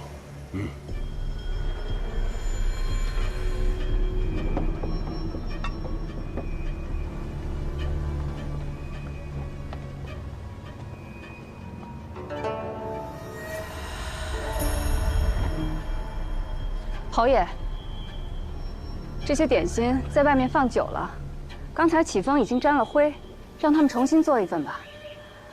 把香灰包起来，带回府里埋上，也算是有意头了。就听夫人的。这花是哪来的？奴婢不知。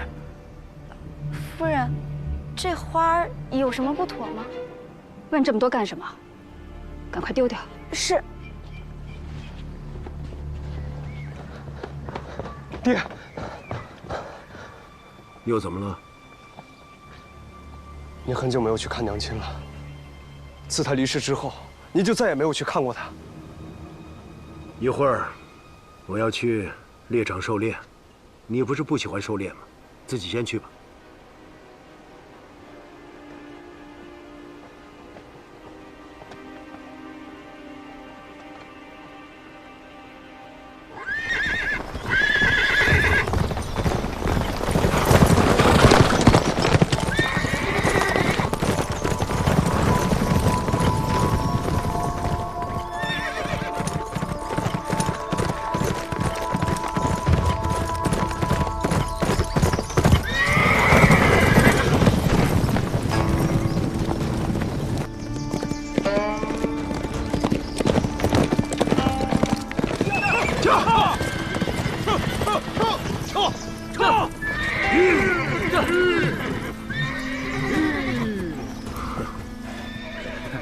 师傅，看到了吗？我今日非猎得他不可。这。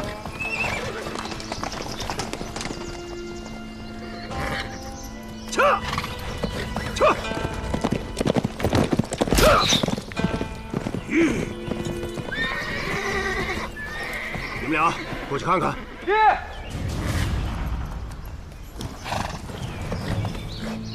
好剑法。你怎么来了？你不是不爱骑马吗？小时候，爹曾教我骑射，还是有些底子的。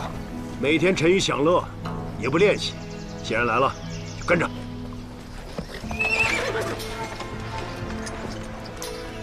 爹，儿子刚才看到有一只小鹿，往那个方向去了。我去瞧瞧。走，走。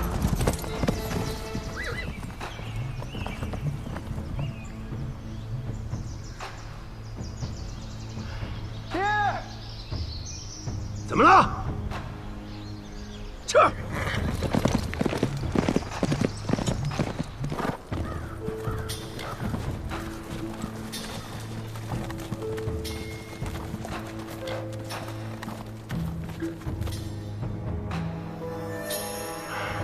你这是做什么？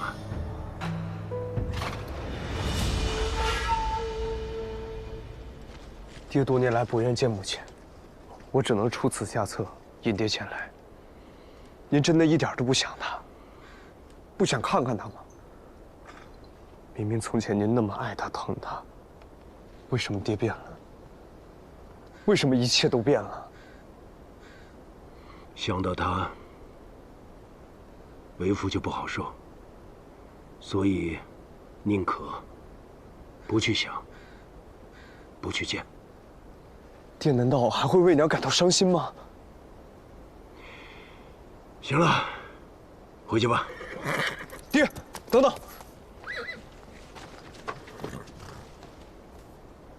娘坟上的花开得好看，请爹带回去，插在瓶中。他若是想念您，透过这花，也许能看到您。我知道，他一定很想念您的。灵魂之说都是些无稽之谈，我们习武的，从来不信这个。不管怎样，这是我娘坟上开的花，您带回去养着也是赏心悦目啊。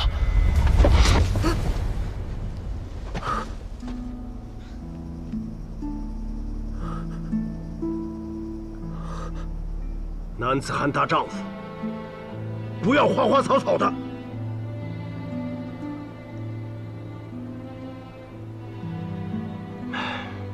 今日念你，思母心切，为父也不想训你。时候不早了，走吧。这。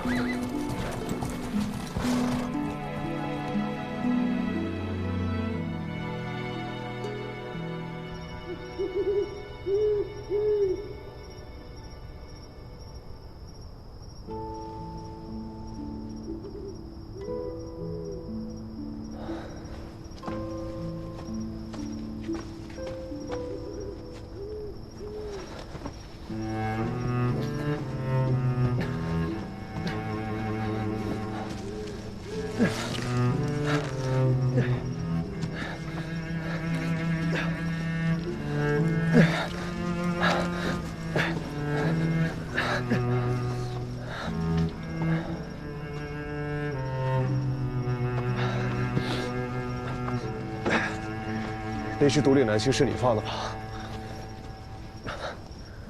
猜测无凭，总要让你亲眼见着才是。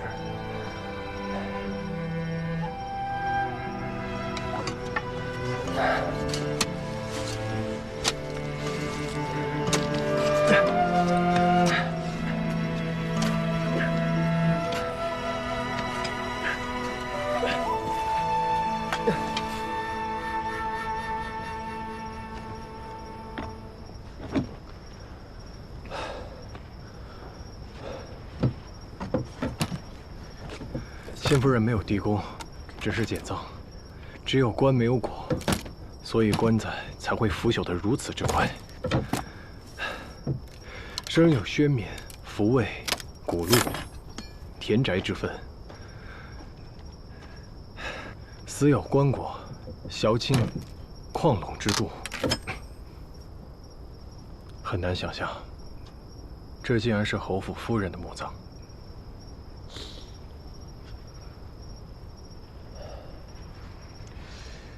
我要开棺了，你若是不忍看，可以去上面等我。不用，这是我娘。来，3、2。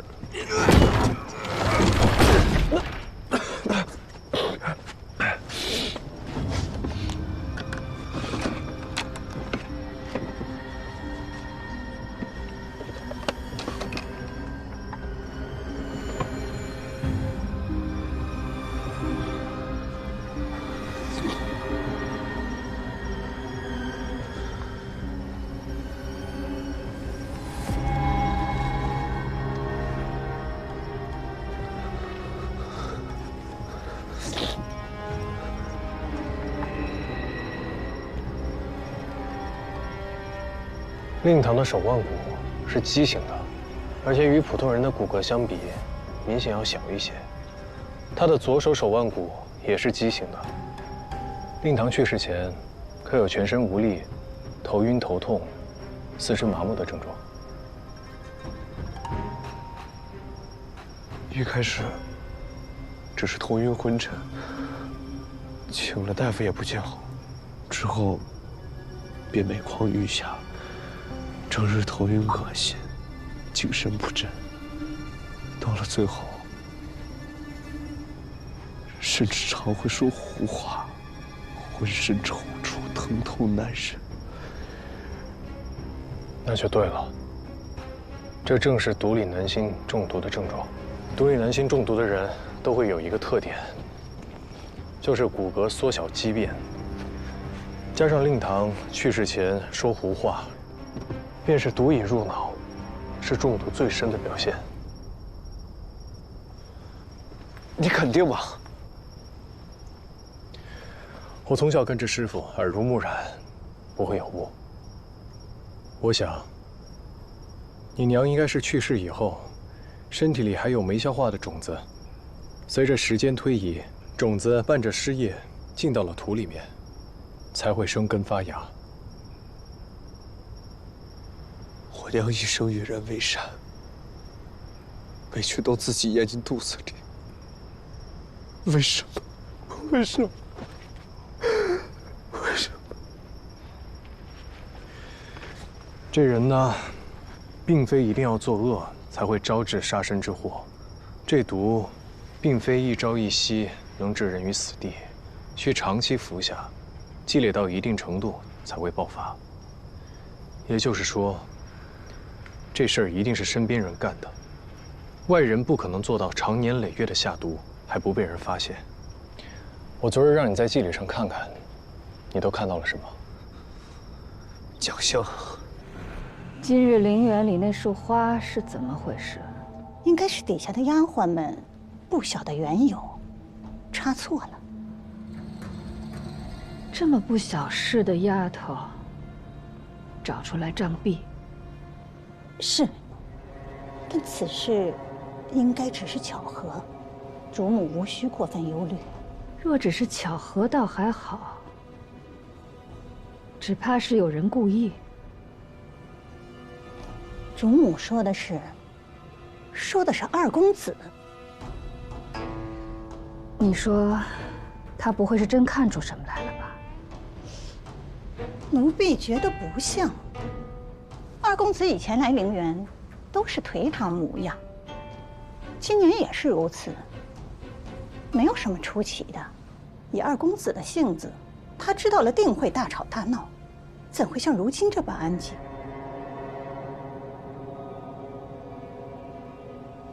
再说了，就算他知道了，又能如何？没凭没据的，凭他现在这副窝囊模样，也不能掀起什么大浪来。还是主母好手段，将他养成这般废物。府中的吃穿用住都是他管着，而我娘，就是回到京城1年后才开始生病的。曾子曰：“慎哉，孝之大也。”信儿写的真好。娘，你怎么了？一开始，府中请了许多大夫，治了许久都不见好，病反而越来越重了。我很着急，我也不玩了，我天天陪在他身边，哪儿都不去。可他再也没有好起来过。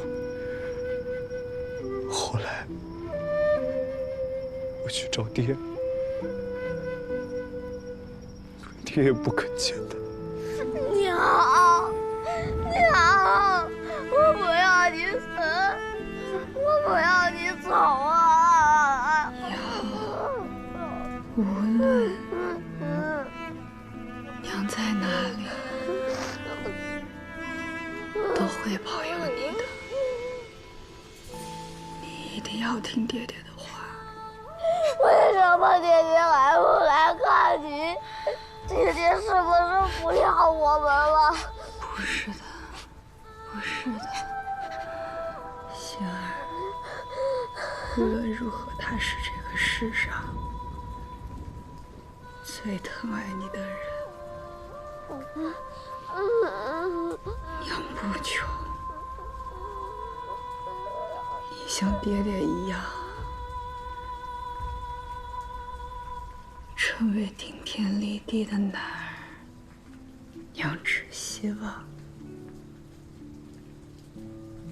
你活得开开心心的，这是娘唯一的心愿。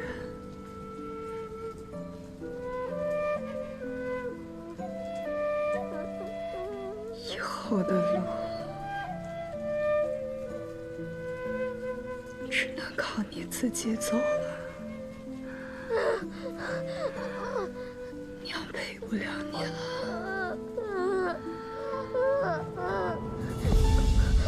娘，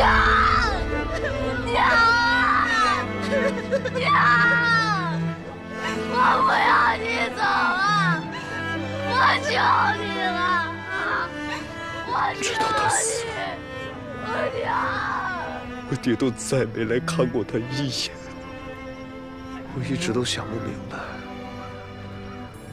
我娘为什么渐渐失去我爹的宠爱，我爹又为什么在一夜之间将我们母子俩弃如敝履？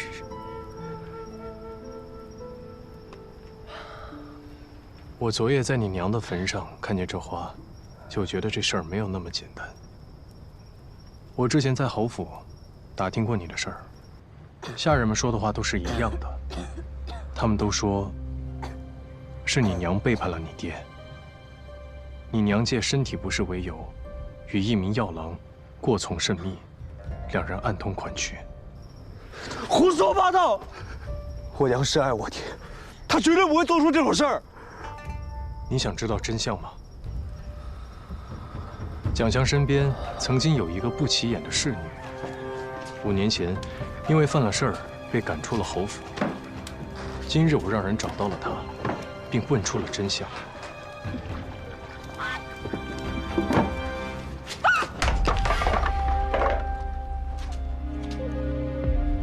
你娘与药郎的事儿，正是当年他在蒋相的授意下散布的谣言。别闹大了，我来办。欲加之罪，何患无辞？要毁掉一个女人，破坏她的贞洁，是千百年来最行之有效的办法。你若是还不相信，我可以把此人交给你，你自己去问。我爹，他知道吗？我查过了，侯爷回京不久，皇上收了他的兵权。他为了在朝堂上站稳脚跟，急需蒋相的父亲礼部尚书蒋敬的帮助。在权势面前，他选择了蒋相。恐怕也就是从那时开始，逐渐冷落你娘的。而蒋相也正是在那个时候开始对我娘暗中下毒的。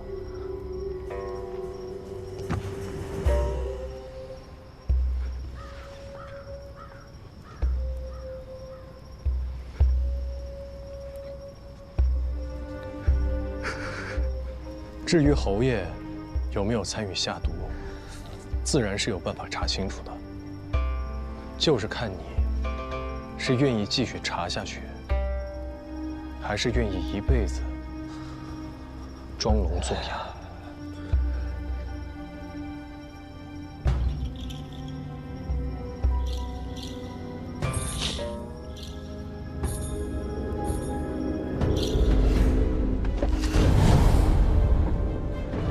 我爹见过他，他知道的，他什么都知道。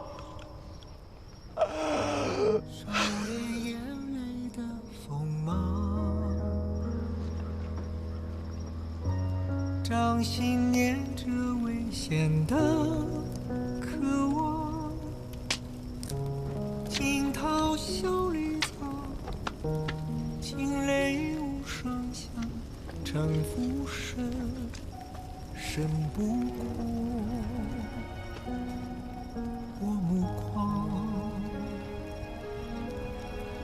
是了，我娘是被他和蒋香合谋害死的。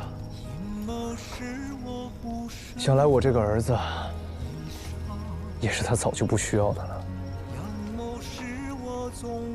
二公子这话就说的不对了。侯爷的宠爱，并不是一成不变的。他从前宠爱你，是因为爱着你娘，也觉得你像他，能够继承他的衣钵。他现在器重大公子，也是因为蒋香的娘家对他有意，而你又被蒋香养成了废人。他喜欢的都是对他有用的人，这样的喜欢得来并不是难事儿。只要二公子信我，按我说的做，我定可以让你得到你想要的一切。我只想为我娘报仇。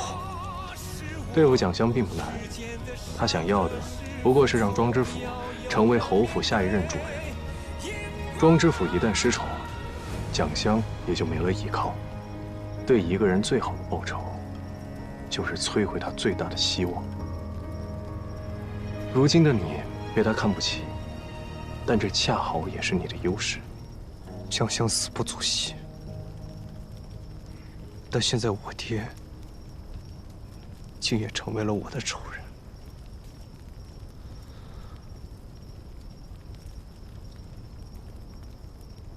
沧海，我爹是你的仇人，你要杀了他，为你全家报仇。可你为何要帮我？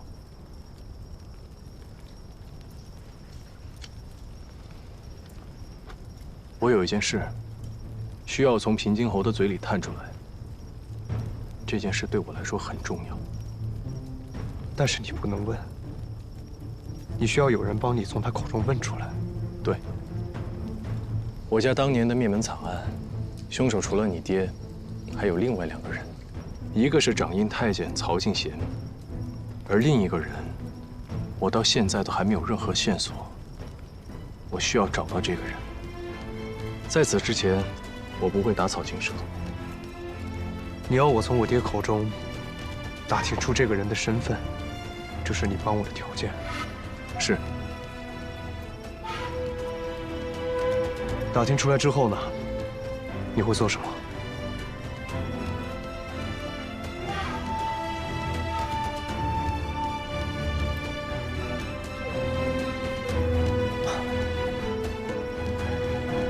是我多问了。你进侯府的目的就是为了复仇。这仇我是一定要报的。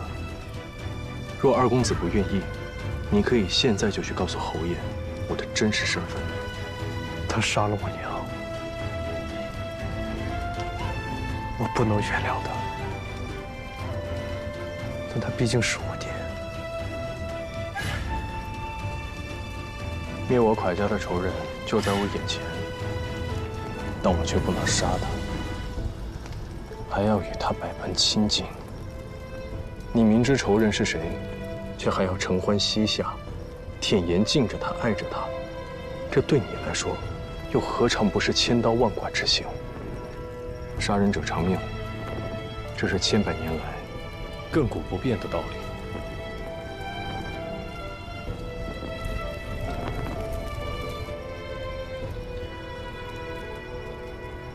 我可以帮你打听消息，但我也不知道自己能否帮你复仇。如果到时候我反悔了，你不要怪我。二公子替我隐瞒身份，帮我找到仇人，我已是感激不尽，不能再强求其他。若到时二公子萌生他意，我也绝不埋怨。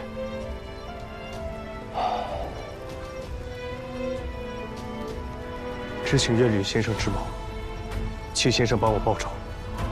从今日起，我一切都听先生的。从今以后，你我生死一体，荣辱与共。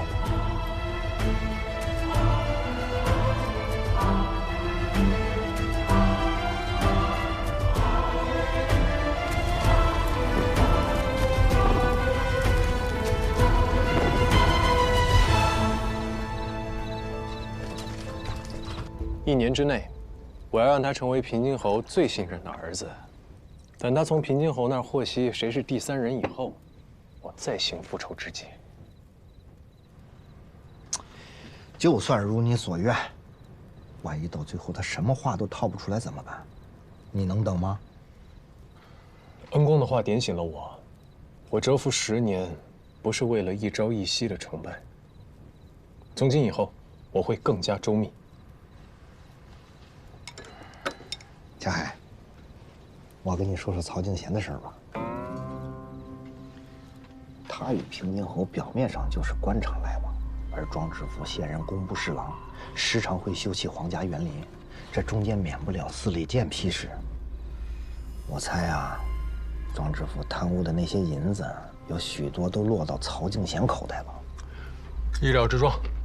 而且他身边守卫密不透风，他除了去皇宫，平日里就待在京中司礼。想要接近他，难如登天呀。不过2个月之后，倒是有一个机会。师傅，您说的是？朝廷举办的步打球赛，意在强健大庸男子体魄，更是受到京中世家公子们的追崇。每年的冠首，司礼监掌印太监会替皇上出面为其授奖，那个时候就有机会见到曹敬贤。这个机会来的正是时候。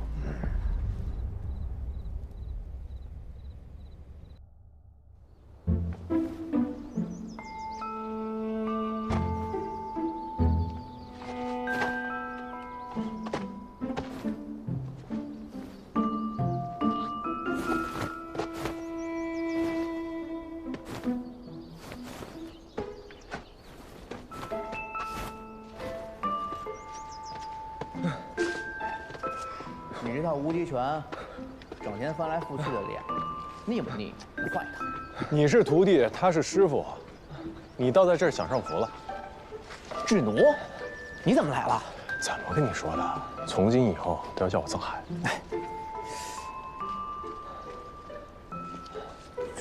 这不是庄二公子吗？你认识我呀，先生？你让我从府里出来，带我来这儿干什么？我要让你在这儿习武。既然你要重夺平津侯的欢心，那你大哥那条路就肯定不能走了，得另辟蹊径，得让你爹觉得你有继承他衣钵，成为武将的可能。石雷，哎，看看这小子是不是练武的材料？好嘞。你是不是疯了？他可是平津侯的儿子，你把他带过来，你不怕自己身份暴露啊？他知道我身份了，那自然也是知道你的身份了。那你还留他性命干嘛呀？哦，你就放心吧，他已与我结盟，这段日子他都会在这儿练武。你一定得让史雷好好教他。徒儿，他比你有筋骨，是个练武的好料子。闭嘴！就他整天游手好闲、好逸恶劳的，能行吗？那就得看你们俩的本事了。我就把他托付给你们俩了，2个月内，需练出个模样来。先生，咱能不能换个地儿啊？你看这儿破破烂烂的，一个好的桌子都没有。再说，我在哪儿休息啊？所以，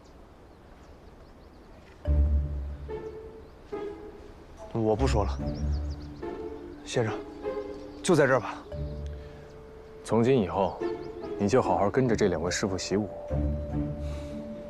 别忘了，你答应过我的，以后都听我的话。这是你改头换面的第1步，当然我也不能闲着，得在京城替你壮大声势。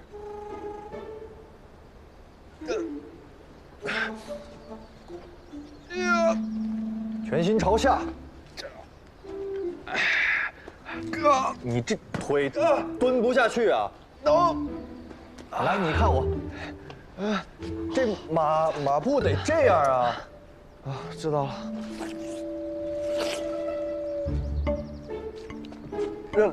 来给我来一口吧，不许偷懒啊！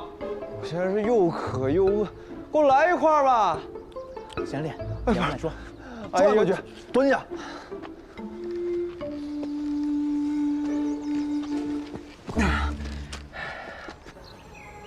陆大人，下官只盼见一面公公的尊严，看他老人家一切都好，下官也就安心了。楚大人求见公公，所谓何事啊？下官夜观天象，天机星光耀。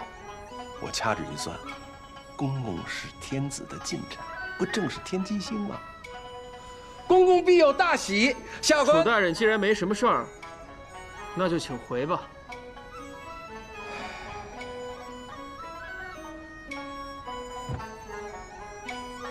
下官受人欺辱，求公公做主。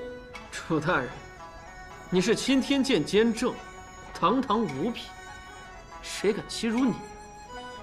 下官羞愧，是平津侯府一个叫藏海的门客。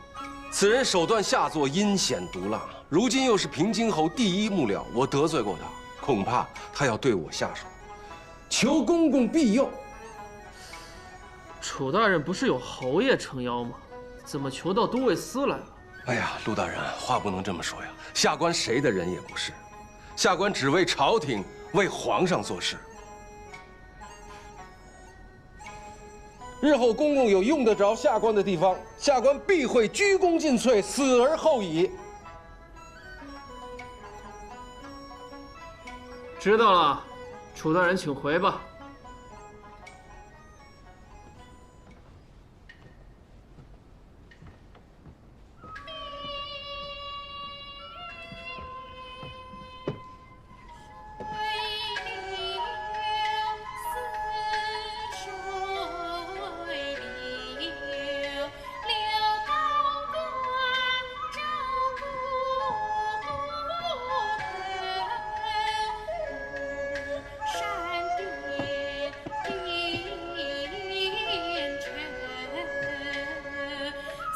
入不了咱家的眼。是。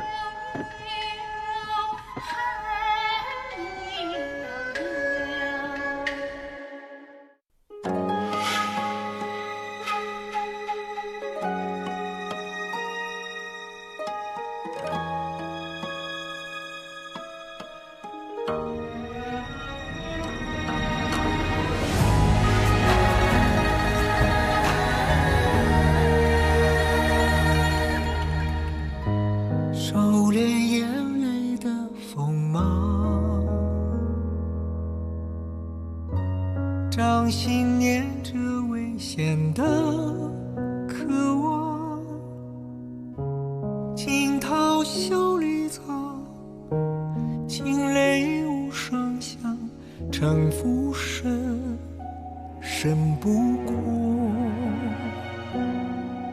我目光。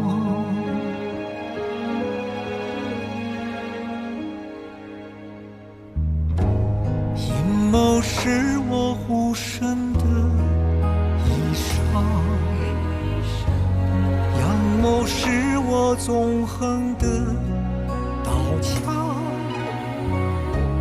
用隐忍的狂，稀释道德藏，也不黑，只因为我心滚烫。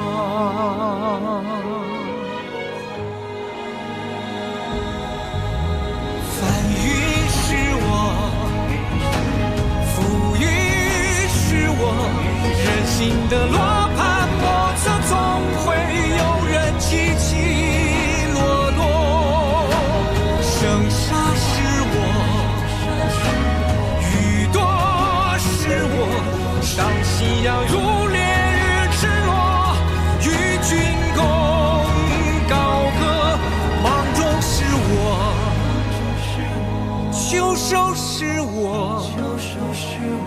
天下是我，苍生是我，你也是我。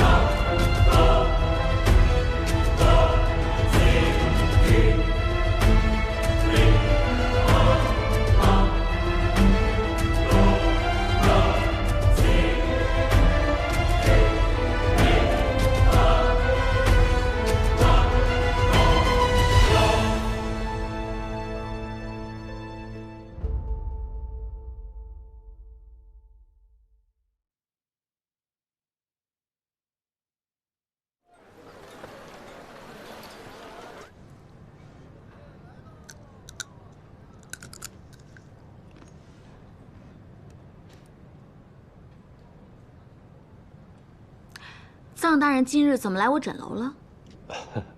今日冒昧前来，是有一件事情想要拜托向老板。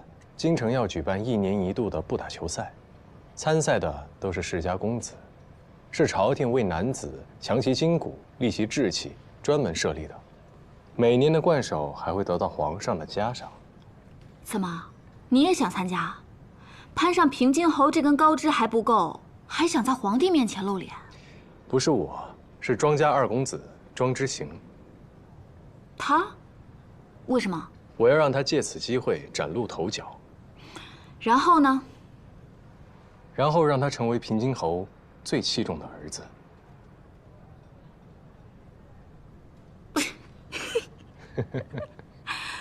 我没有听错吧，臧大人？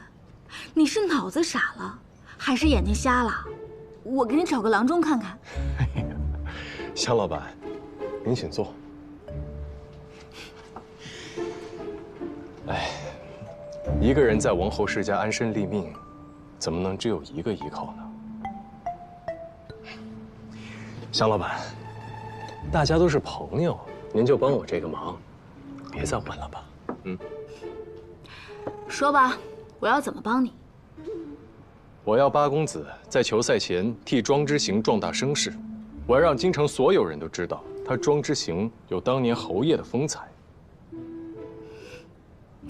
行，诊楼开门做生意，哪有不接的道理？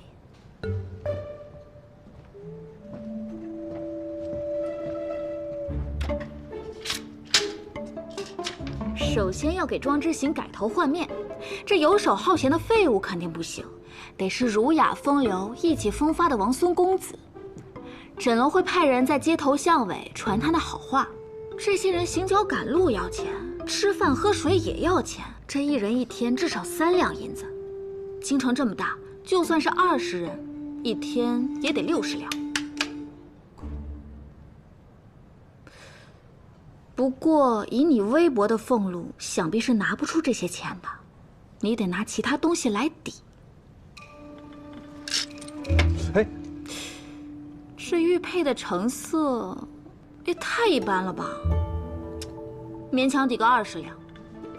这还都是小钱，如果让八公子亲自出马，这演一次影戏就得80两，还要为庄之行刻制新的皮影，这里里外外加起来150两。这150两，看在你我是朋友的份上，120两。你这衣服不错啊，平津侯欣赏的，服光锦，好料子，多给你抵扣一些。香老板真爱说笑，这衣服都给了你，我光着回去啊？那我可管不了。不过这还没完呢，等球赛正式开始的那一天，这些钱都要翻倍。臧大人，等比试结束，你整个人都要归我所有，你还不完，就由你的子孙来还。这钱滚钱，利滚利，子子孙孙无穷尽。停！香老板，您说的这些钱我是肯定出不起的，不过我有一个法子，可以把你花出去的钱都给你赚回来。给你个机会。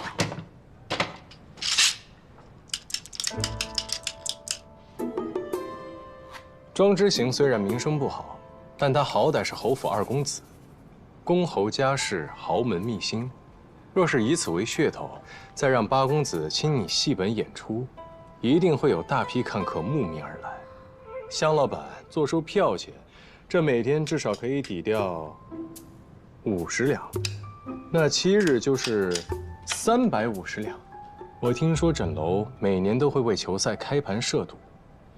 初出茅庐的庄之行肯定不会被人看好，但若他可以突出重围，那就等于你们诊楼押对了宝，一定会为你赚得盆满钵满。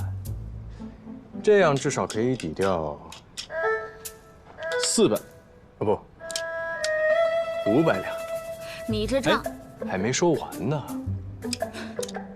等比试结束以后，庄之行一路水涨船高，那他这些年在你们诊楼吃过的菜、听过的曲儿，甚至是点过的药浴，都会跟着热络起来。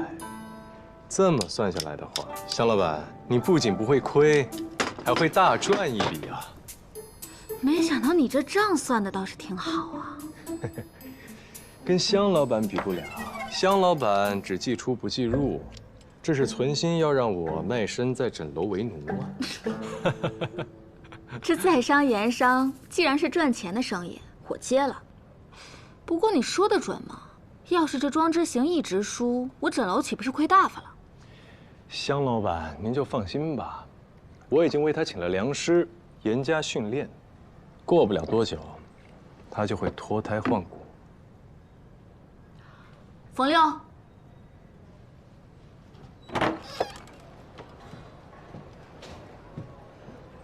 庄之行近日可有来枕楼寻欢作乐？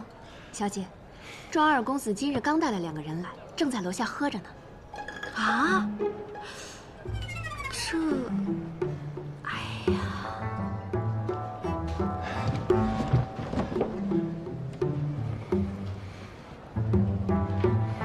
来，师傅。这就是侯爷的风采，脱胎换骨啊！歌词，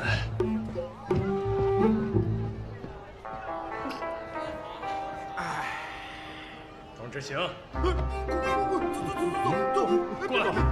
别，还跑！哎，快走！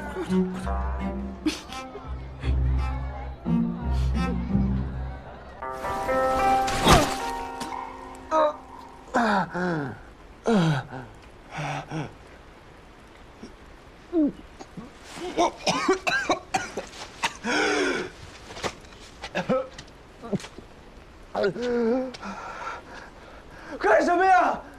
给我拉我上去啊！不好好练武，还敢带他们去喝酒？你答应过我什么？哎呀，练武又不是一蹴而就的，我休息会儿怎么了？我就带他们吃个饭。哎呀，先别说了，臭死恶心死！快拉我上去！环凤，谁来？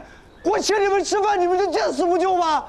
庄之行，你口口声声说你要为你娘报仇，却连这点苦都吃不了。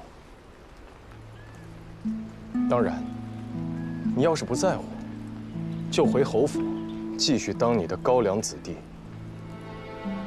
你娘在天之灵一定会体谅你的，只是为母报仇一事，你永远都不要再提。先生，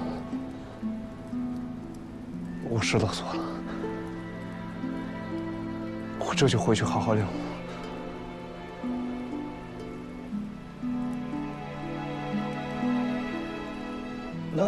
那你从这儿爬上来吧。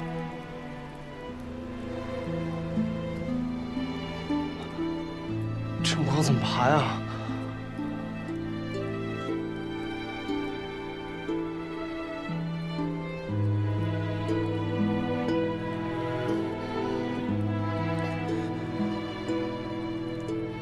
爬就爬。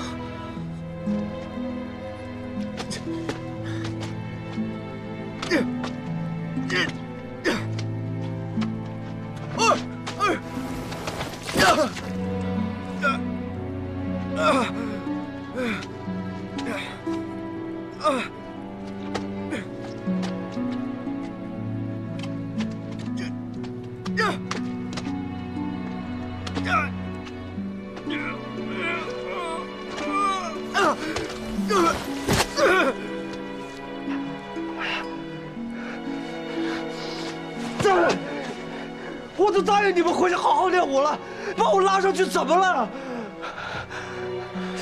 上不来，那就从那个洞里钻出去吧。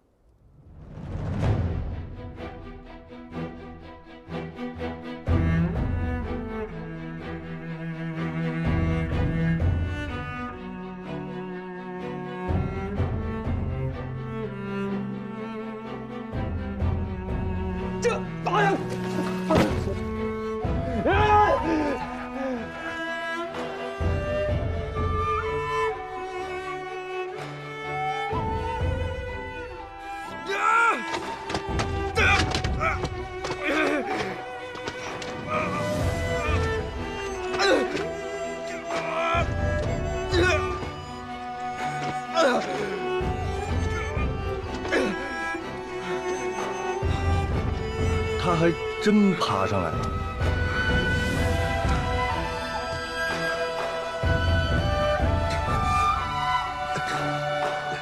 记住你说过的话。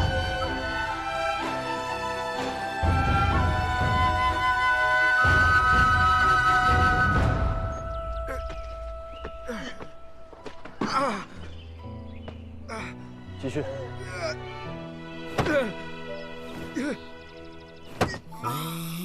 继续，继续。你看准了。行了，先别打了，来，把药喝了。什么呀？这是补药，强身健体的好药。眼里的光，多想将你收藏，命运却捉弄，多荒唐。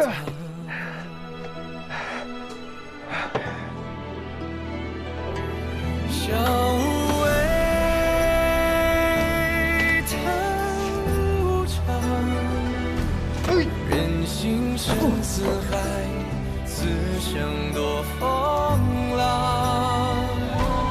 北风狂射苍茫，谁奋不顾身，换遍体鳞伤。情难放，爱难藏。窗外雨霖铃，又一年秋凉。了却人间事，我转身苍茫。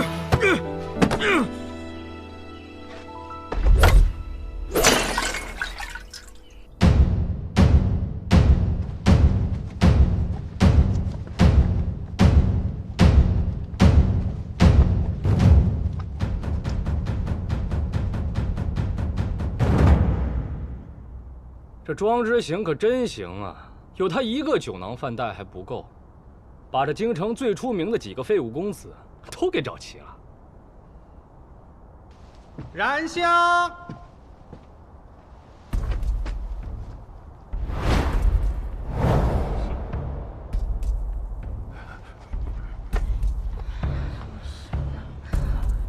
比试开始。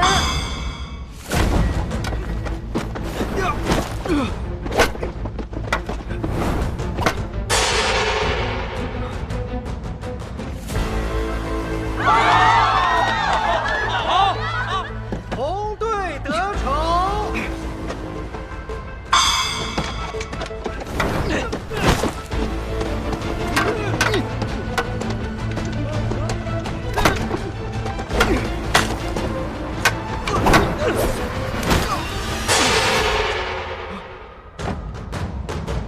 超二，你是东倒西歪的，是今日喝了酒吗？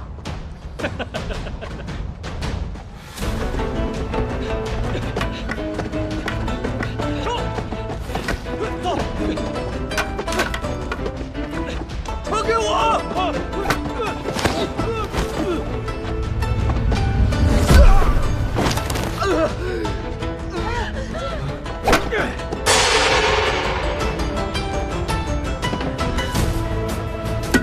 知道他是个废物，但没想到这么废物。一点武将的影子都没有，谁知道是不是平津侯的种啊？走，走喽！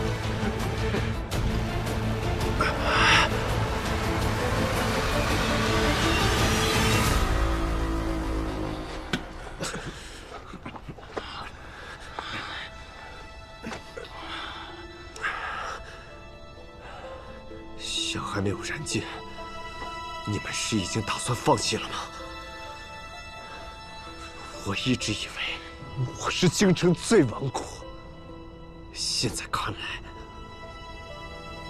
比我差的多了去了。至少我还没有放弃，我自己上。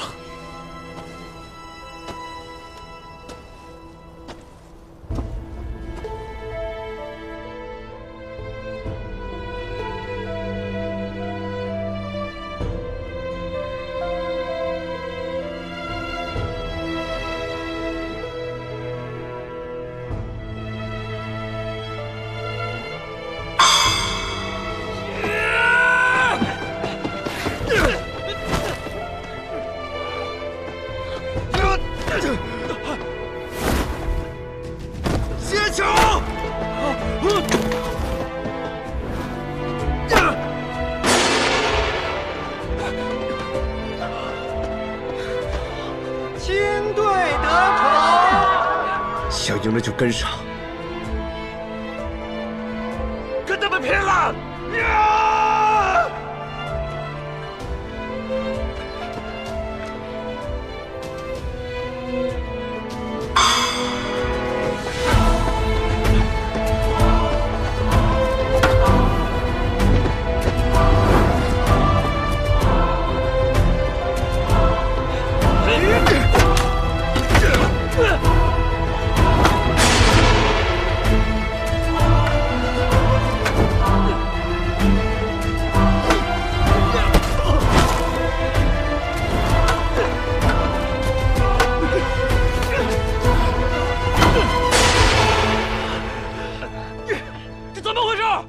你怎么传的球啊？你会不会？你唬谁呢？你会打吗？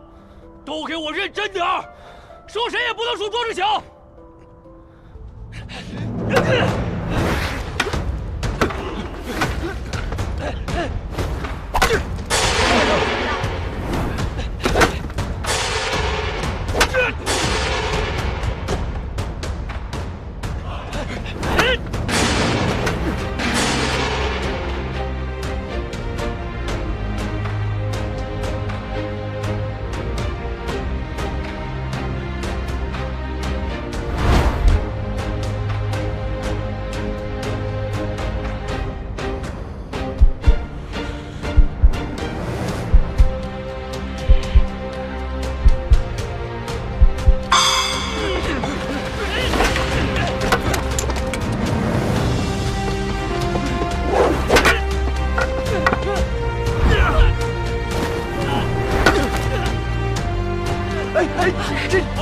这招是我教他的，那是我对你要打的好底子。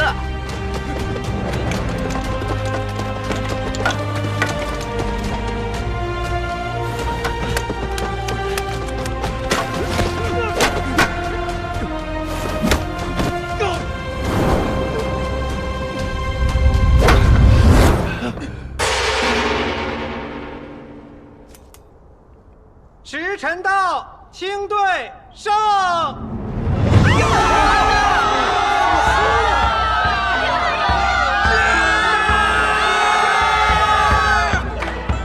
诸位，本次不打球赛，清队上！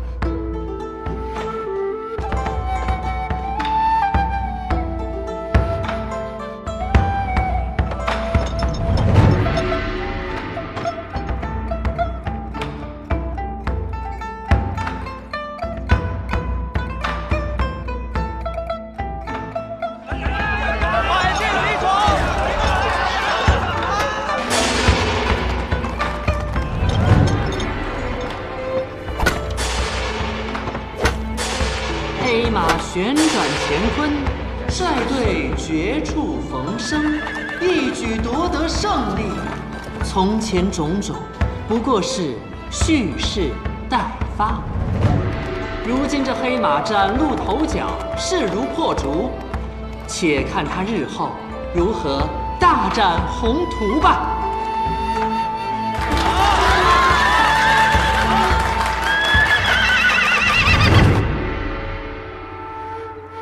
听说知行夺了不打球的魁首，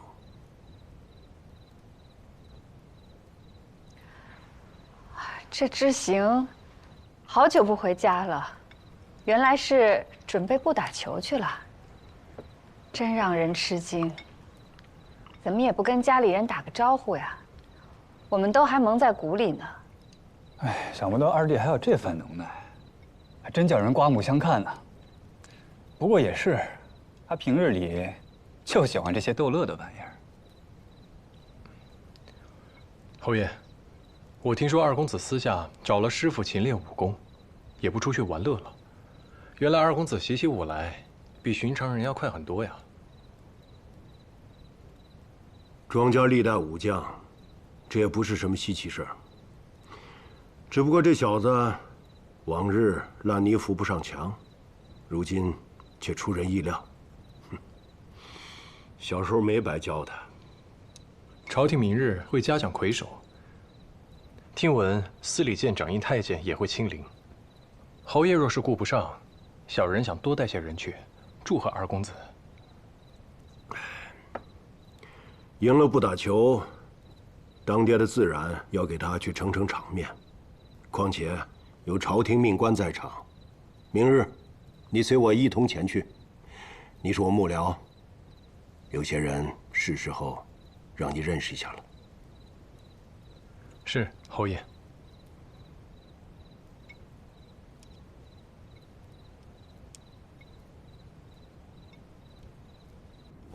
你们几个先去，我去见一下父亲。好。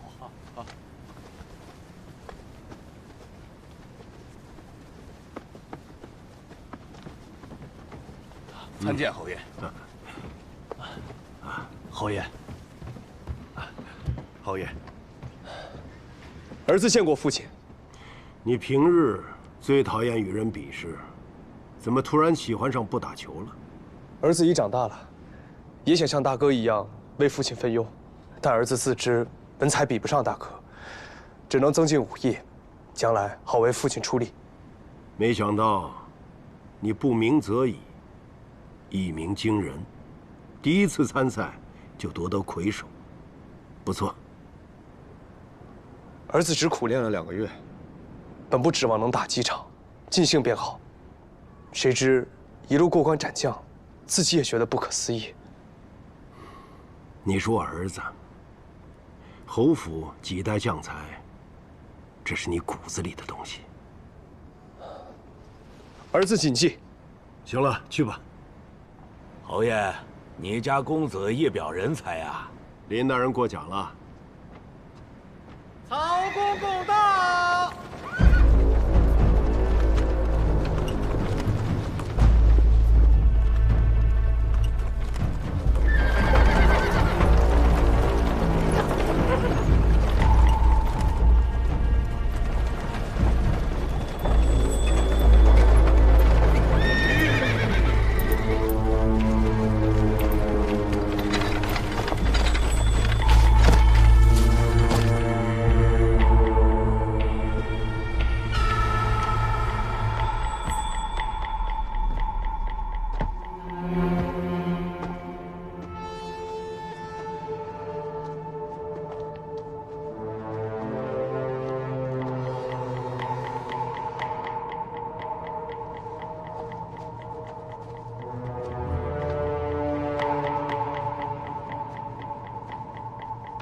参见曹公公。曹公公神采奕奕，气色不错呀。侯爷真是好福气啊！大公子在朝中得力，二公子又崭露头角，只怕这侯府又要出一位将军了。知行不学无术，公公谬赞了。皇上近来如何？谢侯爷牵挂。皇上一切都好。哦，前儿还提起侯爷呢。侯爷还是要多进宫走动走动。是，还劳烦公公替我向皇上谢恩，我随时等候皇上的召见。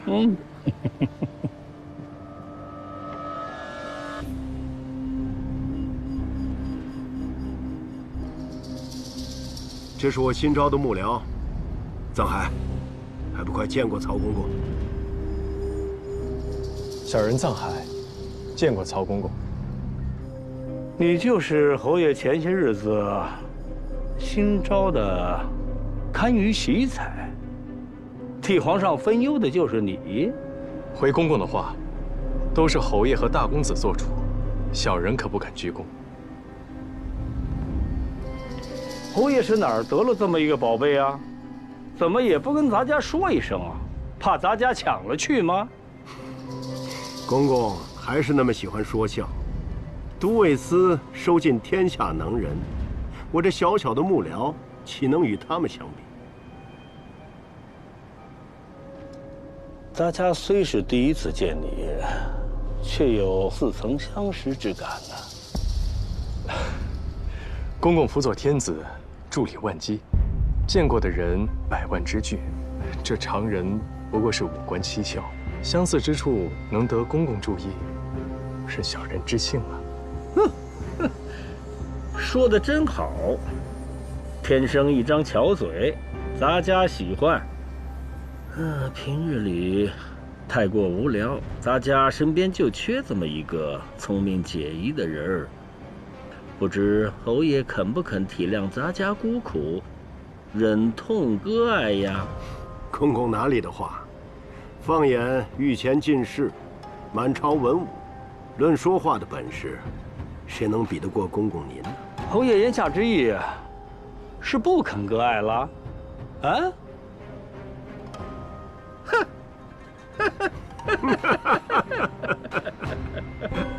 公公，一切准备就绪，就等您了。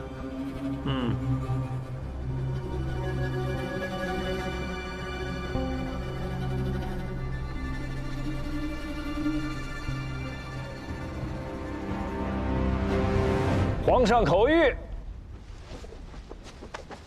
朕素来之道，不打求受万民喜爱。此次盛举夺魁者，庄之行、穆占庆、蒋玉、孙永明、力挽狂澜，深得朕心。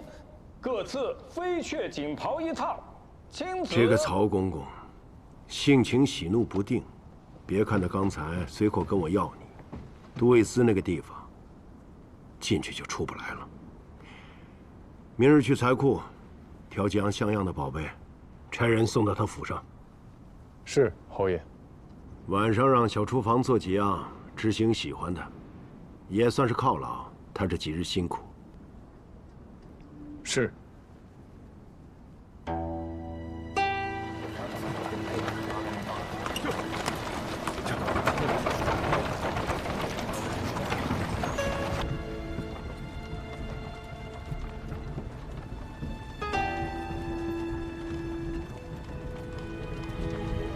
上海堪舆之才，此人眉目间总让咱家心神不宁。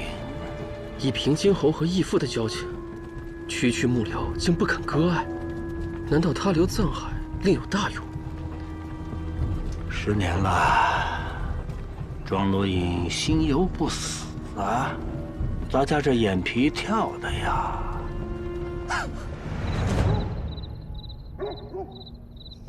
青山尽古何时了？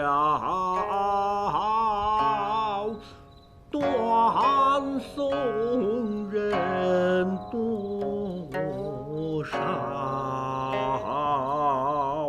孤坟水雨扫黄台，林中迎风吹送，之前来。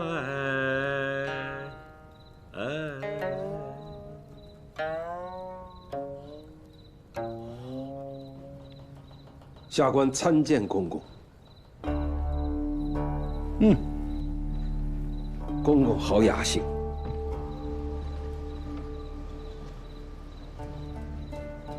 之前你来找过咱家，求咱家替你做主，说说吧。这藏海何许人也啊？那藏海本是江宁府清泉镇的人，前几个月刚刚到京，不知道从哪儿得来的消息，就直奔皇陵而来，还用了什么旁门左道的功夫，竟然把李贵太妃的棺椁给弄塌了，还说什么显灵的瞎话。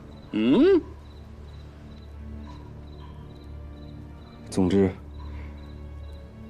帮着平津侯了了一桩心事，没想到他得寸进尺，竟然要求去侯府侍奉，这明显就是想借此机会青云直上，日转千阶呀！不仅如此，他进侯府近1个月，便兴风作浪，挑起事端。杨大人、曲娇只是在平静侯面前质疑了他2句，竟然被他给害死。如此说来，此人杀心很重啊。下官不小心得罪过他，只怕下一个横死的就是我呀！求公公保全。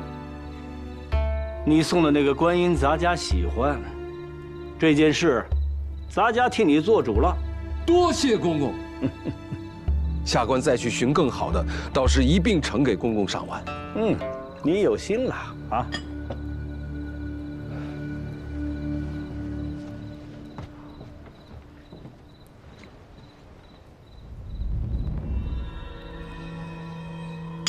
鲁静，义父，你速去清泉镇探探，只要此人的身份有问题，庄陆营就是想用也用不了了。快去。是。陆岩，派人把这个藏海给我盯紧了，一旦陆警查明此人身世有异，即可击杀。是。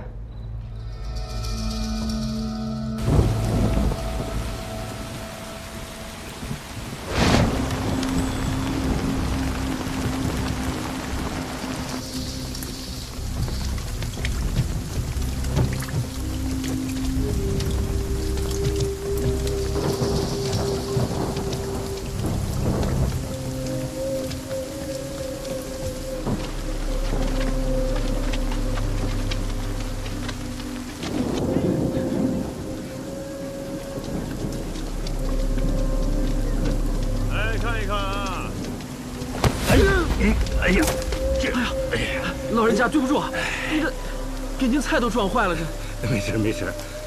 这样吧，这菜我全买了。这菜卖不了这么多钱呢。您拿着拿着啊！没事儿，我正好也有点事想问问您。看着你面生，你不是这镇上人吧？我是来寻亲的。什么亲戚呢？老头子，我在镇上生活了几十年，街坊邻里我都认识。那太好了！您知不知道一个叫藏海的人？他是我远房表弟。巧了，哎，这臭小子是我看着长大的。不过，几个月前他离开了这儿。那他何时来这儿的呀？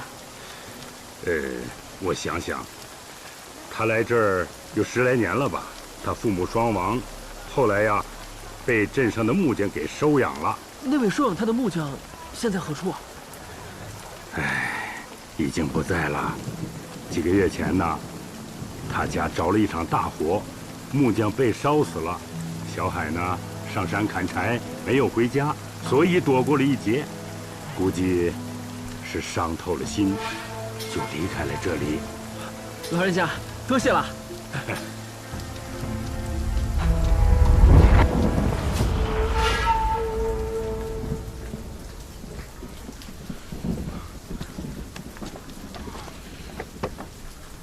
查到什么了吗？陆大人，那老头说的话都对得上，藏海的身世并无蹊跷。太干净了。那是否立刻回京复命？我是这么教你做事的吗？此人让公公心神不宁，咱们难道带回他身份无误的消息，说是公公想多了吗？公公要查的人，就不能是清白的。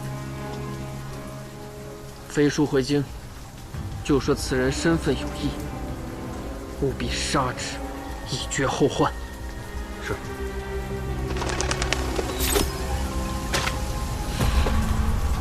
怎么回事？大人，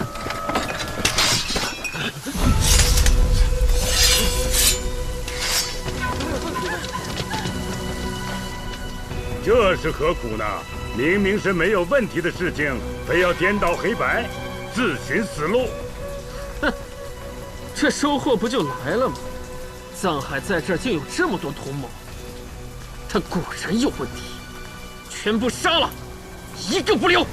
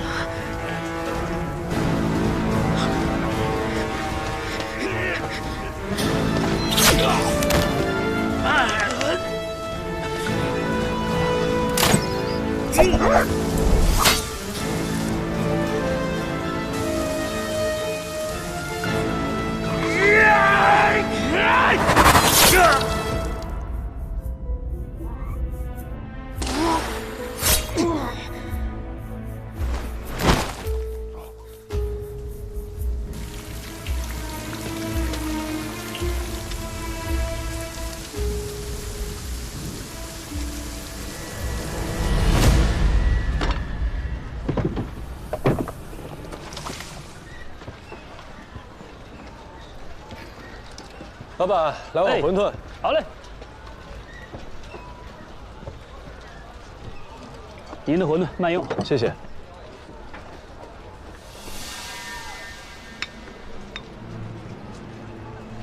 老板，哎，来碗馄饨。稍等啊，别回头，听我说。你被厂卫盯上了。我知道。馄饨来喽！哎，好。曹敬贤派他的一子陆进去清泉镇查你，我们的人没能拦住他。2日前他已经离开清泉镇，出发回京城，只怕现在已经到了江州。曹敬贤怀疑我了。与此人的角力，2日之内必定得定成。我们应该找人监督伏击他。不行，他要死了，曹敬贤更加怀疑我。盯紧他，让他顺利回京。小海，此人太过棘手，他要是真回到京城，事情就难做了。你要尽快想到对策，绝不能让他见到曹敬贤。恐怕现在能帮我的地方只有一个。给我点时间，我去想办法。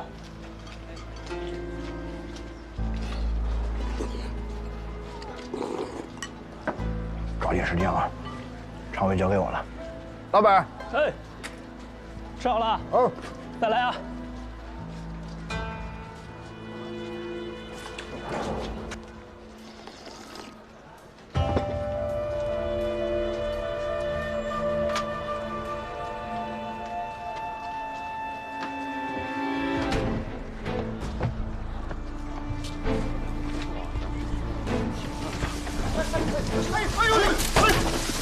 二位公子没有伤到你们吗？我给你们赔不是了，我让你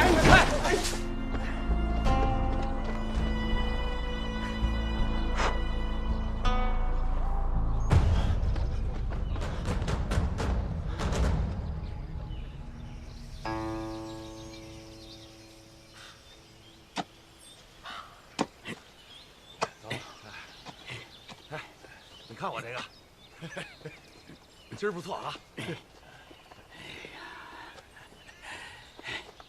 哎，老三，赶紧走了，时间不早了。好，你们先去吧。好，我马上回。快点啊！哎，好。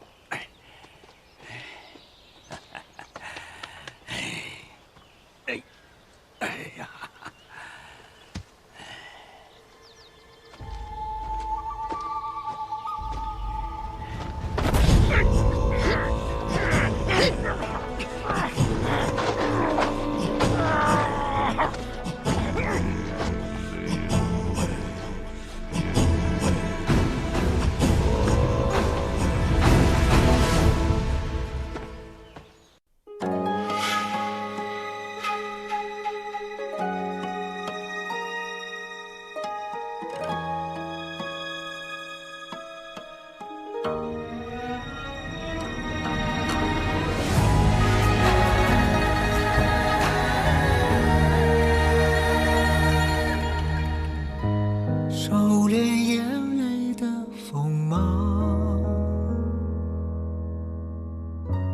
掌心念着危险的渴望，惊涛笑里藏，惊雷无声响，城府深，深不过我目光。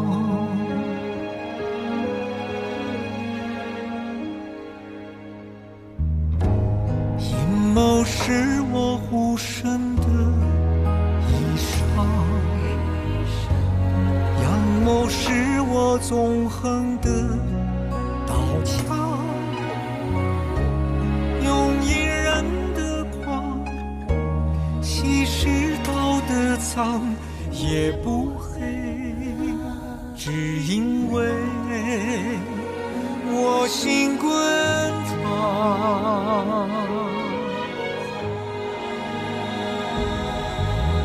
翻云是我，浮云是我，人心的罗盘莫测，总会有人起起落落。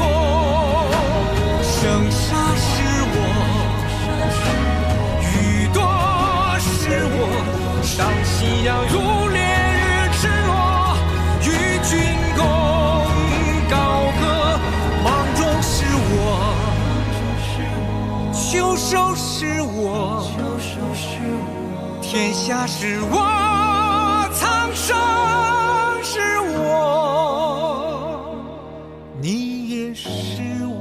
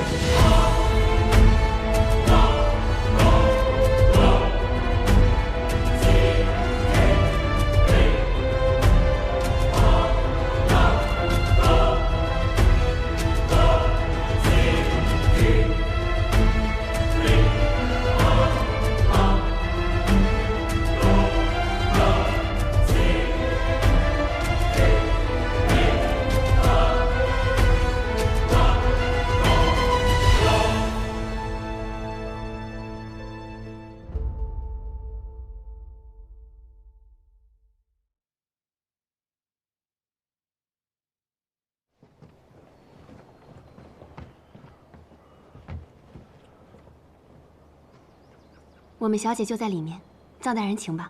多谢。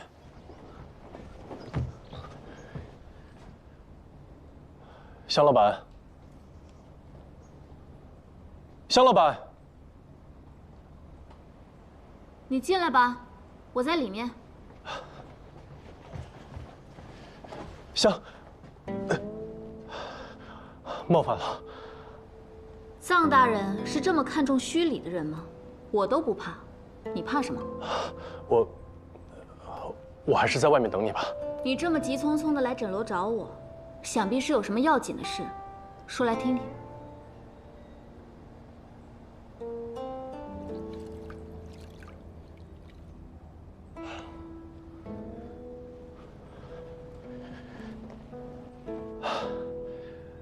我想要除掉一个人，需要香老板的帮助。是哪个不长眼的得罪了我们臧大人？不是他得罪了我，而是我得罪了他。此人是曹公公的义子，都尉司千户陆敬。你跟曹敬贤是什么关系？我与曹公公只是在不打球赛上有一面之缘，但他却派陆晋来杀我。我觉得你在说谎。此事千真万确，那次的确是我第一次见曹公公，我也不知为何他会对我起了杀心。若香老板能查明原因，在下感激不尽。也是，曹敬贤要杀人，向来不需要什么理由。可是你为何不去找平津侯护着你，偏要来枕楼寻求帮助？侯爷虽然器重我，但他不会为了我而得罪曹公公的。我相信枕楼在江湖上的朋友不计其数，随便出手便能救我于水火之中啊。这个陆晋，滥杀无辜的事情做了不少，也总是为难我们，确实该死。可这曹公公是何许人也？就连平津侯也不敢招惹他。若是他知道了我帮着你对付他的义子，我枕楼岂不是要关门歇业了？香老板放心，我保证不会让曹公公怀疑到枕楼头上的。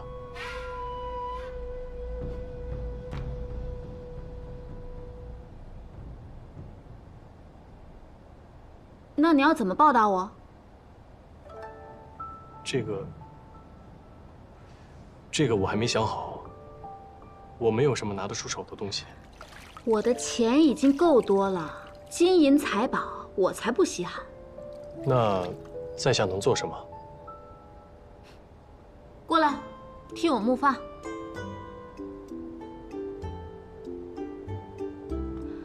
你想让我帮你，又不拿出诚意，既然这样，你就回去吧。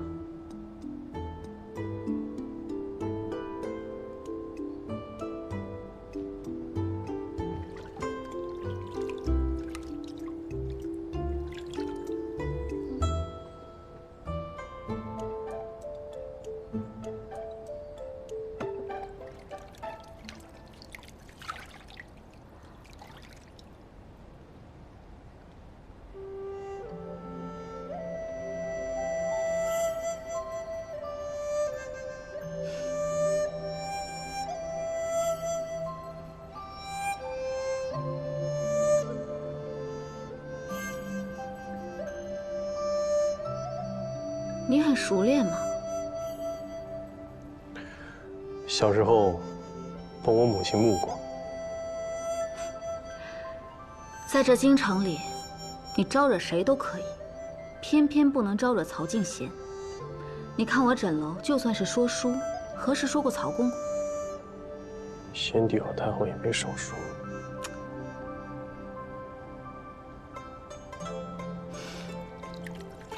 枕楼苦场未久矣，若你能不知不觉杀个曹敬贤的义子，那也是痛快极了。只不过，要是陆晋死了，曹敬贤恐怕会更忌惮你。你放心，我早已经有了计划，只是我不会无功，不能亲自动手。好吧，若是我帮了你这次，那可是帮了一个大忙。光凭木发，可是还不清的。那，香老板还想让我做什么？我还没想好，不过枕楼是可以赊账的。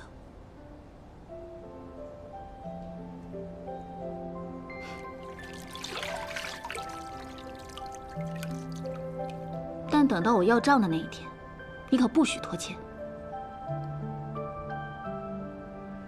一言为定。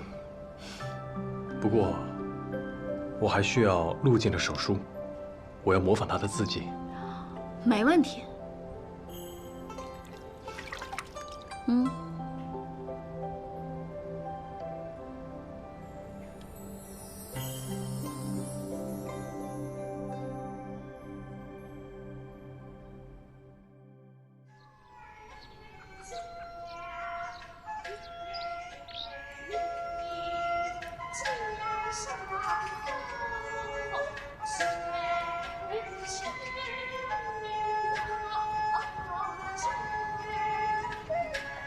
公公，藏海从混沌铺离开之后，我们的人就跟丢了。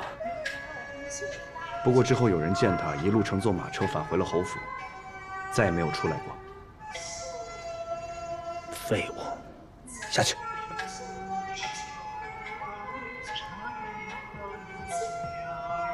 陆金有消息了吗？还没有。没有消息就是最大的消息，说不定清泉镇有问题。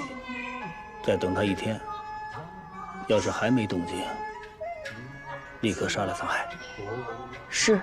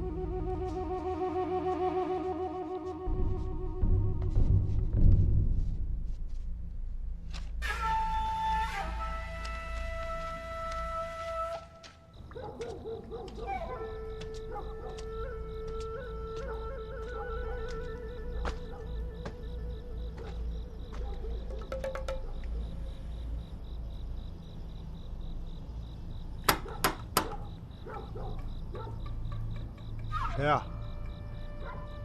水火相济，日照江河。大人，里边请。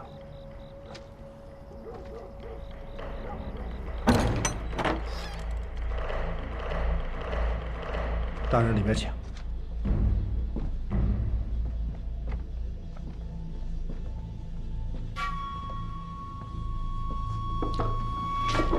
骆驼大人，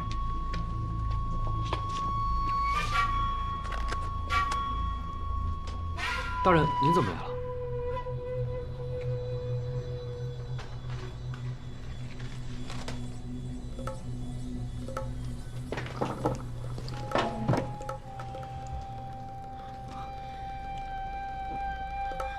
大人，您受伤了，把药箱拿来。好。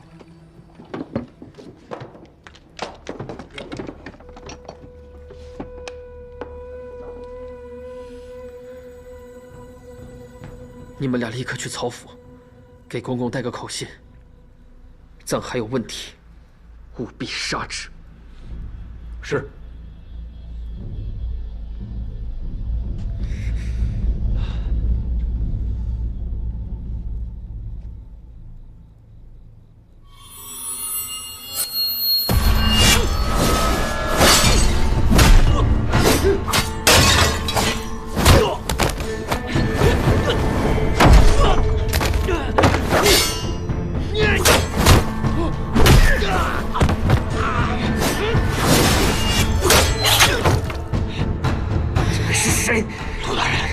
别问了，我们的主人要你死！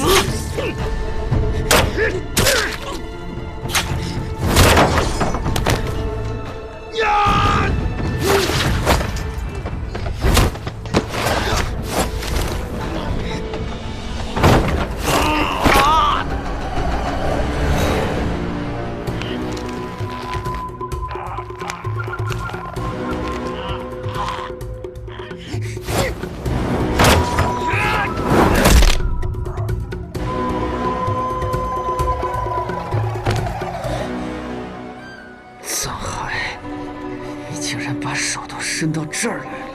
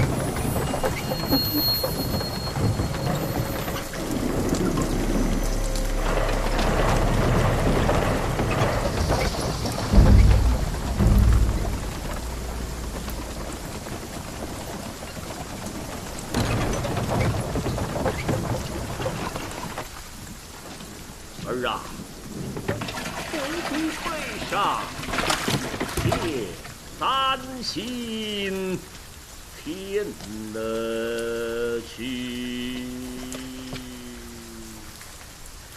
听条路荒野飞为。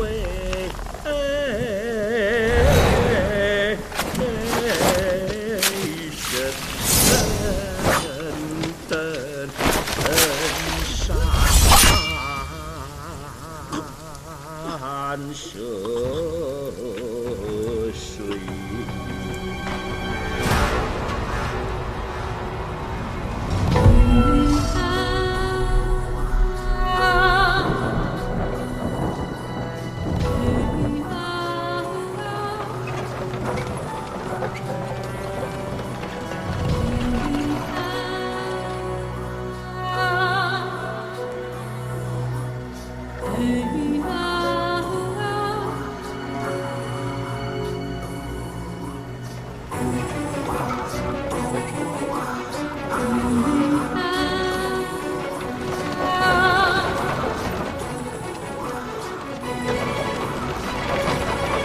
刚才那人是陆大人吧？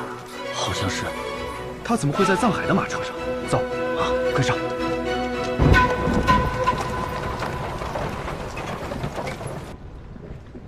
藏大人怎么不说话呀？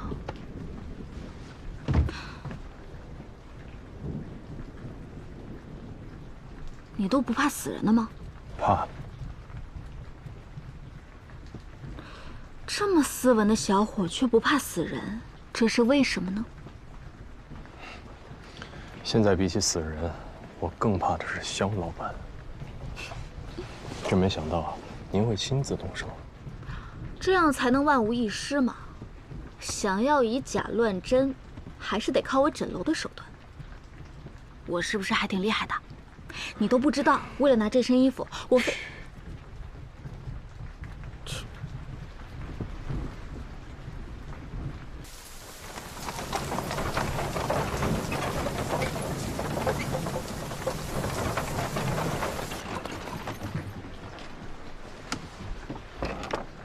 到了。都打点好了。放心吧，都打点好了。今夜后门无人当值。走。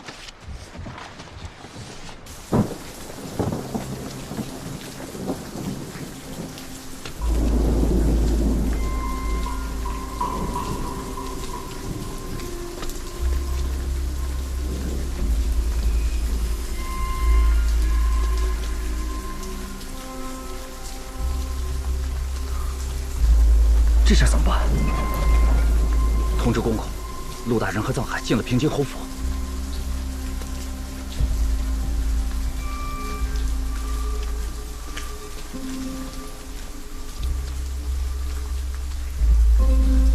侯爷，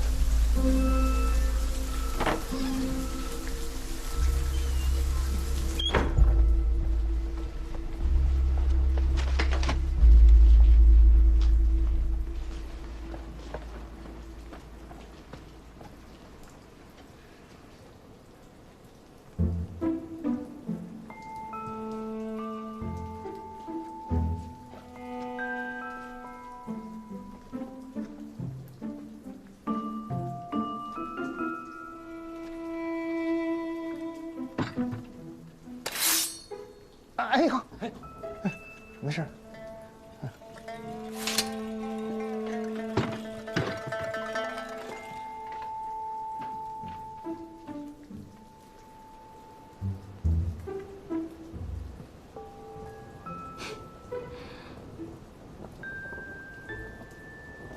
什么？陆进进了平津侯府？是。你可看清楚了？我们盯梢的时候看到藏海上了马车，车里还有一个人，我们俩都看清楚了，看着确实是陆大人。我们一路跟到了侯府后门，藏海便将陆大人请了进去。陆进、庄奴影，给我盯紧了，看看他们到底在干什么。是。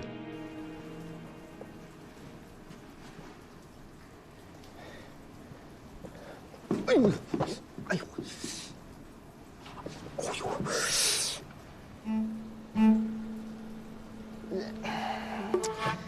哎呀，什么都好骗，这个头是真不好骗呀！哎，我会替你们在外面盯着场卫，没有收到我的暗号，千万不要出来啊！这儿就拜托你们了。好，小海，我走了啊！好好招待肖老板。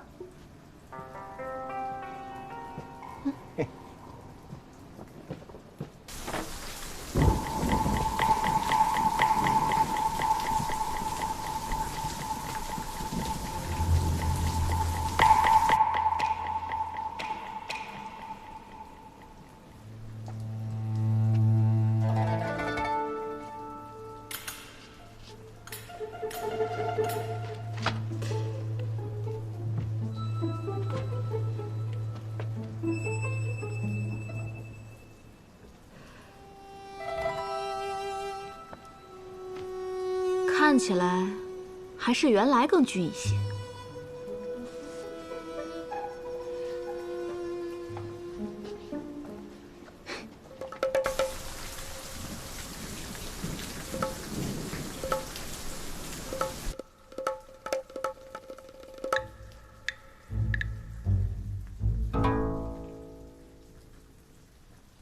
你笑什么？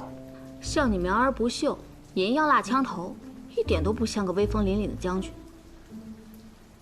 只要他们觉得像就行了。手给我。你要干什么？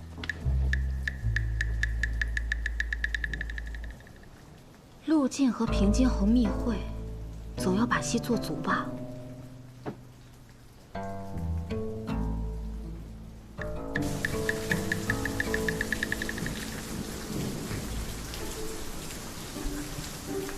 你这姻缘线深且绵长，子女宫饱满红润，我断你日后子孙满堂。我竟不知香老板还会看手相。你不信啊？我说的可准了。那还看出些什么？你看你的官运线，笔直无分叉，臧大人日后一定平步青云，官运亨通。不过你恐有牢狱之灾。哦，那请问该怎么解呢？这样吧，我给你指一条明路，从你的住处出来，往东走3里，再往北过3条街，从西边数第5间铺面，就是你的福地。是诊楼？那不然呢？今日若没有我，你早就遇到麻烦了。所以多来诊楼，保你平安。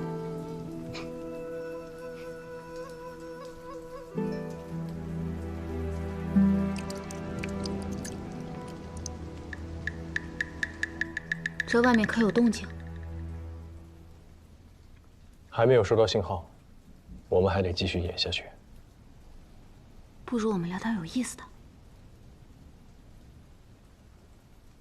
你想说什么？你说曹敬贤不问缘由让陆晋来杀你，但是陆晋从外地回京调查了你的身份，要去向曹敬贤汇报。你要赶在陆晋见到曹敬贤之前把他杀了，说明你的身份不能让曹敬贤知道。臧大人，你究竟藏了什么不可告人的秘密？我就知道你有事情瞒着我。既然你不说，那我现在就出去，让他们看到我的脸。哎，夏老板，不要出去。那要看你的诚意了。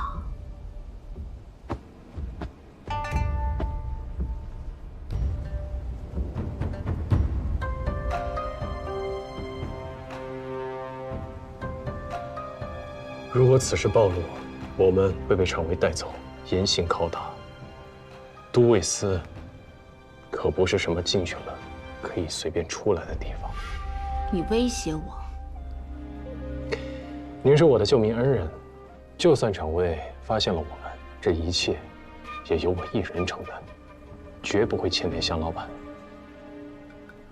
只不过，你刚才问我的问题，我确实没有办法回答你。如果将来有一天，我做完了我该做的事情，我会第一个告诉你。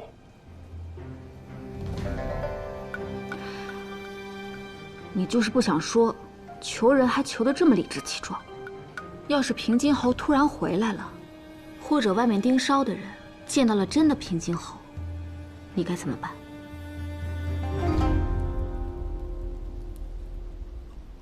你平日不都是去那些勾栏酒肆消遣吗？怎么今晚想起来要陪我夜饮呢？前几日在不打球赛上夺魁，本想好好庆祝一番，但思来想去，还是只想与父亲一人庆祝。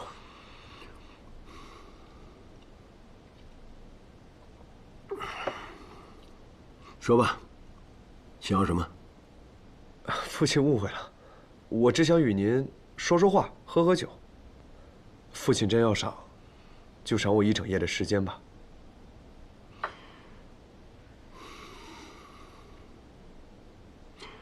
行，为父答应你，今夜哪儿都不去。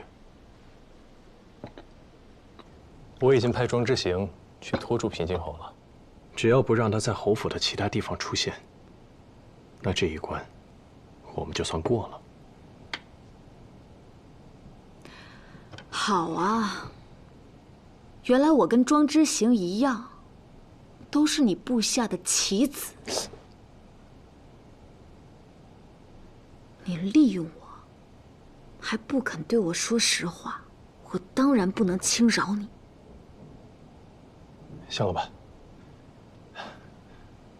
你不是棋子，您是我的朋友。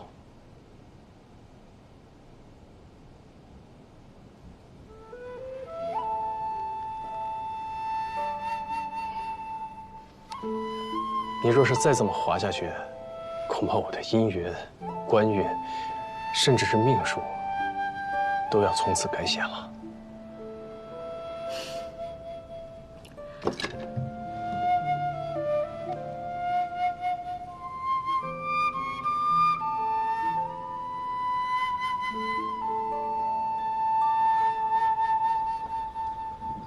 父亲，我们换一壶尝尝。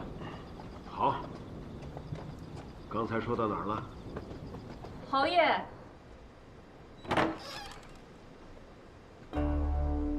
侯爷，时候不早了，妾身服侍您休息吧。今晚不必了，我要和知行好好说说话。有什么话不能明日再说呢？越聊越晚，酒饮多了伤身。母亲，我与父亲很久没有这样夜聊了。父亲方才答应我，这一夜他哪儿都不去。儿子保证一定不让父亲多饮酒。你呀，是不了解你父亲，他呀，一喝起酒来就没个分寸，没人照看可不行。你们父子俩在聊什么呀？这么高兴？知行小时候的一些事情。知行已经这么大了，小时候的事，翻来覆去的说，也要说腻了吧？这身衣服，你很久没穿过了吧？我没记错的话，是那年我大败东夏，你到边关看我的时候穿的，对吗？边关苦寒，当时穿着这个，可是把我冻得不轻。侯爷在那里，也真是吃了不少苦啊。行军打仗，这点风寒算什么？侯爷何不与我说说？这些年从未问起这些，倒是妾身的不是呢。夫人，你不是一向不喜欢听我军营的事吗？侯爷愿意说，我怎么会不愿意听呢？妾身还想问问您，当初是怎么率800人夜袭的呢？要我说这段，那酒可不能停。侯爷难得说一回，今夜就不醉不休。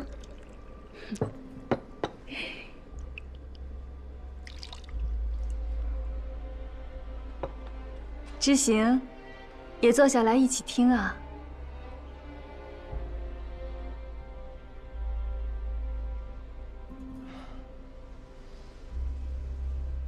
父亲与母亲先聊，我在门外候着。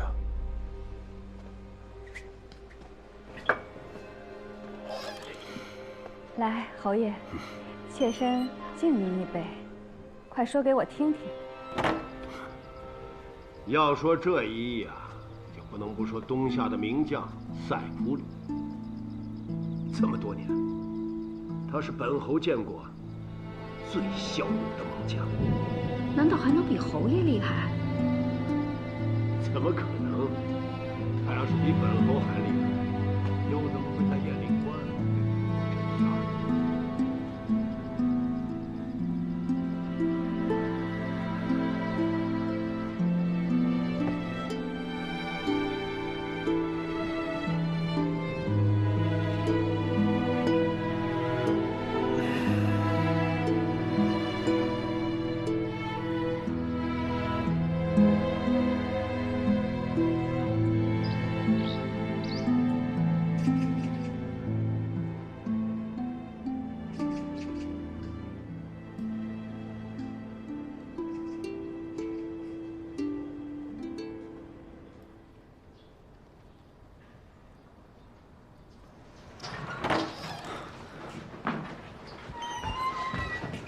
公公，陆金人呢？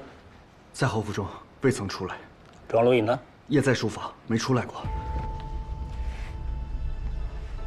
他们长谈了一夜。是。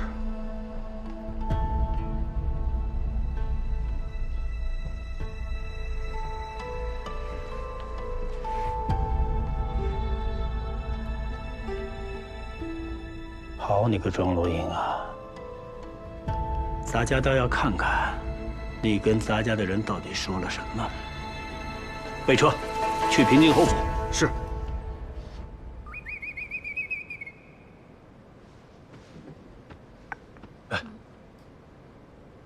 我已经走了，我们可以离开了。接下来的事情你自己能应付得了吗？你不如跟我一起走吧。这出戏还没有收场，我只能先谢过香老板昨夜的救命之恩。若这一次我能逃过一劫，必须枕楼道谢。好吧，那你要记得活着回来，不许赖账。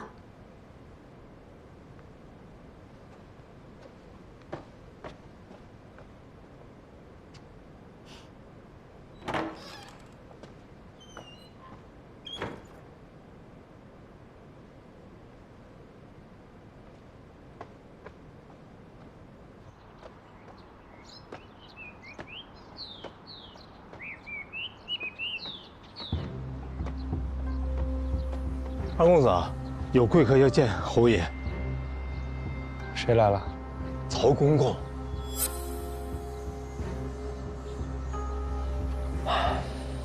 侯爷宿醉，现下正在睡着，请他先回去吧。哎呦，不行啊，二公子，这曹公公的事情必须由侯爷亲自来定夺，我还是叫醒侯爷，不然该误事儿了。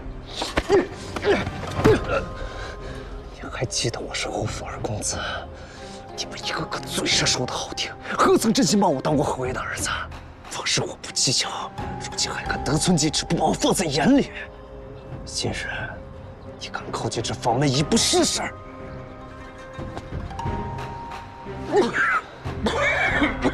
侯爷正在休息，他不想见人，知道该怎么说了吧？知道。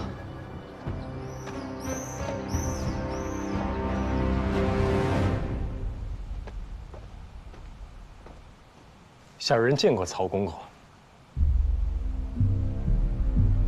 怎么是你啊？平津侯呢？侯爷昨日喝了酒，现下还在休息呢。他跟谁喝酒了？这，小人就不知了。你不知道？啊？你最应该知道他跟谁长谈了一夜。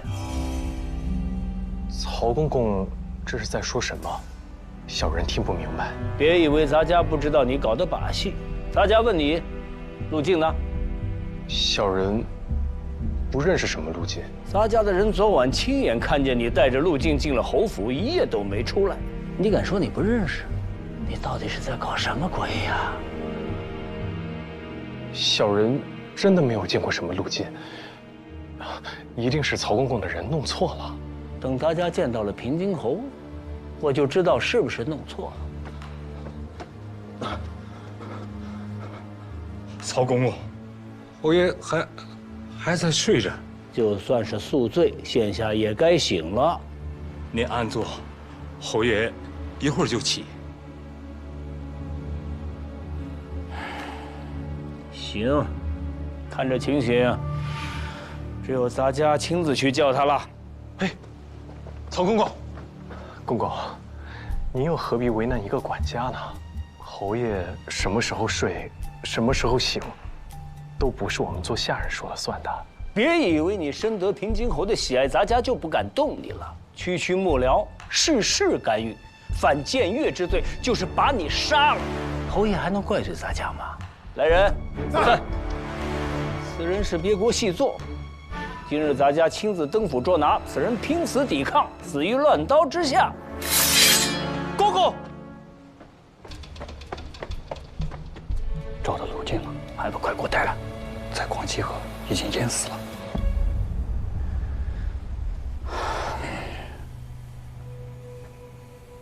快带我去！是。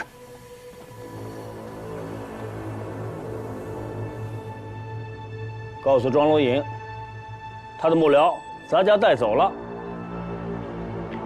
走。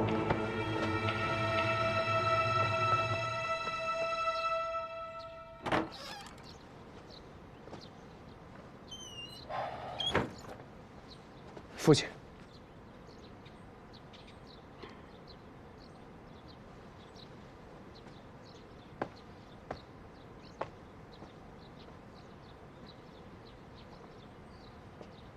你在外面站了一夜，没有父亲允传，儿子不敢走。刚才谁在外面聒噪？管家不顾儿子劝阻，想进去找父亲。怎么了？说是曹公公来了。曹公公来了，怎么不告诉我呢？儿子不想打扰父亲和母亲休息。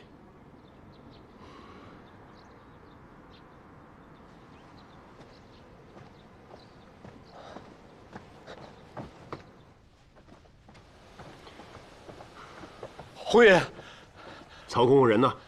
曹公公刚走，还带走了臧大人。他有说找本侯有什么事吗？没说，我就听说好像是谁淹死在广济河了。曹公公一听就着急忙慌的走了。备马，我亲自去一趟广济河。是。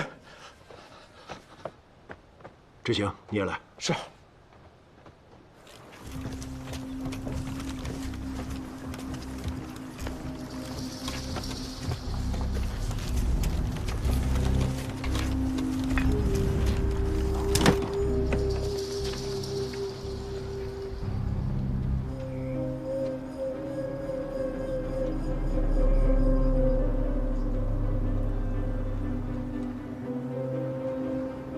公公，陆大人不是淹死的，是被利器刺穿脖子而死。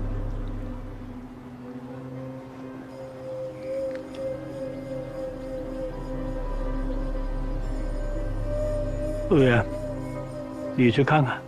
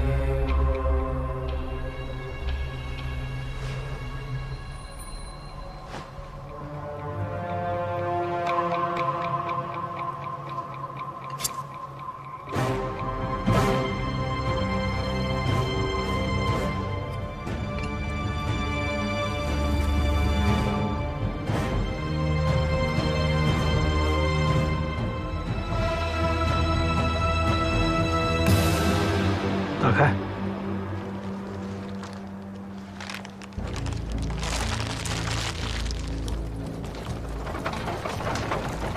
去。义父。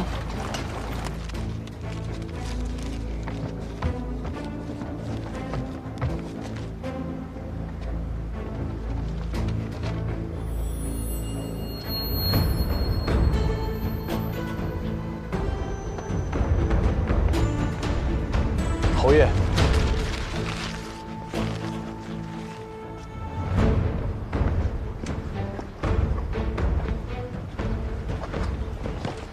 曹公公，今日来了又走，找我有什么事吗？啊，也没什么大事，只是想跟侯爷聊聊。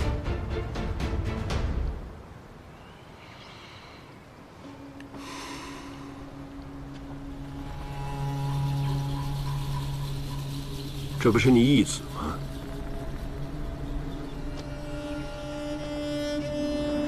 怎么死了呢？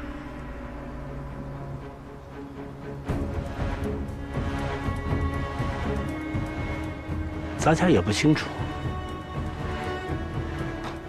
也许是仇家寻仇吧。咱家回去要细查此事。侯爷，告辞了。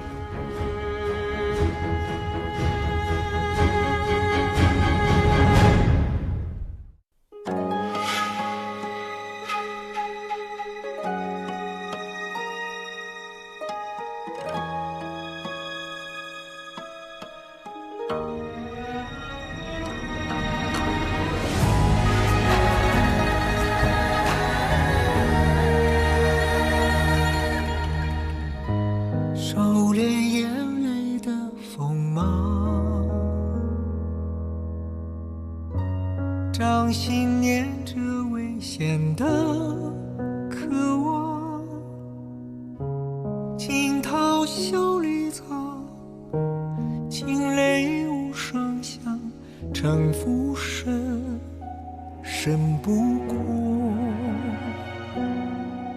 我目光。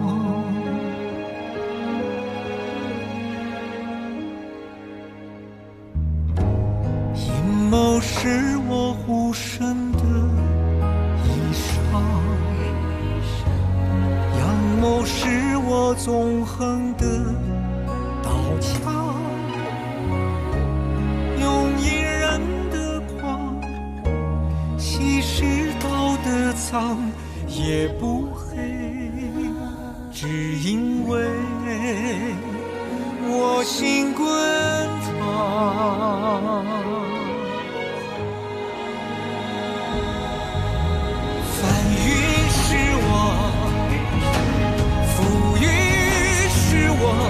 人心的罗盘莫测，总会有人起起落落。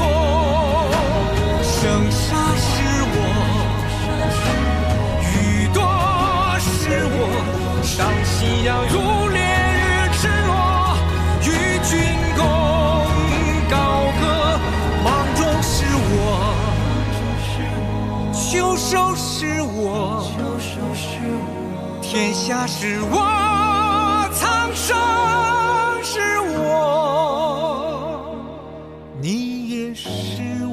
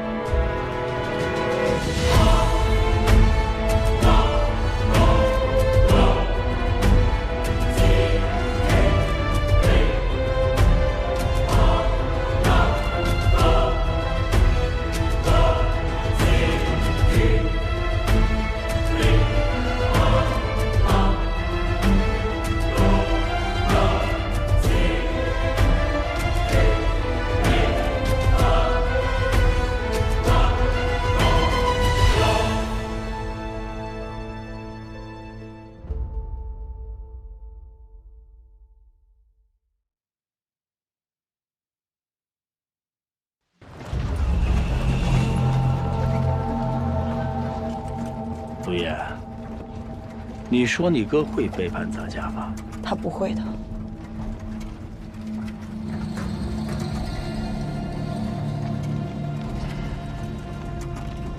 你看看，这是他的字吗？平津侯窥之脑，卑职假意投诚一探消息，若卑职身死，则其不可信。是。陆晋去查藏海，查到了庄如影的头上，他假装投靠庄如影，却被灭了口。而这件事是关乎于那东西的。庄如影，你背着咱家到底查到了什么？以至于宁愿杀了陆晋灭口，也不愿意将这个秘密知会咱家。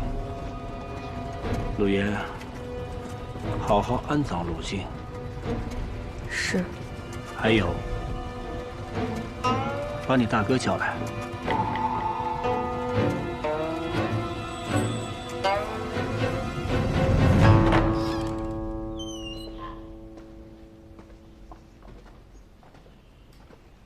曹京贤今日干什么来了？曹公公来找侯爷，还说昨夜陆大人进了侯府。但后来又有人来通报说，陆大人死在了广济河里。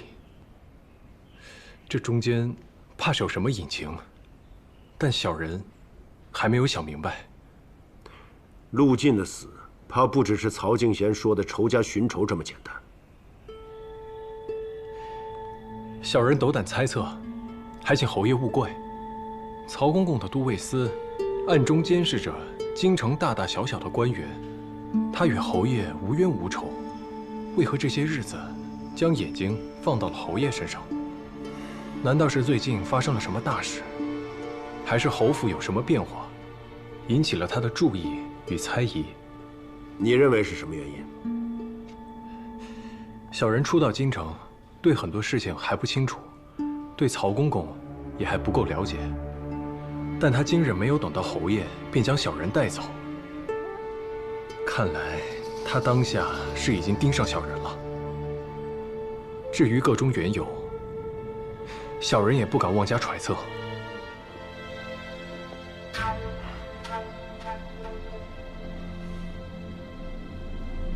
本侯与他是有些过往，这些年我俩相安无事，但现在他毫无缘由的发难，我看他是嫉妒我得了你这么个有才干的幕僚。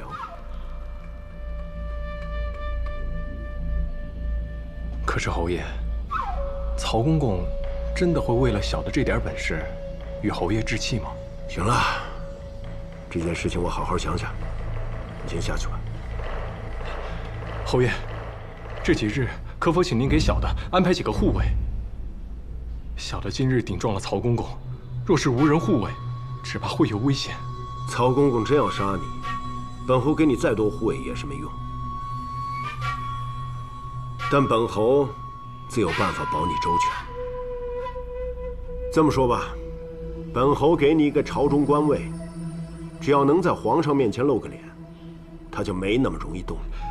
小的只想待在侯爷身边，侍奉侯爷，从未想过要离开侯府。不必担心，就算你入朝为官，也是本侯的人。谢侯爷厚爱，任凭侯爷吩咐。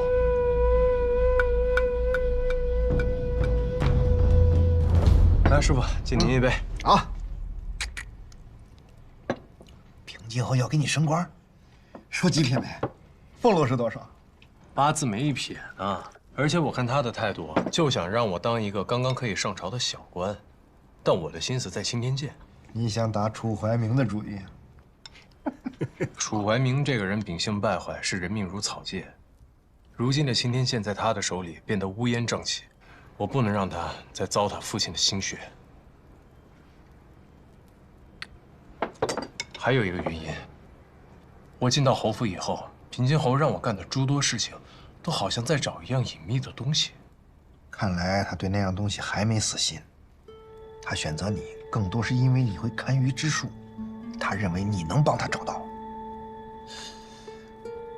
所以我要去青天剑。楚怀明找了这么多年都没能找到，至少我要让平津侯觉得我可以。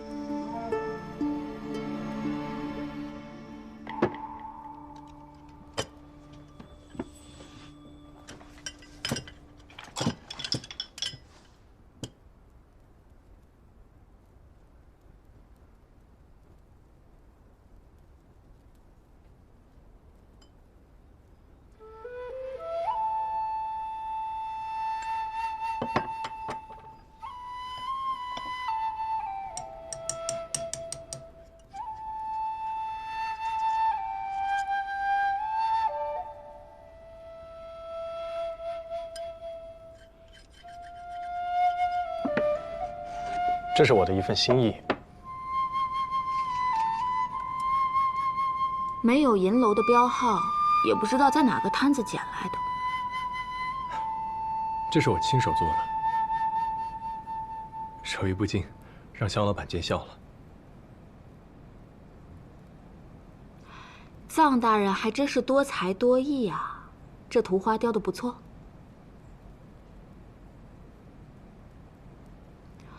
陆晋的死，曹敬贤看出端倪了吗？他现在只会怀疑侯爷，倒也不敢做什么。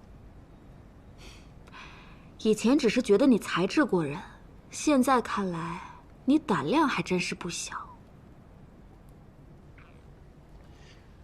香老板难道不觉得，咱们俩才是一类人吗？那你赊的人情账是不是该结一下了？当然，全听香老板的。过几日就是中元节了，你有约了吗？那你陪我出去玩。在中元节？你怕鬼啊？倒也不是，只是这样，恐怕不足以报答香老板对我的恩情。没事，人情和银子可不一样，银子越还越少，人情可是越还越多。你以后还会欠我更多的。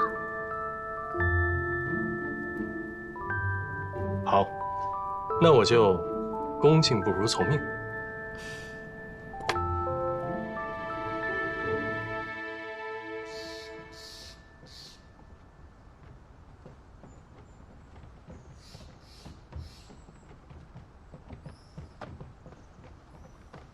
侯爷，您看，这些云聚在一起，像不像一只瑞兔？藏海啊，今日正逢中元节，有这样的天象，你看有没有什么说法？回侯爷，这云彩在中元节显现，颇有几分特别。但小人擅长的是观星望斗，只和新月与时令相关，风云万变，仅凭这个，小人也不敢妄言。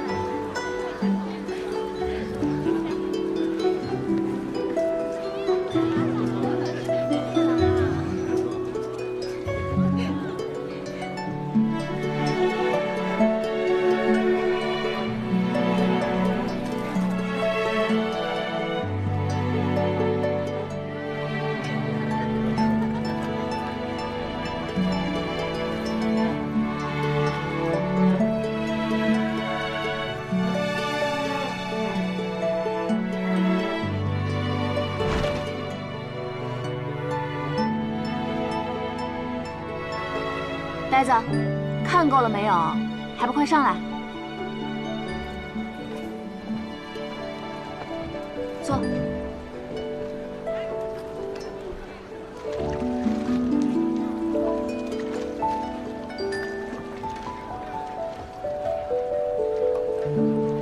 打扮的还挺精神。今晚是7月半，是你的节日。我的节日？我又没死，为什么是我的节日？穷鬼也是鬼嘛。那香老板呢？我，孤魂野鬼。香老板坐拥枕楼，每天有这么多人陪着你，还会觉得孤单啊？你知道我为什么叫它枕楼吗？高枕无忧。聪明。结果其他人都无忧了，烦恼都留给了我。但你的枕楼让很多人在京城有了容身之处。枕楼还是太小了，要是能有个1000座、10000座，说不定能容得下所有无家可归之人。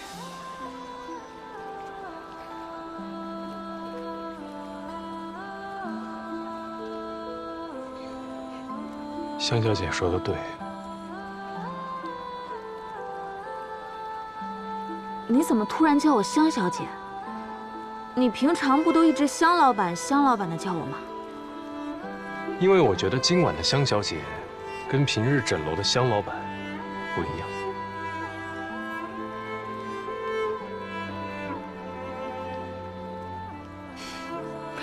随你便，臧公子。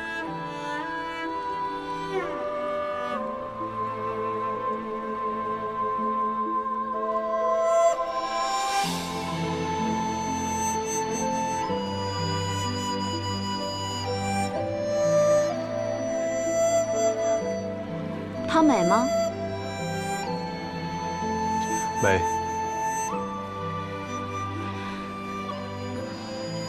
那她美还是我美？自然是香小姐更美。那我美在哪儿？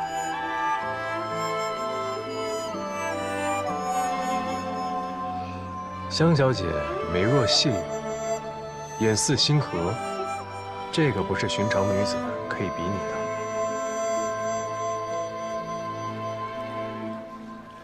那我问你，你想不想常常见到我？嗯？回答不上来了。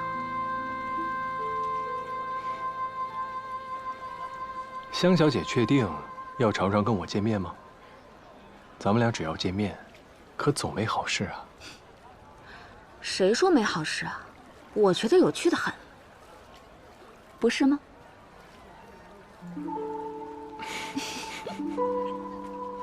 没想到这儿有这么多河灯啊！今晚我让诊楼放出了1万盏，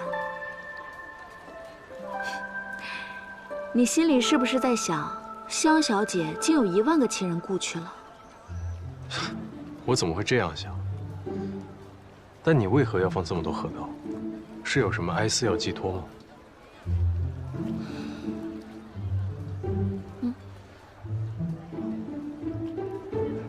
因为我有钱。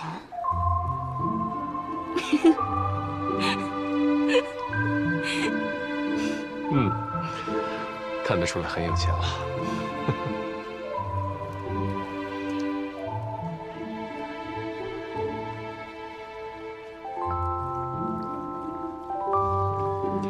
我听说，在河灯上写上亲人的名字，就能把自己的思念传递给他们。那你也写吧。听说你的父母亲人都不在了。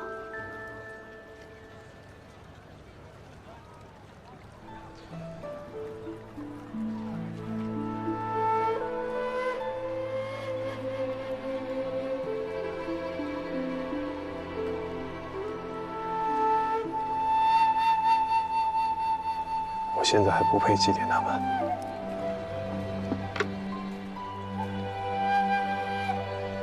那就先把对他们的思念装在心里吧。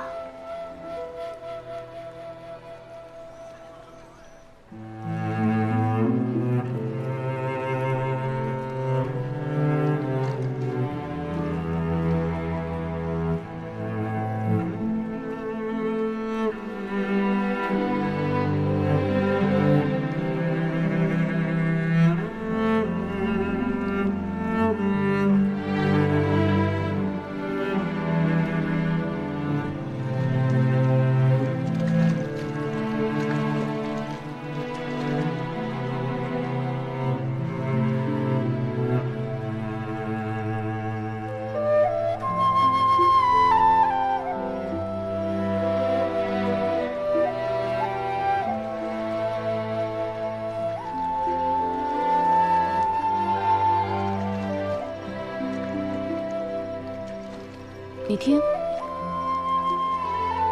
听到什么声音了吗？什么都没有，此处甚是安静。安静就对了，我就喜欢安静又广阔的地方。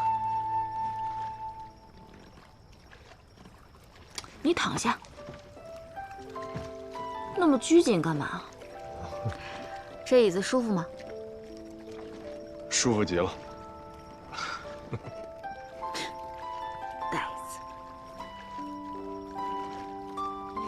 藏海，你那么会堪舆，这天上的星星你都认得吗？你看，天上的星星有28星宿，那边东方七宿形似青龙，其余西南北三方对应着白虎、朱雀、玄武。哎，你看那几颗星星，哪几个？那几颗，像不像是一个撅着的小嘴？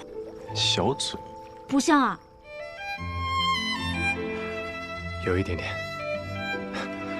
不过你说的这4颗星呢，叫奇宿，旁边是尾宿，它们组成了青龙7宿的龙尾。我觉得不像龙尾。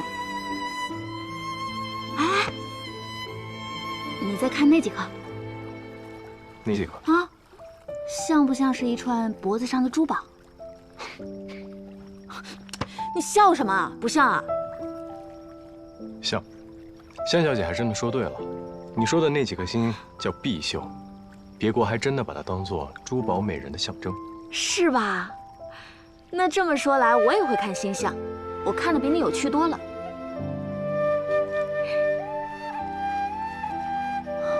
不过你看啊，这串珠宝还有一个主人，是一个哭花脸的女子。美人虽然珠宝在身，但是这满天的星星都是她的泪水。泪水？那她为什么哭了？她应该是一个被远嫁的女子，终其一生都不快乐。她在异乡等啊等，等了一辈子，也没人接她回家。那她远在家乡的亲人，一定很思念她。那我就不知道了，也许她的眼泪流干了，她就不再想着回家这件事了。没想到你还挺会编故事的，八公子的戏本，不会是你编的吧？这世上文采斐然的人，也不止你一个。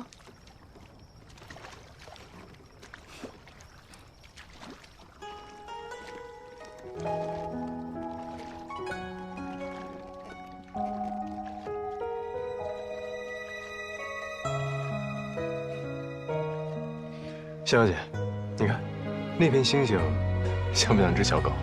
这是头，这是尾巴。头、尾巴，哎，还真像哎！哎，你看，这只小狗还有颗心，但它的心好像个筛子啊。那是因为，因为小狗也哭了，它找不到它的家人。所以眼泪都流进心里了。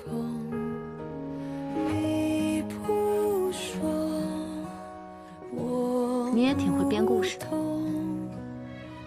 承认。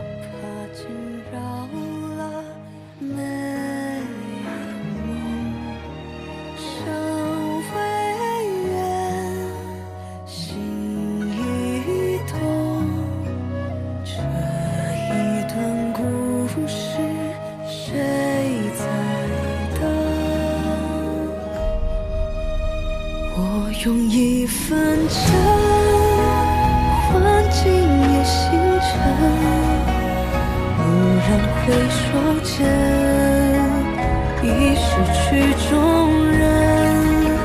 聚散终有时，舍不得说出离分。月光赐我这一夜温存。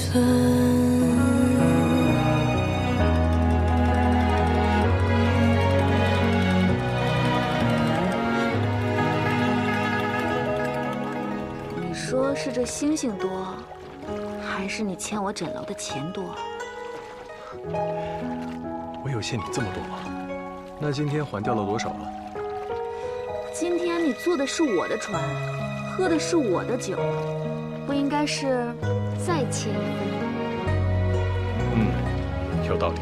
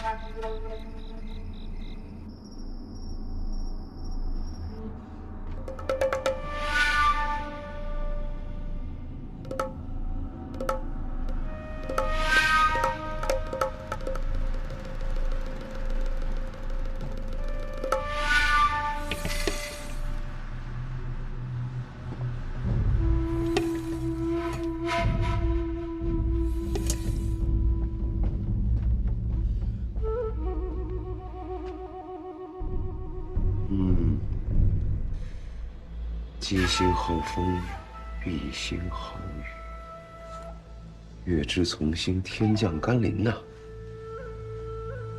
中州久旱之地，终于要降雨了，大吉呀！月离雨毕，彼滂沱矣。雨若不止，洪水必起。最近各地有无灾情啊？回大人，工部的水文汇报，除了离京城不远的中州附近旱魃为虐，3年没有降雨，其他各地降雨一切正常。沿海一带虽有风灾过境，但朝廷已经例行拨银赈灾，伤亡也比往年少了许多。大人，这谷物的情况也不错，江南水稻的收赏都比往年好。除了中州的旱情，天上地下一片安宁。若我发榜预言中州旱情必有缓解，皇上一定会很高兴啊！青天见报喜，必有后赏。借过一下，借过一下，借过一下。昨日的瑞兔祥云果然是大吉之兆啊！中州旱了那么久，终于要下雨了。我家就在那边，家乡父老终于有救了，大吉大利，大吉大利呀！哎，这位小哥，你是中州人，你们那边的情况怎么样？哎呀，中州旱得厉害，这几日日头周围还有一圈亮亮的影子，邪乎的很呢。是啊，终于有雨了。是。侯爷可曾听闻今日钦天监发榜一事？本侯听说了，钦天监报，中州不日将天降甘霖，解久旱之苦。看来昨日的祥云确是吉兆。藏海，你这观天象的本事还略逊于人啊。小人不敢与楚大人相提并论，但小人心中有疑虑，想禀报侯爷。说。恐怕楚大人这一次算错了。中州虽然会下雨，但并非急雨，而是凶雨。你为什么这么说？小人昨夜观星，的确也看到了中州有雨水之象，但是这雨来得难，去得也难。小人今日在街头听闻流民议论，这些天中州日头已经连续出现了日环，日环主涝，只怕这雨会久下不停，最终成汛冲毁堤坝，大量百姓将会流离失所。可是昨日分明是祥瑞之兆，白云彩霞，聚散离合，都只是巧合而已，是无法准确判断吉凶的。此话当真？小人愿以性命担保。还请侯爷尽快禀报皇上，疏散民众，夯实堤坝，来应对即将到来的大涝。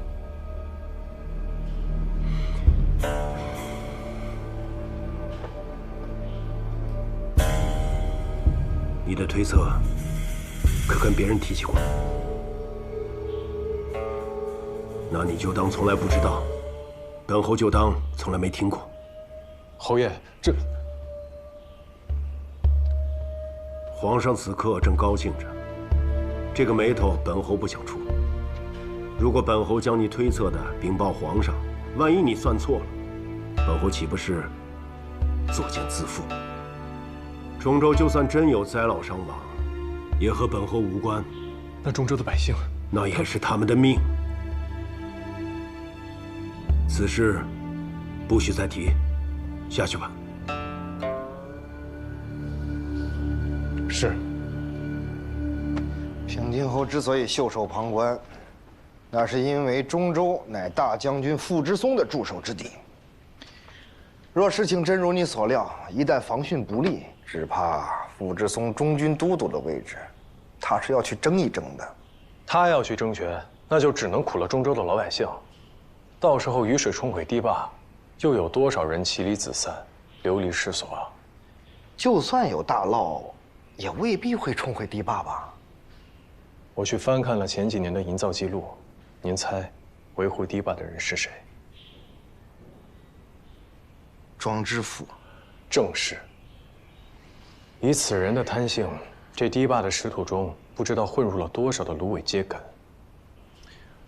中州本就少雨，偷工减料远也看不出来，但如今久旱未雨，夯土早已风化流失，遇水则溃了。听起来真是凶多吉少啊！我之前不是还跟您说，只要有机会，我一定会将楚怀民拉下来，取而代之吗？这一次，是他自掘坟墓。不仅如此，我还要把平津侯也拉进来，让他阻止灾涝，救下中州百姓。等一下，等一下，你拉平津侯这事儿有点冒险了，就没有别的办法了？我父亲曾经说过，风雨雷电、日月星辰的旨意，关乎着老百姓的温饱甚至性命。老百姓应该知道真相，避免灾祸的发生。好徒儿啊！虽然你看到的是真相，但楚怀民现在是青天剑监正，他会用奇技淫巧和一些神乎其神的说法来粉饰自己的无能，因为那样往往更容易迷惑人心。你明白吗？明白。那我们就以其人之道，还治其人之身。来，让一下，让一下，来，让我看看。哎，这上面写的什么呀？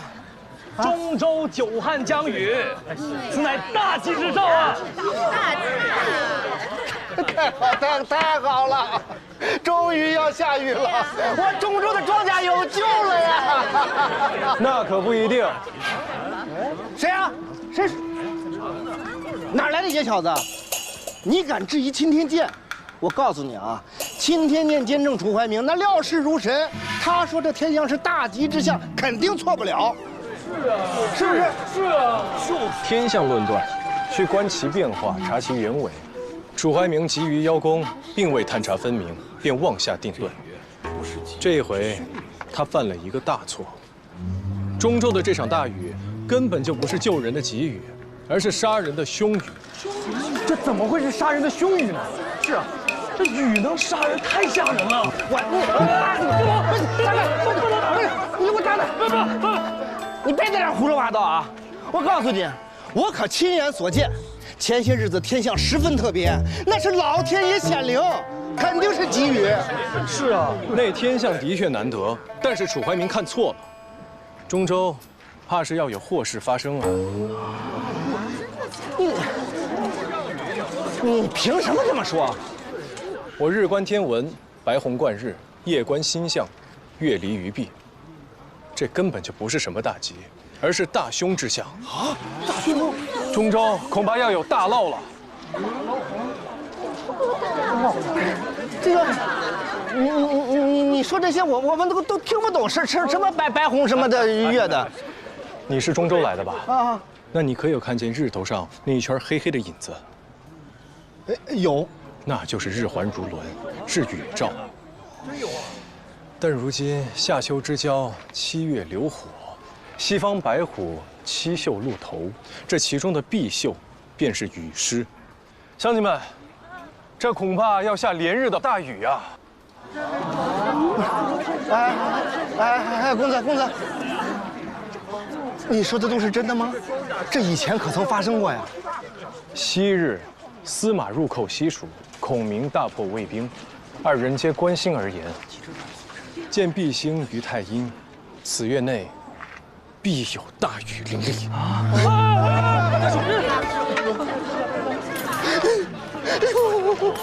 听你这么一说，这有点道理啊。这中州啊，久不逢雨，水土不适，一旦这雨下个不停，那肯定会发大水呀！一旦冲毁堤坝，那老百姓只能流离失所，良田一去不复返呀！这楚怀明能坐上钦天监监正的位置，靠的全是趋炎附势，根本没有真本事。你们若是不相信，就将我刚刚说的话传出去，一传十，十传百，且等几日，看看是他楚怀明说的对，还是我说的对。到底是谁说的对啊？谁也不认识。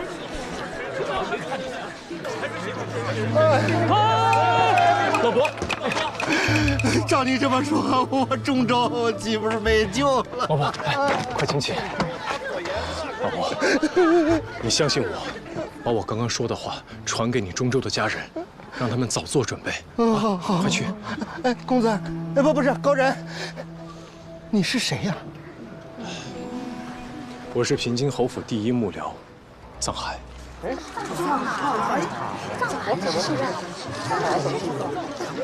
哦，我知道他呀，他就是重修皇陵的那个人啊！我也听说过，在那时候，平津侯就特别器重他。平津侯的相信的人，想必是有大才呀！赶紧把这个消息传出去吧！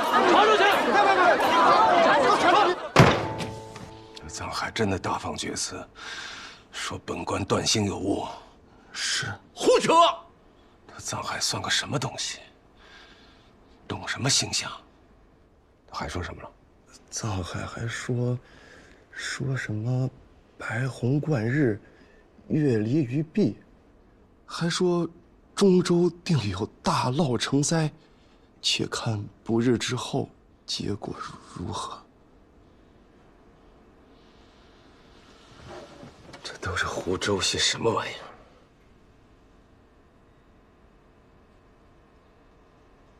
此事侯爷知道吗？现下只怕是知道了。哼。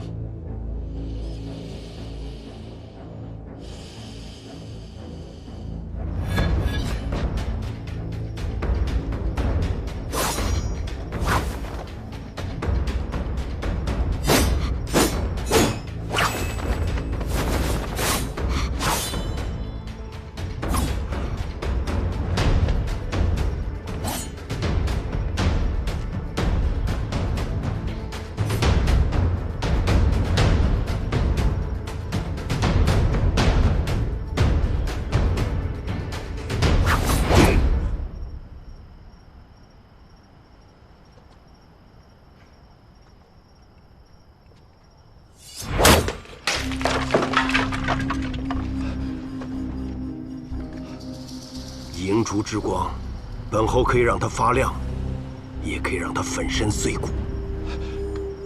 本侯让你闭嘴，你却跑到钦天监大放厥词，说看到大凶天象，现在传得满城风雨。你是非要跟本侯作对？侯爷，小人绝对不敢，小人只是想竭尽全力让此事有个周全。侯爷，藏海啊，也是想为您效劳，但是一时心急，把手伸到了不该伸的地方。他也不是存心和我作对，就是看了几本书，就真的以为自己会看天下了。藏海，侯爷这么信任你，你做事却如此鲁莽，你怎么一点都不为侯爷着想啊？侯爷，小人之所以出此下策，正是为侯爷着想啊。你倒说说看，你是怎么替本侯着想的？小人之前求侯爷将小人的判断禀报给皇上，的确考虑不周。侯爷身居高位，这事儿不该由您去做，只能由小人去给百姓们说。楚大人是侯爷举荐的人才，此事他算错了，恐怕会被有心之人拿去大做文章。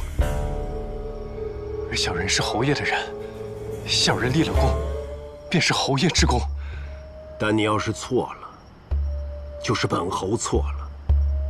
你不过是本侯的幕僚，我该怎么立功，还轮不到你擅作主张。其实小人还想到一件事，侯爷，他这张嘴我可领教过。请侯爷容我说完。说，但说之前想清楚了，这很可能是你最后一次说话。小人之前不敢告诉侯爷，小人所说的白虹贯日，不仅是大训之兆，还主将心陨落。专诸之嗣王僚也，会心喜悦；聂政之嗣韩归也，白虹贯日。这些天象，都主王侯将相殒命。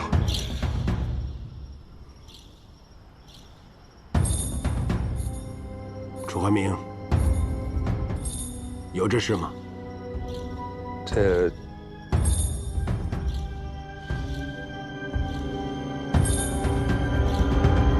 那你算的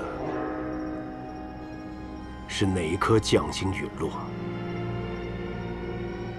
小人不知。你是不知道，还是不敢说？小人绝不敢欺瞒侯爷。小人想为侯爷挡灾。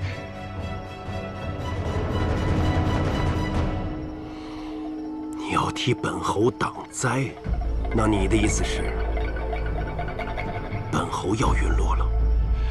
天机难以窥探，小人也无法真正参透。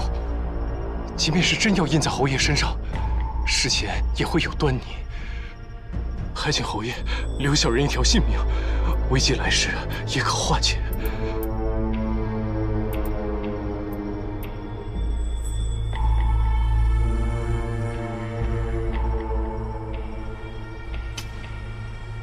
来人，在。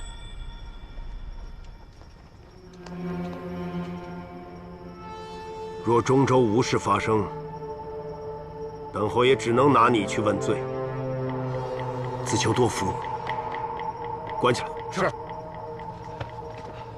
还请侯爷给小人7日时间，若7日内中州降雨应了楚大人所言，还请侯爷耐心等待。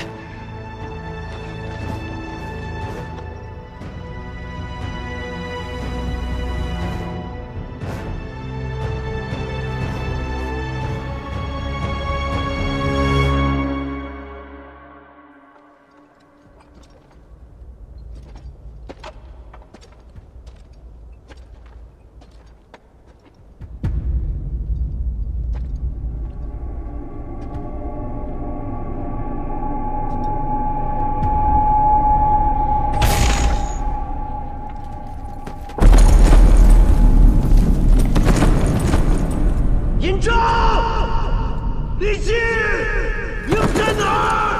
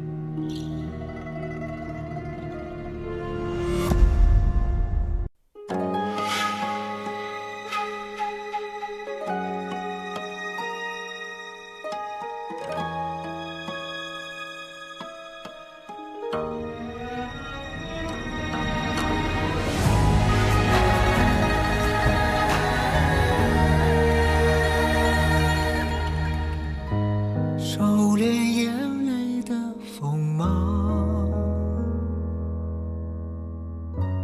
掌心念着危险的渴望，惊涛袖里藏，惊雷无声响，城府深，深不过我目眶。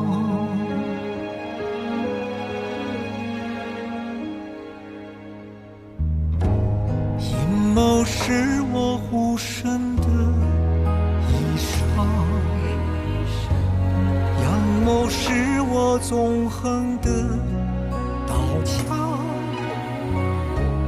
用隐忍的狂，稀释道德藏，也不黑，只因为我心滚烫。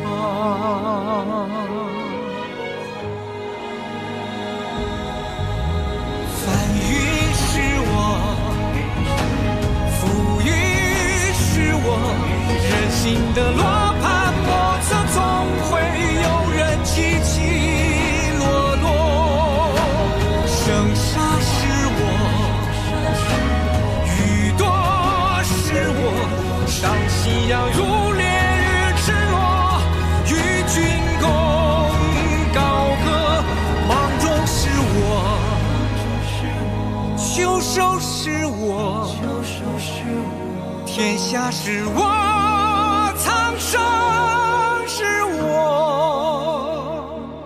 你也是我。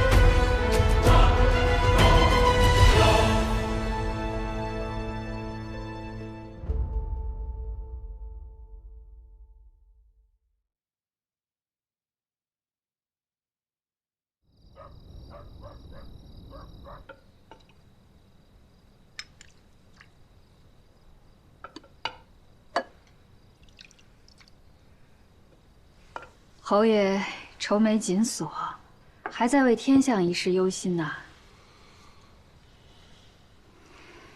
今日我出门采买，听到城中到处有人议论此事，有些还说到了侯爷。他们说什么了？他们说藏海胆大包天，妄议天象，蛊惑人心，说侯爷纵容下人，侯府失了规矩。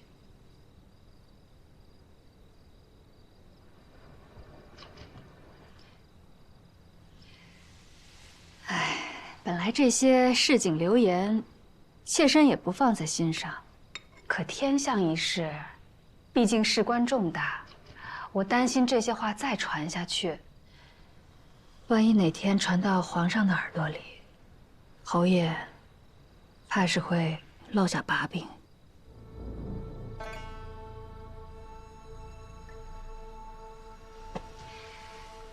妾身认为，不管藏海说的对与不对，他今日敢越过侯爷，私报天下，明日还说不定做出什么事情来。这样的人，不可留在身边了。夫人的意思是，侯爷若舍不得下手，妾身可以替侯爷去做。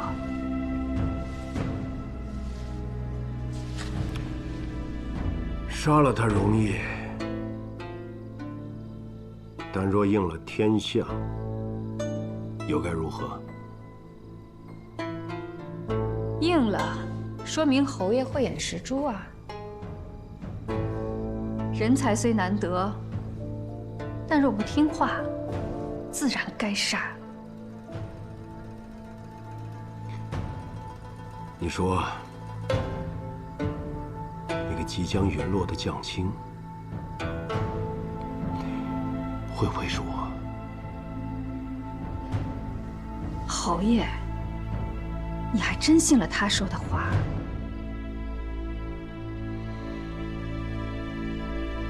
中州大雨，天降甘霖！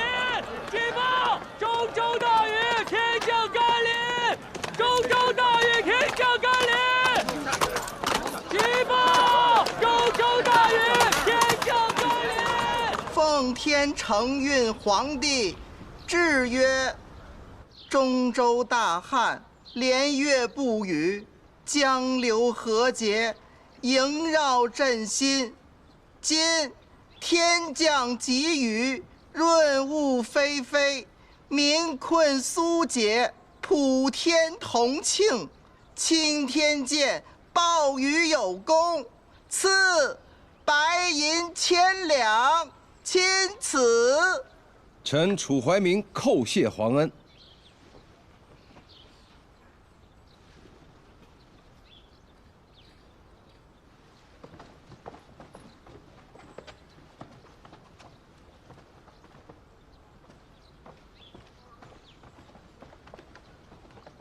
各位大人，我们要再接再厉啊，不能辜负皇上对我们的信任。是，大人。忙去吧。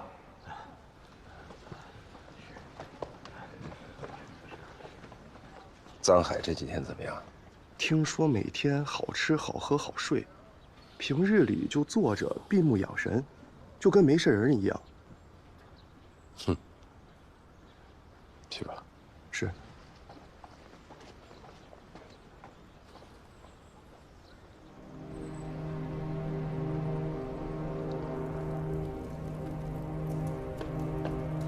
楚大人，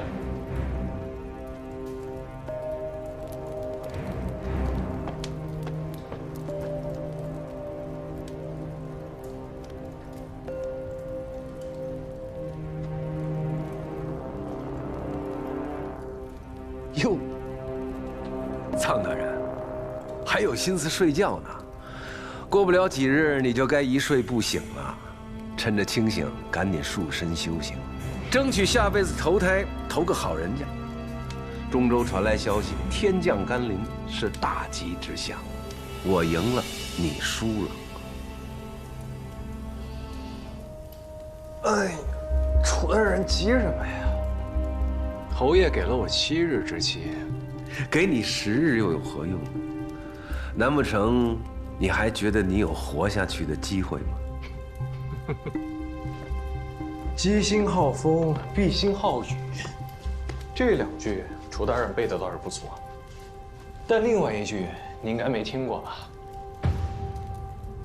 月离于弊，彼滂沱矣。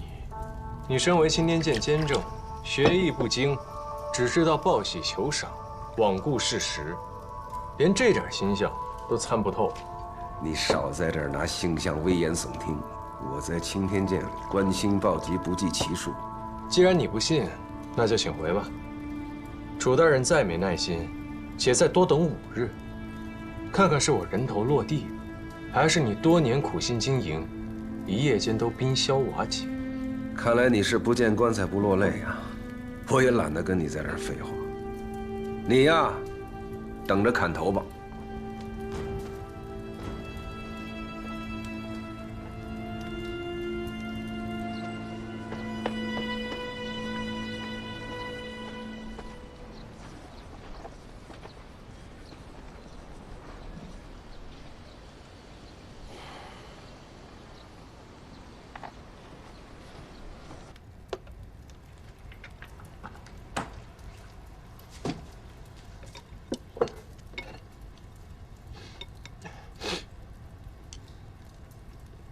侯爷呢？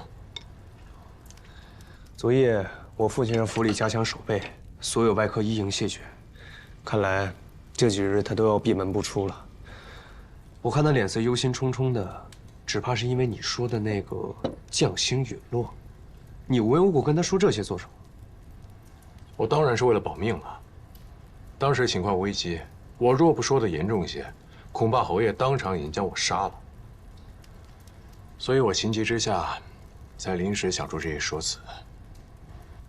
每年都有王侯将相身死，每年都有天气异象。我只说了将星陨落，又没说具体的官职大小。哎，只要能唬住侯爷不就行了？如果我父亲知道你骗他，搅得他如此心神不宁，定要杀了你。我只需要再等几日，便可以向他证明，我是对的。二公子，你帮我看看，能不能从你爹旧部那儿传递消息，帮到中州那边的军民。好。还有一件事情，需要你帮我。这几日看紧了，任何人不得携带兵刃入内。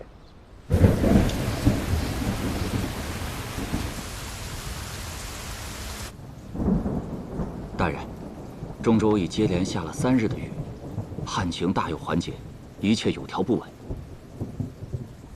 已经下3天了，雨势如何？似乎未有缓释啊。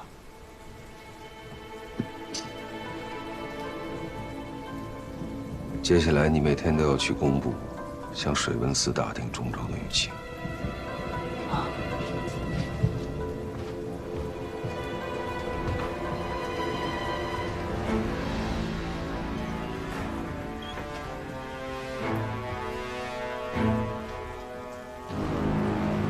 大人，中州大雨已连下4日，雨量已是10年间最大，地势低缓之处已有蓄水之势啊。去吧。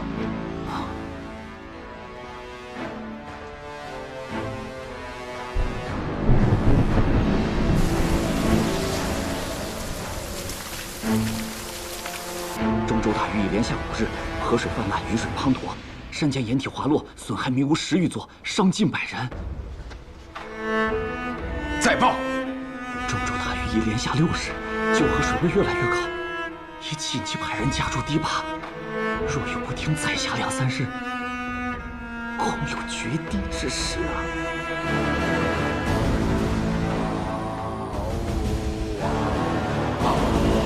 不可能，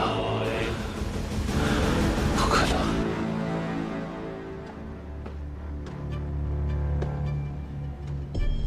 楚大人，张管家，您帮我通传一下，我要见侯爷。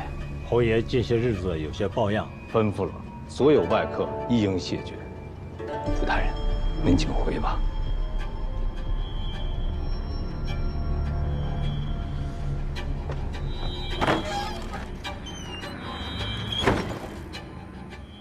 凭什么？啊？凭什么？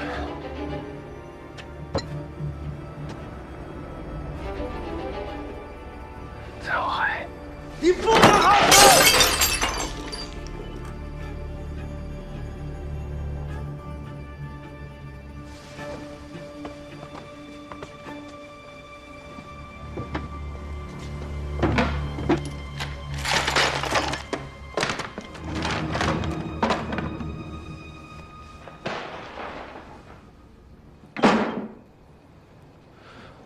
公公，什么意思啊？公公的意思，楚大人还是早日向皇上请罪为好。公公不准备救我了？公公不能不管我呀！公公说了，中州雨势不缓，皇上夜不能寐，已经好几日吃不下饭了。楚大人，你断兴有误，祸国殃民，你好自为之吧。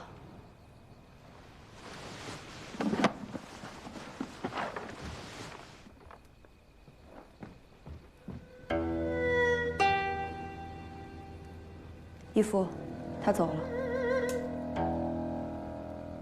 藏海，又是这个藏海。他连青天剑监正也不放过。青天剑监正，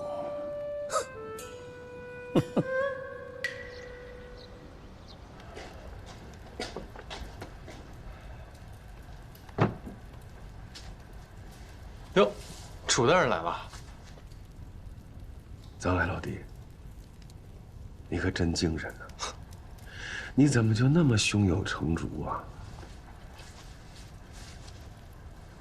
哎呦，这看楚大人的脸色，应该是中州连下了数日的雨，大雨成汛了吧？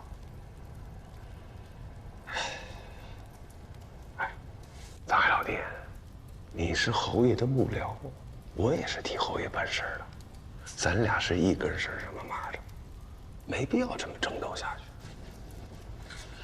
你要是想当官呢，我去侯爷面前美言几句不成问题。你要是想要钱呢，我帮你谋划，想要多少，开个价。哎，藏海老弟，藏海老弟，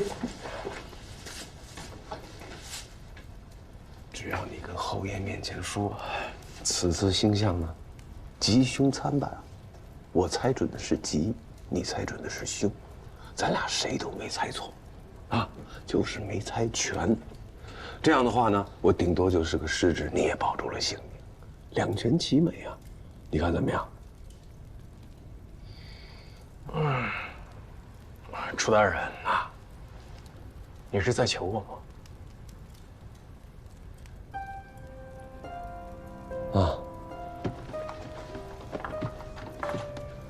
哎，小人学艺不精，断错天相，罪该万死。藏兄，当初引荐你入侯府，我也有一份功劳啊！看在你我一同为侯爷效力的份上，救我一命。今后用得着我的地方，刀山火海，万死不辞。不瞒楚大人，你刚才说的种种条件，我真的很心动。是啊，那咱们就……但对就是对，错就是错。如果这世间所有的是非曲直、真假善恶，都可以两全其美，那就枉费了我父母的教诲，也枉费了朝廷的纲纪法度。哎，楚大人，这戏一旦开唱，哪有中途离场的道理？藏海，你是铁了心要害我，我与你无冤无仇，你干嘛要咬死我不放呢？楚大人也知道自己与我无冤无仇，那为何在先帝陵下要三番两次的对我下死手？那些被你无故抓去顶替风水先生的百姓们，那些惨死于先帝陵中的工匠们，那个被你们活生生灌炭的少女，那些你为了往上爬不择手段害死的人，又与你有何仇怨？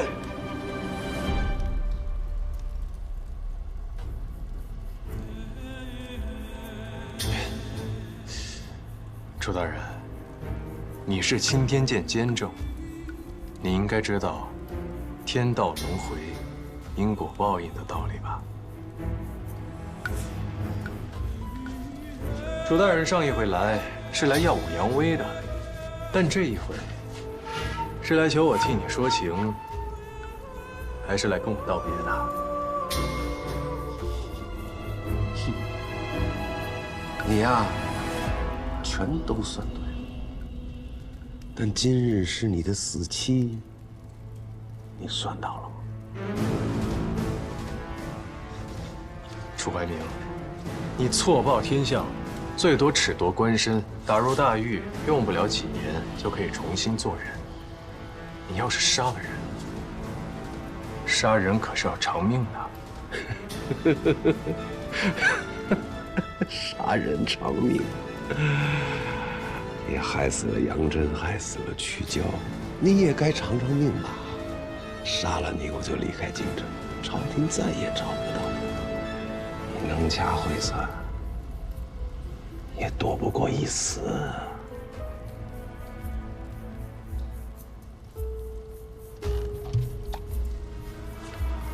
我15岁就进了青天剑，兢兢业业，干了这么多年，我日思夜盼，费尽心思，好不容易攀上了平津侯的高枝，当上了擎天监监正。你知道吗？我为了走到这一步，花了多少功夫，受了多少委屈。你就是因为你藏海，让我一夜之间一无所有。你是当了擎天监监正，但你早就忘了做人的本心。害你的不是我，是你自己。呸！我往上爬怎么了？错了吗？没有你，这一切都不会发生。我楚怀明，哪怕是身败名裂，我也要先把你推下去。楚怀明，你陪葬。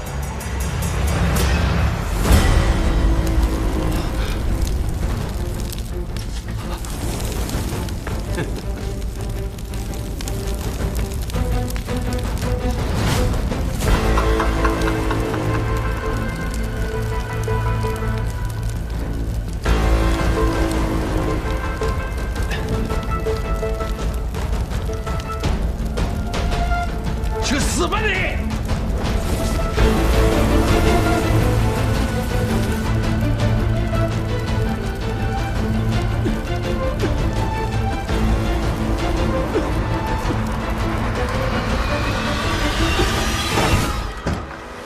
楚大人，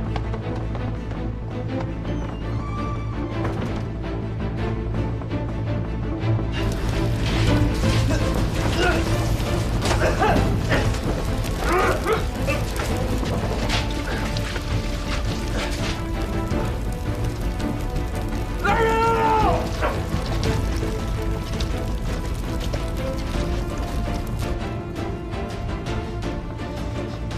这是什么味儿？快去看看！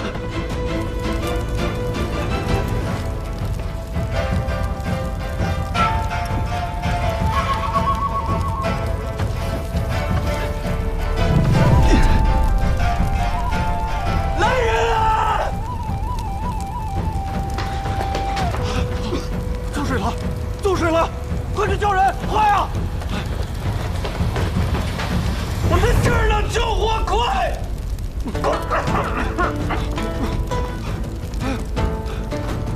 来人啊！走水了！快！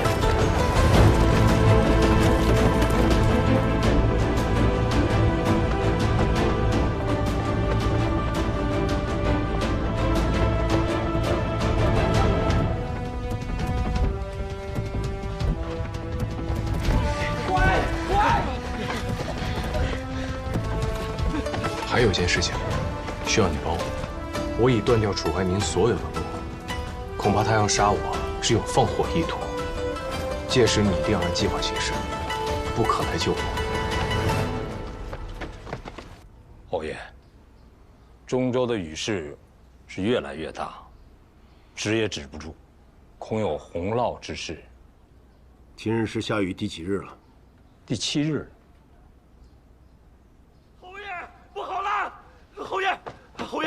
侯爷，不好了！外面怎么了？牢房租水了。藏海呢？人还在里面没出来，下人们已经去营救了。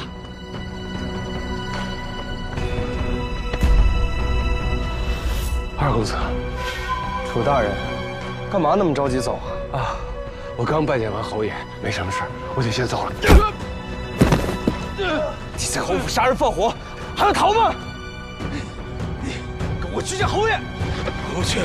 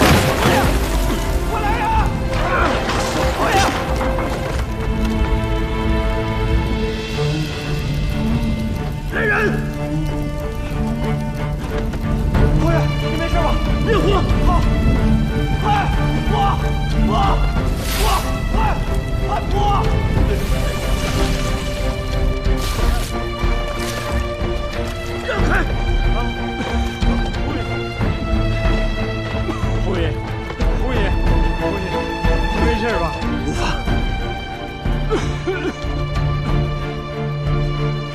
哎，侯爷，您没受伤了？您怎么会？今天算你命大。好好的牢房，为何会起火？府兵们说，找我之前，那个楚大人来过。楚怀民啊，他人呢？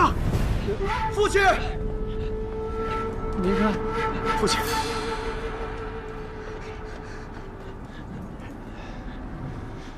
楚怀民，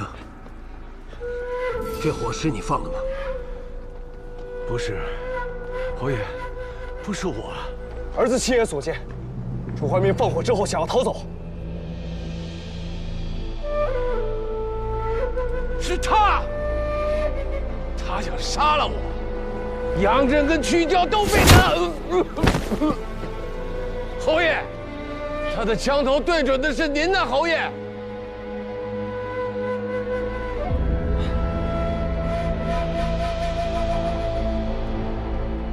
侯爷，侯爷，中州传来急报，雨势太大，堤坝多处被毁，河水倒灌，淹了下游数万亩良田。那中州的百姓如何？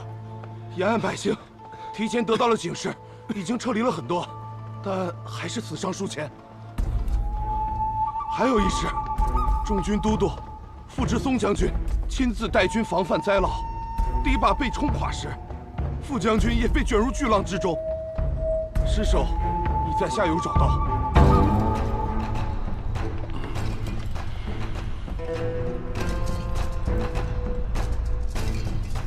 把楚怀民押到大理寺。且，侯爷，藏海，你不得好死啊！你不得好死！哎呀，快去取水来呀！快！快点！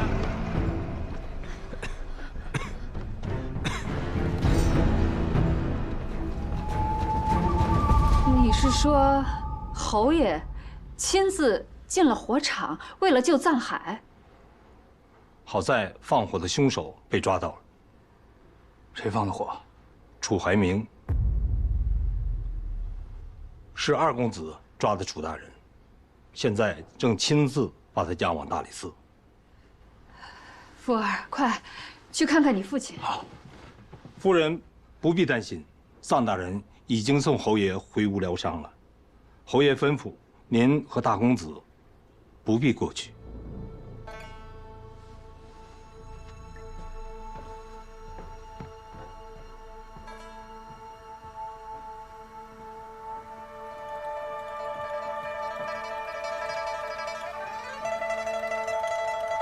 福儿，我们被人捷足先登了。这个时候守在你父亲身边的，不应该是你吗？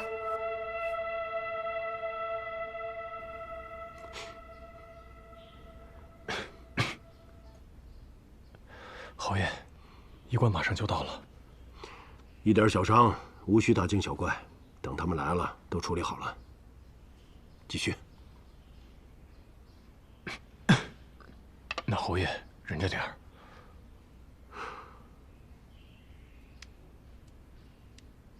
果然如你所言，大将军殉国，大庸折损了一名大将。不瞒你说，本侯倒是松了一口气。这几天一直在想，这将星会不会是本侯？侯爷多虑了，小人曾经跟您说过，侯爷吉人自有天相。本侯征战沙场几十年，从没怕过死，但在京城住久了，心就和从前不一样了。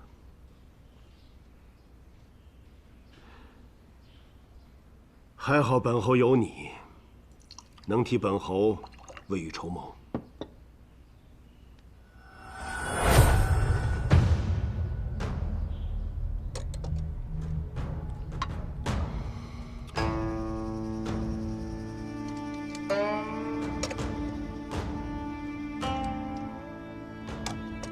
侯爷，小人一介布衣，承蒙您看得上，才能为侯府出谋划策。今日若不是您出手相救，恐怕小人已死于火中。藏海，本侯之前一直把你当幕僚看待，兵是兵，将是将。但今日从火场救你出来后，我才发觉，原来本侯早就当你是自家人了。之前这样对你，那是情急所致，别怪我。小人不敢，都怪小人先斩后奏。行了，你也是为本侯着想，你说的我也能听得明白。我很难去信任一个人，别辜负了我。小人定不负侯爷厚望。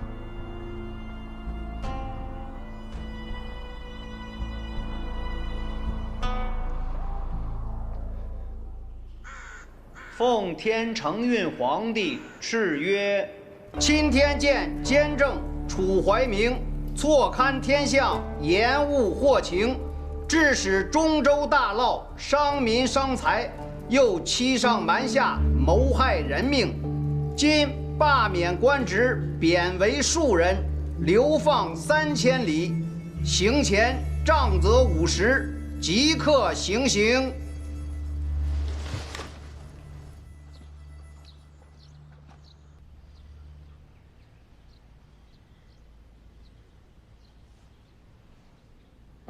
哎呦，主母，奴婢弄疼您了吗？不关你的事儿，我头疼。啊，主母在想什么呀？还在为侯爷的伤忧心吗？管家说了，侯爷这伤啊，不碍事了。我是在想，藏海和庄之行。主母想这2个人做什么呀？免得劳累了心神。之行先是在布打球赛上露了脸，得了侯爷欢心。知府从闻他便习武，摸准了侯爷心心念念，要一个能继承庄稼基业、靠武功光耀门楣的儿子，而他又那么恰巧抓住了放火的楚怀明，不但自己立了功，还帮了藏海。这一步步精准缜密，侧无一算。难道是2公子突然开窍了？我担心他是跟藏海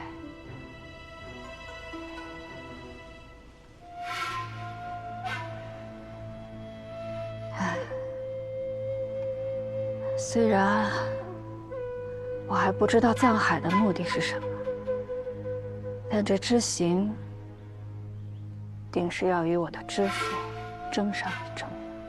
那也不足为惧啊，咱们大公子可不是他这个废物能相提并论的。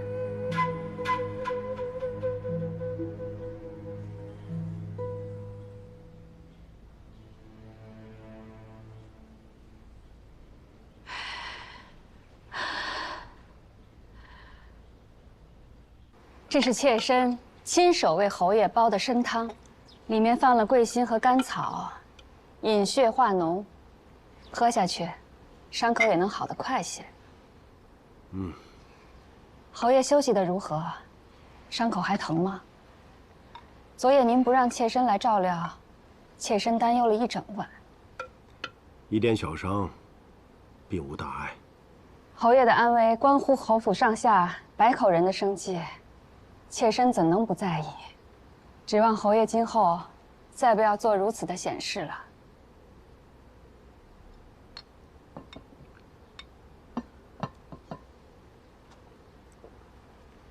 侯爷待属下如此宽厚，是我们侯府一门之福，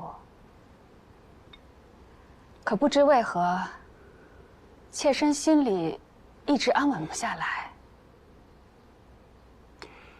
有什么好担心的？自从藏海进府之后，侯爷身边的可用之人越来越少。先是杨真和瞿娇，现在连楚怀明也入了狱。侯爷仔细想想，这桩桩件件，最得意的人是谁呢？难道不就是那藏海吗？您一心待他，可他怎么尽做些排除异己之事呢？排除异己，夫人，你是这么认为的？藏海一进府，便跟知行走得亲近，恐怕是看准了知行这孩子生性淳朴，喜欢结交朋友。昨日楚怀明竟能被知行所擒，怎么偏偏会这么巧呢？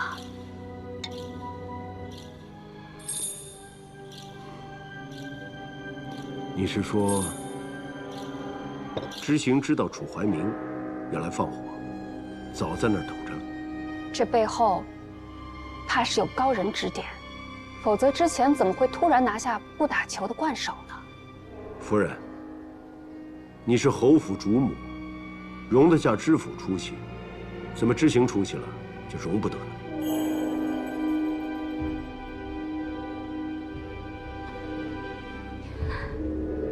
侯爷误会妾身了，妾身只是担心您以礼相待的好幕僚，其实并非对您一心一意。夫人说的我都明白了，你先下去吧。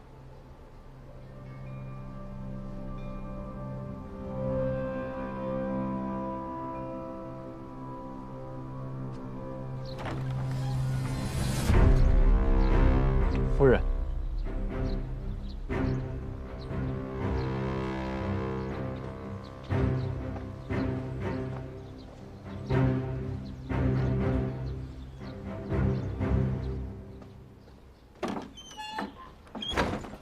侯爷，刚才说的都听到了吧？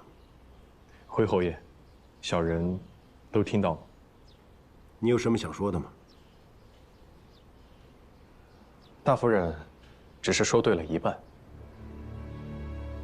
二公子参赛夺魁，的确是小人所授，但小人怎么能料到楚怀明会来放火杀小人呢？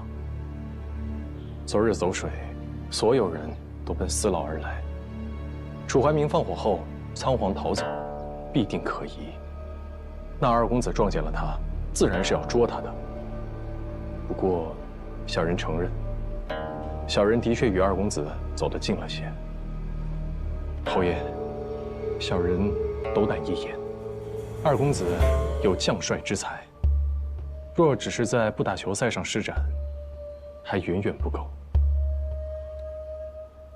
你的意思是想让知行从军？是。大公子出类拔萃，如今已是朝廷的栋梁，但庄家历代征战沙场，侯爷又立下赫赫战功，若后继无人，小人心中实感可惜。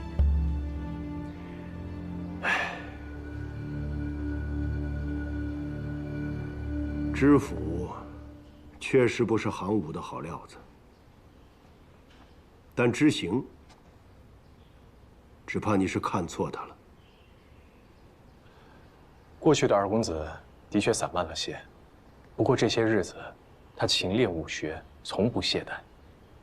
他之所以可以这么快的脱颖而出，除了自己的努力，靠的，就是身上流淌着庄家的将才之血。你现在就为知行谋划未来之事，会不会早了点儿？小人本就是侯爷的家臣，自然要为侯府的将来谋划。若是侯府能在朝廷上有一文一武相互倚仗，那将来的基业就会更加稳固。你眼中看的，心中想的，都比本侯要多。侯爷和小人说过，会把小人当一家人，那么小人也就把心里的话都说给侯爷听。本侯当年身边像你这样的人，一个违帐都坐不下，但他们都死了，为本侯而死。你怕死吗？回侯爷，小人曾经说过，小人怕死，但更怕白活一场。想必当年跟随侯爷的人，都死得其所了吧？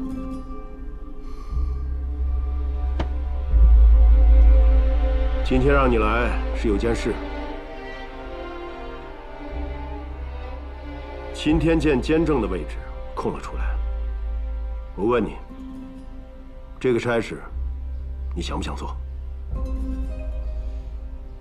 小人不必犹豫，你若想做，本侯自会为你谋划。但凭侯爷吩咐。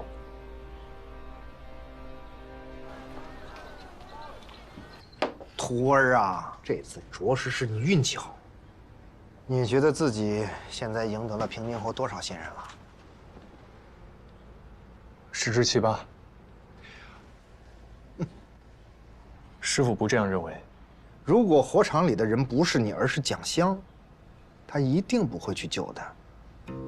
蒋襄的父亲蒋进现在已经不再是礼部尚书，对他没有价值了。而你，现在是他身边最宝贵的幕僚。你的才华和能力是他能屹立于朝堂中的一把利器。他救你，那是在救自己的私产而已。至于他对你说的那番话呀，就是想收买人心罢了。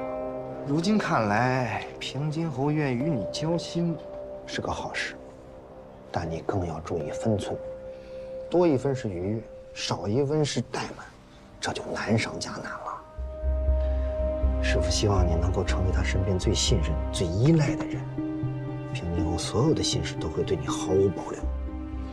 我跟平津侯非亲非故，我可以做到让他信任我，但是要让他依赖我，没在他身边待个10年8年，怎么可能做得到？连杨真也没做到啊。每个人都有痛苦和迷惘，知易行难，平津侯也不例外。你要想获得他对你的依赖，就要为他排忧解难。那平津侯的痛苦是什么？这就关乎到那个已经从庄家消失的人了。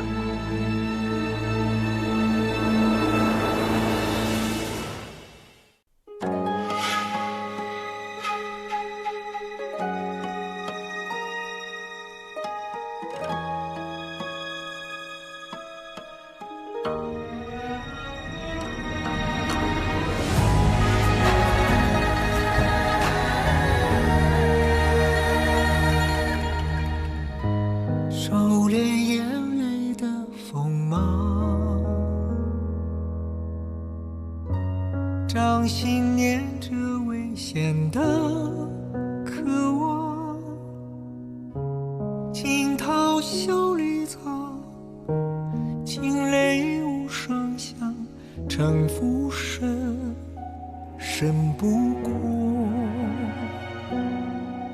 我目眶。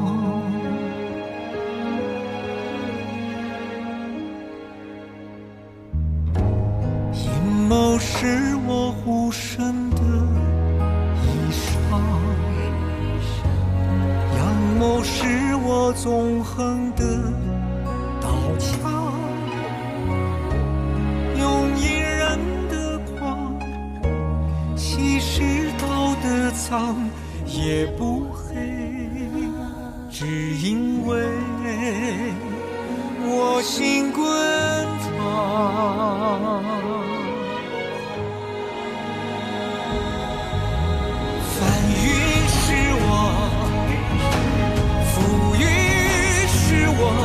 人心的罗盘莫测，总会有人起起落落。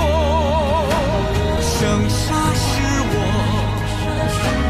雨多是我，当夕阳如烈日赤裸，与君共高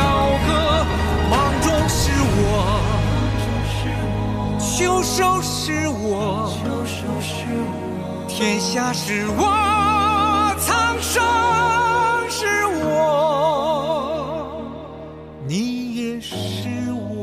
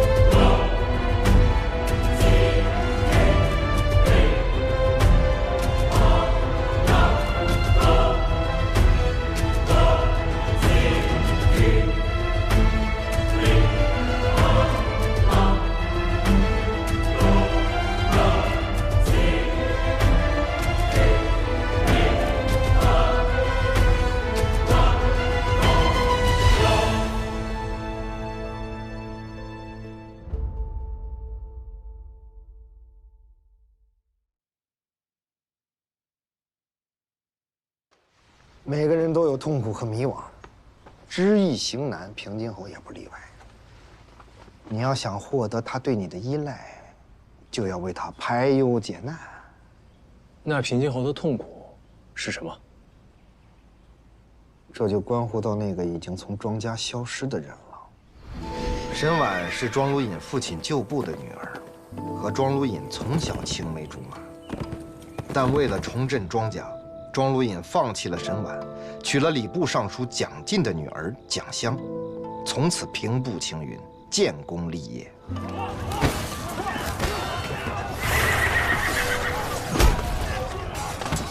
武和35年，他在东夏遭遇大败，皇上要他驻守边关。蒋襄不愿跟他吃苦，带着庄知府留在京城。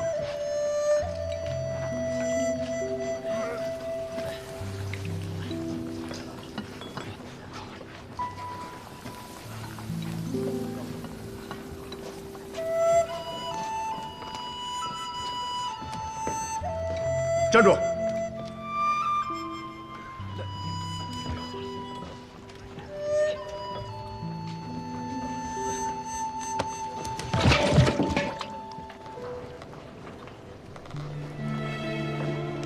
边境苦寒，而有一个人在他荒凉的生命里出现了，那就是沈婉。沈婉多年未嫁，来到边关照看受伤的父亲，终于与庄如隐重逢。两人在边关厮守，并诞下爱子庄之行。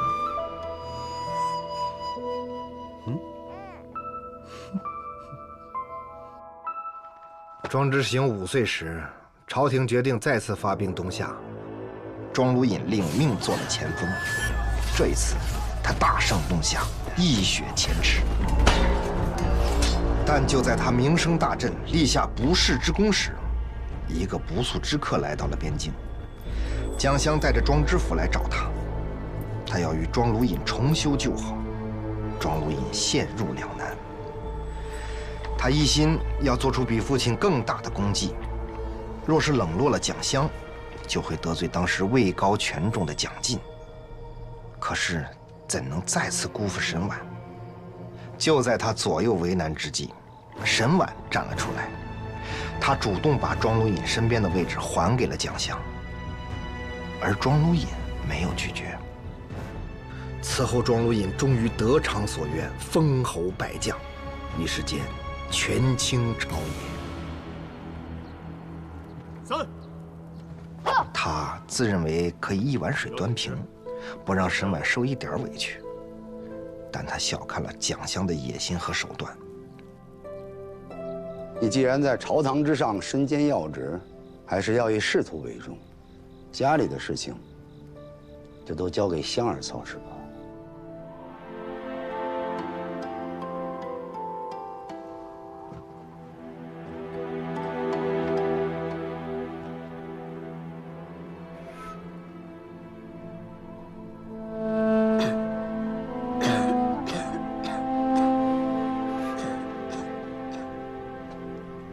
蒋襄一点一点离间了他和沈婉，最终让庄如意相信沈婉红杏出墙，在他的默许下，毒杀了他。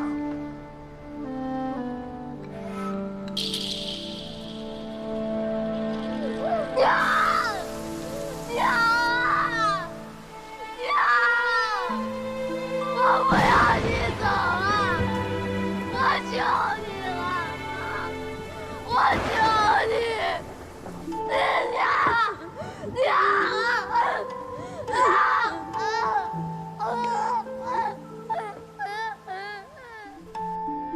大恩如大仇，没有人愿意背负你一生的恩情。长久无法偿还的恩情，最后不是变得心安理得，就是变成了怨恨。这天下间，通常都是自私的人活得更加快乐，但他为什么唯独解不开这个结呢？哎，他究竟是放不下当年的沈婉，还是愧对曾经意气风发的自己？谁也说不清楚了。所以他不愿意分一点父爱给庄之祥，因为他一旦见到他，就会想起曾经卑劣的自己。这种痛苦越是隐藏，扎根越深。哪个强者愿意自己内心有这样的弱点呢？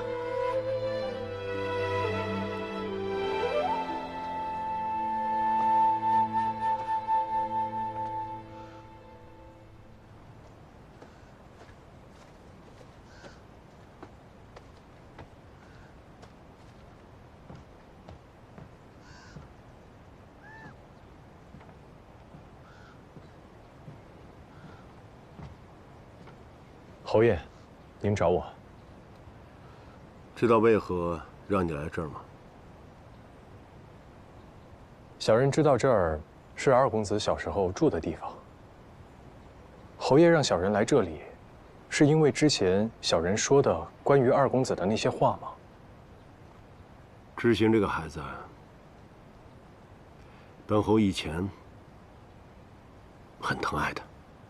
只是后来，他与本侯日渐疏远，而这些年，本侯待他，确实不如知府。知行成了没出息的儿子，本侯是不是也有错？侯爷乃一家之主，遮风挡雨，怎会有错？小人只是在想，外面满园赏心悦目的牡丹，可侯爷却独独来到了这里。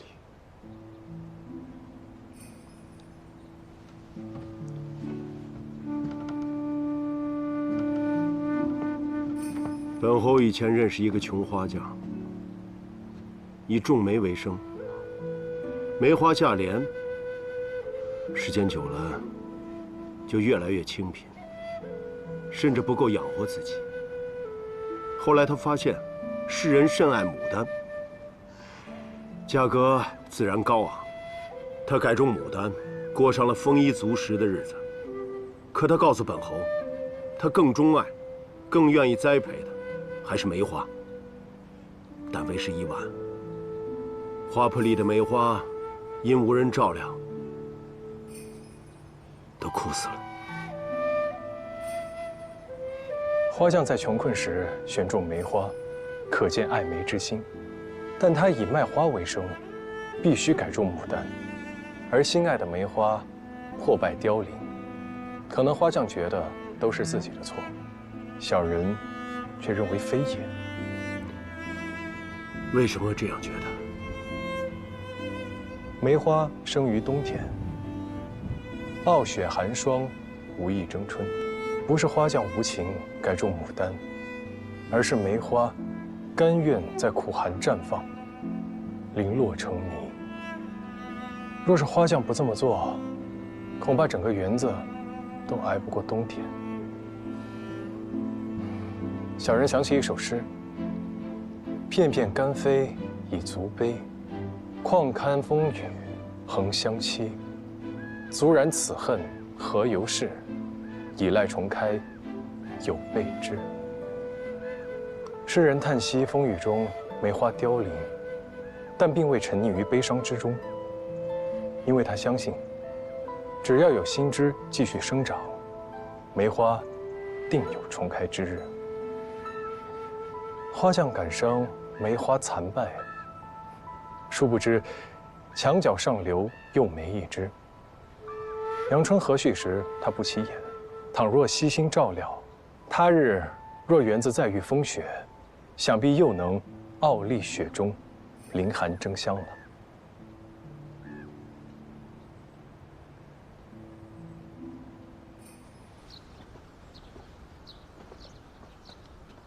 先生之前跟我爹说什么了？他竟然开始询问我的功课。侯爷想必有意栽培你了，往后他对你的关爱，会比庄知府还要多。因为你，他才愿意与我亲近些。我说了什么根本不重要，重要的是，你在侯爷眼里是一个什么样的儿子。所以今后，你更要勤学苦练，不可掉以轻心。是。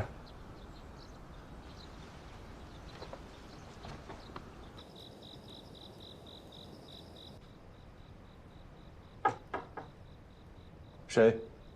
大人，是我庄善，侯爷有请。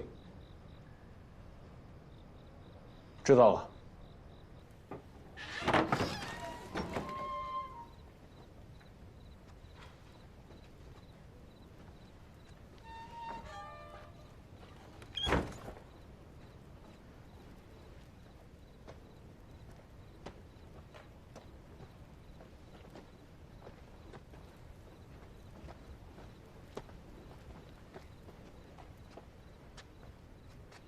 侯爷在里面，臧大人，请。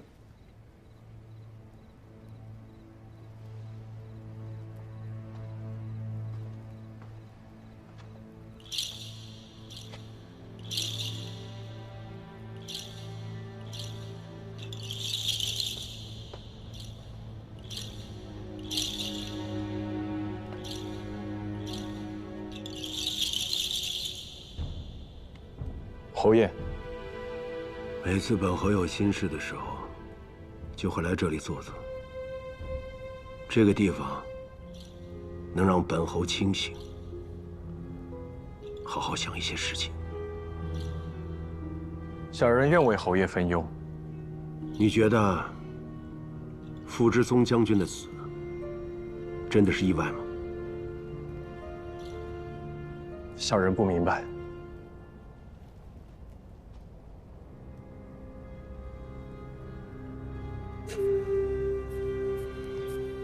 狡兔死，走狗烹，飞鸟尽，良弓藏。哪怕你有千秋功绩，也抵不过帝王无情。小人认为，侯爷与傅大将军不同。傅大将军是先太后的侄子，是皇上的外戚。而您曾率军攻破东夏城门，立下了不世之功，想必皇上是感念侯爷的。傅之宗一死，中军都督之位就空了出来。朝中没有比本侯更适合的人选，很多人也向皇上举荐本侯。你说？本侯该不该争？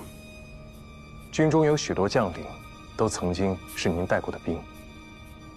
您当年的副将，如今还统领着京郊的木骑营。若此时再去争中州军权，只怕皇上心中想不忌惮侯爷都难啊。你是让本侯做事，都督之位落入他人之手。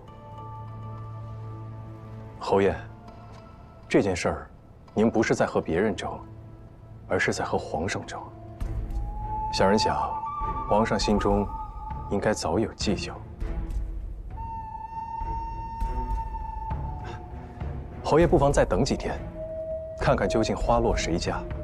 而小人认为，侯爷不去争，定有好处。若侯爷想重新掌兵，一定还有别的办法。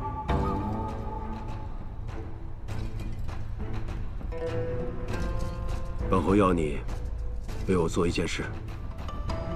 侯爷，请吩咐。这件事情一旦知道，将没有回头路。要想清楚。藏海粉身碎骨，万死不辞。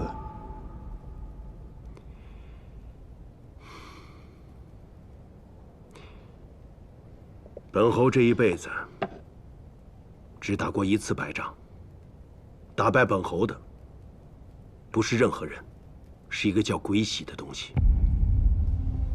鬼喜。武和35年，先帝率大军出兵东夏，本侯当时任先锋将军，攻破了东夏多个城池，横扫大半疆土。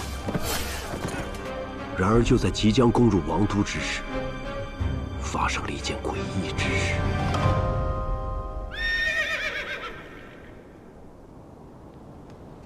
去禀报将军。是。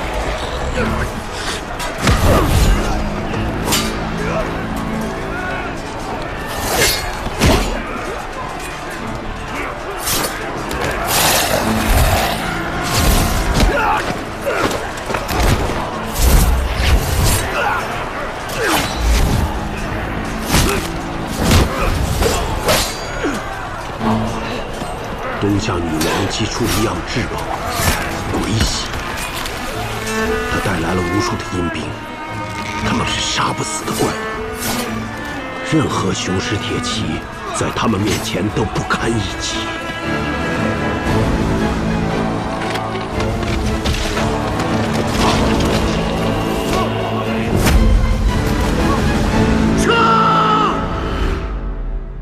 所以本侯发誓，一定要找到鬼喜。6年后，大庸重整兵马，再一次出征东夏。本侯抱着必死的决心出征，但这次东夏没有了鬼喜的庇护，被打得俯首称臣。可本侯驻守东夏3年，却一直没有找到这件宝物。这个东西是一名堪舆师找到的，他在东夏找到了鬼喜，想据为己有。本侯想从他手中夺走，却没能成功。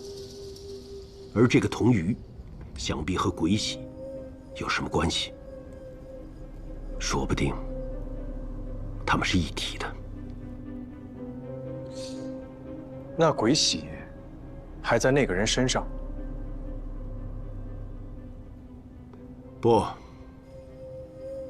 不在他身上，而他已经死了。那是他的命。敢拿侯爷的东西，他必须死。10年了，我找遍了所有的地方，却始终找不到。本来心都淡了，可现在有了你，就不一样了。侯爷是想让我助您找到鬼玺。没错。藏海愿为侯爷效犬马之劳。这件事情就交给你了。是。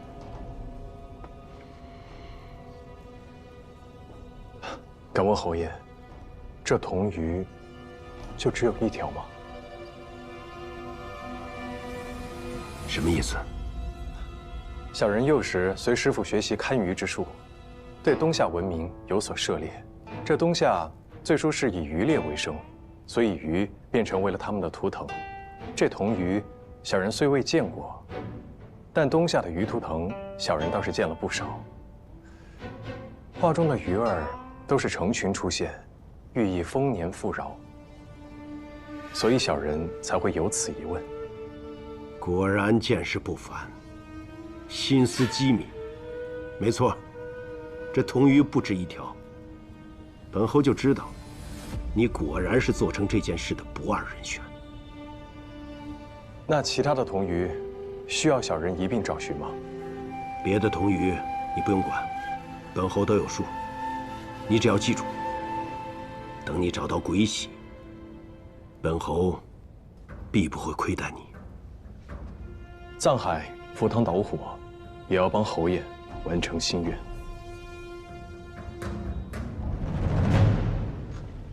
鬼玺，我曾听闻过一些流传在东夏的传说，它被称为昆仑圣母的恩赐，东夏君王的秘宝。可那都是一些虚无缥缈的说法呀！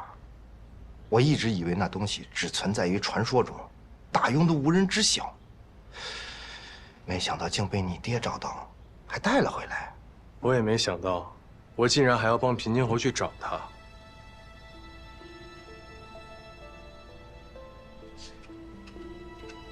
平津侯密室里的铜鱼，你还记得吗？所以我趁机向他打听另外2条的下落。他说他全都有数，看来我猜的没错，就在其他2个仇人手里。不过，就算平津侯如此信任我，他还是不肯向我透露半分第3个人的事儿。饭要一口一口吃，如今咱们已经向前迈了一大步了，至少你得到了平津侯的授意，往后做起事来啊，也不用藏着掖着了。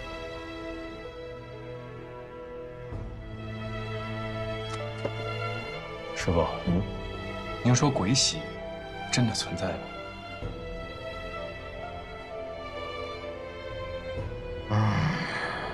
师傅也不知道啊。不过有一件事我可以确定，那就是你的仇人们直到今天都没有放弃寻找他。看来只要找到鬼玺跟铜鱼，就一定可以找到第3个人。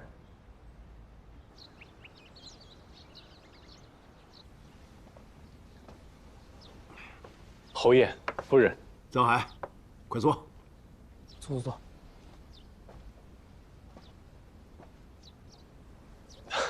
侯爷今日是有什么喜事吗？知道吗？前日，皇上召一众武官进宫商讨，本侯称病未去。皇上在大殿钦定乌马服出任中军都督。那些为了中州军权闹得不可开交的武官们，皆被降职责罚。虽然本侯未去，皇上并未责怪，还以体恤本侯病情为由，赏银1000两。侯爷英明，不争不抢，反而得了圣心。还有一件事，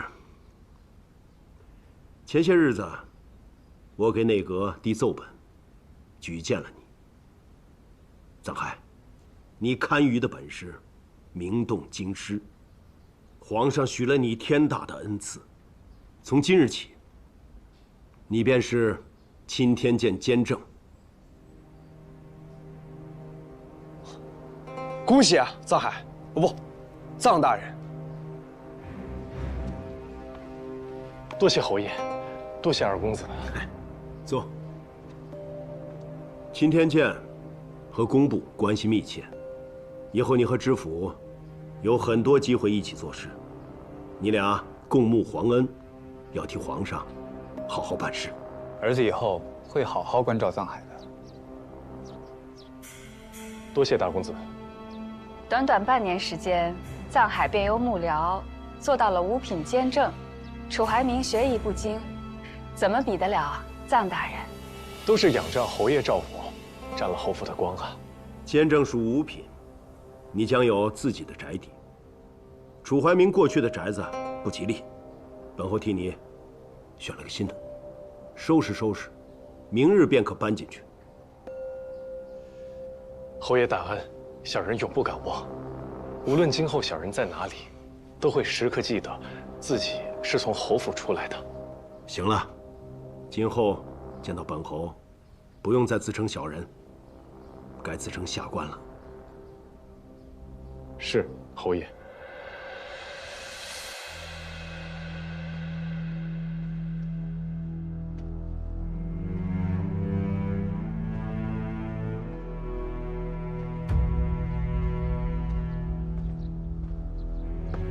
大人，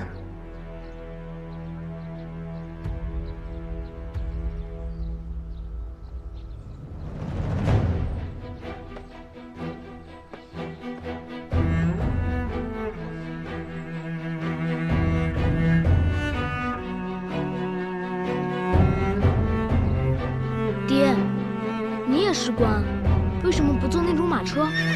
坐马车的是官，两条腿走路的也是官。况且，习惯了坐那种马车，就懒得走路，再也下不来了。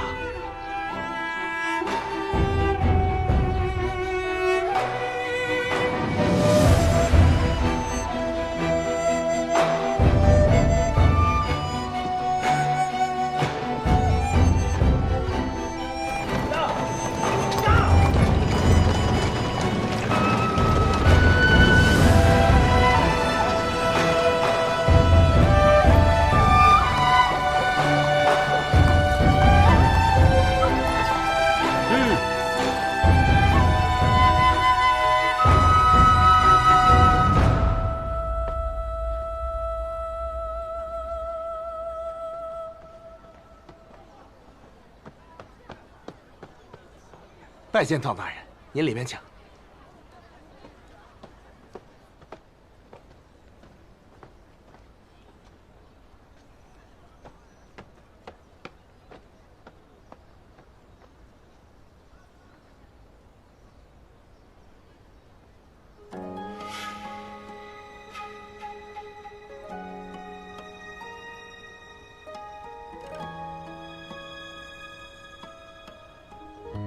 收敛眼泪的锋芒，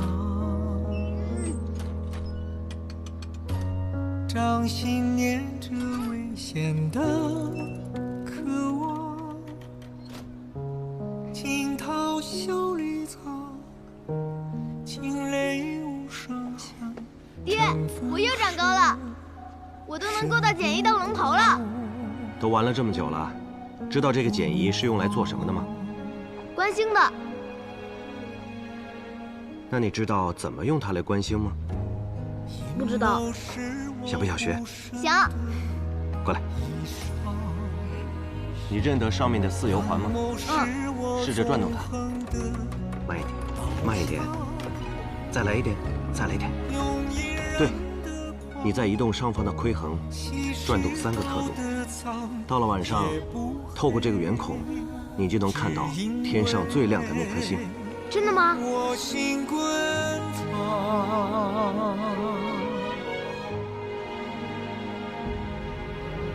翻云是我，浮云是我，人心的罗盘莫测，总会有人起起落落。星星是我，风变是我。当夕阳如烈日赤裸，与君共高歌。芒种是我，秋收是我，天下是我，苍生是我，你也是我。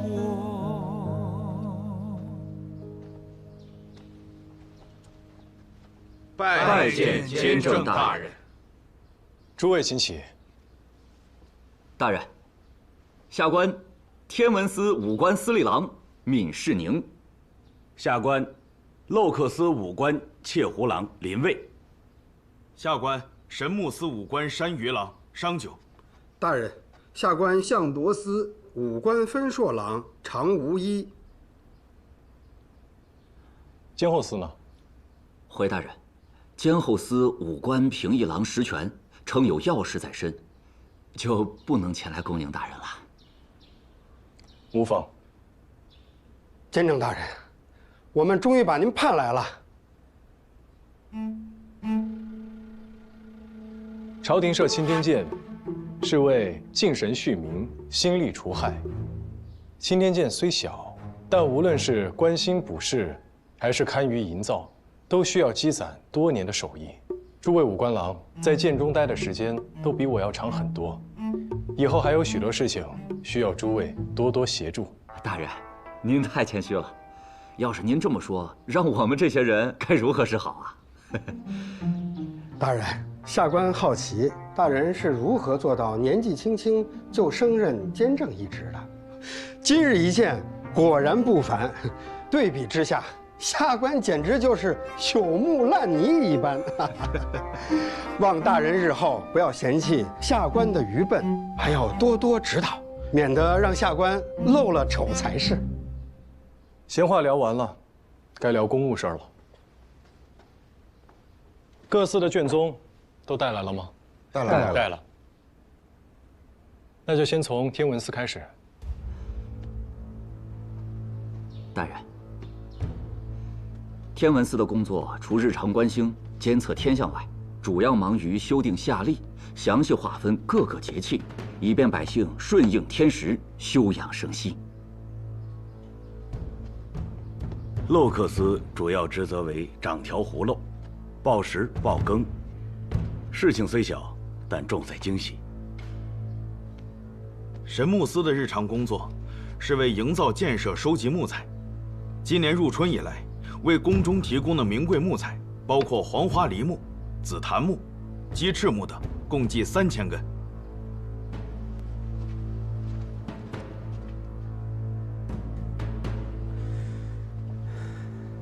大人，相铎司最主要负责的是象山夺形、后土验气、审山事、查吉学。近日要紧的事务是傅之松将军的葬仪。很好，各位就把文件留在这儿。今日是我第一天上任，还有很多不清楚的地方，我会在文卷里一一标注。若还有疑问，午后我会单独去拜访各位。诸位请回吧。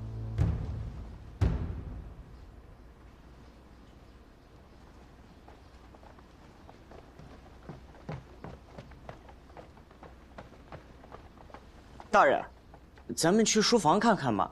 书房的调度和安排，还请您吩咐。不，先带我去监后司看看。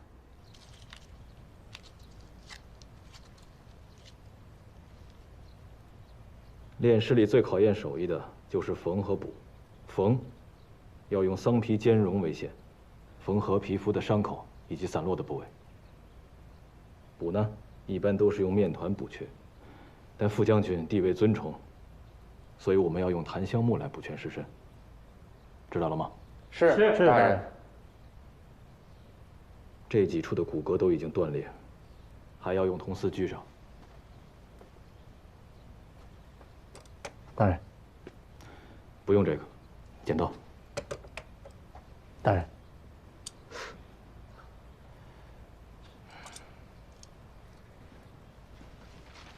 大人，大人，大人，你们谁是实权？大人有事吗？我有话想单独和你聊一聊。你们先出去吧。是。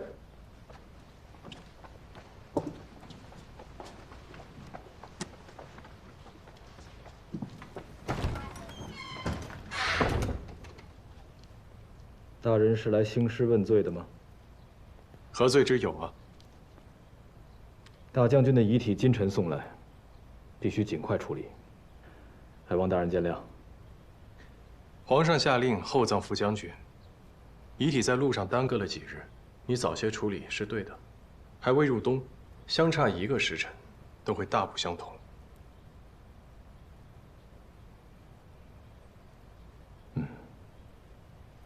我看你方才是在教他们吧？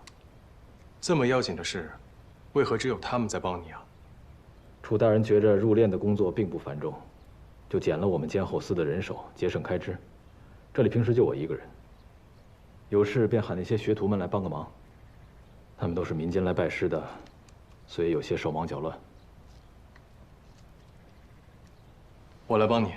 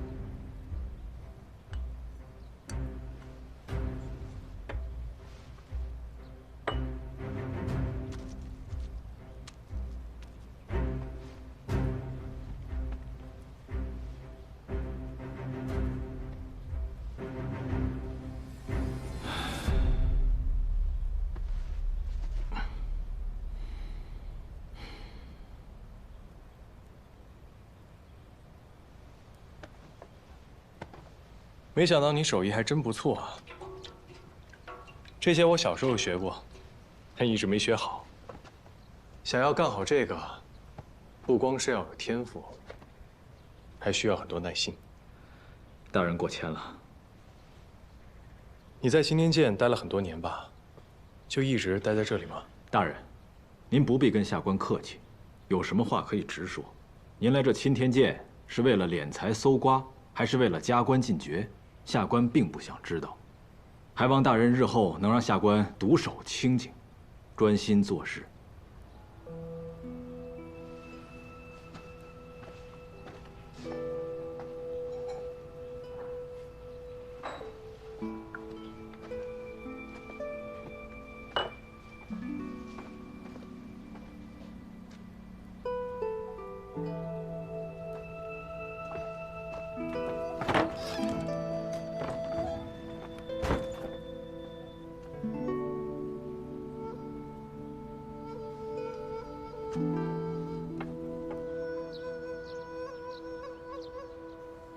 每日这院子里啊，要打扫得干干净净，做到一尘不染。臧大人第一天上任，通知后厨，今晚的膳食一定要给我做好了，明白吗？以后啊，你们大人，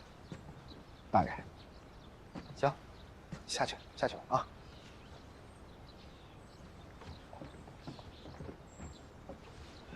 回来了。我今天跟青天剑所有的官员都打了。不说，转一圈。转一圈嘛。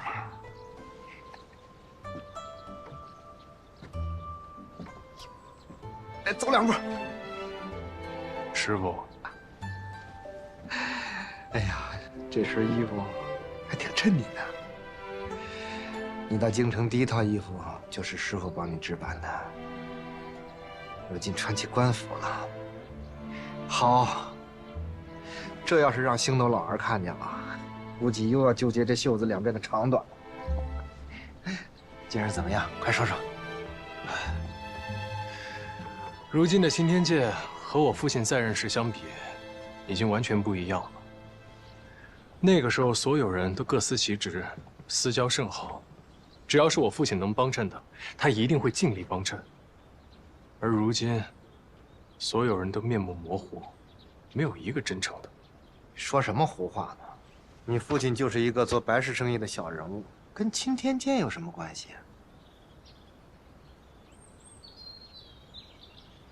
你现在有了官身了，不似从前侯府里的一位幕僚，关注你的人多了。在侯府，只要平津侯相信你就行。在官场上，案件四面八方都有，你要更加小心。师傅说的对，如今的青天剑鱼龙混杂，耳目众多，恐怕未来少不了碰钉子了。楚怀明在任时，青天剑为虎作伥的事情，我也听说不少。你听过林府千金失踪一事吗？那是3年前的事了。林家府上的千金刚满13岁，却被鄂国公的大公子看上了，非要纳她为妾。可这大公子比她大了足足30岁呀，林家死活不肯。说来也巧，这大公子因为吸食50散，一命呜呼了。林家以为这事儿就过去了，可谁知道，在他死后第3日，林家千金突然失踪了。你猜最后在哪儿找到的？在哪儿？鄂国公公子的墓里。他是被人活活勒死的，身上穿着新娘子的衣服。唉，可怜林家老两口啊，就此疯了。可大用律明确规定，禁止驾商啊。那是对民间。朝廷对权贵自然是睁一只眼闭一只眼，说不定啊，林家这桩配商就是青天剑所为。不仅如此，去年10月，青天剑以为达官贵人选坟为由，将京郊王家村果农的果园全部侵占。可怜那些村民状告无门，被迫流离失所。这青天剑是该好好整治一下了。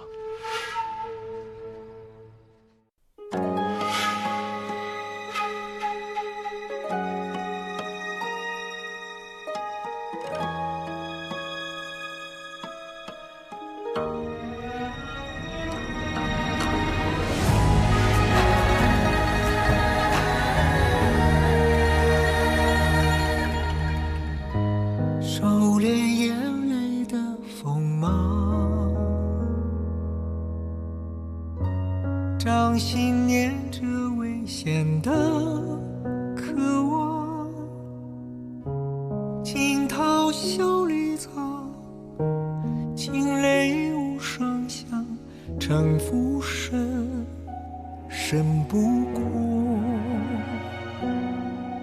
我目眶。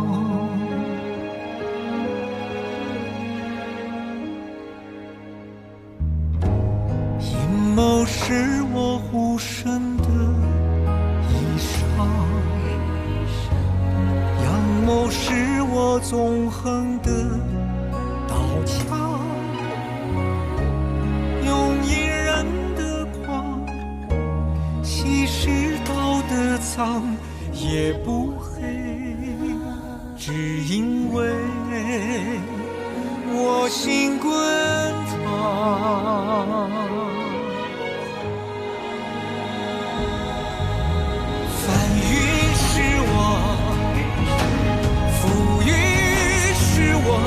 人心的罗盘莫测，总会有人起起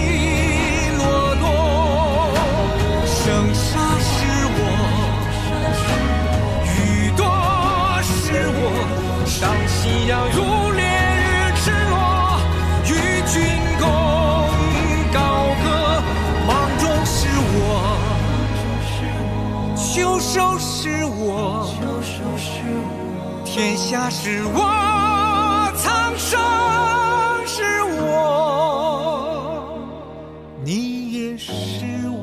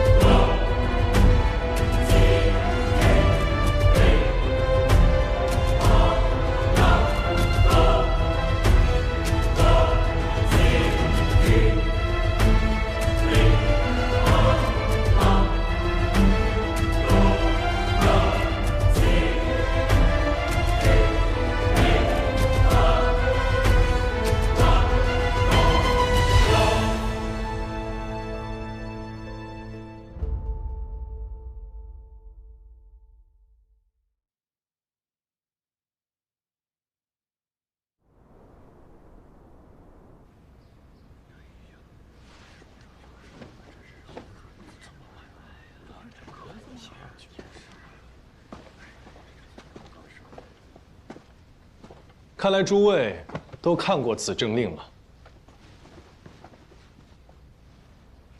此政令是本官昨夜起草，今日一早便呈送内阁。我怕诸位还有什么不明白的地方，再给大家复述一遍。即日起，青天剑有3不做，各司必须恪尽职守，精益求精，绝不可敷衍公务。此为第1不做。所有官员的丧葬事宜，堪舆选地，必须奉公守法，严禁私自圈坟，此为第2不做。严禁民间迁葬与配丧，姑息者严惩不贷，此为第3不做。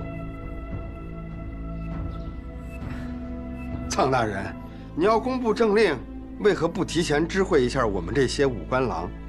是觉得我们不足以信任吗？我们既然在此为官，那就要识君之路，忠君之事，这些都是最基本的道理，无需商量。看来，臧大人的话不是空穴来风啊。没错，我是听到了一些流言，说青天剑侵占果农良田，为官选坟，甚至害死平民女子，为达官贵人配丧。不知各位可有听过？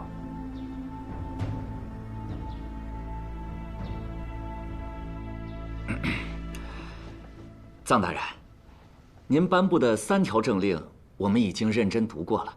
这第1条，言之有理，各司其职嘛，那就是我们这些人为官之本。这第2条，驾商之事啊，大人，朝廷屡禁不止啊，皆因民间习俗如此啊。百姓的生死大事强行禁止，定会引发民怨，所以我们钦天监也只能睁一只眼闭一只眼。至于您刚才说的果农田地之事，那都是楚大人在任时的意思，并非我。你这么说，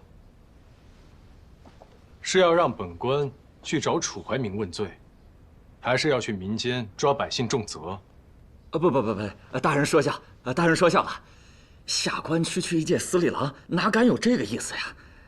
我颁布这3条政令，就是要杜绝这些恶行。各位，无则加勉，但若是有，本官自会公事公办。这新来的监正到底什么意思呀？当真要把咱们这儿变成清水衙门？那以后呢？大家一起喝西北风啊！新官上任嘛，总要虚伪片刻。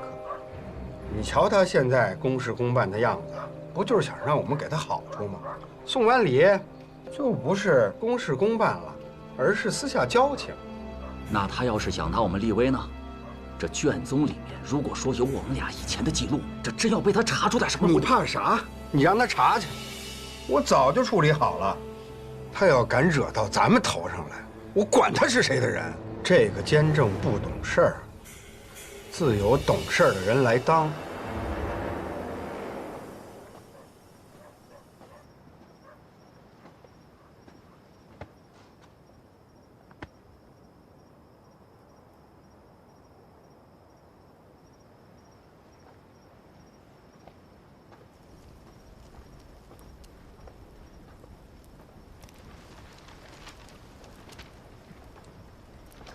这些是烧给谁的？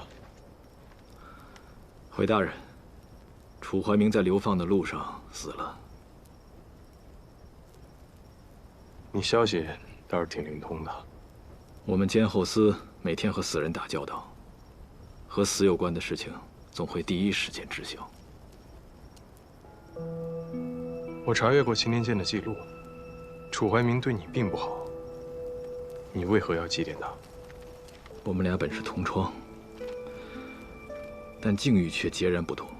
楚怀明他比我会经营，很快便攀上了平津侯这棵大树。他那时候的风光啊，和你一样。而我那个时候已经山穷水尽，准备启程回老家了。楚怀明留下了我，他说此时正是用人之机。但是我没想到，他留下我，只是为了方便敛财。楚怀明是有能力的，如果他把心思用在正道上，也不至于落得如今的下场。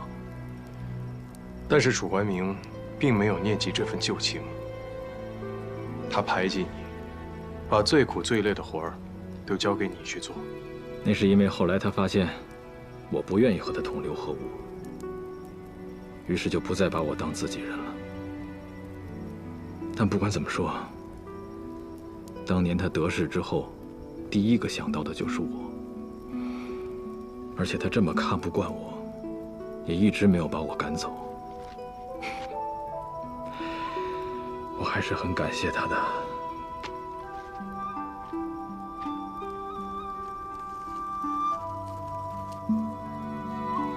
这些信，我可以看看吗？反正都要烧了，大人请便。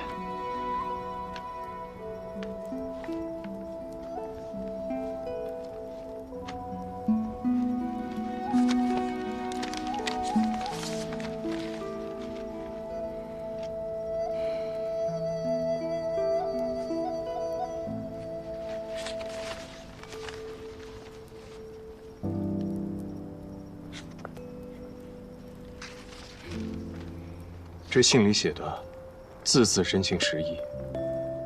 你提了很多很好的建议啊。大人见笑了。别人懒得听的建议，算什么好建议呢？谁都知道怎么让钦天监变好。楚怀明也知道，只是大家不愿意这么做，不愿意放弃眼前的利益罢了。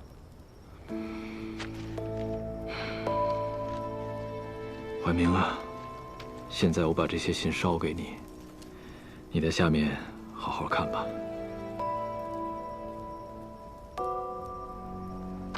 那你愿意照着信里写的这些，帮我一起把钦天监变好吗？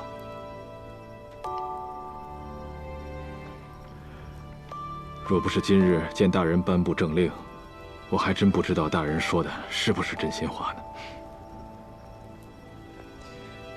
我不是楚怀明，我若不好好做，也请你写这么多信给我吧。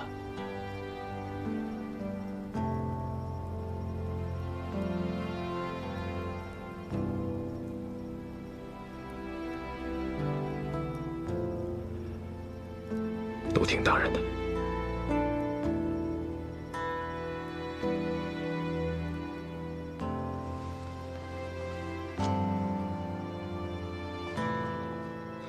大人，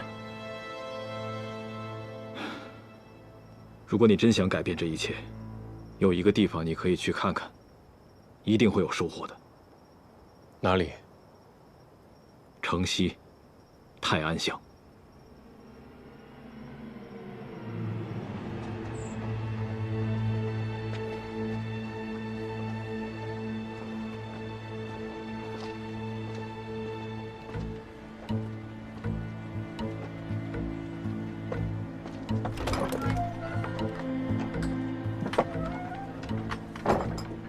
常大人，我妹妹她怎么样了？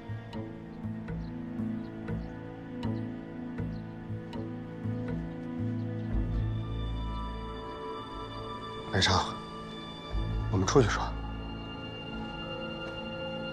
没事啊。大人，我妹妹她还有救吗？文生，我也不瞒你了，你妹妹的病已经深入骨髓，可能也就剩1个多月的光景了吧。事到如今，好多事情还是要及早准备。像我们这种人家，没什么能置办的了。这些年给小妹治病，家里的积蓄早都花光了。我知道，我就给你准备了。你看，大人，您这是何意啊？前日我去定邑侯府请安，到了我才知道，侯府的3公子啊得了不治之症，已经不幸夭亡了。年纪轻轻的也没有娶妻，老夫人的意思啊，让我给她配个好姑娘。我想来想去，你妹妹最合适。要给小妹配伤？你妹妹命好，咱们普通人家的姑娘，死了还能配上侯府的少爷，有福啊！侯府说了，这些只是定银，配伤成功了，入殓下葬，他们侯府都包办了。日后你还可以再拿上一笔银子。只要是对小妹没坏处，那也不是不可以。哎，文生，这个钱你拿着。不过，侯府也有个条件，3公子明日虚实入葬，所以你家小妹也要赶那个时辰啊。可小妹她还没死啊！不是大人，您刚刚不是还说小妹还有1个月的光景吗？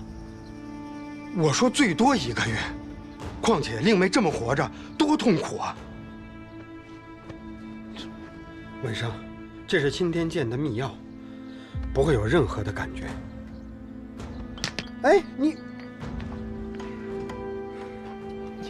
你要我杀了自己的亲妹子？文生，你先不要急嘛。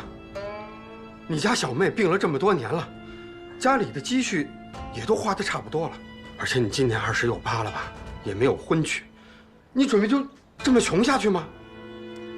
那我也不可能用我自己小妹的命换钱。梁文生，你非得钻这个牛角尖吗？要不是因为我人好，你妹妹早就没命了；要不是因为有你妹妹，你也早就饿死了。你以为医馆这么吊着你妹妹的命，图个什么？你今天的富贵都是你妹妹换来的。所以你早就算计好了，你早就想把我小妹拉去配伤。你到底有没有给我小妹治病啊？你给我放开！今天我来就是干这个事儿来的，你不同意是吧？我自己来。你，来，刘卫生，侯府看是你们家梁小银，是你们家祖父让马路停银，你不是太君你。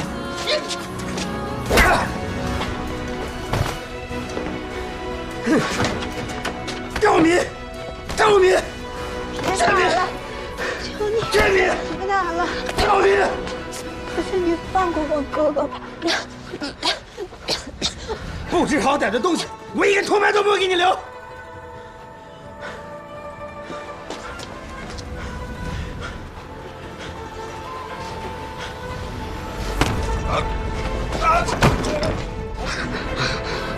你是谁？你是谁？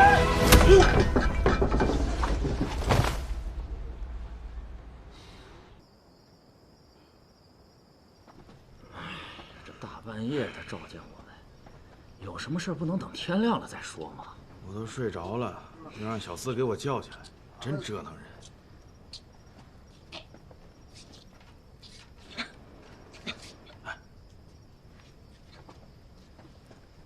大人，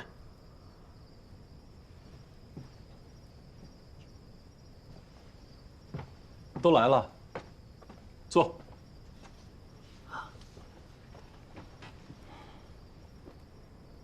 诸位，知道他是谁吗？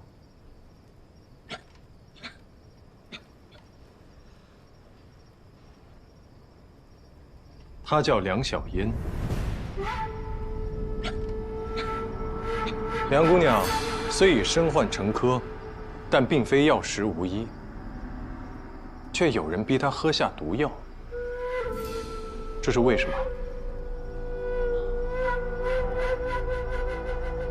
梁小烟无法左右自己的死期，但对于有心之人来说，早一天晚一天，却有着天壤之别。石雷，把人带上来。老实点。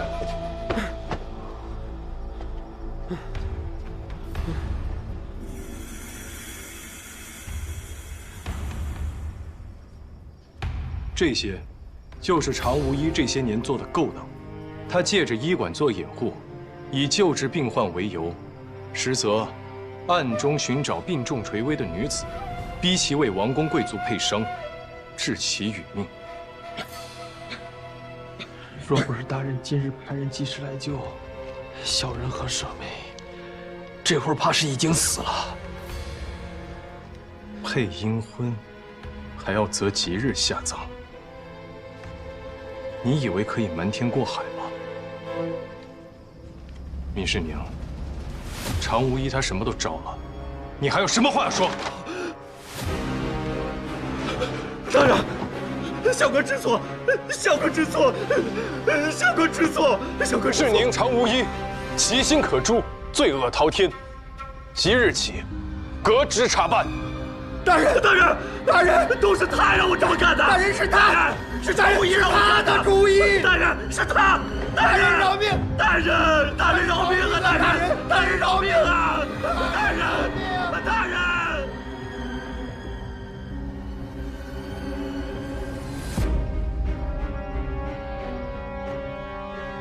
我这里还有一份名单，里面有许多人，都跟着他们贪赃枉法、任人唯亲。今晚我就待在这里，等你们主动来向我坦白罪状。说得早的，酌情处罚；若是不说，被本官彻查出来，那就不是他们几个的事了，而是整个青天剑的事了。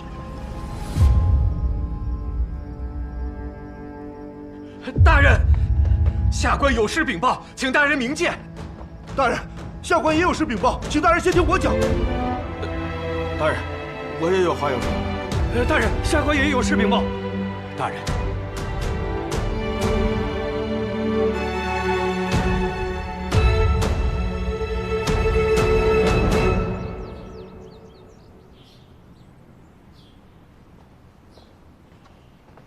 二公子，先生，我刚去见了侯爷。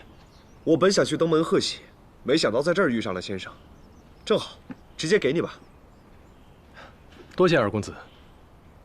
先生如今是越来越得我爹信任了，现在又有了官身，只怕以后我离先生的距离是越来越远了。先生，下一步我该怎么做？我今日前来，正要找你说此事。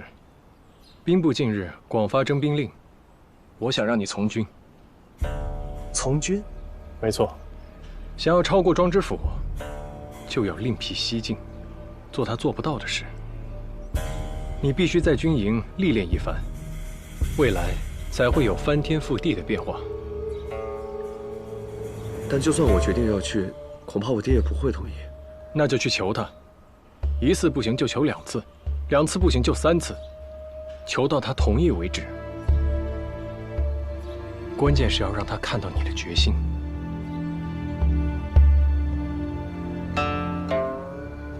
是。来，哎，搁这，这，放这。哎，哦，放这儿啊，好，可以。哎，对，这个是在这儿啊，好。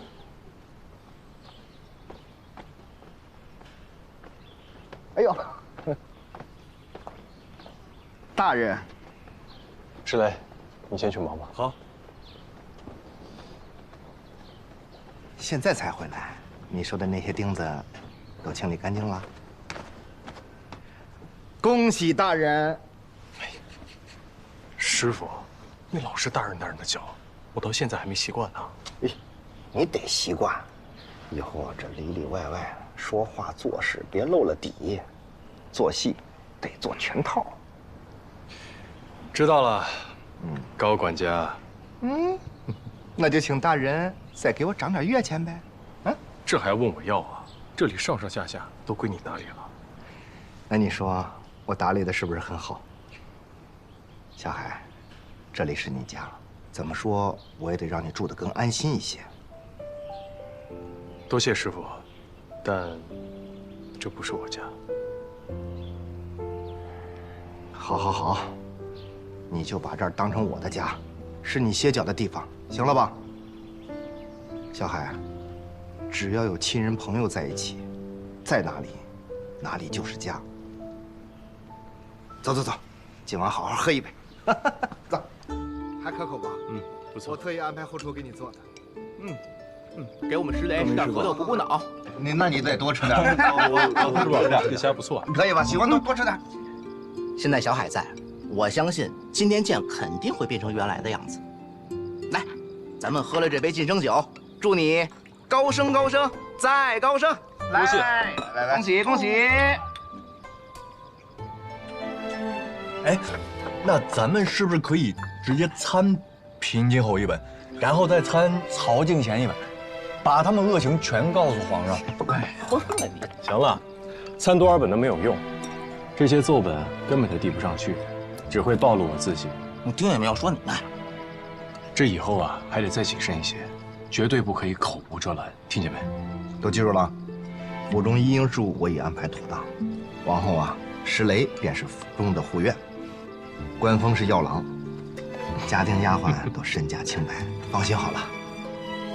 还是高管家安排妥当啊。这不都是托臧大人的福吗？来，谢大人。好啊，你们都学会拿我寻开心了。来，来，快吃菜吧，都凉了。尝尝这个。大人，看着这个就。见到一位姓香的小姐送上拜帖，现在人就在门口，还带了许多东西。哎，有东西？什么东西啊？这才搬进来几天呀，香老板就亲自登门，这可给足臧大人面子了。小海，那香老板现在算自己人了吧？哎，他带什么东西了？你赶紧让他进来，快！这香老板可厉害了，你别让人家久等了呀。行了，我去接他进来。记住啊，不该说的话千万不要说。别说啊。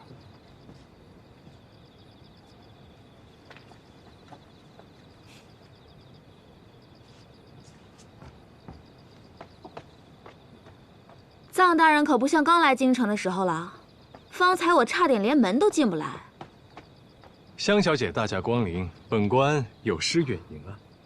现在都自称本官了，那我是不是该行个礼？小女，香小姐，千万使不得，您可是我的贵人啊。要行礼，也是在下行礼。东西都放这吧，出去等我。还不带我瞧瞧你的新宅子？请。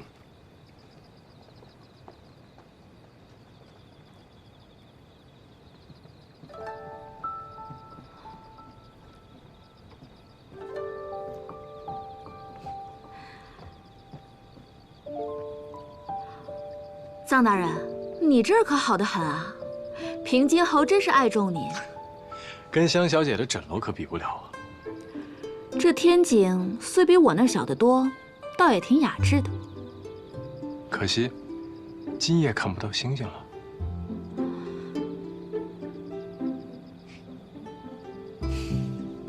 怎么感觉他跟回自己家似的？这宅子我都没好好逛过呢。哎，你就一点没看出什么来？看出什么来？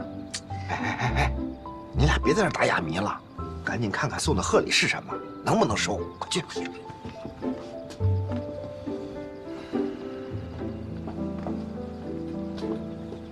有事了，有大事儿。你能跟楚怀民在天象上掰腕子，现在想想，那日你在船上教我看星星，都不是瞎编的，你还真能未卜先知啊！不过是些古人的经验之谈罢了。若是楚怀民在抬头看天之余，也能低头看看地上，常怀一颗敬畏之心，那他也不至于输得这么惨。他的本事也不都是虚的，只是没能守住做人的那颗心。你还真是个好人呐！那以你的看舆本领，岂不是事事都能逢凶化吉？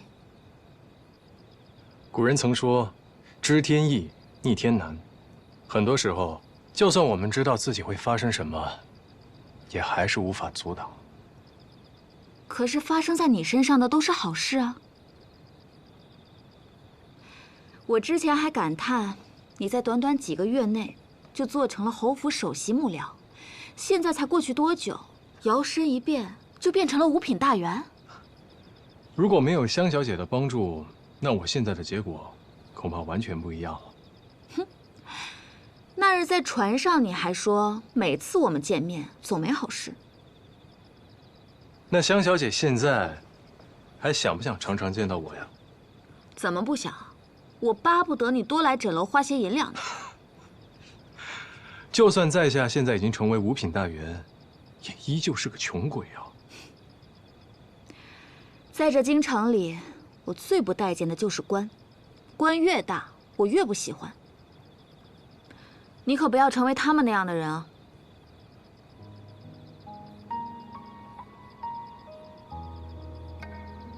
怎么，要发官威了？香小姐说的，让我想起了一些话。什么话？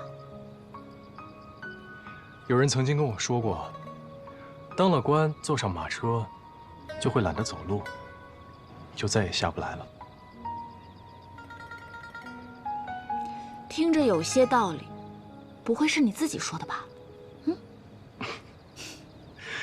谢谢香小姐提醒，藏海谨记。你还挺听话的。今日不知香小姐前来，招待不周，不如回园中一起喝一杯。跟他们喝酒没意思。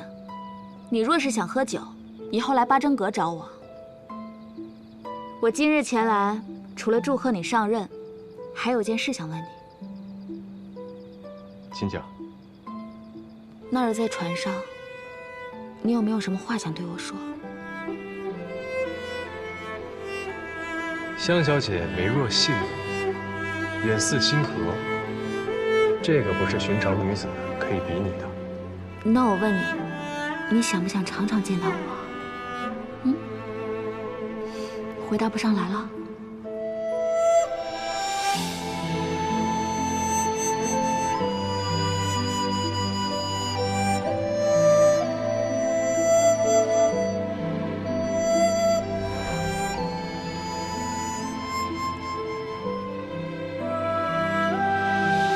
既然没有，那就算了，告辞。香小姐，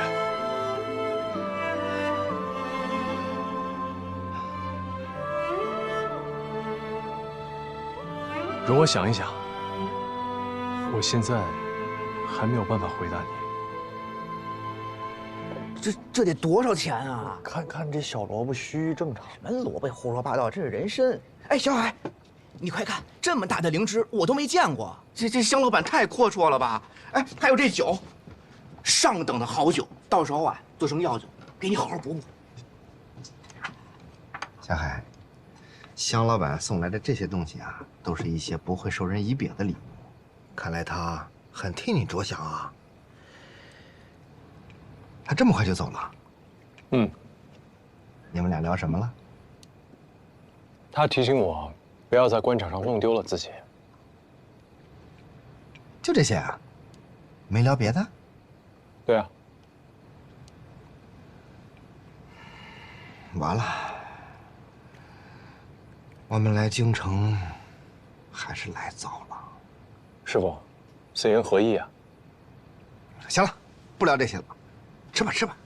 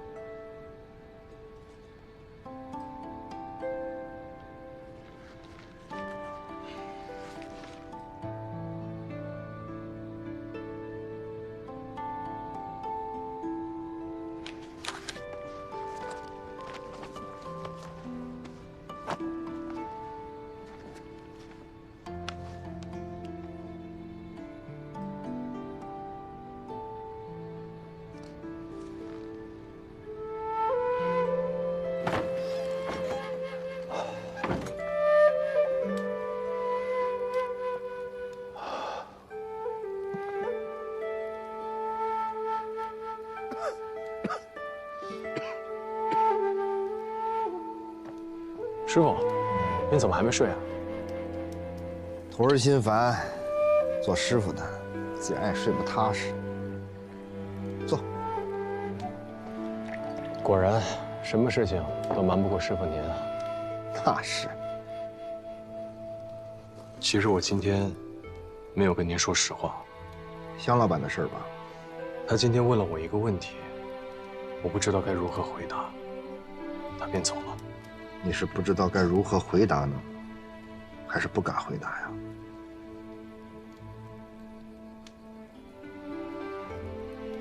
哎，你六处师傅也不在，有些东西为师也教不了你啊。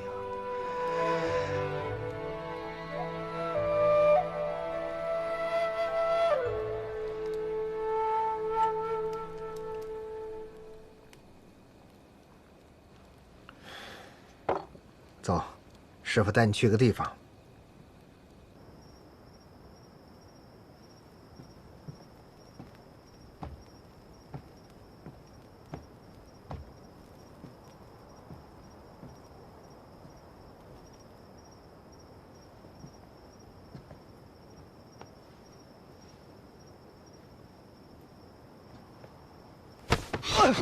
父亲，是我。怎么是你？怎么了？儿子有件急事，想找父亲说。钱的事儿，找你母亲就可以。不是钱的事情。儿子想从军。为什么？儿子梦到娘亲了，娘亲在梦里一直流泪。我问他为何哭，他什么都不说，只是打我。娘亲对我一定非常失望。她失望这些年来，我每日花天酒地，根本帮不上家里。父亲，儿子内心无比羞愧。所以你就想要从军？很久以前，娘亲曾对我说，她希望我成为父亲那样的人。这么多年，我都执迷不悟。昨夜惊醒之后，我想了很久。娘说的对，我不能再让她伤心了。从军可和你平日小打小闹不同，风餐露宿，金戈铁马。你以为这是儿戏？且不说大军开拔，光是喂马都能把你喂死。父亲，父亲，请父亲给儿子这个机会。武军营正在征召新兵，儿子私自做主，已经拟了名册，不显露家世，以庶民身份从军，请父亲允准。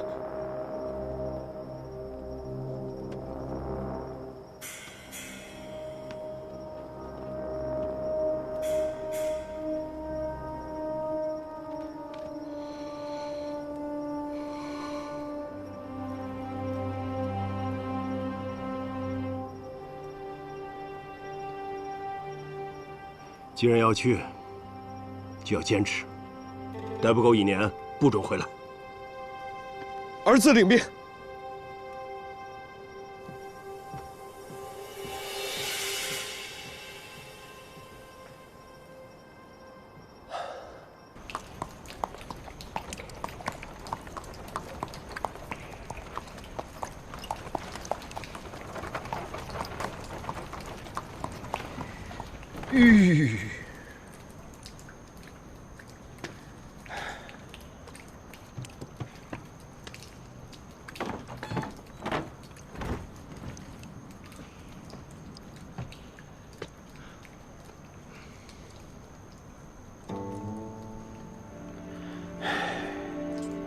灭门案后，这里变成了凶宅，一直空置着，被人遗忘。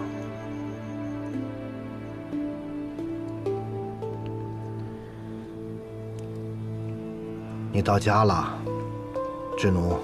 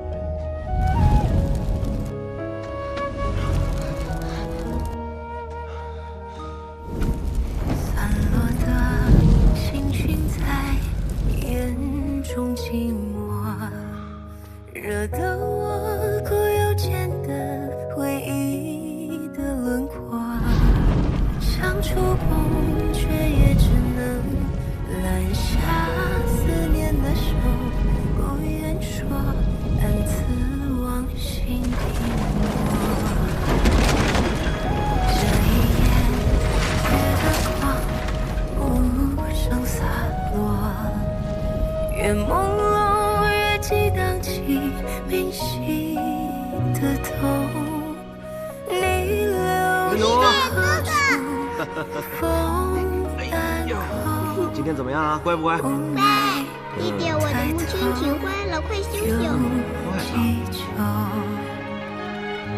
就任它越用心河流，我深藏进更深的野中，就让这飞扬的尘埃跟来做的昙花遗落谈海和谈有中，都愿老天光将我的心缝合，就让满池的星斗填满我心更深的漩涡，就让这风雨汹涌，我又藏身处还可停泊，一瞬半熟，誓不遥望。这隐世的痛，可有一丝喘息的出口？这隐世的痛，可有一丝喘息的出口？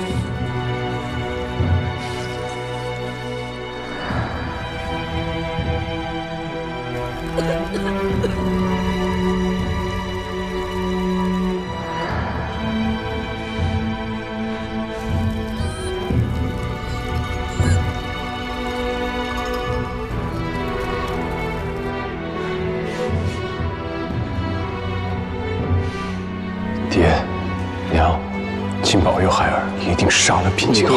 从东夏回京带着一样东西。乖，不要怕，我自己犯的错，别说。娘，孩儿不死。活在这个世上的每一人，你不想杀无辜之人，天庭后可曾奉命你家哥？最怕的不是等，只能活下去，也无法报仇。如果不能报仇，还不如死啊！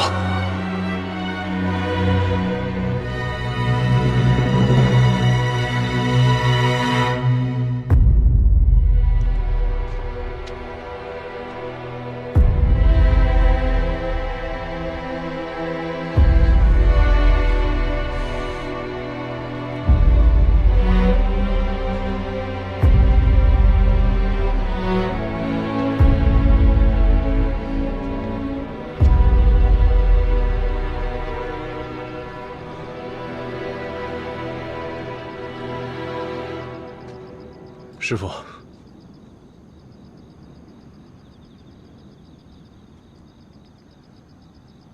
掀开伤疤，面对最不愿意回忆的一切，自然会让你想起心中的恨。当然了，你也可以选择淡忘它。你还年轻，人生不过刚刚开始，一切都由着你的心。唯独不能迟疑。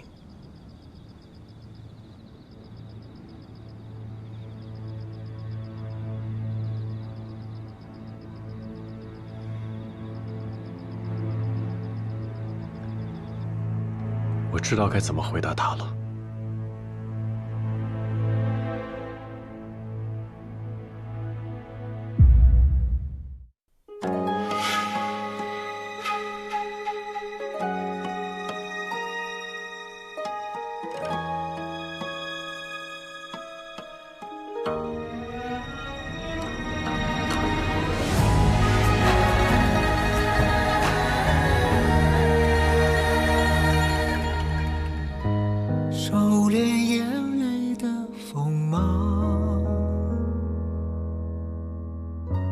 掌心念着危险的渴望，惊涛笑里藏，惊雷无声响，城府深，深不过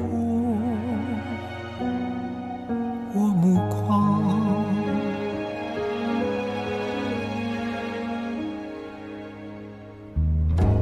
阴谋是我护身的衣裳，阳谋是我纵横的刀枪，用隐忍的狂，稀释道德藏，也不黑，只因为我心滚烫。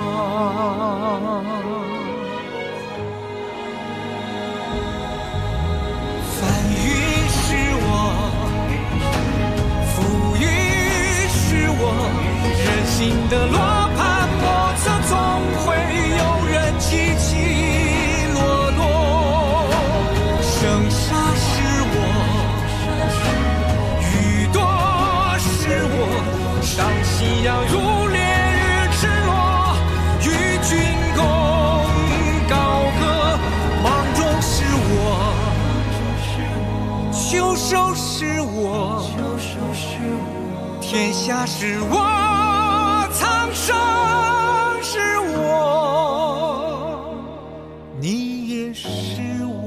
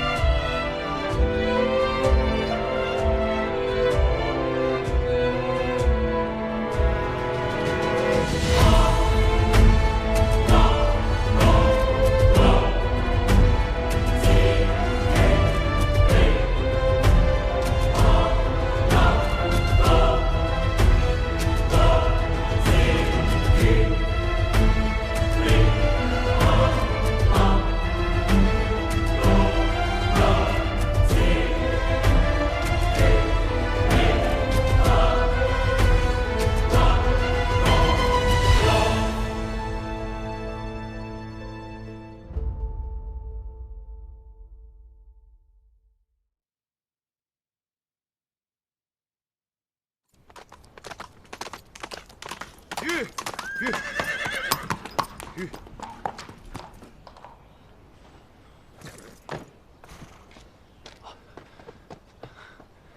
庄公子，我找你们臧大人。大人夜里出去了，现在还没回来。你知道他去哪儿了吗？这小的就不知道了，恐怕是有什么公务吧。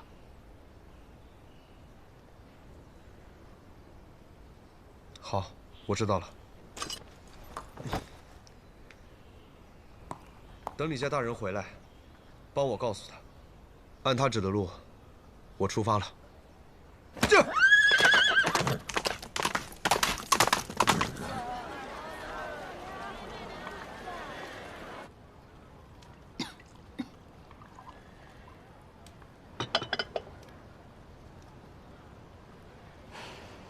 你要整日这样守在窗口吗？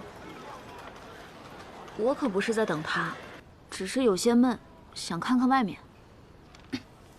从昨晚闷到现在，把身子都熬坏了。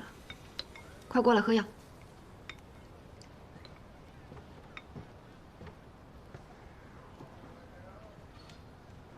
我看啊，他是不会来了。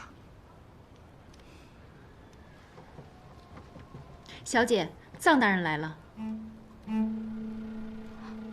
他在哪儿？就在楼下呢。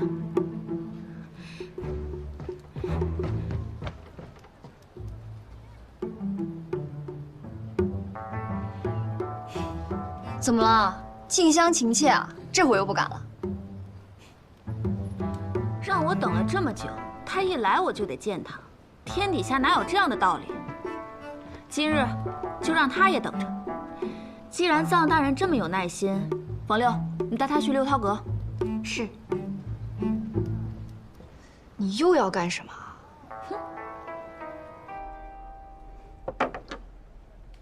臧大人稍等，我们小姐一会儿就来。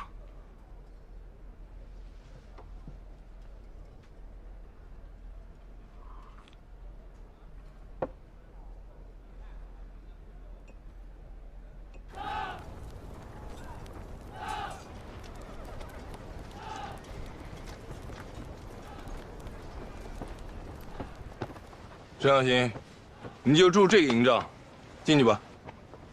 哎，这么多人，我住哪儿啊？怎么着，还要让我给你找位置？这里是军营，不是客栈，自己找。他不会是想住单间吧？茅房是单间，你住不住啊？笑，都笑什么笑？一个个都给我老实点。从今天开始，他就是你们齐的人。沈小新。赶紧归置归置，愣着干什么呀？赶紧去啊！人家嫌弃我们这些糙汉子太占地儿了。瞧你这细皮嫩肉的，以后就叫他沈少爷吧。啊，我看行。哎，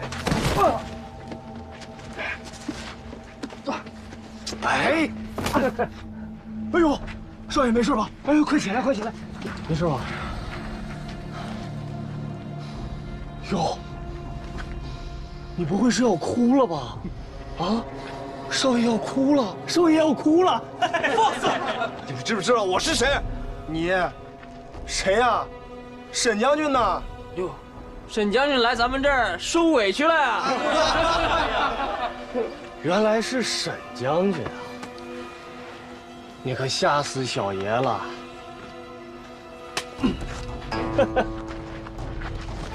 哎呀，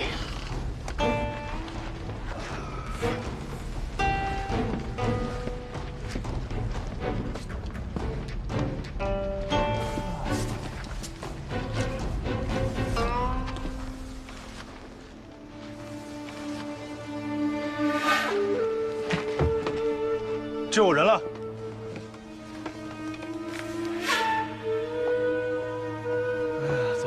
少爷，哎，门口那个地方好呀，风吹下来你挡着，还能强身健体。你看哥几个对你多好啊！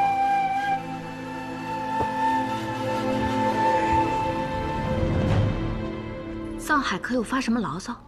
没有半点不耐烦，就在那儿坐着，连眉头也不曾皱一下。来，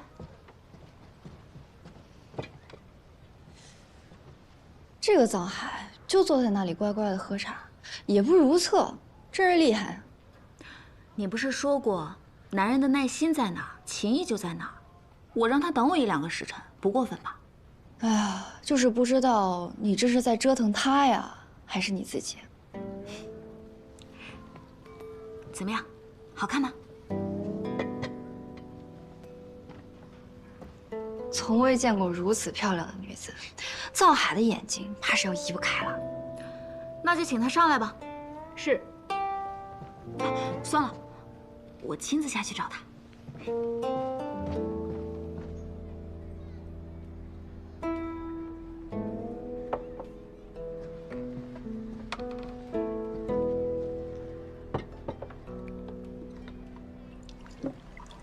冯六姑娘，香小姐还没有完事吗？大人，您稍坐，再喝点茶吧。我们小姐一会儿就好。这都已经第6副茶了，再喝嘴就要起泡了。麻烦你跟香小姐说一声，我今日还有公务在身，改日再来。大人，您不再等等了吗？香小姐的意思，我想我应该懂了。大人，您说什么呢？您再等等，我去问问。不必了，替我谢谢她，告辞。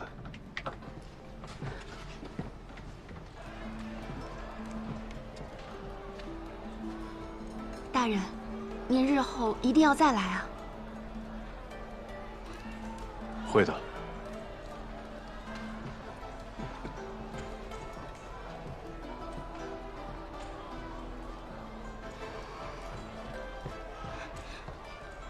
小姐，他是不是等得不耐烦了？是不是一直催你？藏大人他说有公务在身，已经走了。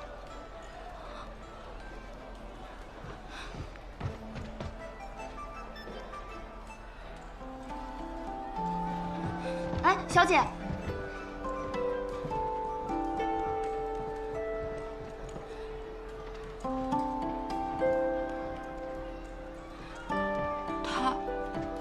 就这么走了？小姐，他好像误会了，以为你改变了心意。他走时都说了什么？他说你的意思他懂了，还说谢谢你。我什么意思？我能等他，他等我就不行吗？我本来就不是他想见就能见的人。小姐，现在追上去，说不定还来得及。凭什么？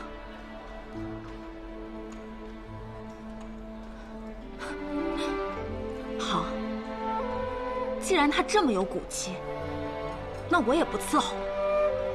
以后他要是来，你就说我不在，让他走。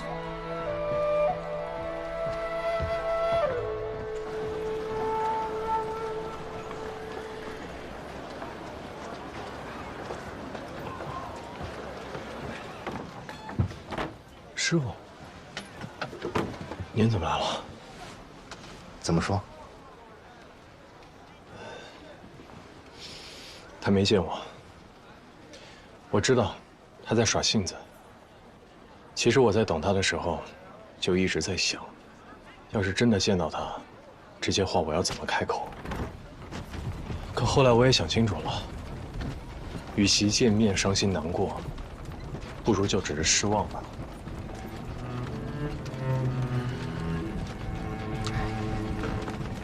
不见就不见了，啊。也许没见到就是最好的结果。我不想把他拖进这复仇的烂摊子里，他与我走得近，会很危险。我已经耽搁太久了，如今青天剑已经清理干净了，我要去找第3个人。我来告诉你一件事儿，庄之行已经去军营了。今日一早他跑来跟你告别，你没在。这小子动作倒是挺快。小海，你真觉得他能走下去吗？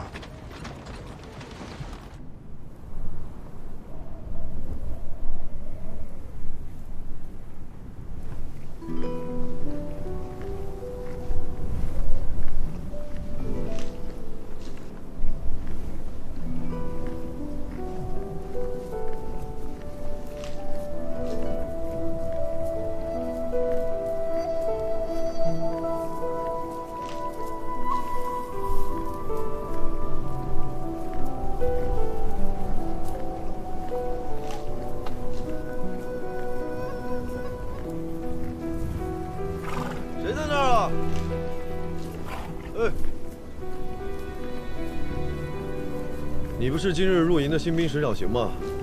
在这儿干嘛？哦，肯定是被那帮臭小子给欺负了吧？走吧，今晚住我那儿。你要在这儿蓑衣啊，肯定要冻坏了。我叫向红，是第3小旗的小旗长。临军先退者，斩；背军走者，斩；行军不附队伍者，斩；不服差遣者，斩；军中奔车走马者，斩；违主将一时之令者，斩；叫阵而为者，杖100。你，就是你，你干嘛呢？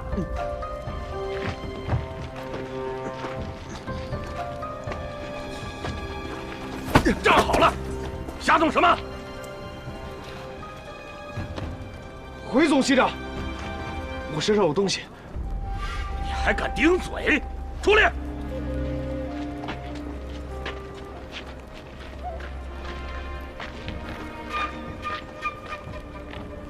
你叫什么名字？沈小行。军容不端，杖10。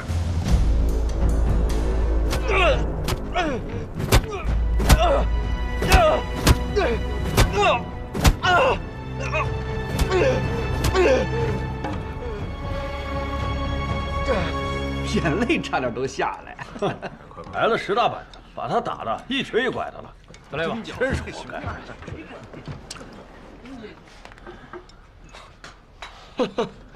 我当是谁了？这不沈公子吗？是你把虫子放到我身上的吧？给你开个玩笑嘛。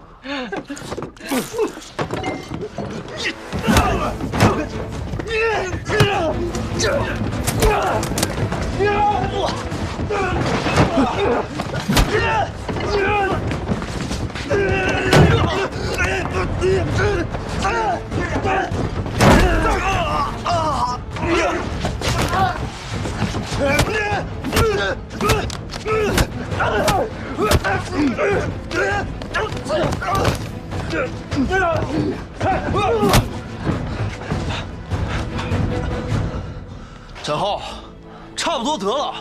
军中严禁斗殴，你就不怕总旗长知道？啊？看什么看？吃饭。走。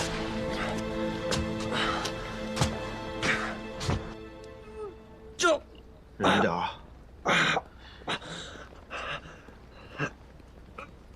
这药虽然疼，但效果极好，不出7日肯定能痊愈的。我从来没有招惹他们，他们干嘛这样针对我？来，坐起来，慢点。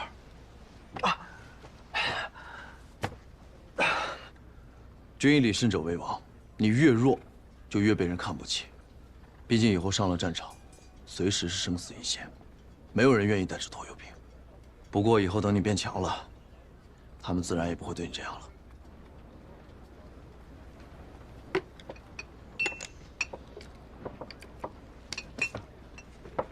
那你为什么不欺负我，反而还帮我？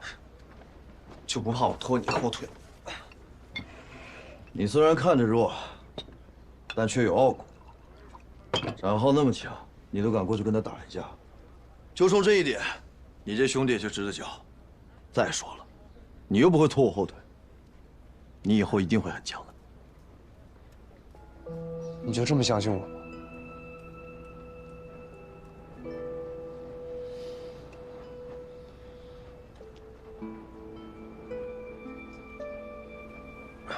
你为了帮我，还被展浩打了一拳。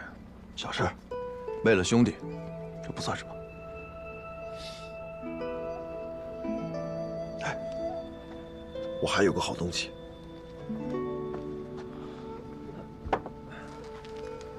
上好的楚叶青，我自己都舍不得喝。没有酒杯吗？要什么酒杯啊？大口喝，试试。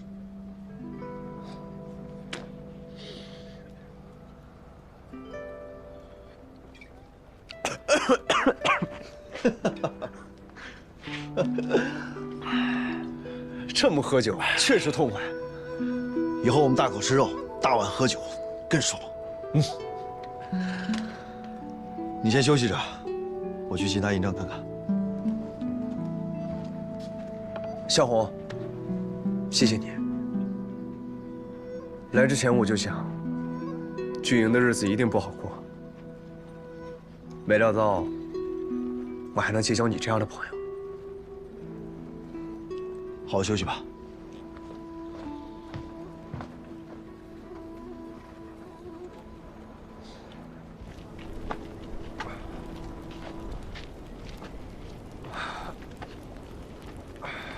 你们真是胆大包天，还敢欺负他？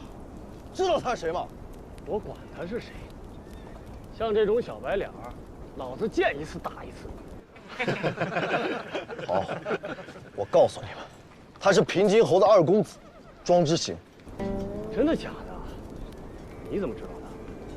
今年的布打球赛上，我在那儿当值，我见过他，就是这张脸不会错的。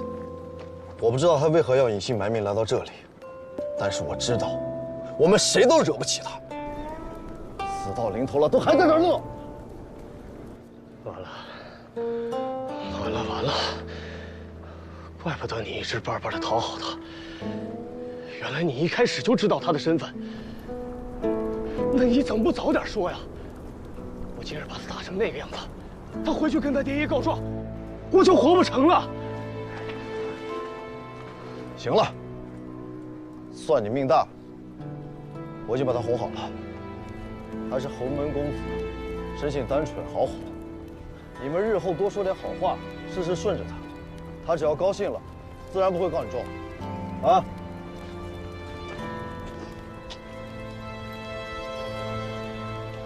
小晴，你怎么出来了？你早知道我的身份，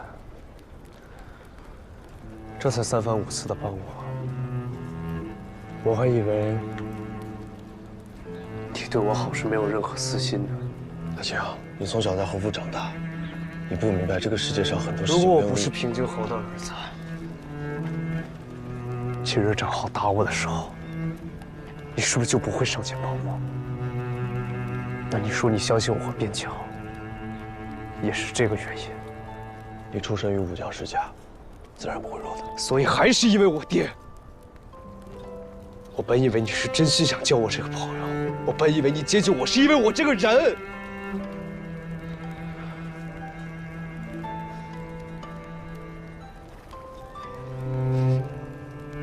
你是平津侯的儿子，这是去哪儿都丢不掉的身份。况且，没有利益往来，大家非亲非故的，为什么要对你好？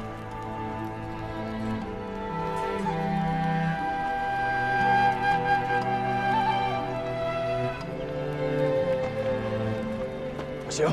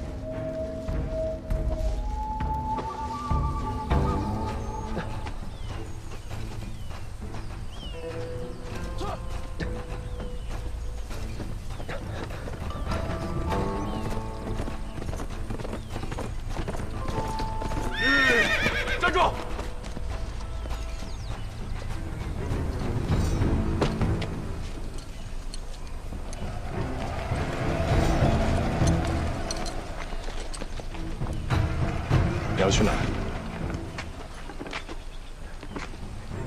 你怎么在这儿？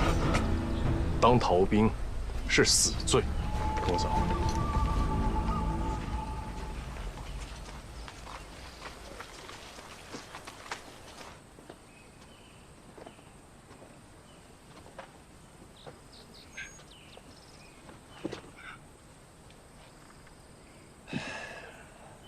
还好今日遇见了我，不然你就出大事了。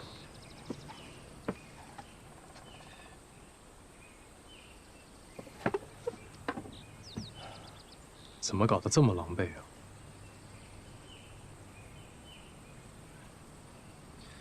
快吃吧，吃完我送你回去。如果我说我不回军营了，人与人之间是不是根本不存在无条件的好？这世上的人都有自己的追求和目的，很少会有人不计回报的付出。那你呢？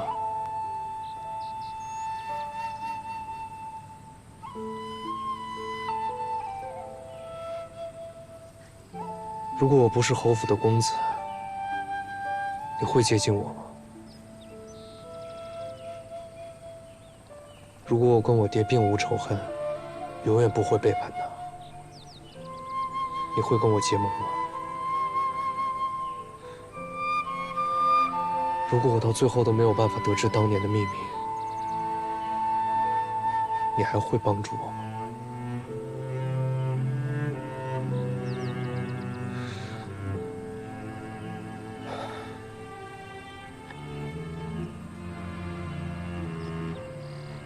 我知道了，这天底下只有一个人对我的好是没有条件的，那个人就是我娘。但他已经死了。我希望你永远都记得他是怎么死的。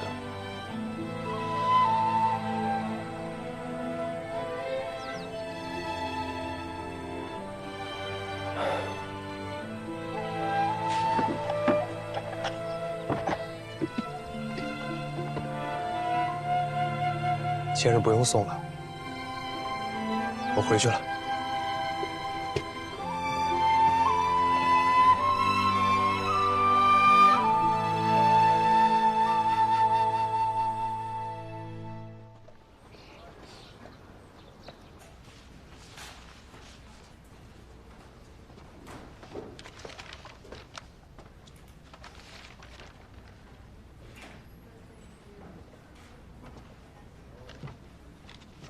下官参见大人。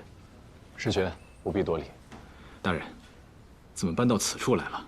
这比里头敞亮，也方便进出，倒是一个奋笔疾书的好地方。大人倒是不拘小节。世权，上一次多亏了你跟我说青天剑的问题。大人内业愿意听下官说话，我应该感谢您才是。虽然如今只剩下你们3位武官郎，但过去做实事的也都是你们，青天剑一时半会儿出不了岔子。新的人选，我会再仔细考虑。相比大人的雷厉风行，下官写的信倒显得外行了。你之前的建议没有人听，那是楚怀明的问题。官不为民，何必为官？这样的情况，以后不会再有了。大人，楚怀明在青天剑的遗物已经在库房许久了，是直接处理掉呢，还是您想再看看？拿给我吧。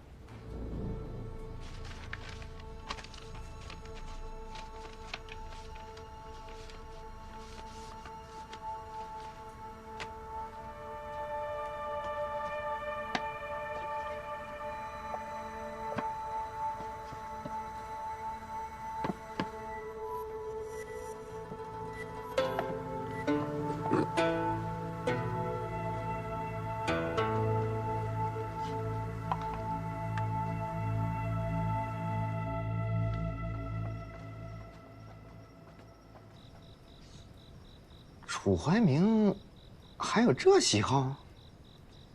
不是他，是京城的大人物，皇上的亲弟弟，永荣王爷。永荣王爷，知道这件事的人并不多。楚怀民曾让石泉帮他寻找古币，石泉便透露给了我。楚怀民当上钦天监监正之后，便再无晋升的本事，但他却一直没有放弃结交京城权贵。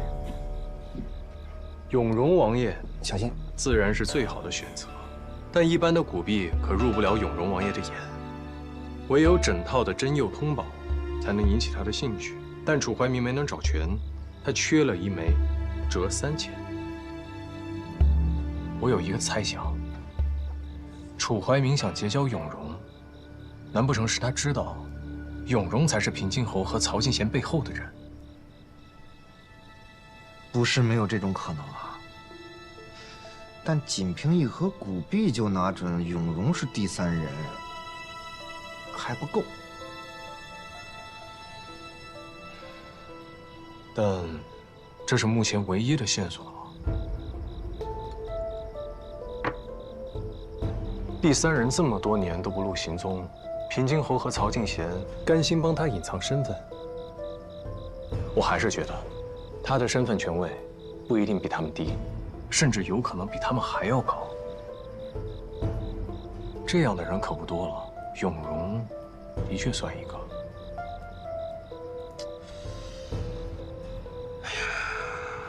永荣，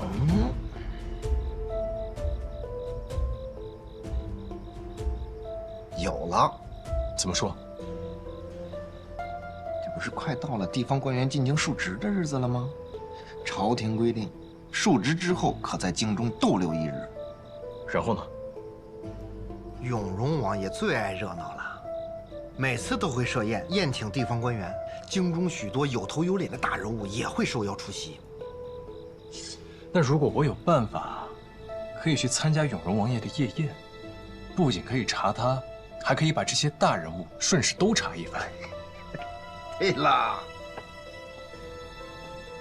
但师傅啊，我只是一个小小的监正，与永荣王爷也并未结交，有什么办法可以让永荣王爷邀我入宴啊？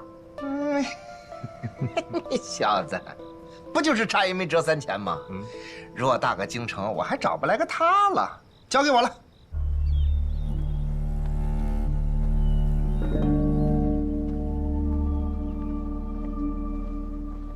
参见王爷。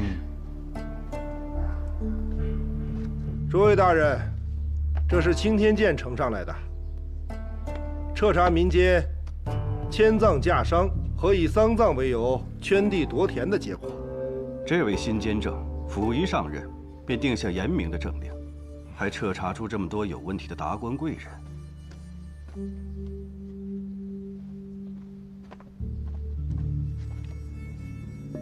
沧海只是无匹，若是按照这名单查下去，得罪诸多朝中大员，这青天监该如何立足？这是新官上任，3把火。什么3把火呀？见过王爷。本王今日就是闲来无事，想到内阁来凑凑热闹，没耽误诸位大人谈正事吧？没有没有。王爷，石阁老，你刚刚说的是谁呀？就是新上任的钦天监监正藏海。藏海，就是那个和楚怀民在天象上掰腕子的人。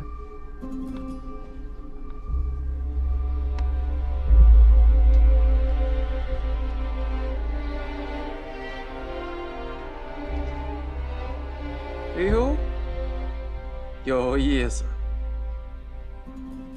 没想到这位藏大人居然把火烧得这么大。此事，各位大人怎么看呀？依我看，先依名单验一验，看看这些人是否都如钦天监所说，干了这么多伤天害理的事情。自先帝定下京察的规矩，6年一举，每次都会大核百官，从上至下仔细的考察。既然有了这份名单，今年的京察就从这些人开始吧，看看这火能烧到什么时候。好啊，本王倒是想看看，这位臧大人能带来什么惊喜。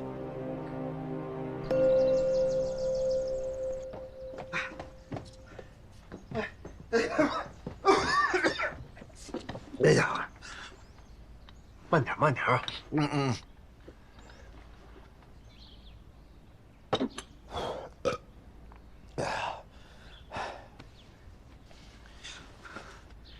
怎么样啊，师傅？京城事情我都跑遍了，黑市我都没放过，嘴皮子都问秃噜了。说来奇怪，所有的折三钱都被人买走了。好不容易问到啊，唱卖会上有一枚珍稀的真有通宝，就是那折三钱，保存妥当，品相完好，我就赶紧过去了。结果还是晚到一步，被人高价买走了。哎呀，气死我了！你猜，买下他的人是谁？香安都。咱们还是低估他了。苦苦寻找的古币怎么就落到他手上了？他就是在针对你，不然不可能这么巧。下一次百官进京是何时？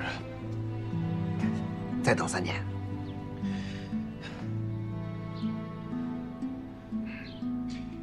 这样，我再想想办法，说不定还有其他渠道可以找到这枚折三钱呢。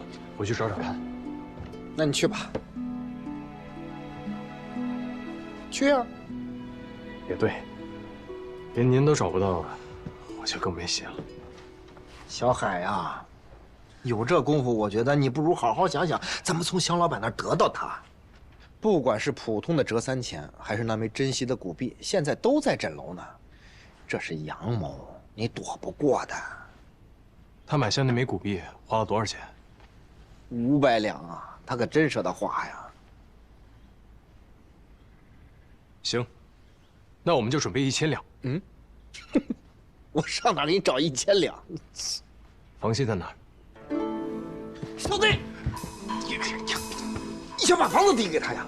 啊，抵给他我住。顾不了那么多了，我们要拿出些诚意来嘛。这样，我们先去客栈住，以后的吃穿用度，大不了再节省些嘛。你节省什么节省？小海，师傅帮你想一个更好的办法。师傅没有其他的办法了。这样，明天你就去诊楼，把房契跟地契亲手交给他。我去啊！我去顶什么用啊？人家现在逼的是你。我要是去了，给你找到2000两，看你怎么办？没办法了，你不如好好求求香老板，低个头认个错。只要把他哄高兴了，香老板不会为难你的。现在不是求不求的问题，而是我已经下定决心要专心复仇了。不管他是什么目的，我已经做出了我的选择。以后的事儿，以后再说吧。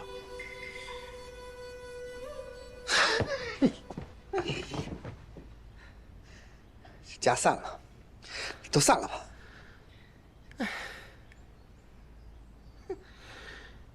要不你再好好想想。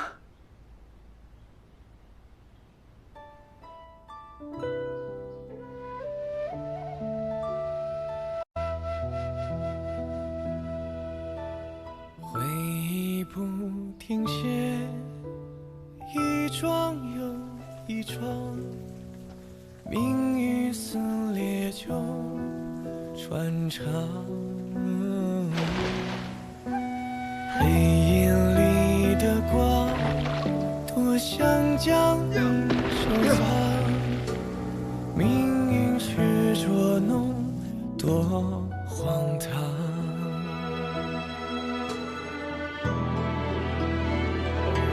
小薇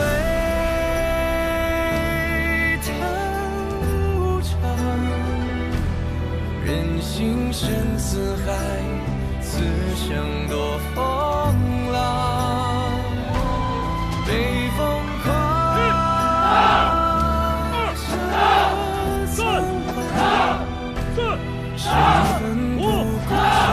现在不努力，等你们上了战场，只有死路一条。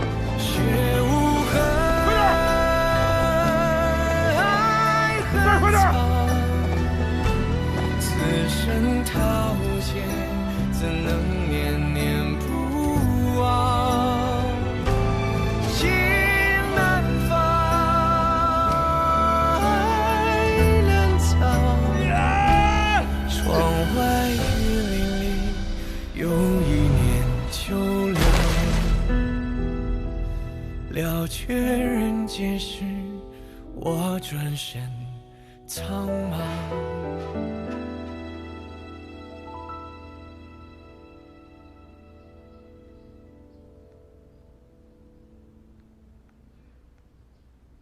平常你都要取笑我，现在默不作声的，我反而不习惯了。你这个样子，谁敢和你斗趣啊？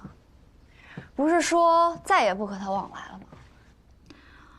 他倒是沉得住性子，自从上次走后，再也不过来了，反倒是一直派人找古碧。你不是说来了也不见，要把他轰走吗？那他也得先来。小姐，臧大人来了。正说着，这人就来了，请他到六韬阁。是。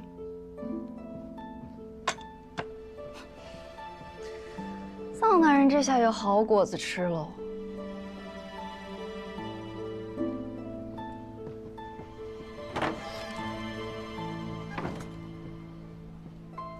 臧大人今日一来，寒舍真是蓬荜生辉啊。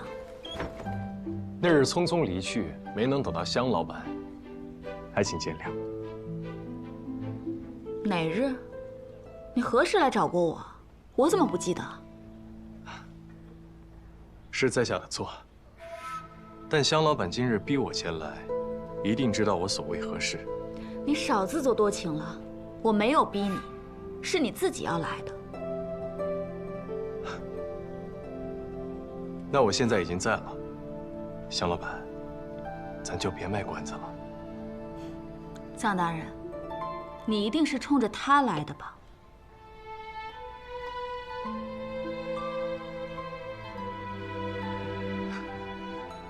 这折3钱，在下苦寻已久，幸好在香老板的手里，在下愿出双倍的价格，恳请割爱。双倍，你出得起吗？在下带来了房契和地契，请香老板收下。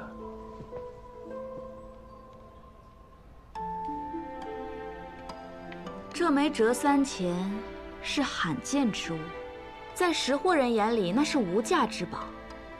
臧大人，我想知道，你要它做什么？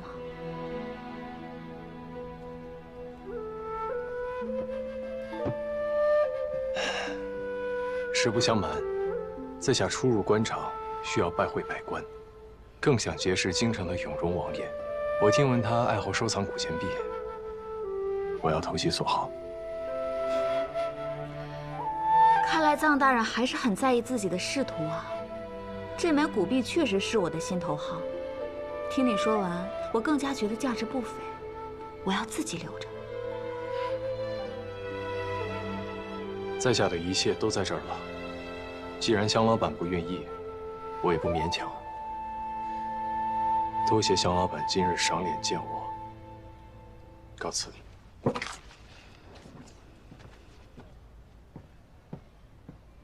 你站住！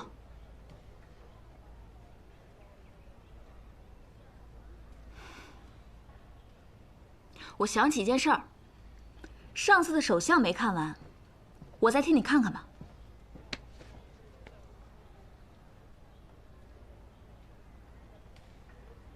伤好的真快啊，已经看不见那日的刀疤了。官运线看上去又深了些，倒是其他的线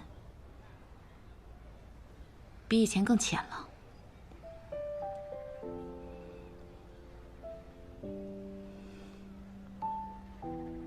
平津侯给你的宅子，我可不敢要，钱我也不缺，这古币你拿走吧。但你又欠我枕楼一个人情。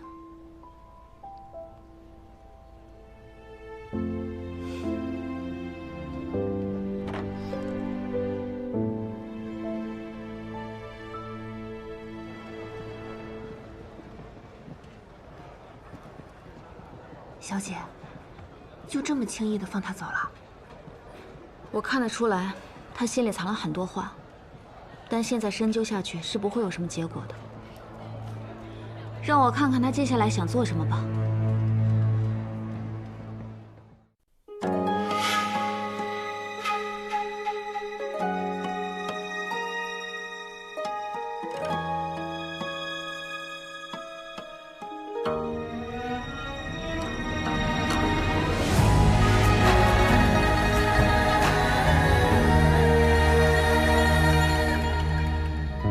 收敛眼泪的锋芒，掌心念着危险的渴望，惊涛袖里藏，惊雷无声响，城府深，深不过我目光。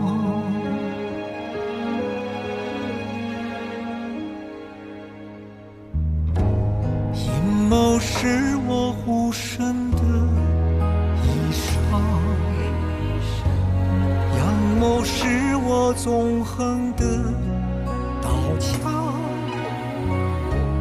用隐忍的狂，稀释道德藏，也不黑，只因为我心滚烫。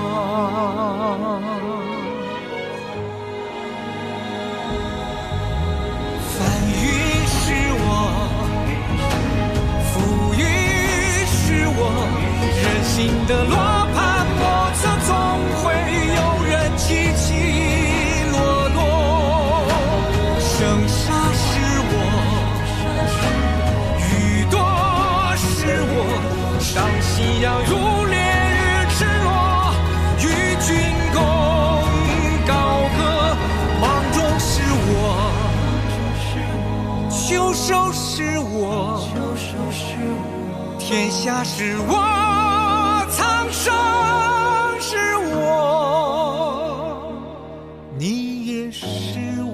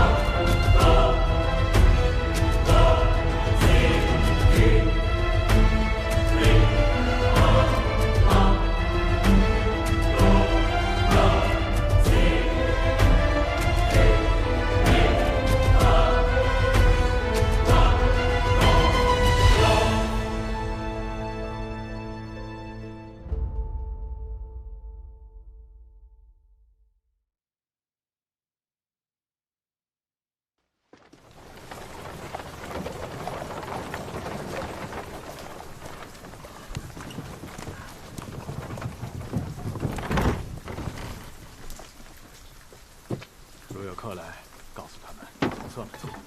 是。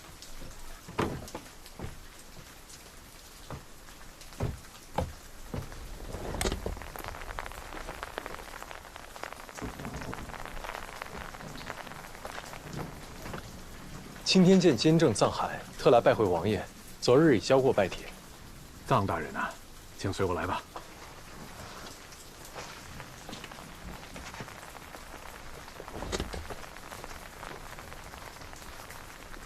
今日王爷说力从西方来，所以只开西侧门。王爷对风水也如此讲究。是啊。藏大人，请。大人且在此等候，里头会按顺序通传。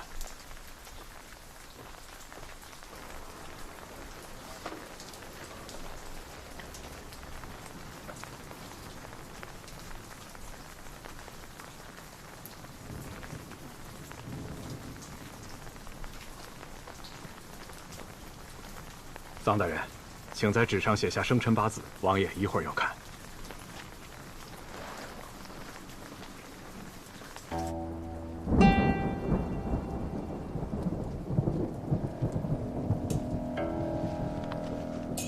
这个藏海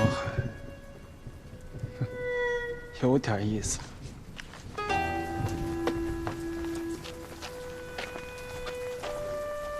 大人姓名：张怀，厉总长。哪位是藏大人？在下便是。在下光禄寺丞沈用，王爷请你去前厅说话。请随我来。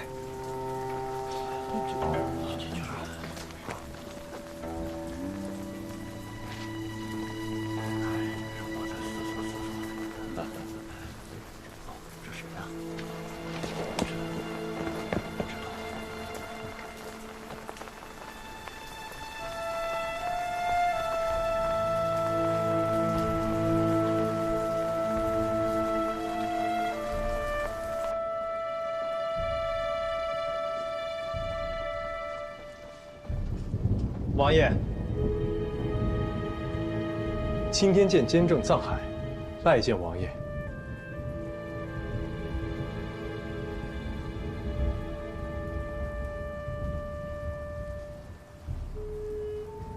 藏海，我们终于见面了。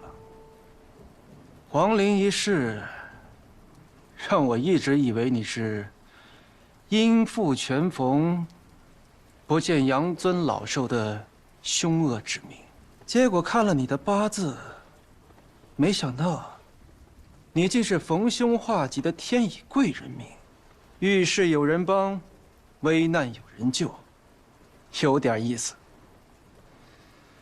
怪不得能攀得那么快，听说近日还新官上任3把火，如日中天呢。王爷真是折煞下官了。王爷天皇贵胄，下官怎敢得王爷称贵？不过你让本王还是很好奇，看起来就是贱命一条，竟有如此命格，让本王猜猜，是不是你这命让人动过手脚？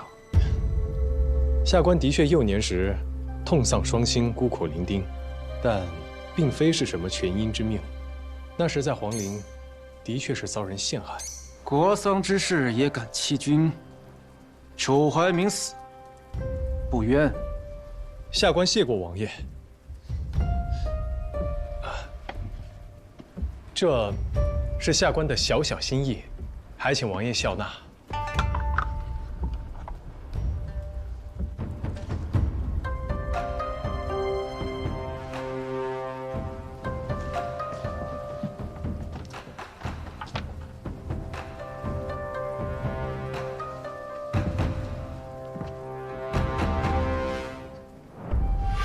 能集齐一套真佑通宝，已属罕见，更何况是这样的成色。你是在何处得来的？这一套真佑通宝的确稀有，下官也是偶然间在一位走南闯北的行商那儿得来的，特来奉上。消息倒是很灵通嘛。不过我喜欢。说吧，求什么？王爷言重了。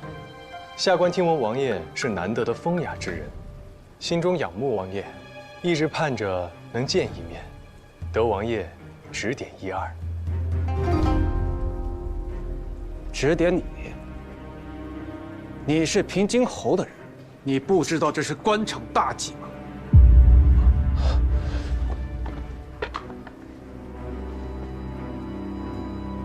说话呀！你不是巧舌如簧吗？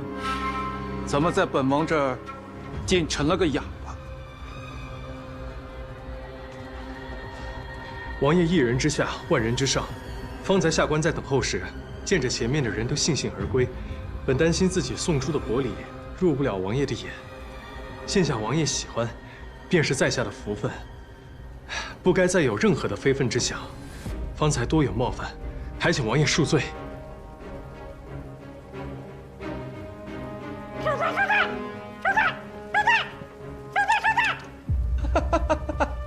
这畜生还知道讨饶，多通人性啊！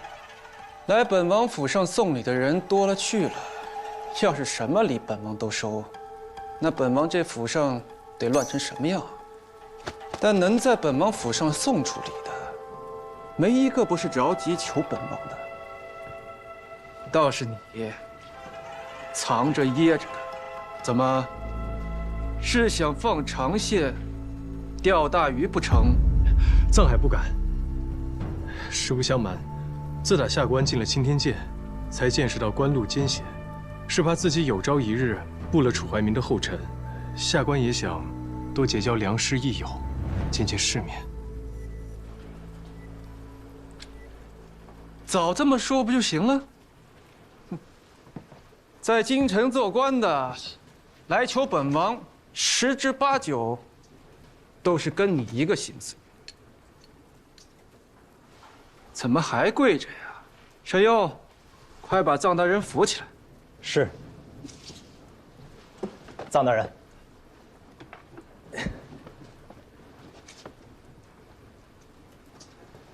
我问你，你说本王是风雅之人，可本王喜好的都是这些有铜锈味的东西，何来风雅？下官一路走来，见着王爷院子里的花草树木，都风雅至极。就说那苍劲求取的胡杨木，生而不死上千年，曲折盘旋，犹如蛟龙。恐怕这一棵树就能抵下官10年的俸禄了。你倒是好眼力，那树，本王是派人从大漠活着带回来，可费了不少劲啊。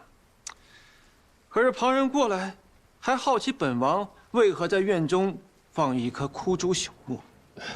像你这样识货的人不多啊。下官就任青天剑监正，力求在堪舆实务上精进自己。本以为长了见识，没想到今日来了王爷府上，才明白自己就是井底之蛙呀。文绉绉的，你送的礼物本王很喜欢，不过在官场上怎么送礼，就要讲究一些门道了。本王倒是可以教你个法子。沈佑，在。今日藏大人就把这真佑通宝送给你了。是。沈佑，你手上这东西不错啊。王爷，这套真佑通宝是青天剑藏大人送的，说是顶稀罕的宝贝。你也知道我眼拙看不懂，不如王爷赏我些什么，咱们交换品鉴。瞧你那贪样，不白拿你的。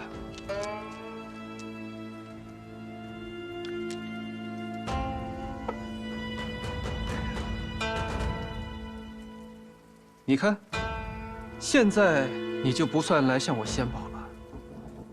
你与沈大人是朋友吗？今日得了这样一套宝贝，甚是高兴。晚上定要多饮几杯。哦，沈庸啊，既然你新交的这位好友如此想见世面，不如晚上就邀他一同赴宴。王爷所言极是。藏大人，可愿一同前往啊？下官求之不得，多谢王爷。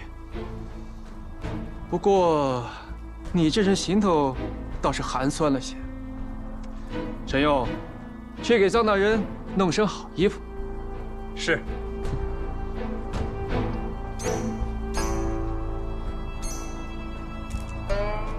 给臧大人道喜啊！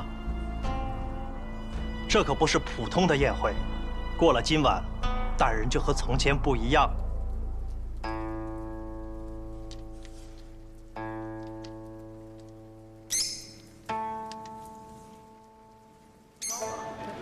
王爷的夜宴3年一次，而且从来不会办在同一个地方。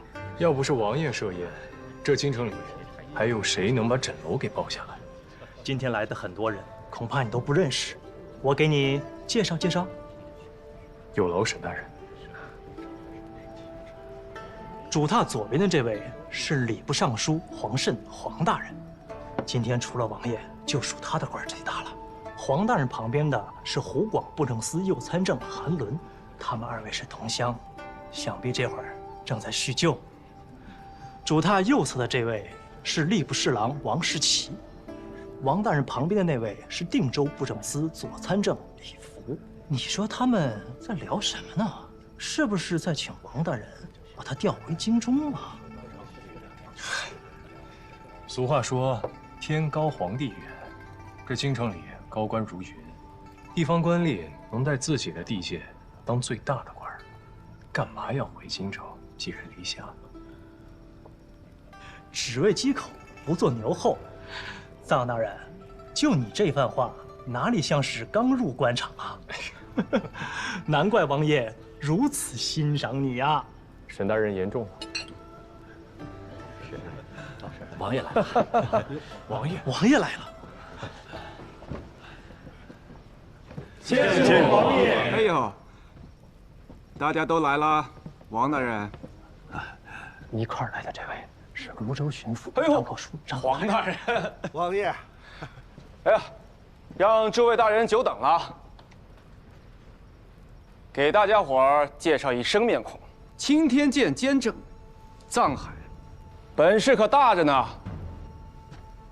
在下臧海，承蒙王爷厚爱，今日有缘与各位大人相识。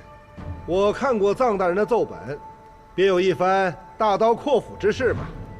那你们今天可都小心了点儿，别得罪了臧大人。下官可不敢。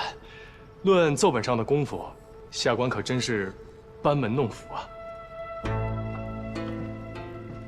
臧海，大家都是同朝为官，他们与本王也甚是亲厚。你初入官场，往后啊，别总是麻烦本王，你呀，得多麻烦他们才是。啊！多谢王爷。好了，在本王的宴会上不必多礼，大家玩得尽兴就是了。来。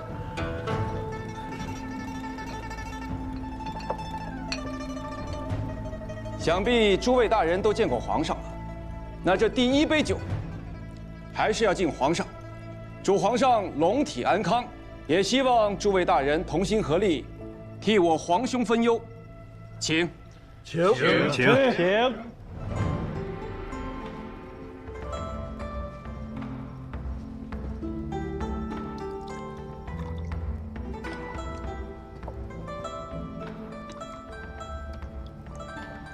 臧大人，方才王爷一直与我讲你这个看天象的本事好生了得啊，把楚怀明都比了下去。那都是楚怀明咎由自取，不仅自己的事儿做不好，还想着害别人。当初他要是投靠了本王，也不至于落了个流放的下场。不过呢，本王也未必瞧得上他。王爷，您说这个钦天监监正的位置是不是有问题？那楚怀明也没有什么好下场，要不臧大人干脆也挪一挪。张大人这话说的有些道理，难道你们都忘了？楚怀明之前的钦天监监正是谁呀？蒯夺可是有大本事的人，不也死了？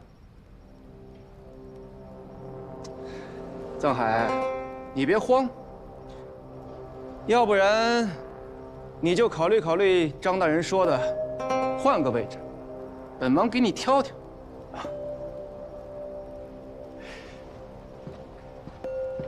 多谢王爷。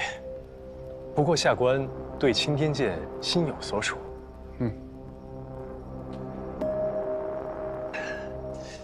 方才听各位大人聊起蒯大人之事，下官从未听闻。不知王爷可否给下官讲一讲？蒯大人的事，你当真想听？下官也总得想办法趋利避害才是啊。嗨，他跟楚怀民不一样，不是在官场上出的事，而是全家被灭门了。竟有这事儿？怎么青天剑的人从未跟我提起？哼！你刚当上监正，哪个不长眼的敢跟你聊这个呀？这个蒯夺啊，本应该是在东夏修风扇台，结果还没到完工的日子，这风扇台竟然塌了。他呢，偷偷地跑回了京城的家中。却不明不白的被盗匪劫杀，全家被烧了个面目全非，无一人生还。蒯大人竟然遭遇了这样的事儿，依王爷所见，会不会是仇家所杀呢？哼，要不说藏大人就是聪明啊，本王也是这么想的。后来，还去调查了此案，蒯夺家中财物遭洗劫一空，后来这些盗匪也被抓住了，重刑之下也认了罪，此案才了了。那些盗匪最后怎么样了？按理说呢，有几个罪不至死，但蒯大人那可是五品监正啊，朝中对此事愤慨的大有人在，当时还是户部员外郎的赵大人，更是上表，请皇上严办此事，最终无一流放，全都杀了。王爷，下官有一事不明白。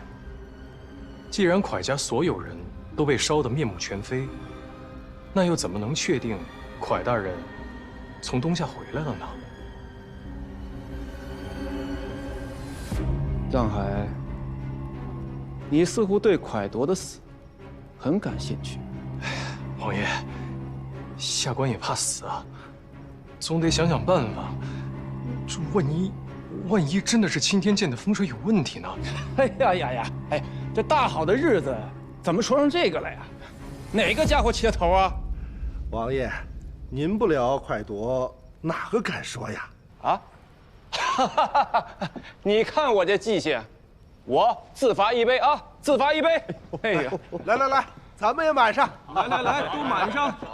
敬王爷！敬王爷！敬王爷！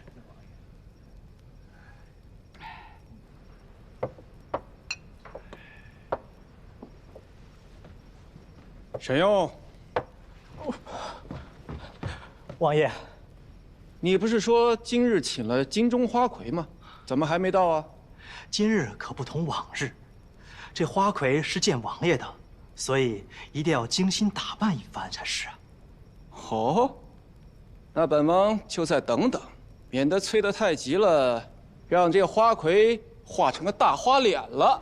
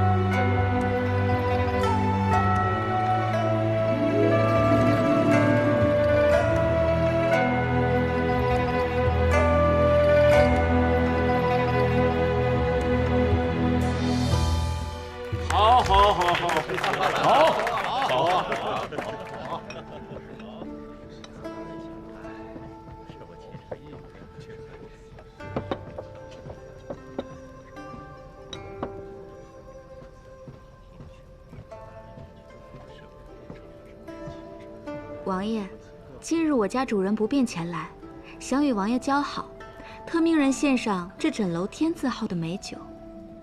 什么酒啊？此酒名为桑这枕楼洛。的美酒啊，味道真不错。好酒。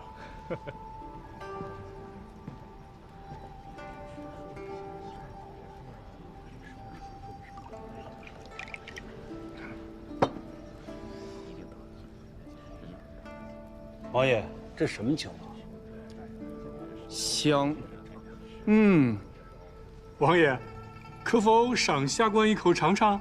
想都别想，这瓶酒还不够你们一人一口的。好了，今天这闲事也都谈完了，把你们准备好的那些个宝贝都拿上来吧。要是有本王瞧上的，自然能从本王这换一口这桑洛酒喝。臧大人，王爷每次设宴都会有鉴宝的习惯，若是真有王爷能看上的，就可以从他那儿换样别的回来。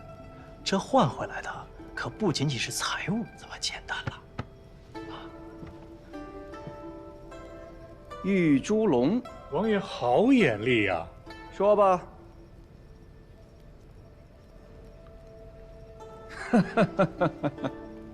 赏。王爷，下官最近得了这么一件奇物，打开瞧瞧。是。王爷，请看。这物件有何特别之处啊？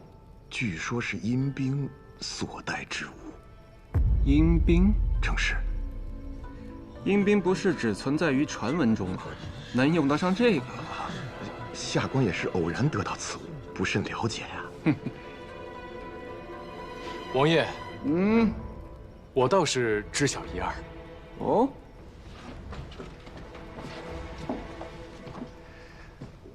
我曾经听一个从边疆回来的老族说过，这阴兵只有肉，没有血，哪怕是刀剑砍下去，伤口很快就会愈合。大军过境，尸横遍野，相传他们是被一件宝物召唤而来。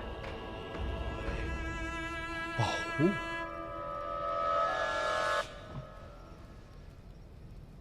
臧海，你说的宝物是鬼玺吧？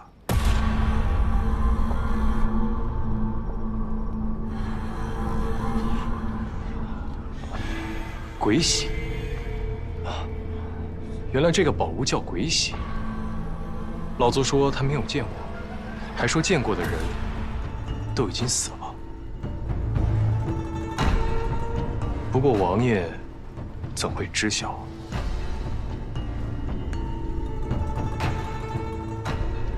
本王的父亲就是因鬼玺而死。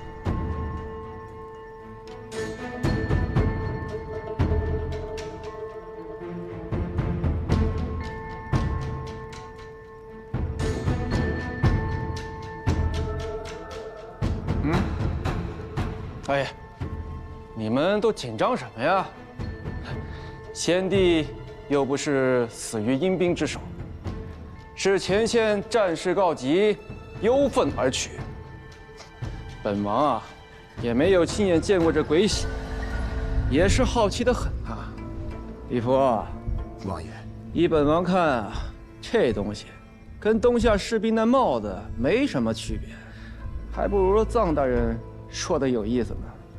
是。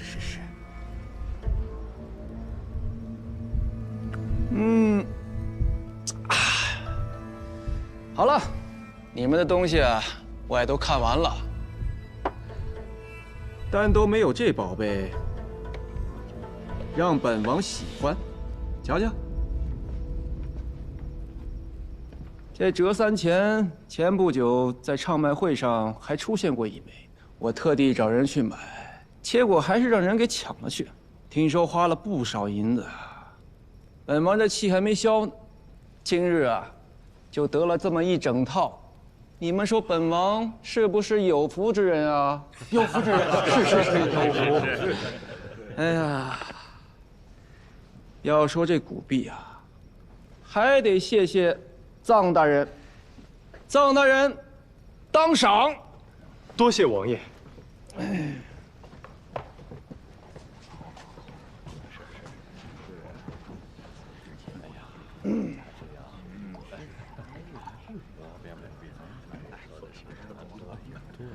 臧大人，祝你官运亨通。多谢姑娘美意。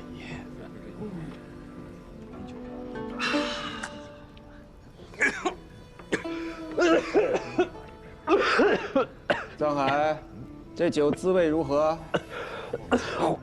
王爷，此酒醇香无比，但实在太辣了，下官喝不下。你小子是无福消受啊！王爷，你这不公平。谁不知道您最喜欢的是虎臂？咱们得用此酒来赌点别的乐子。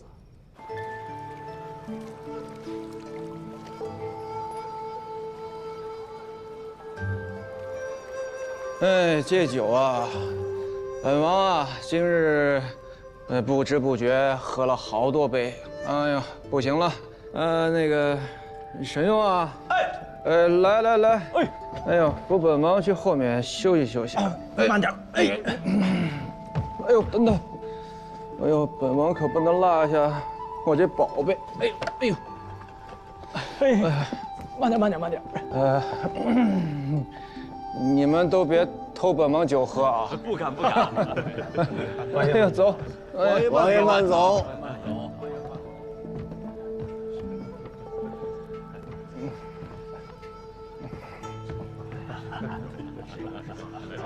李大人。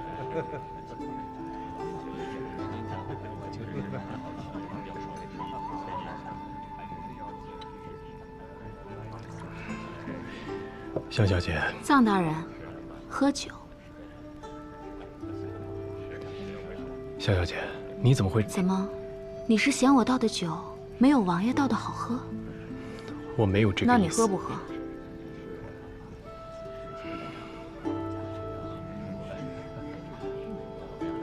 今日你在夜宴上出尽了风头，我的那枚古币帮了个大忙。多谢香小姐帮助我。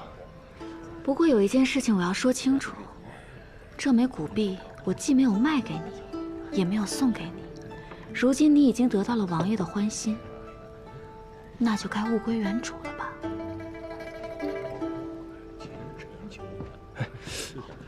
行。嘿，臧大人，沈大人。哎，臧大人，你这可不对啊！这里边怎么还有酒啊？哎呀，沈大人，我这实在是喝不下了。哎呀，臧大人，王爷可说了啊，你今天得尽兴，你可不能拘着啊！来，来。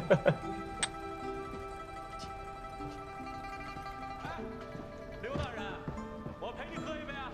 来。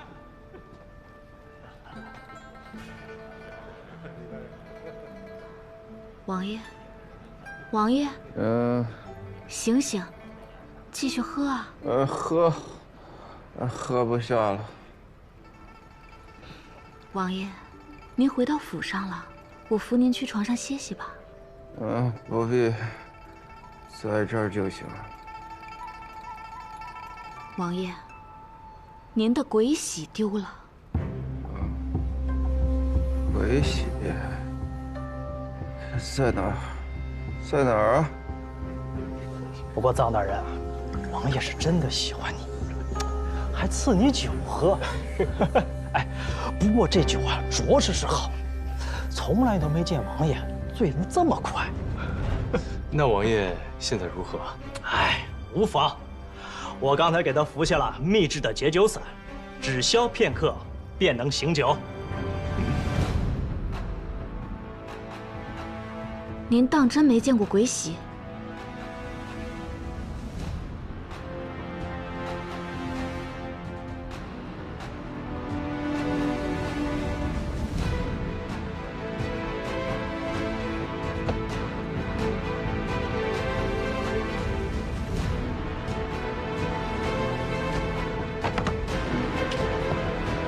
站住！什么人？奴家是来服侍王爷的。你刚刚是在跟本王说话？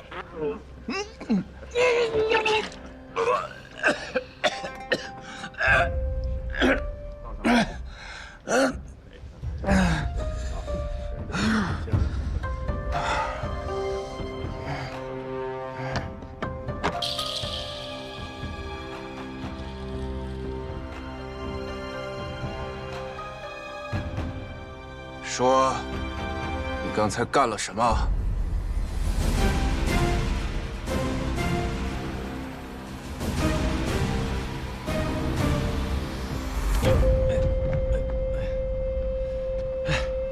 王爷，哎呀，您看，这是什么？呀，您都把折3钱忘在外面榻上了，这要是丢了，下官上哪儿再找一个去呀？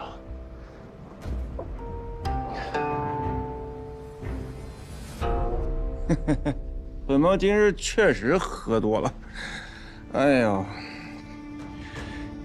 还杵在那儿干嘛？还不快去把王爷的拓盆换个新的！快去！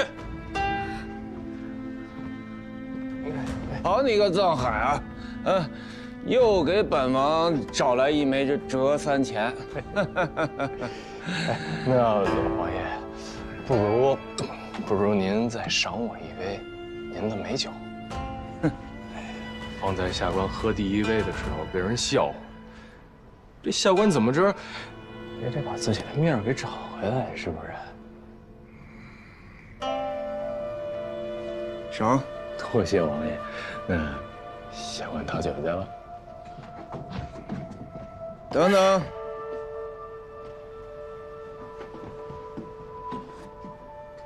刚才有人在本王耳边问我什么话？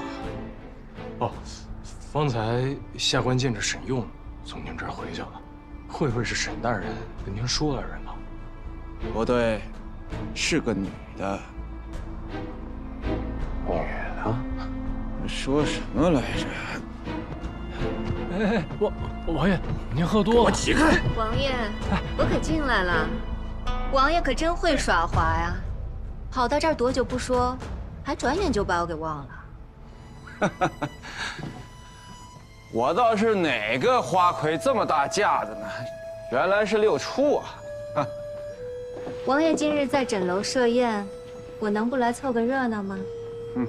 王爷，我方才问您喜欢我穿哪身衣服，想看我跳哪支舞，您倒好，一句话也不理我。是吗？今日来，没提前让您知道，您不会怪我吧？你给本王这么大个惊喜，本王怎么会怪你呢？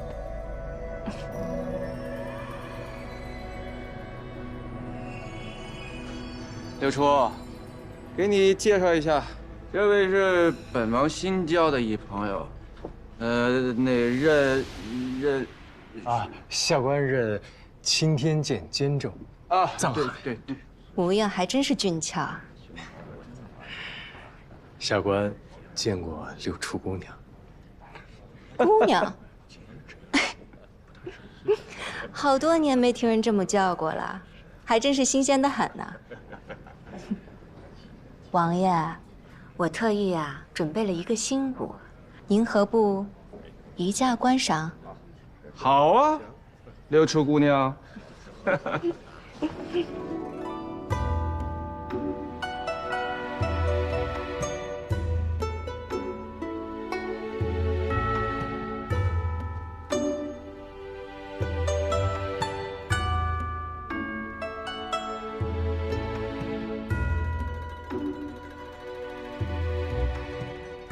蒯大人之事，不知王爷可否给下官讲一讲？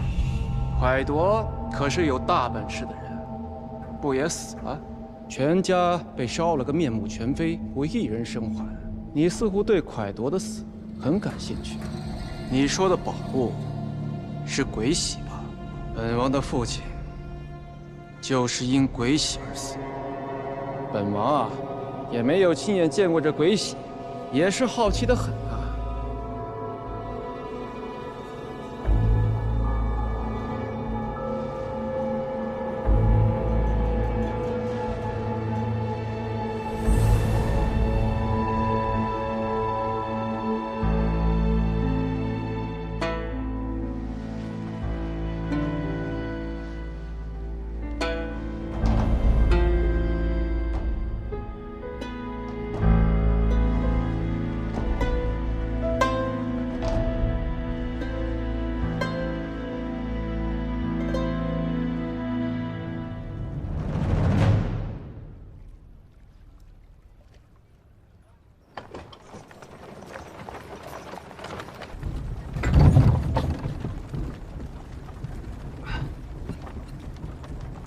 醒了？啊，六叔师傅，你喝这么多呀？连自己怎么上的马车都不记得了吧？可惜聊了那么多，还是不能确定永荣王爷是不是第三人。他不是，你不必再查了。因为你家出事的时候，王爷正好在夜宴上。就在我家被灭门那晚。都过去这么多年，我还能记得那天晚上的大火。宴会定在一艘画舫上，我当时也在。众人黄昏上船，画舫顺着广济河一路往东北方驶去。天亮才靠岸，还是王爷先发现，远处的天边映得通红，大家才出去看的。也就是说，那一晚赴宴的人都不可能参与我家灭门。是啊，高明一跟我说你要去拜访王爷，我就赶紧想办法过来，省得你白费功夫。多亏师傅今日来解围。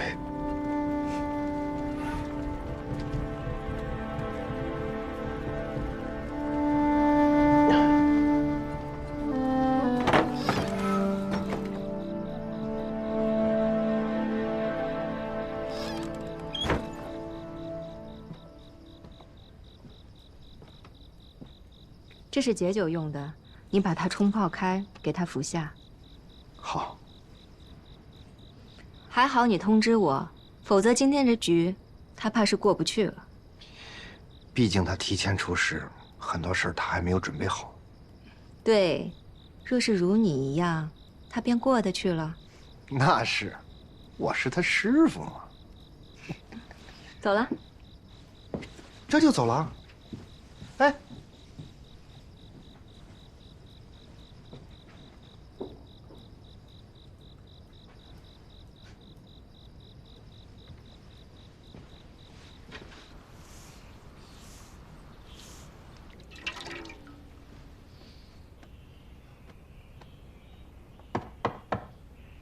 小海，师傅，进来吧。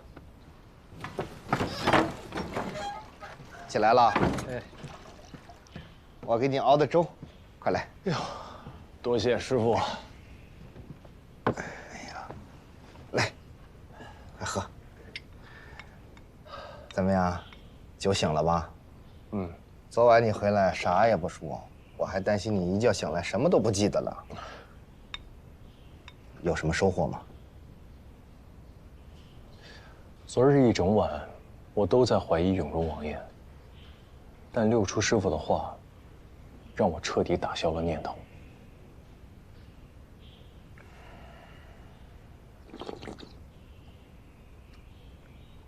哎，不过，昨日在夜宴上倒是提起了一人，让我有些在意。谁？户部尚书赵大人，赵秉文。赵大人有问题？倒不是跟我家灭门有直接的联系，不过在那之后，他上表皇上严惩凶手，最后那群盗匪都被杀了。这伙盗匪，不是被收买，就是屈打成招，不管是哪一种，只要有活口留下，难免会真相败露。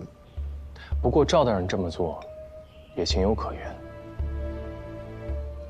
我爹为人正直，朝中有官员义愤填膺，也是正常的事儿。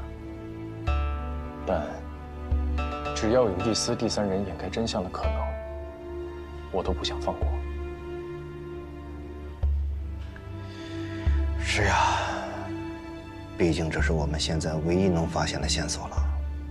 看来，我得想办法去见见他了。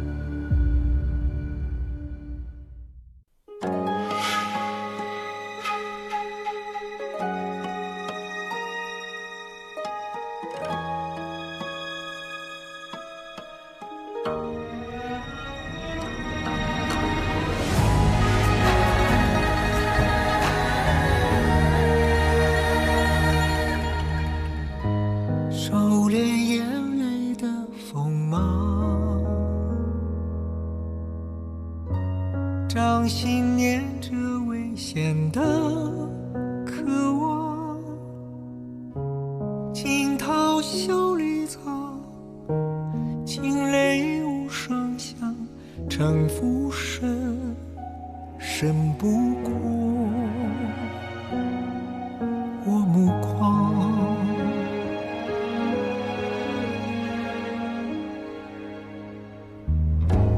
阴谋是我护身的衣裳，阳谋是我纵横的刀枪，用隐忍的狂，稀释道德藏，也不黑，只因为我心滚烫。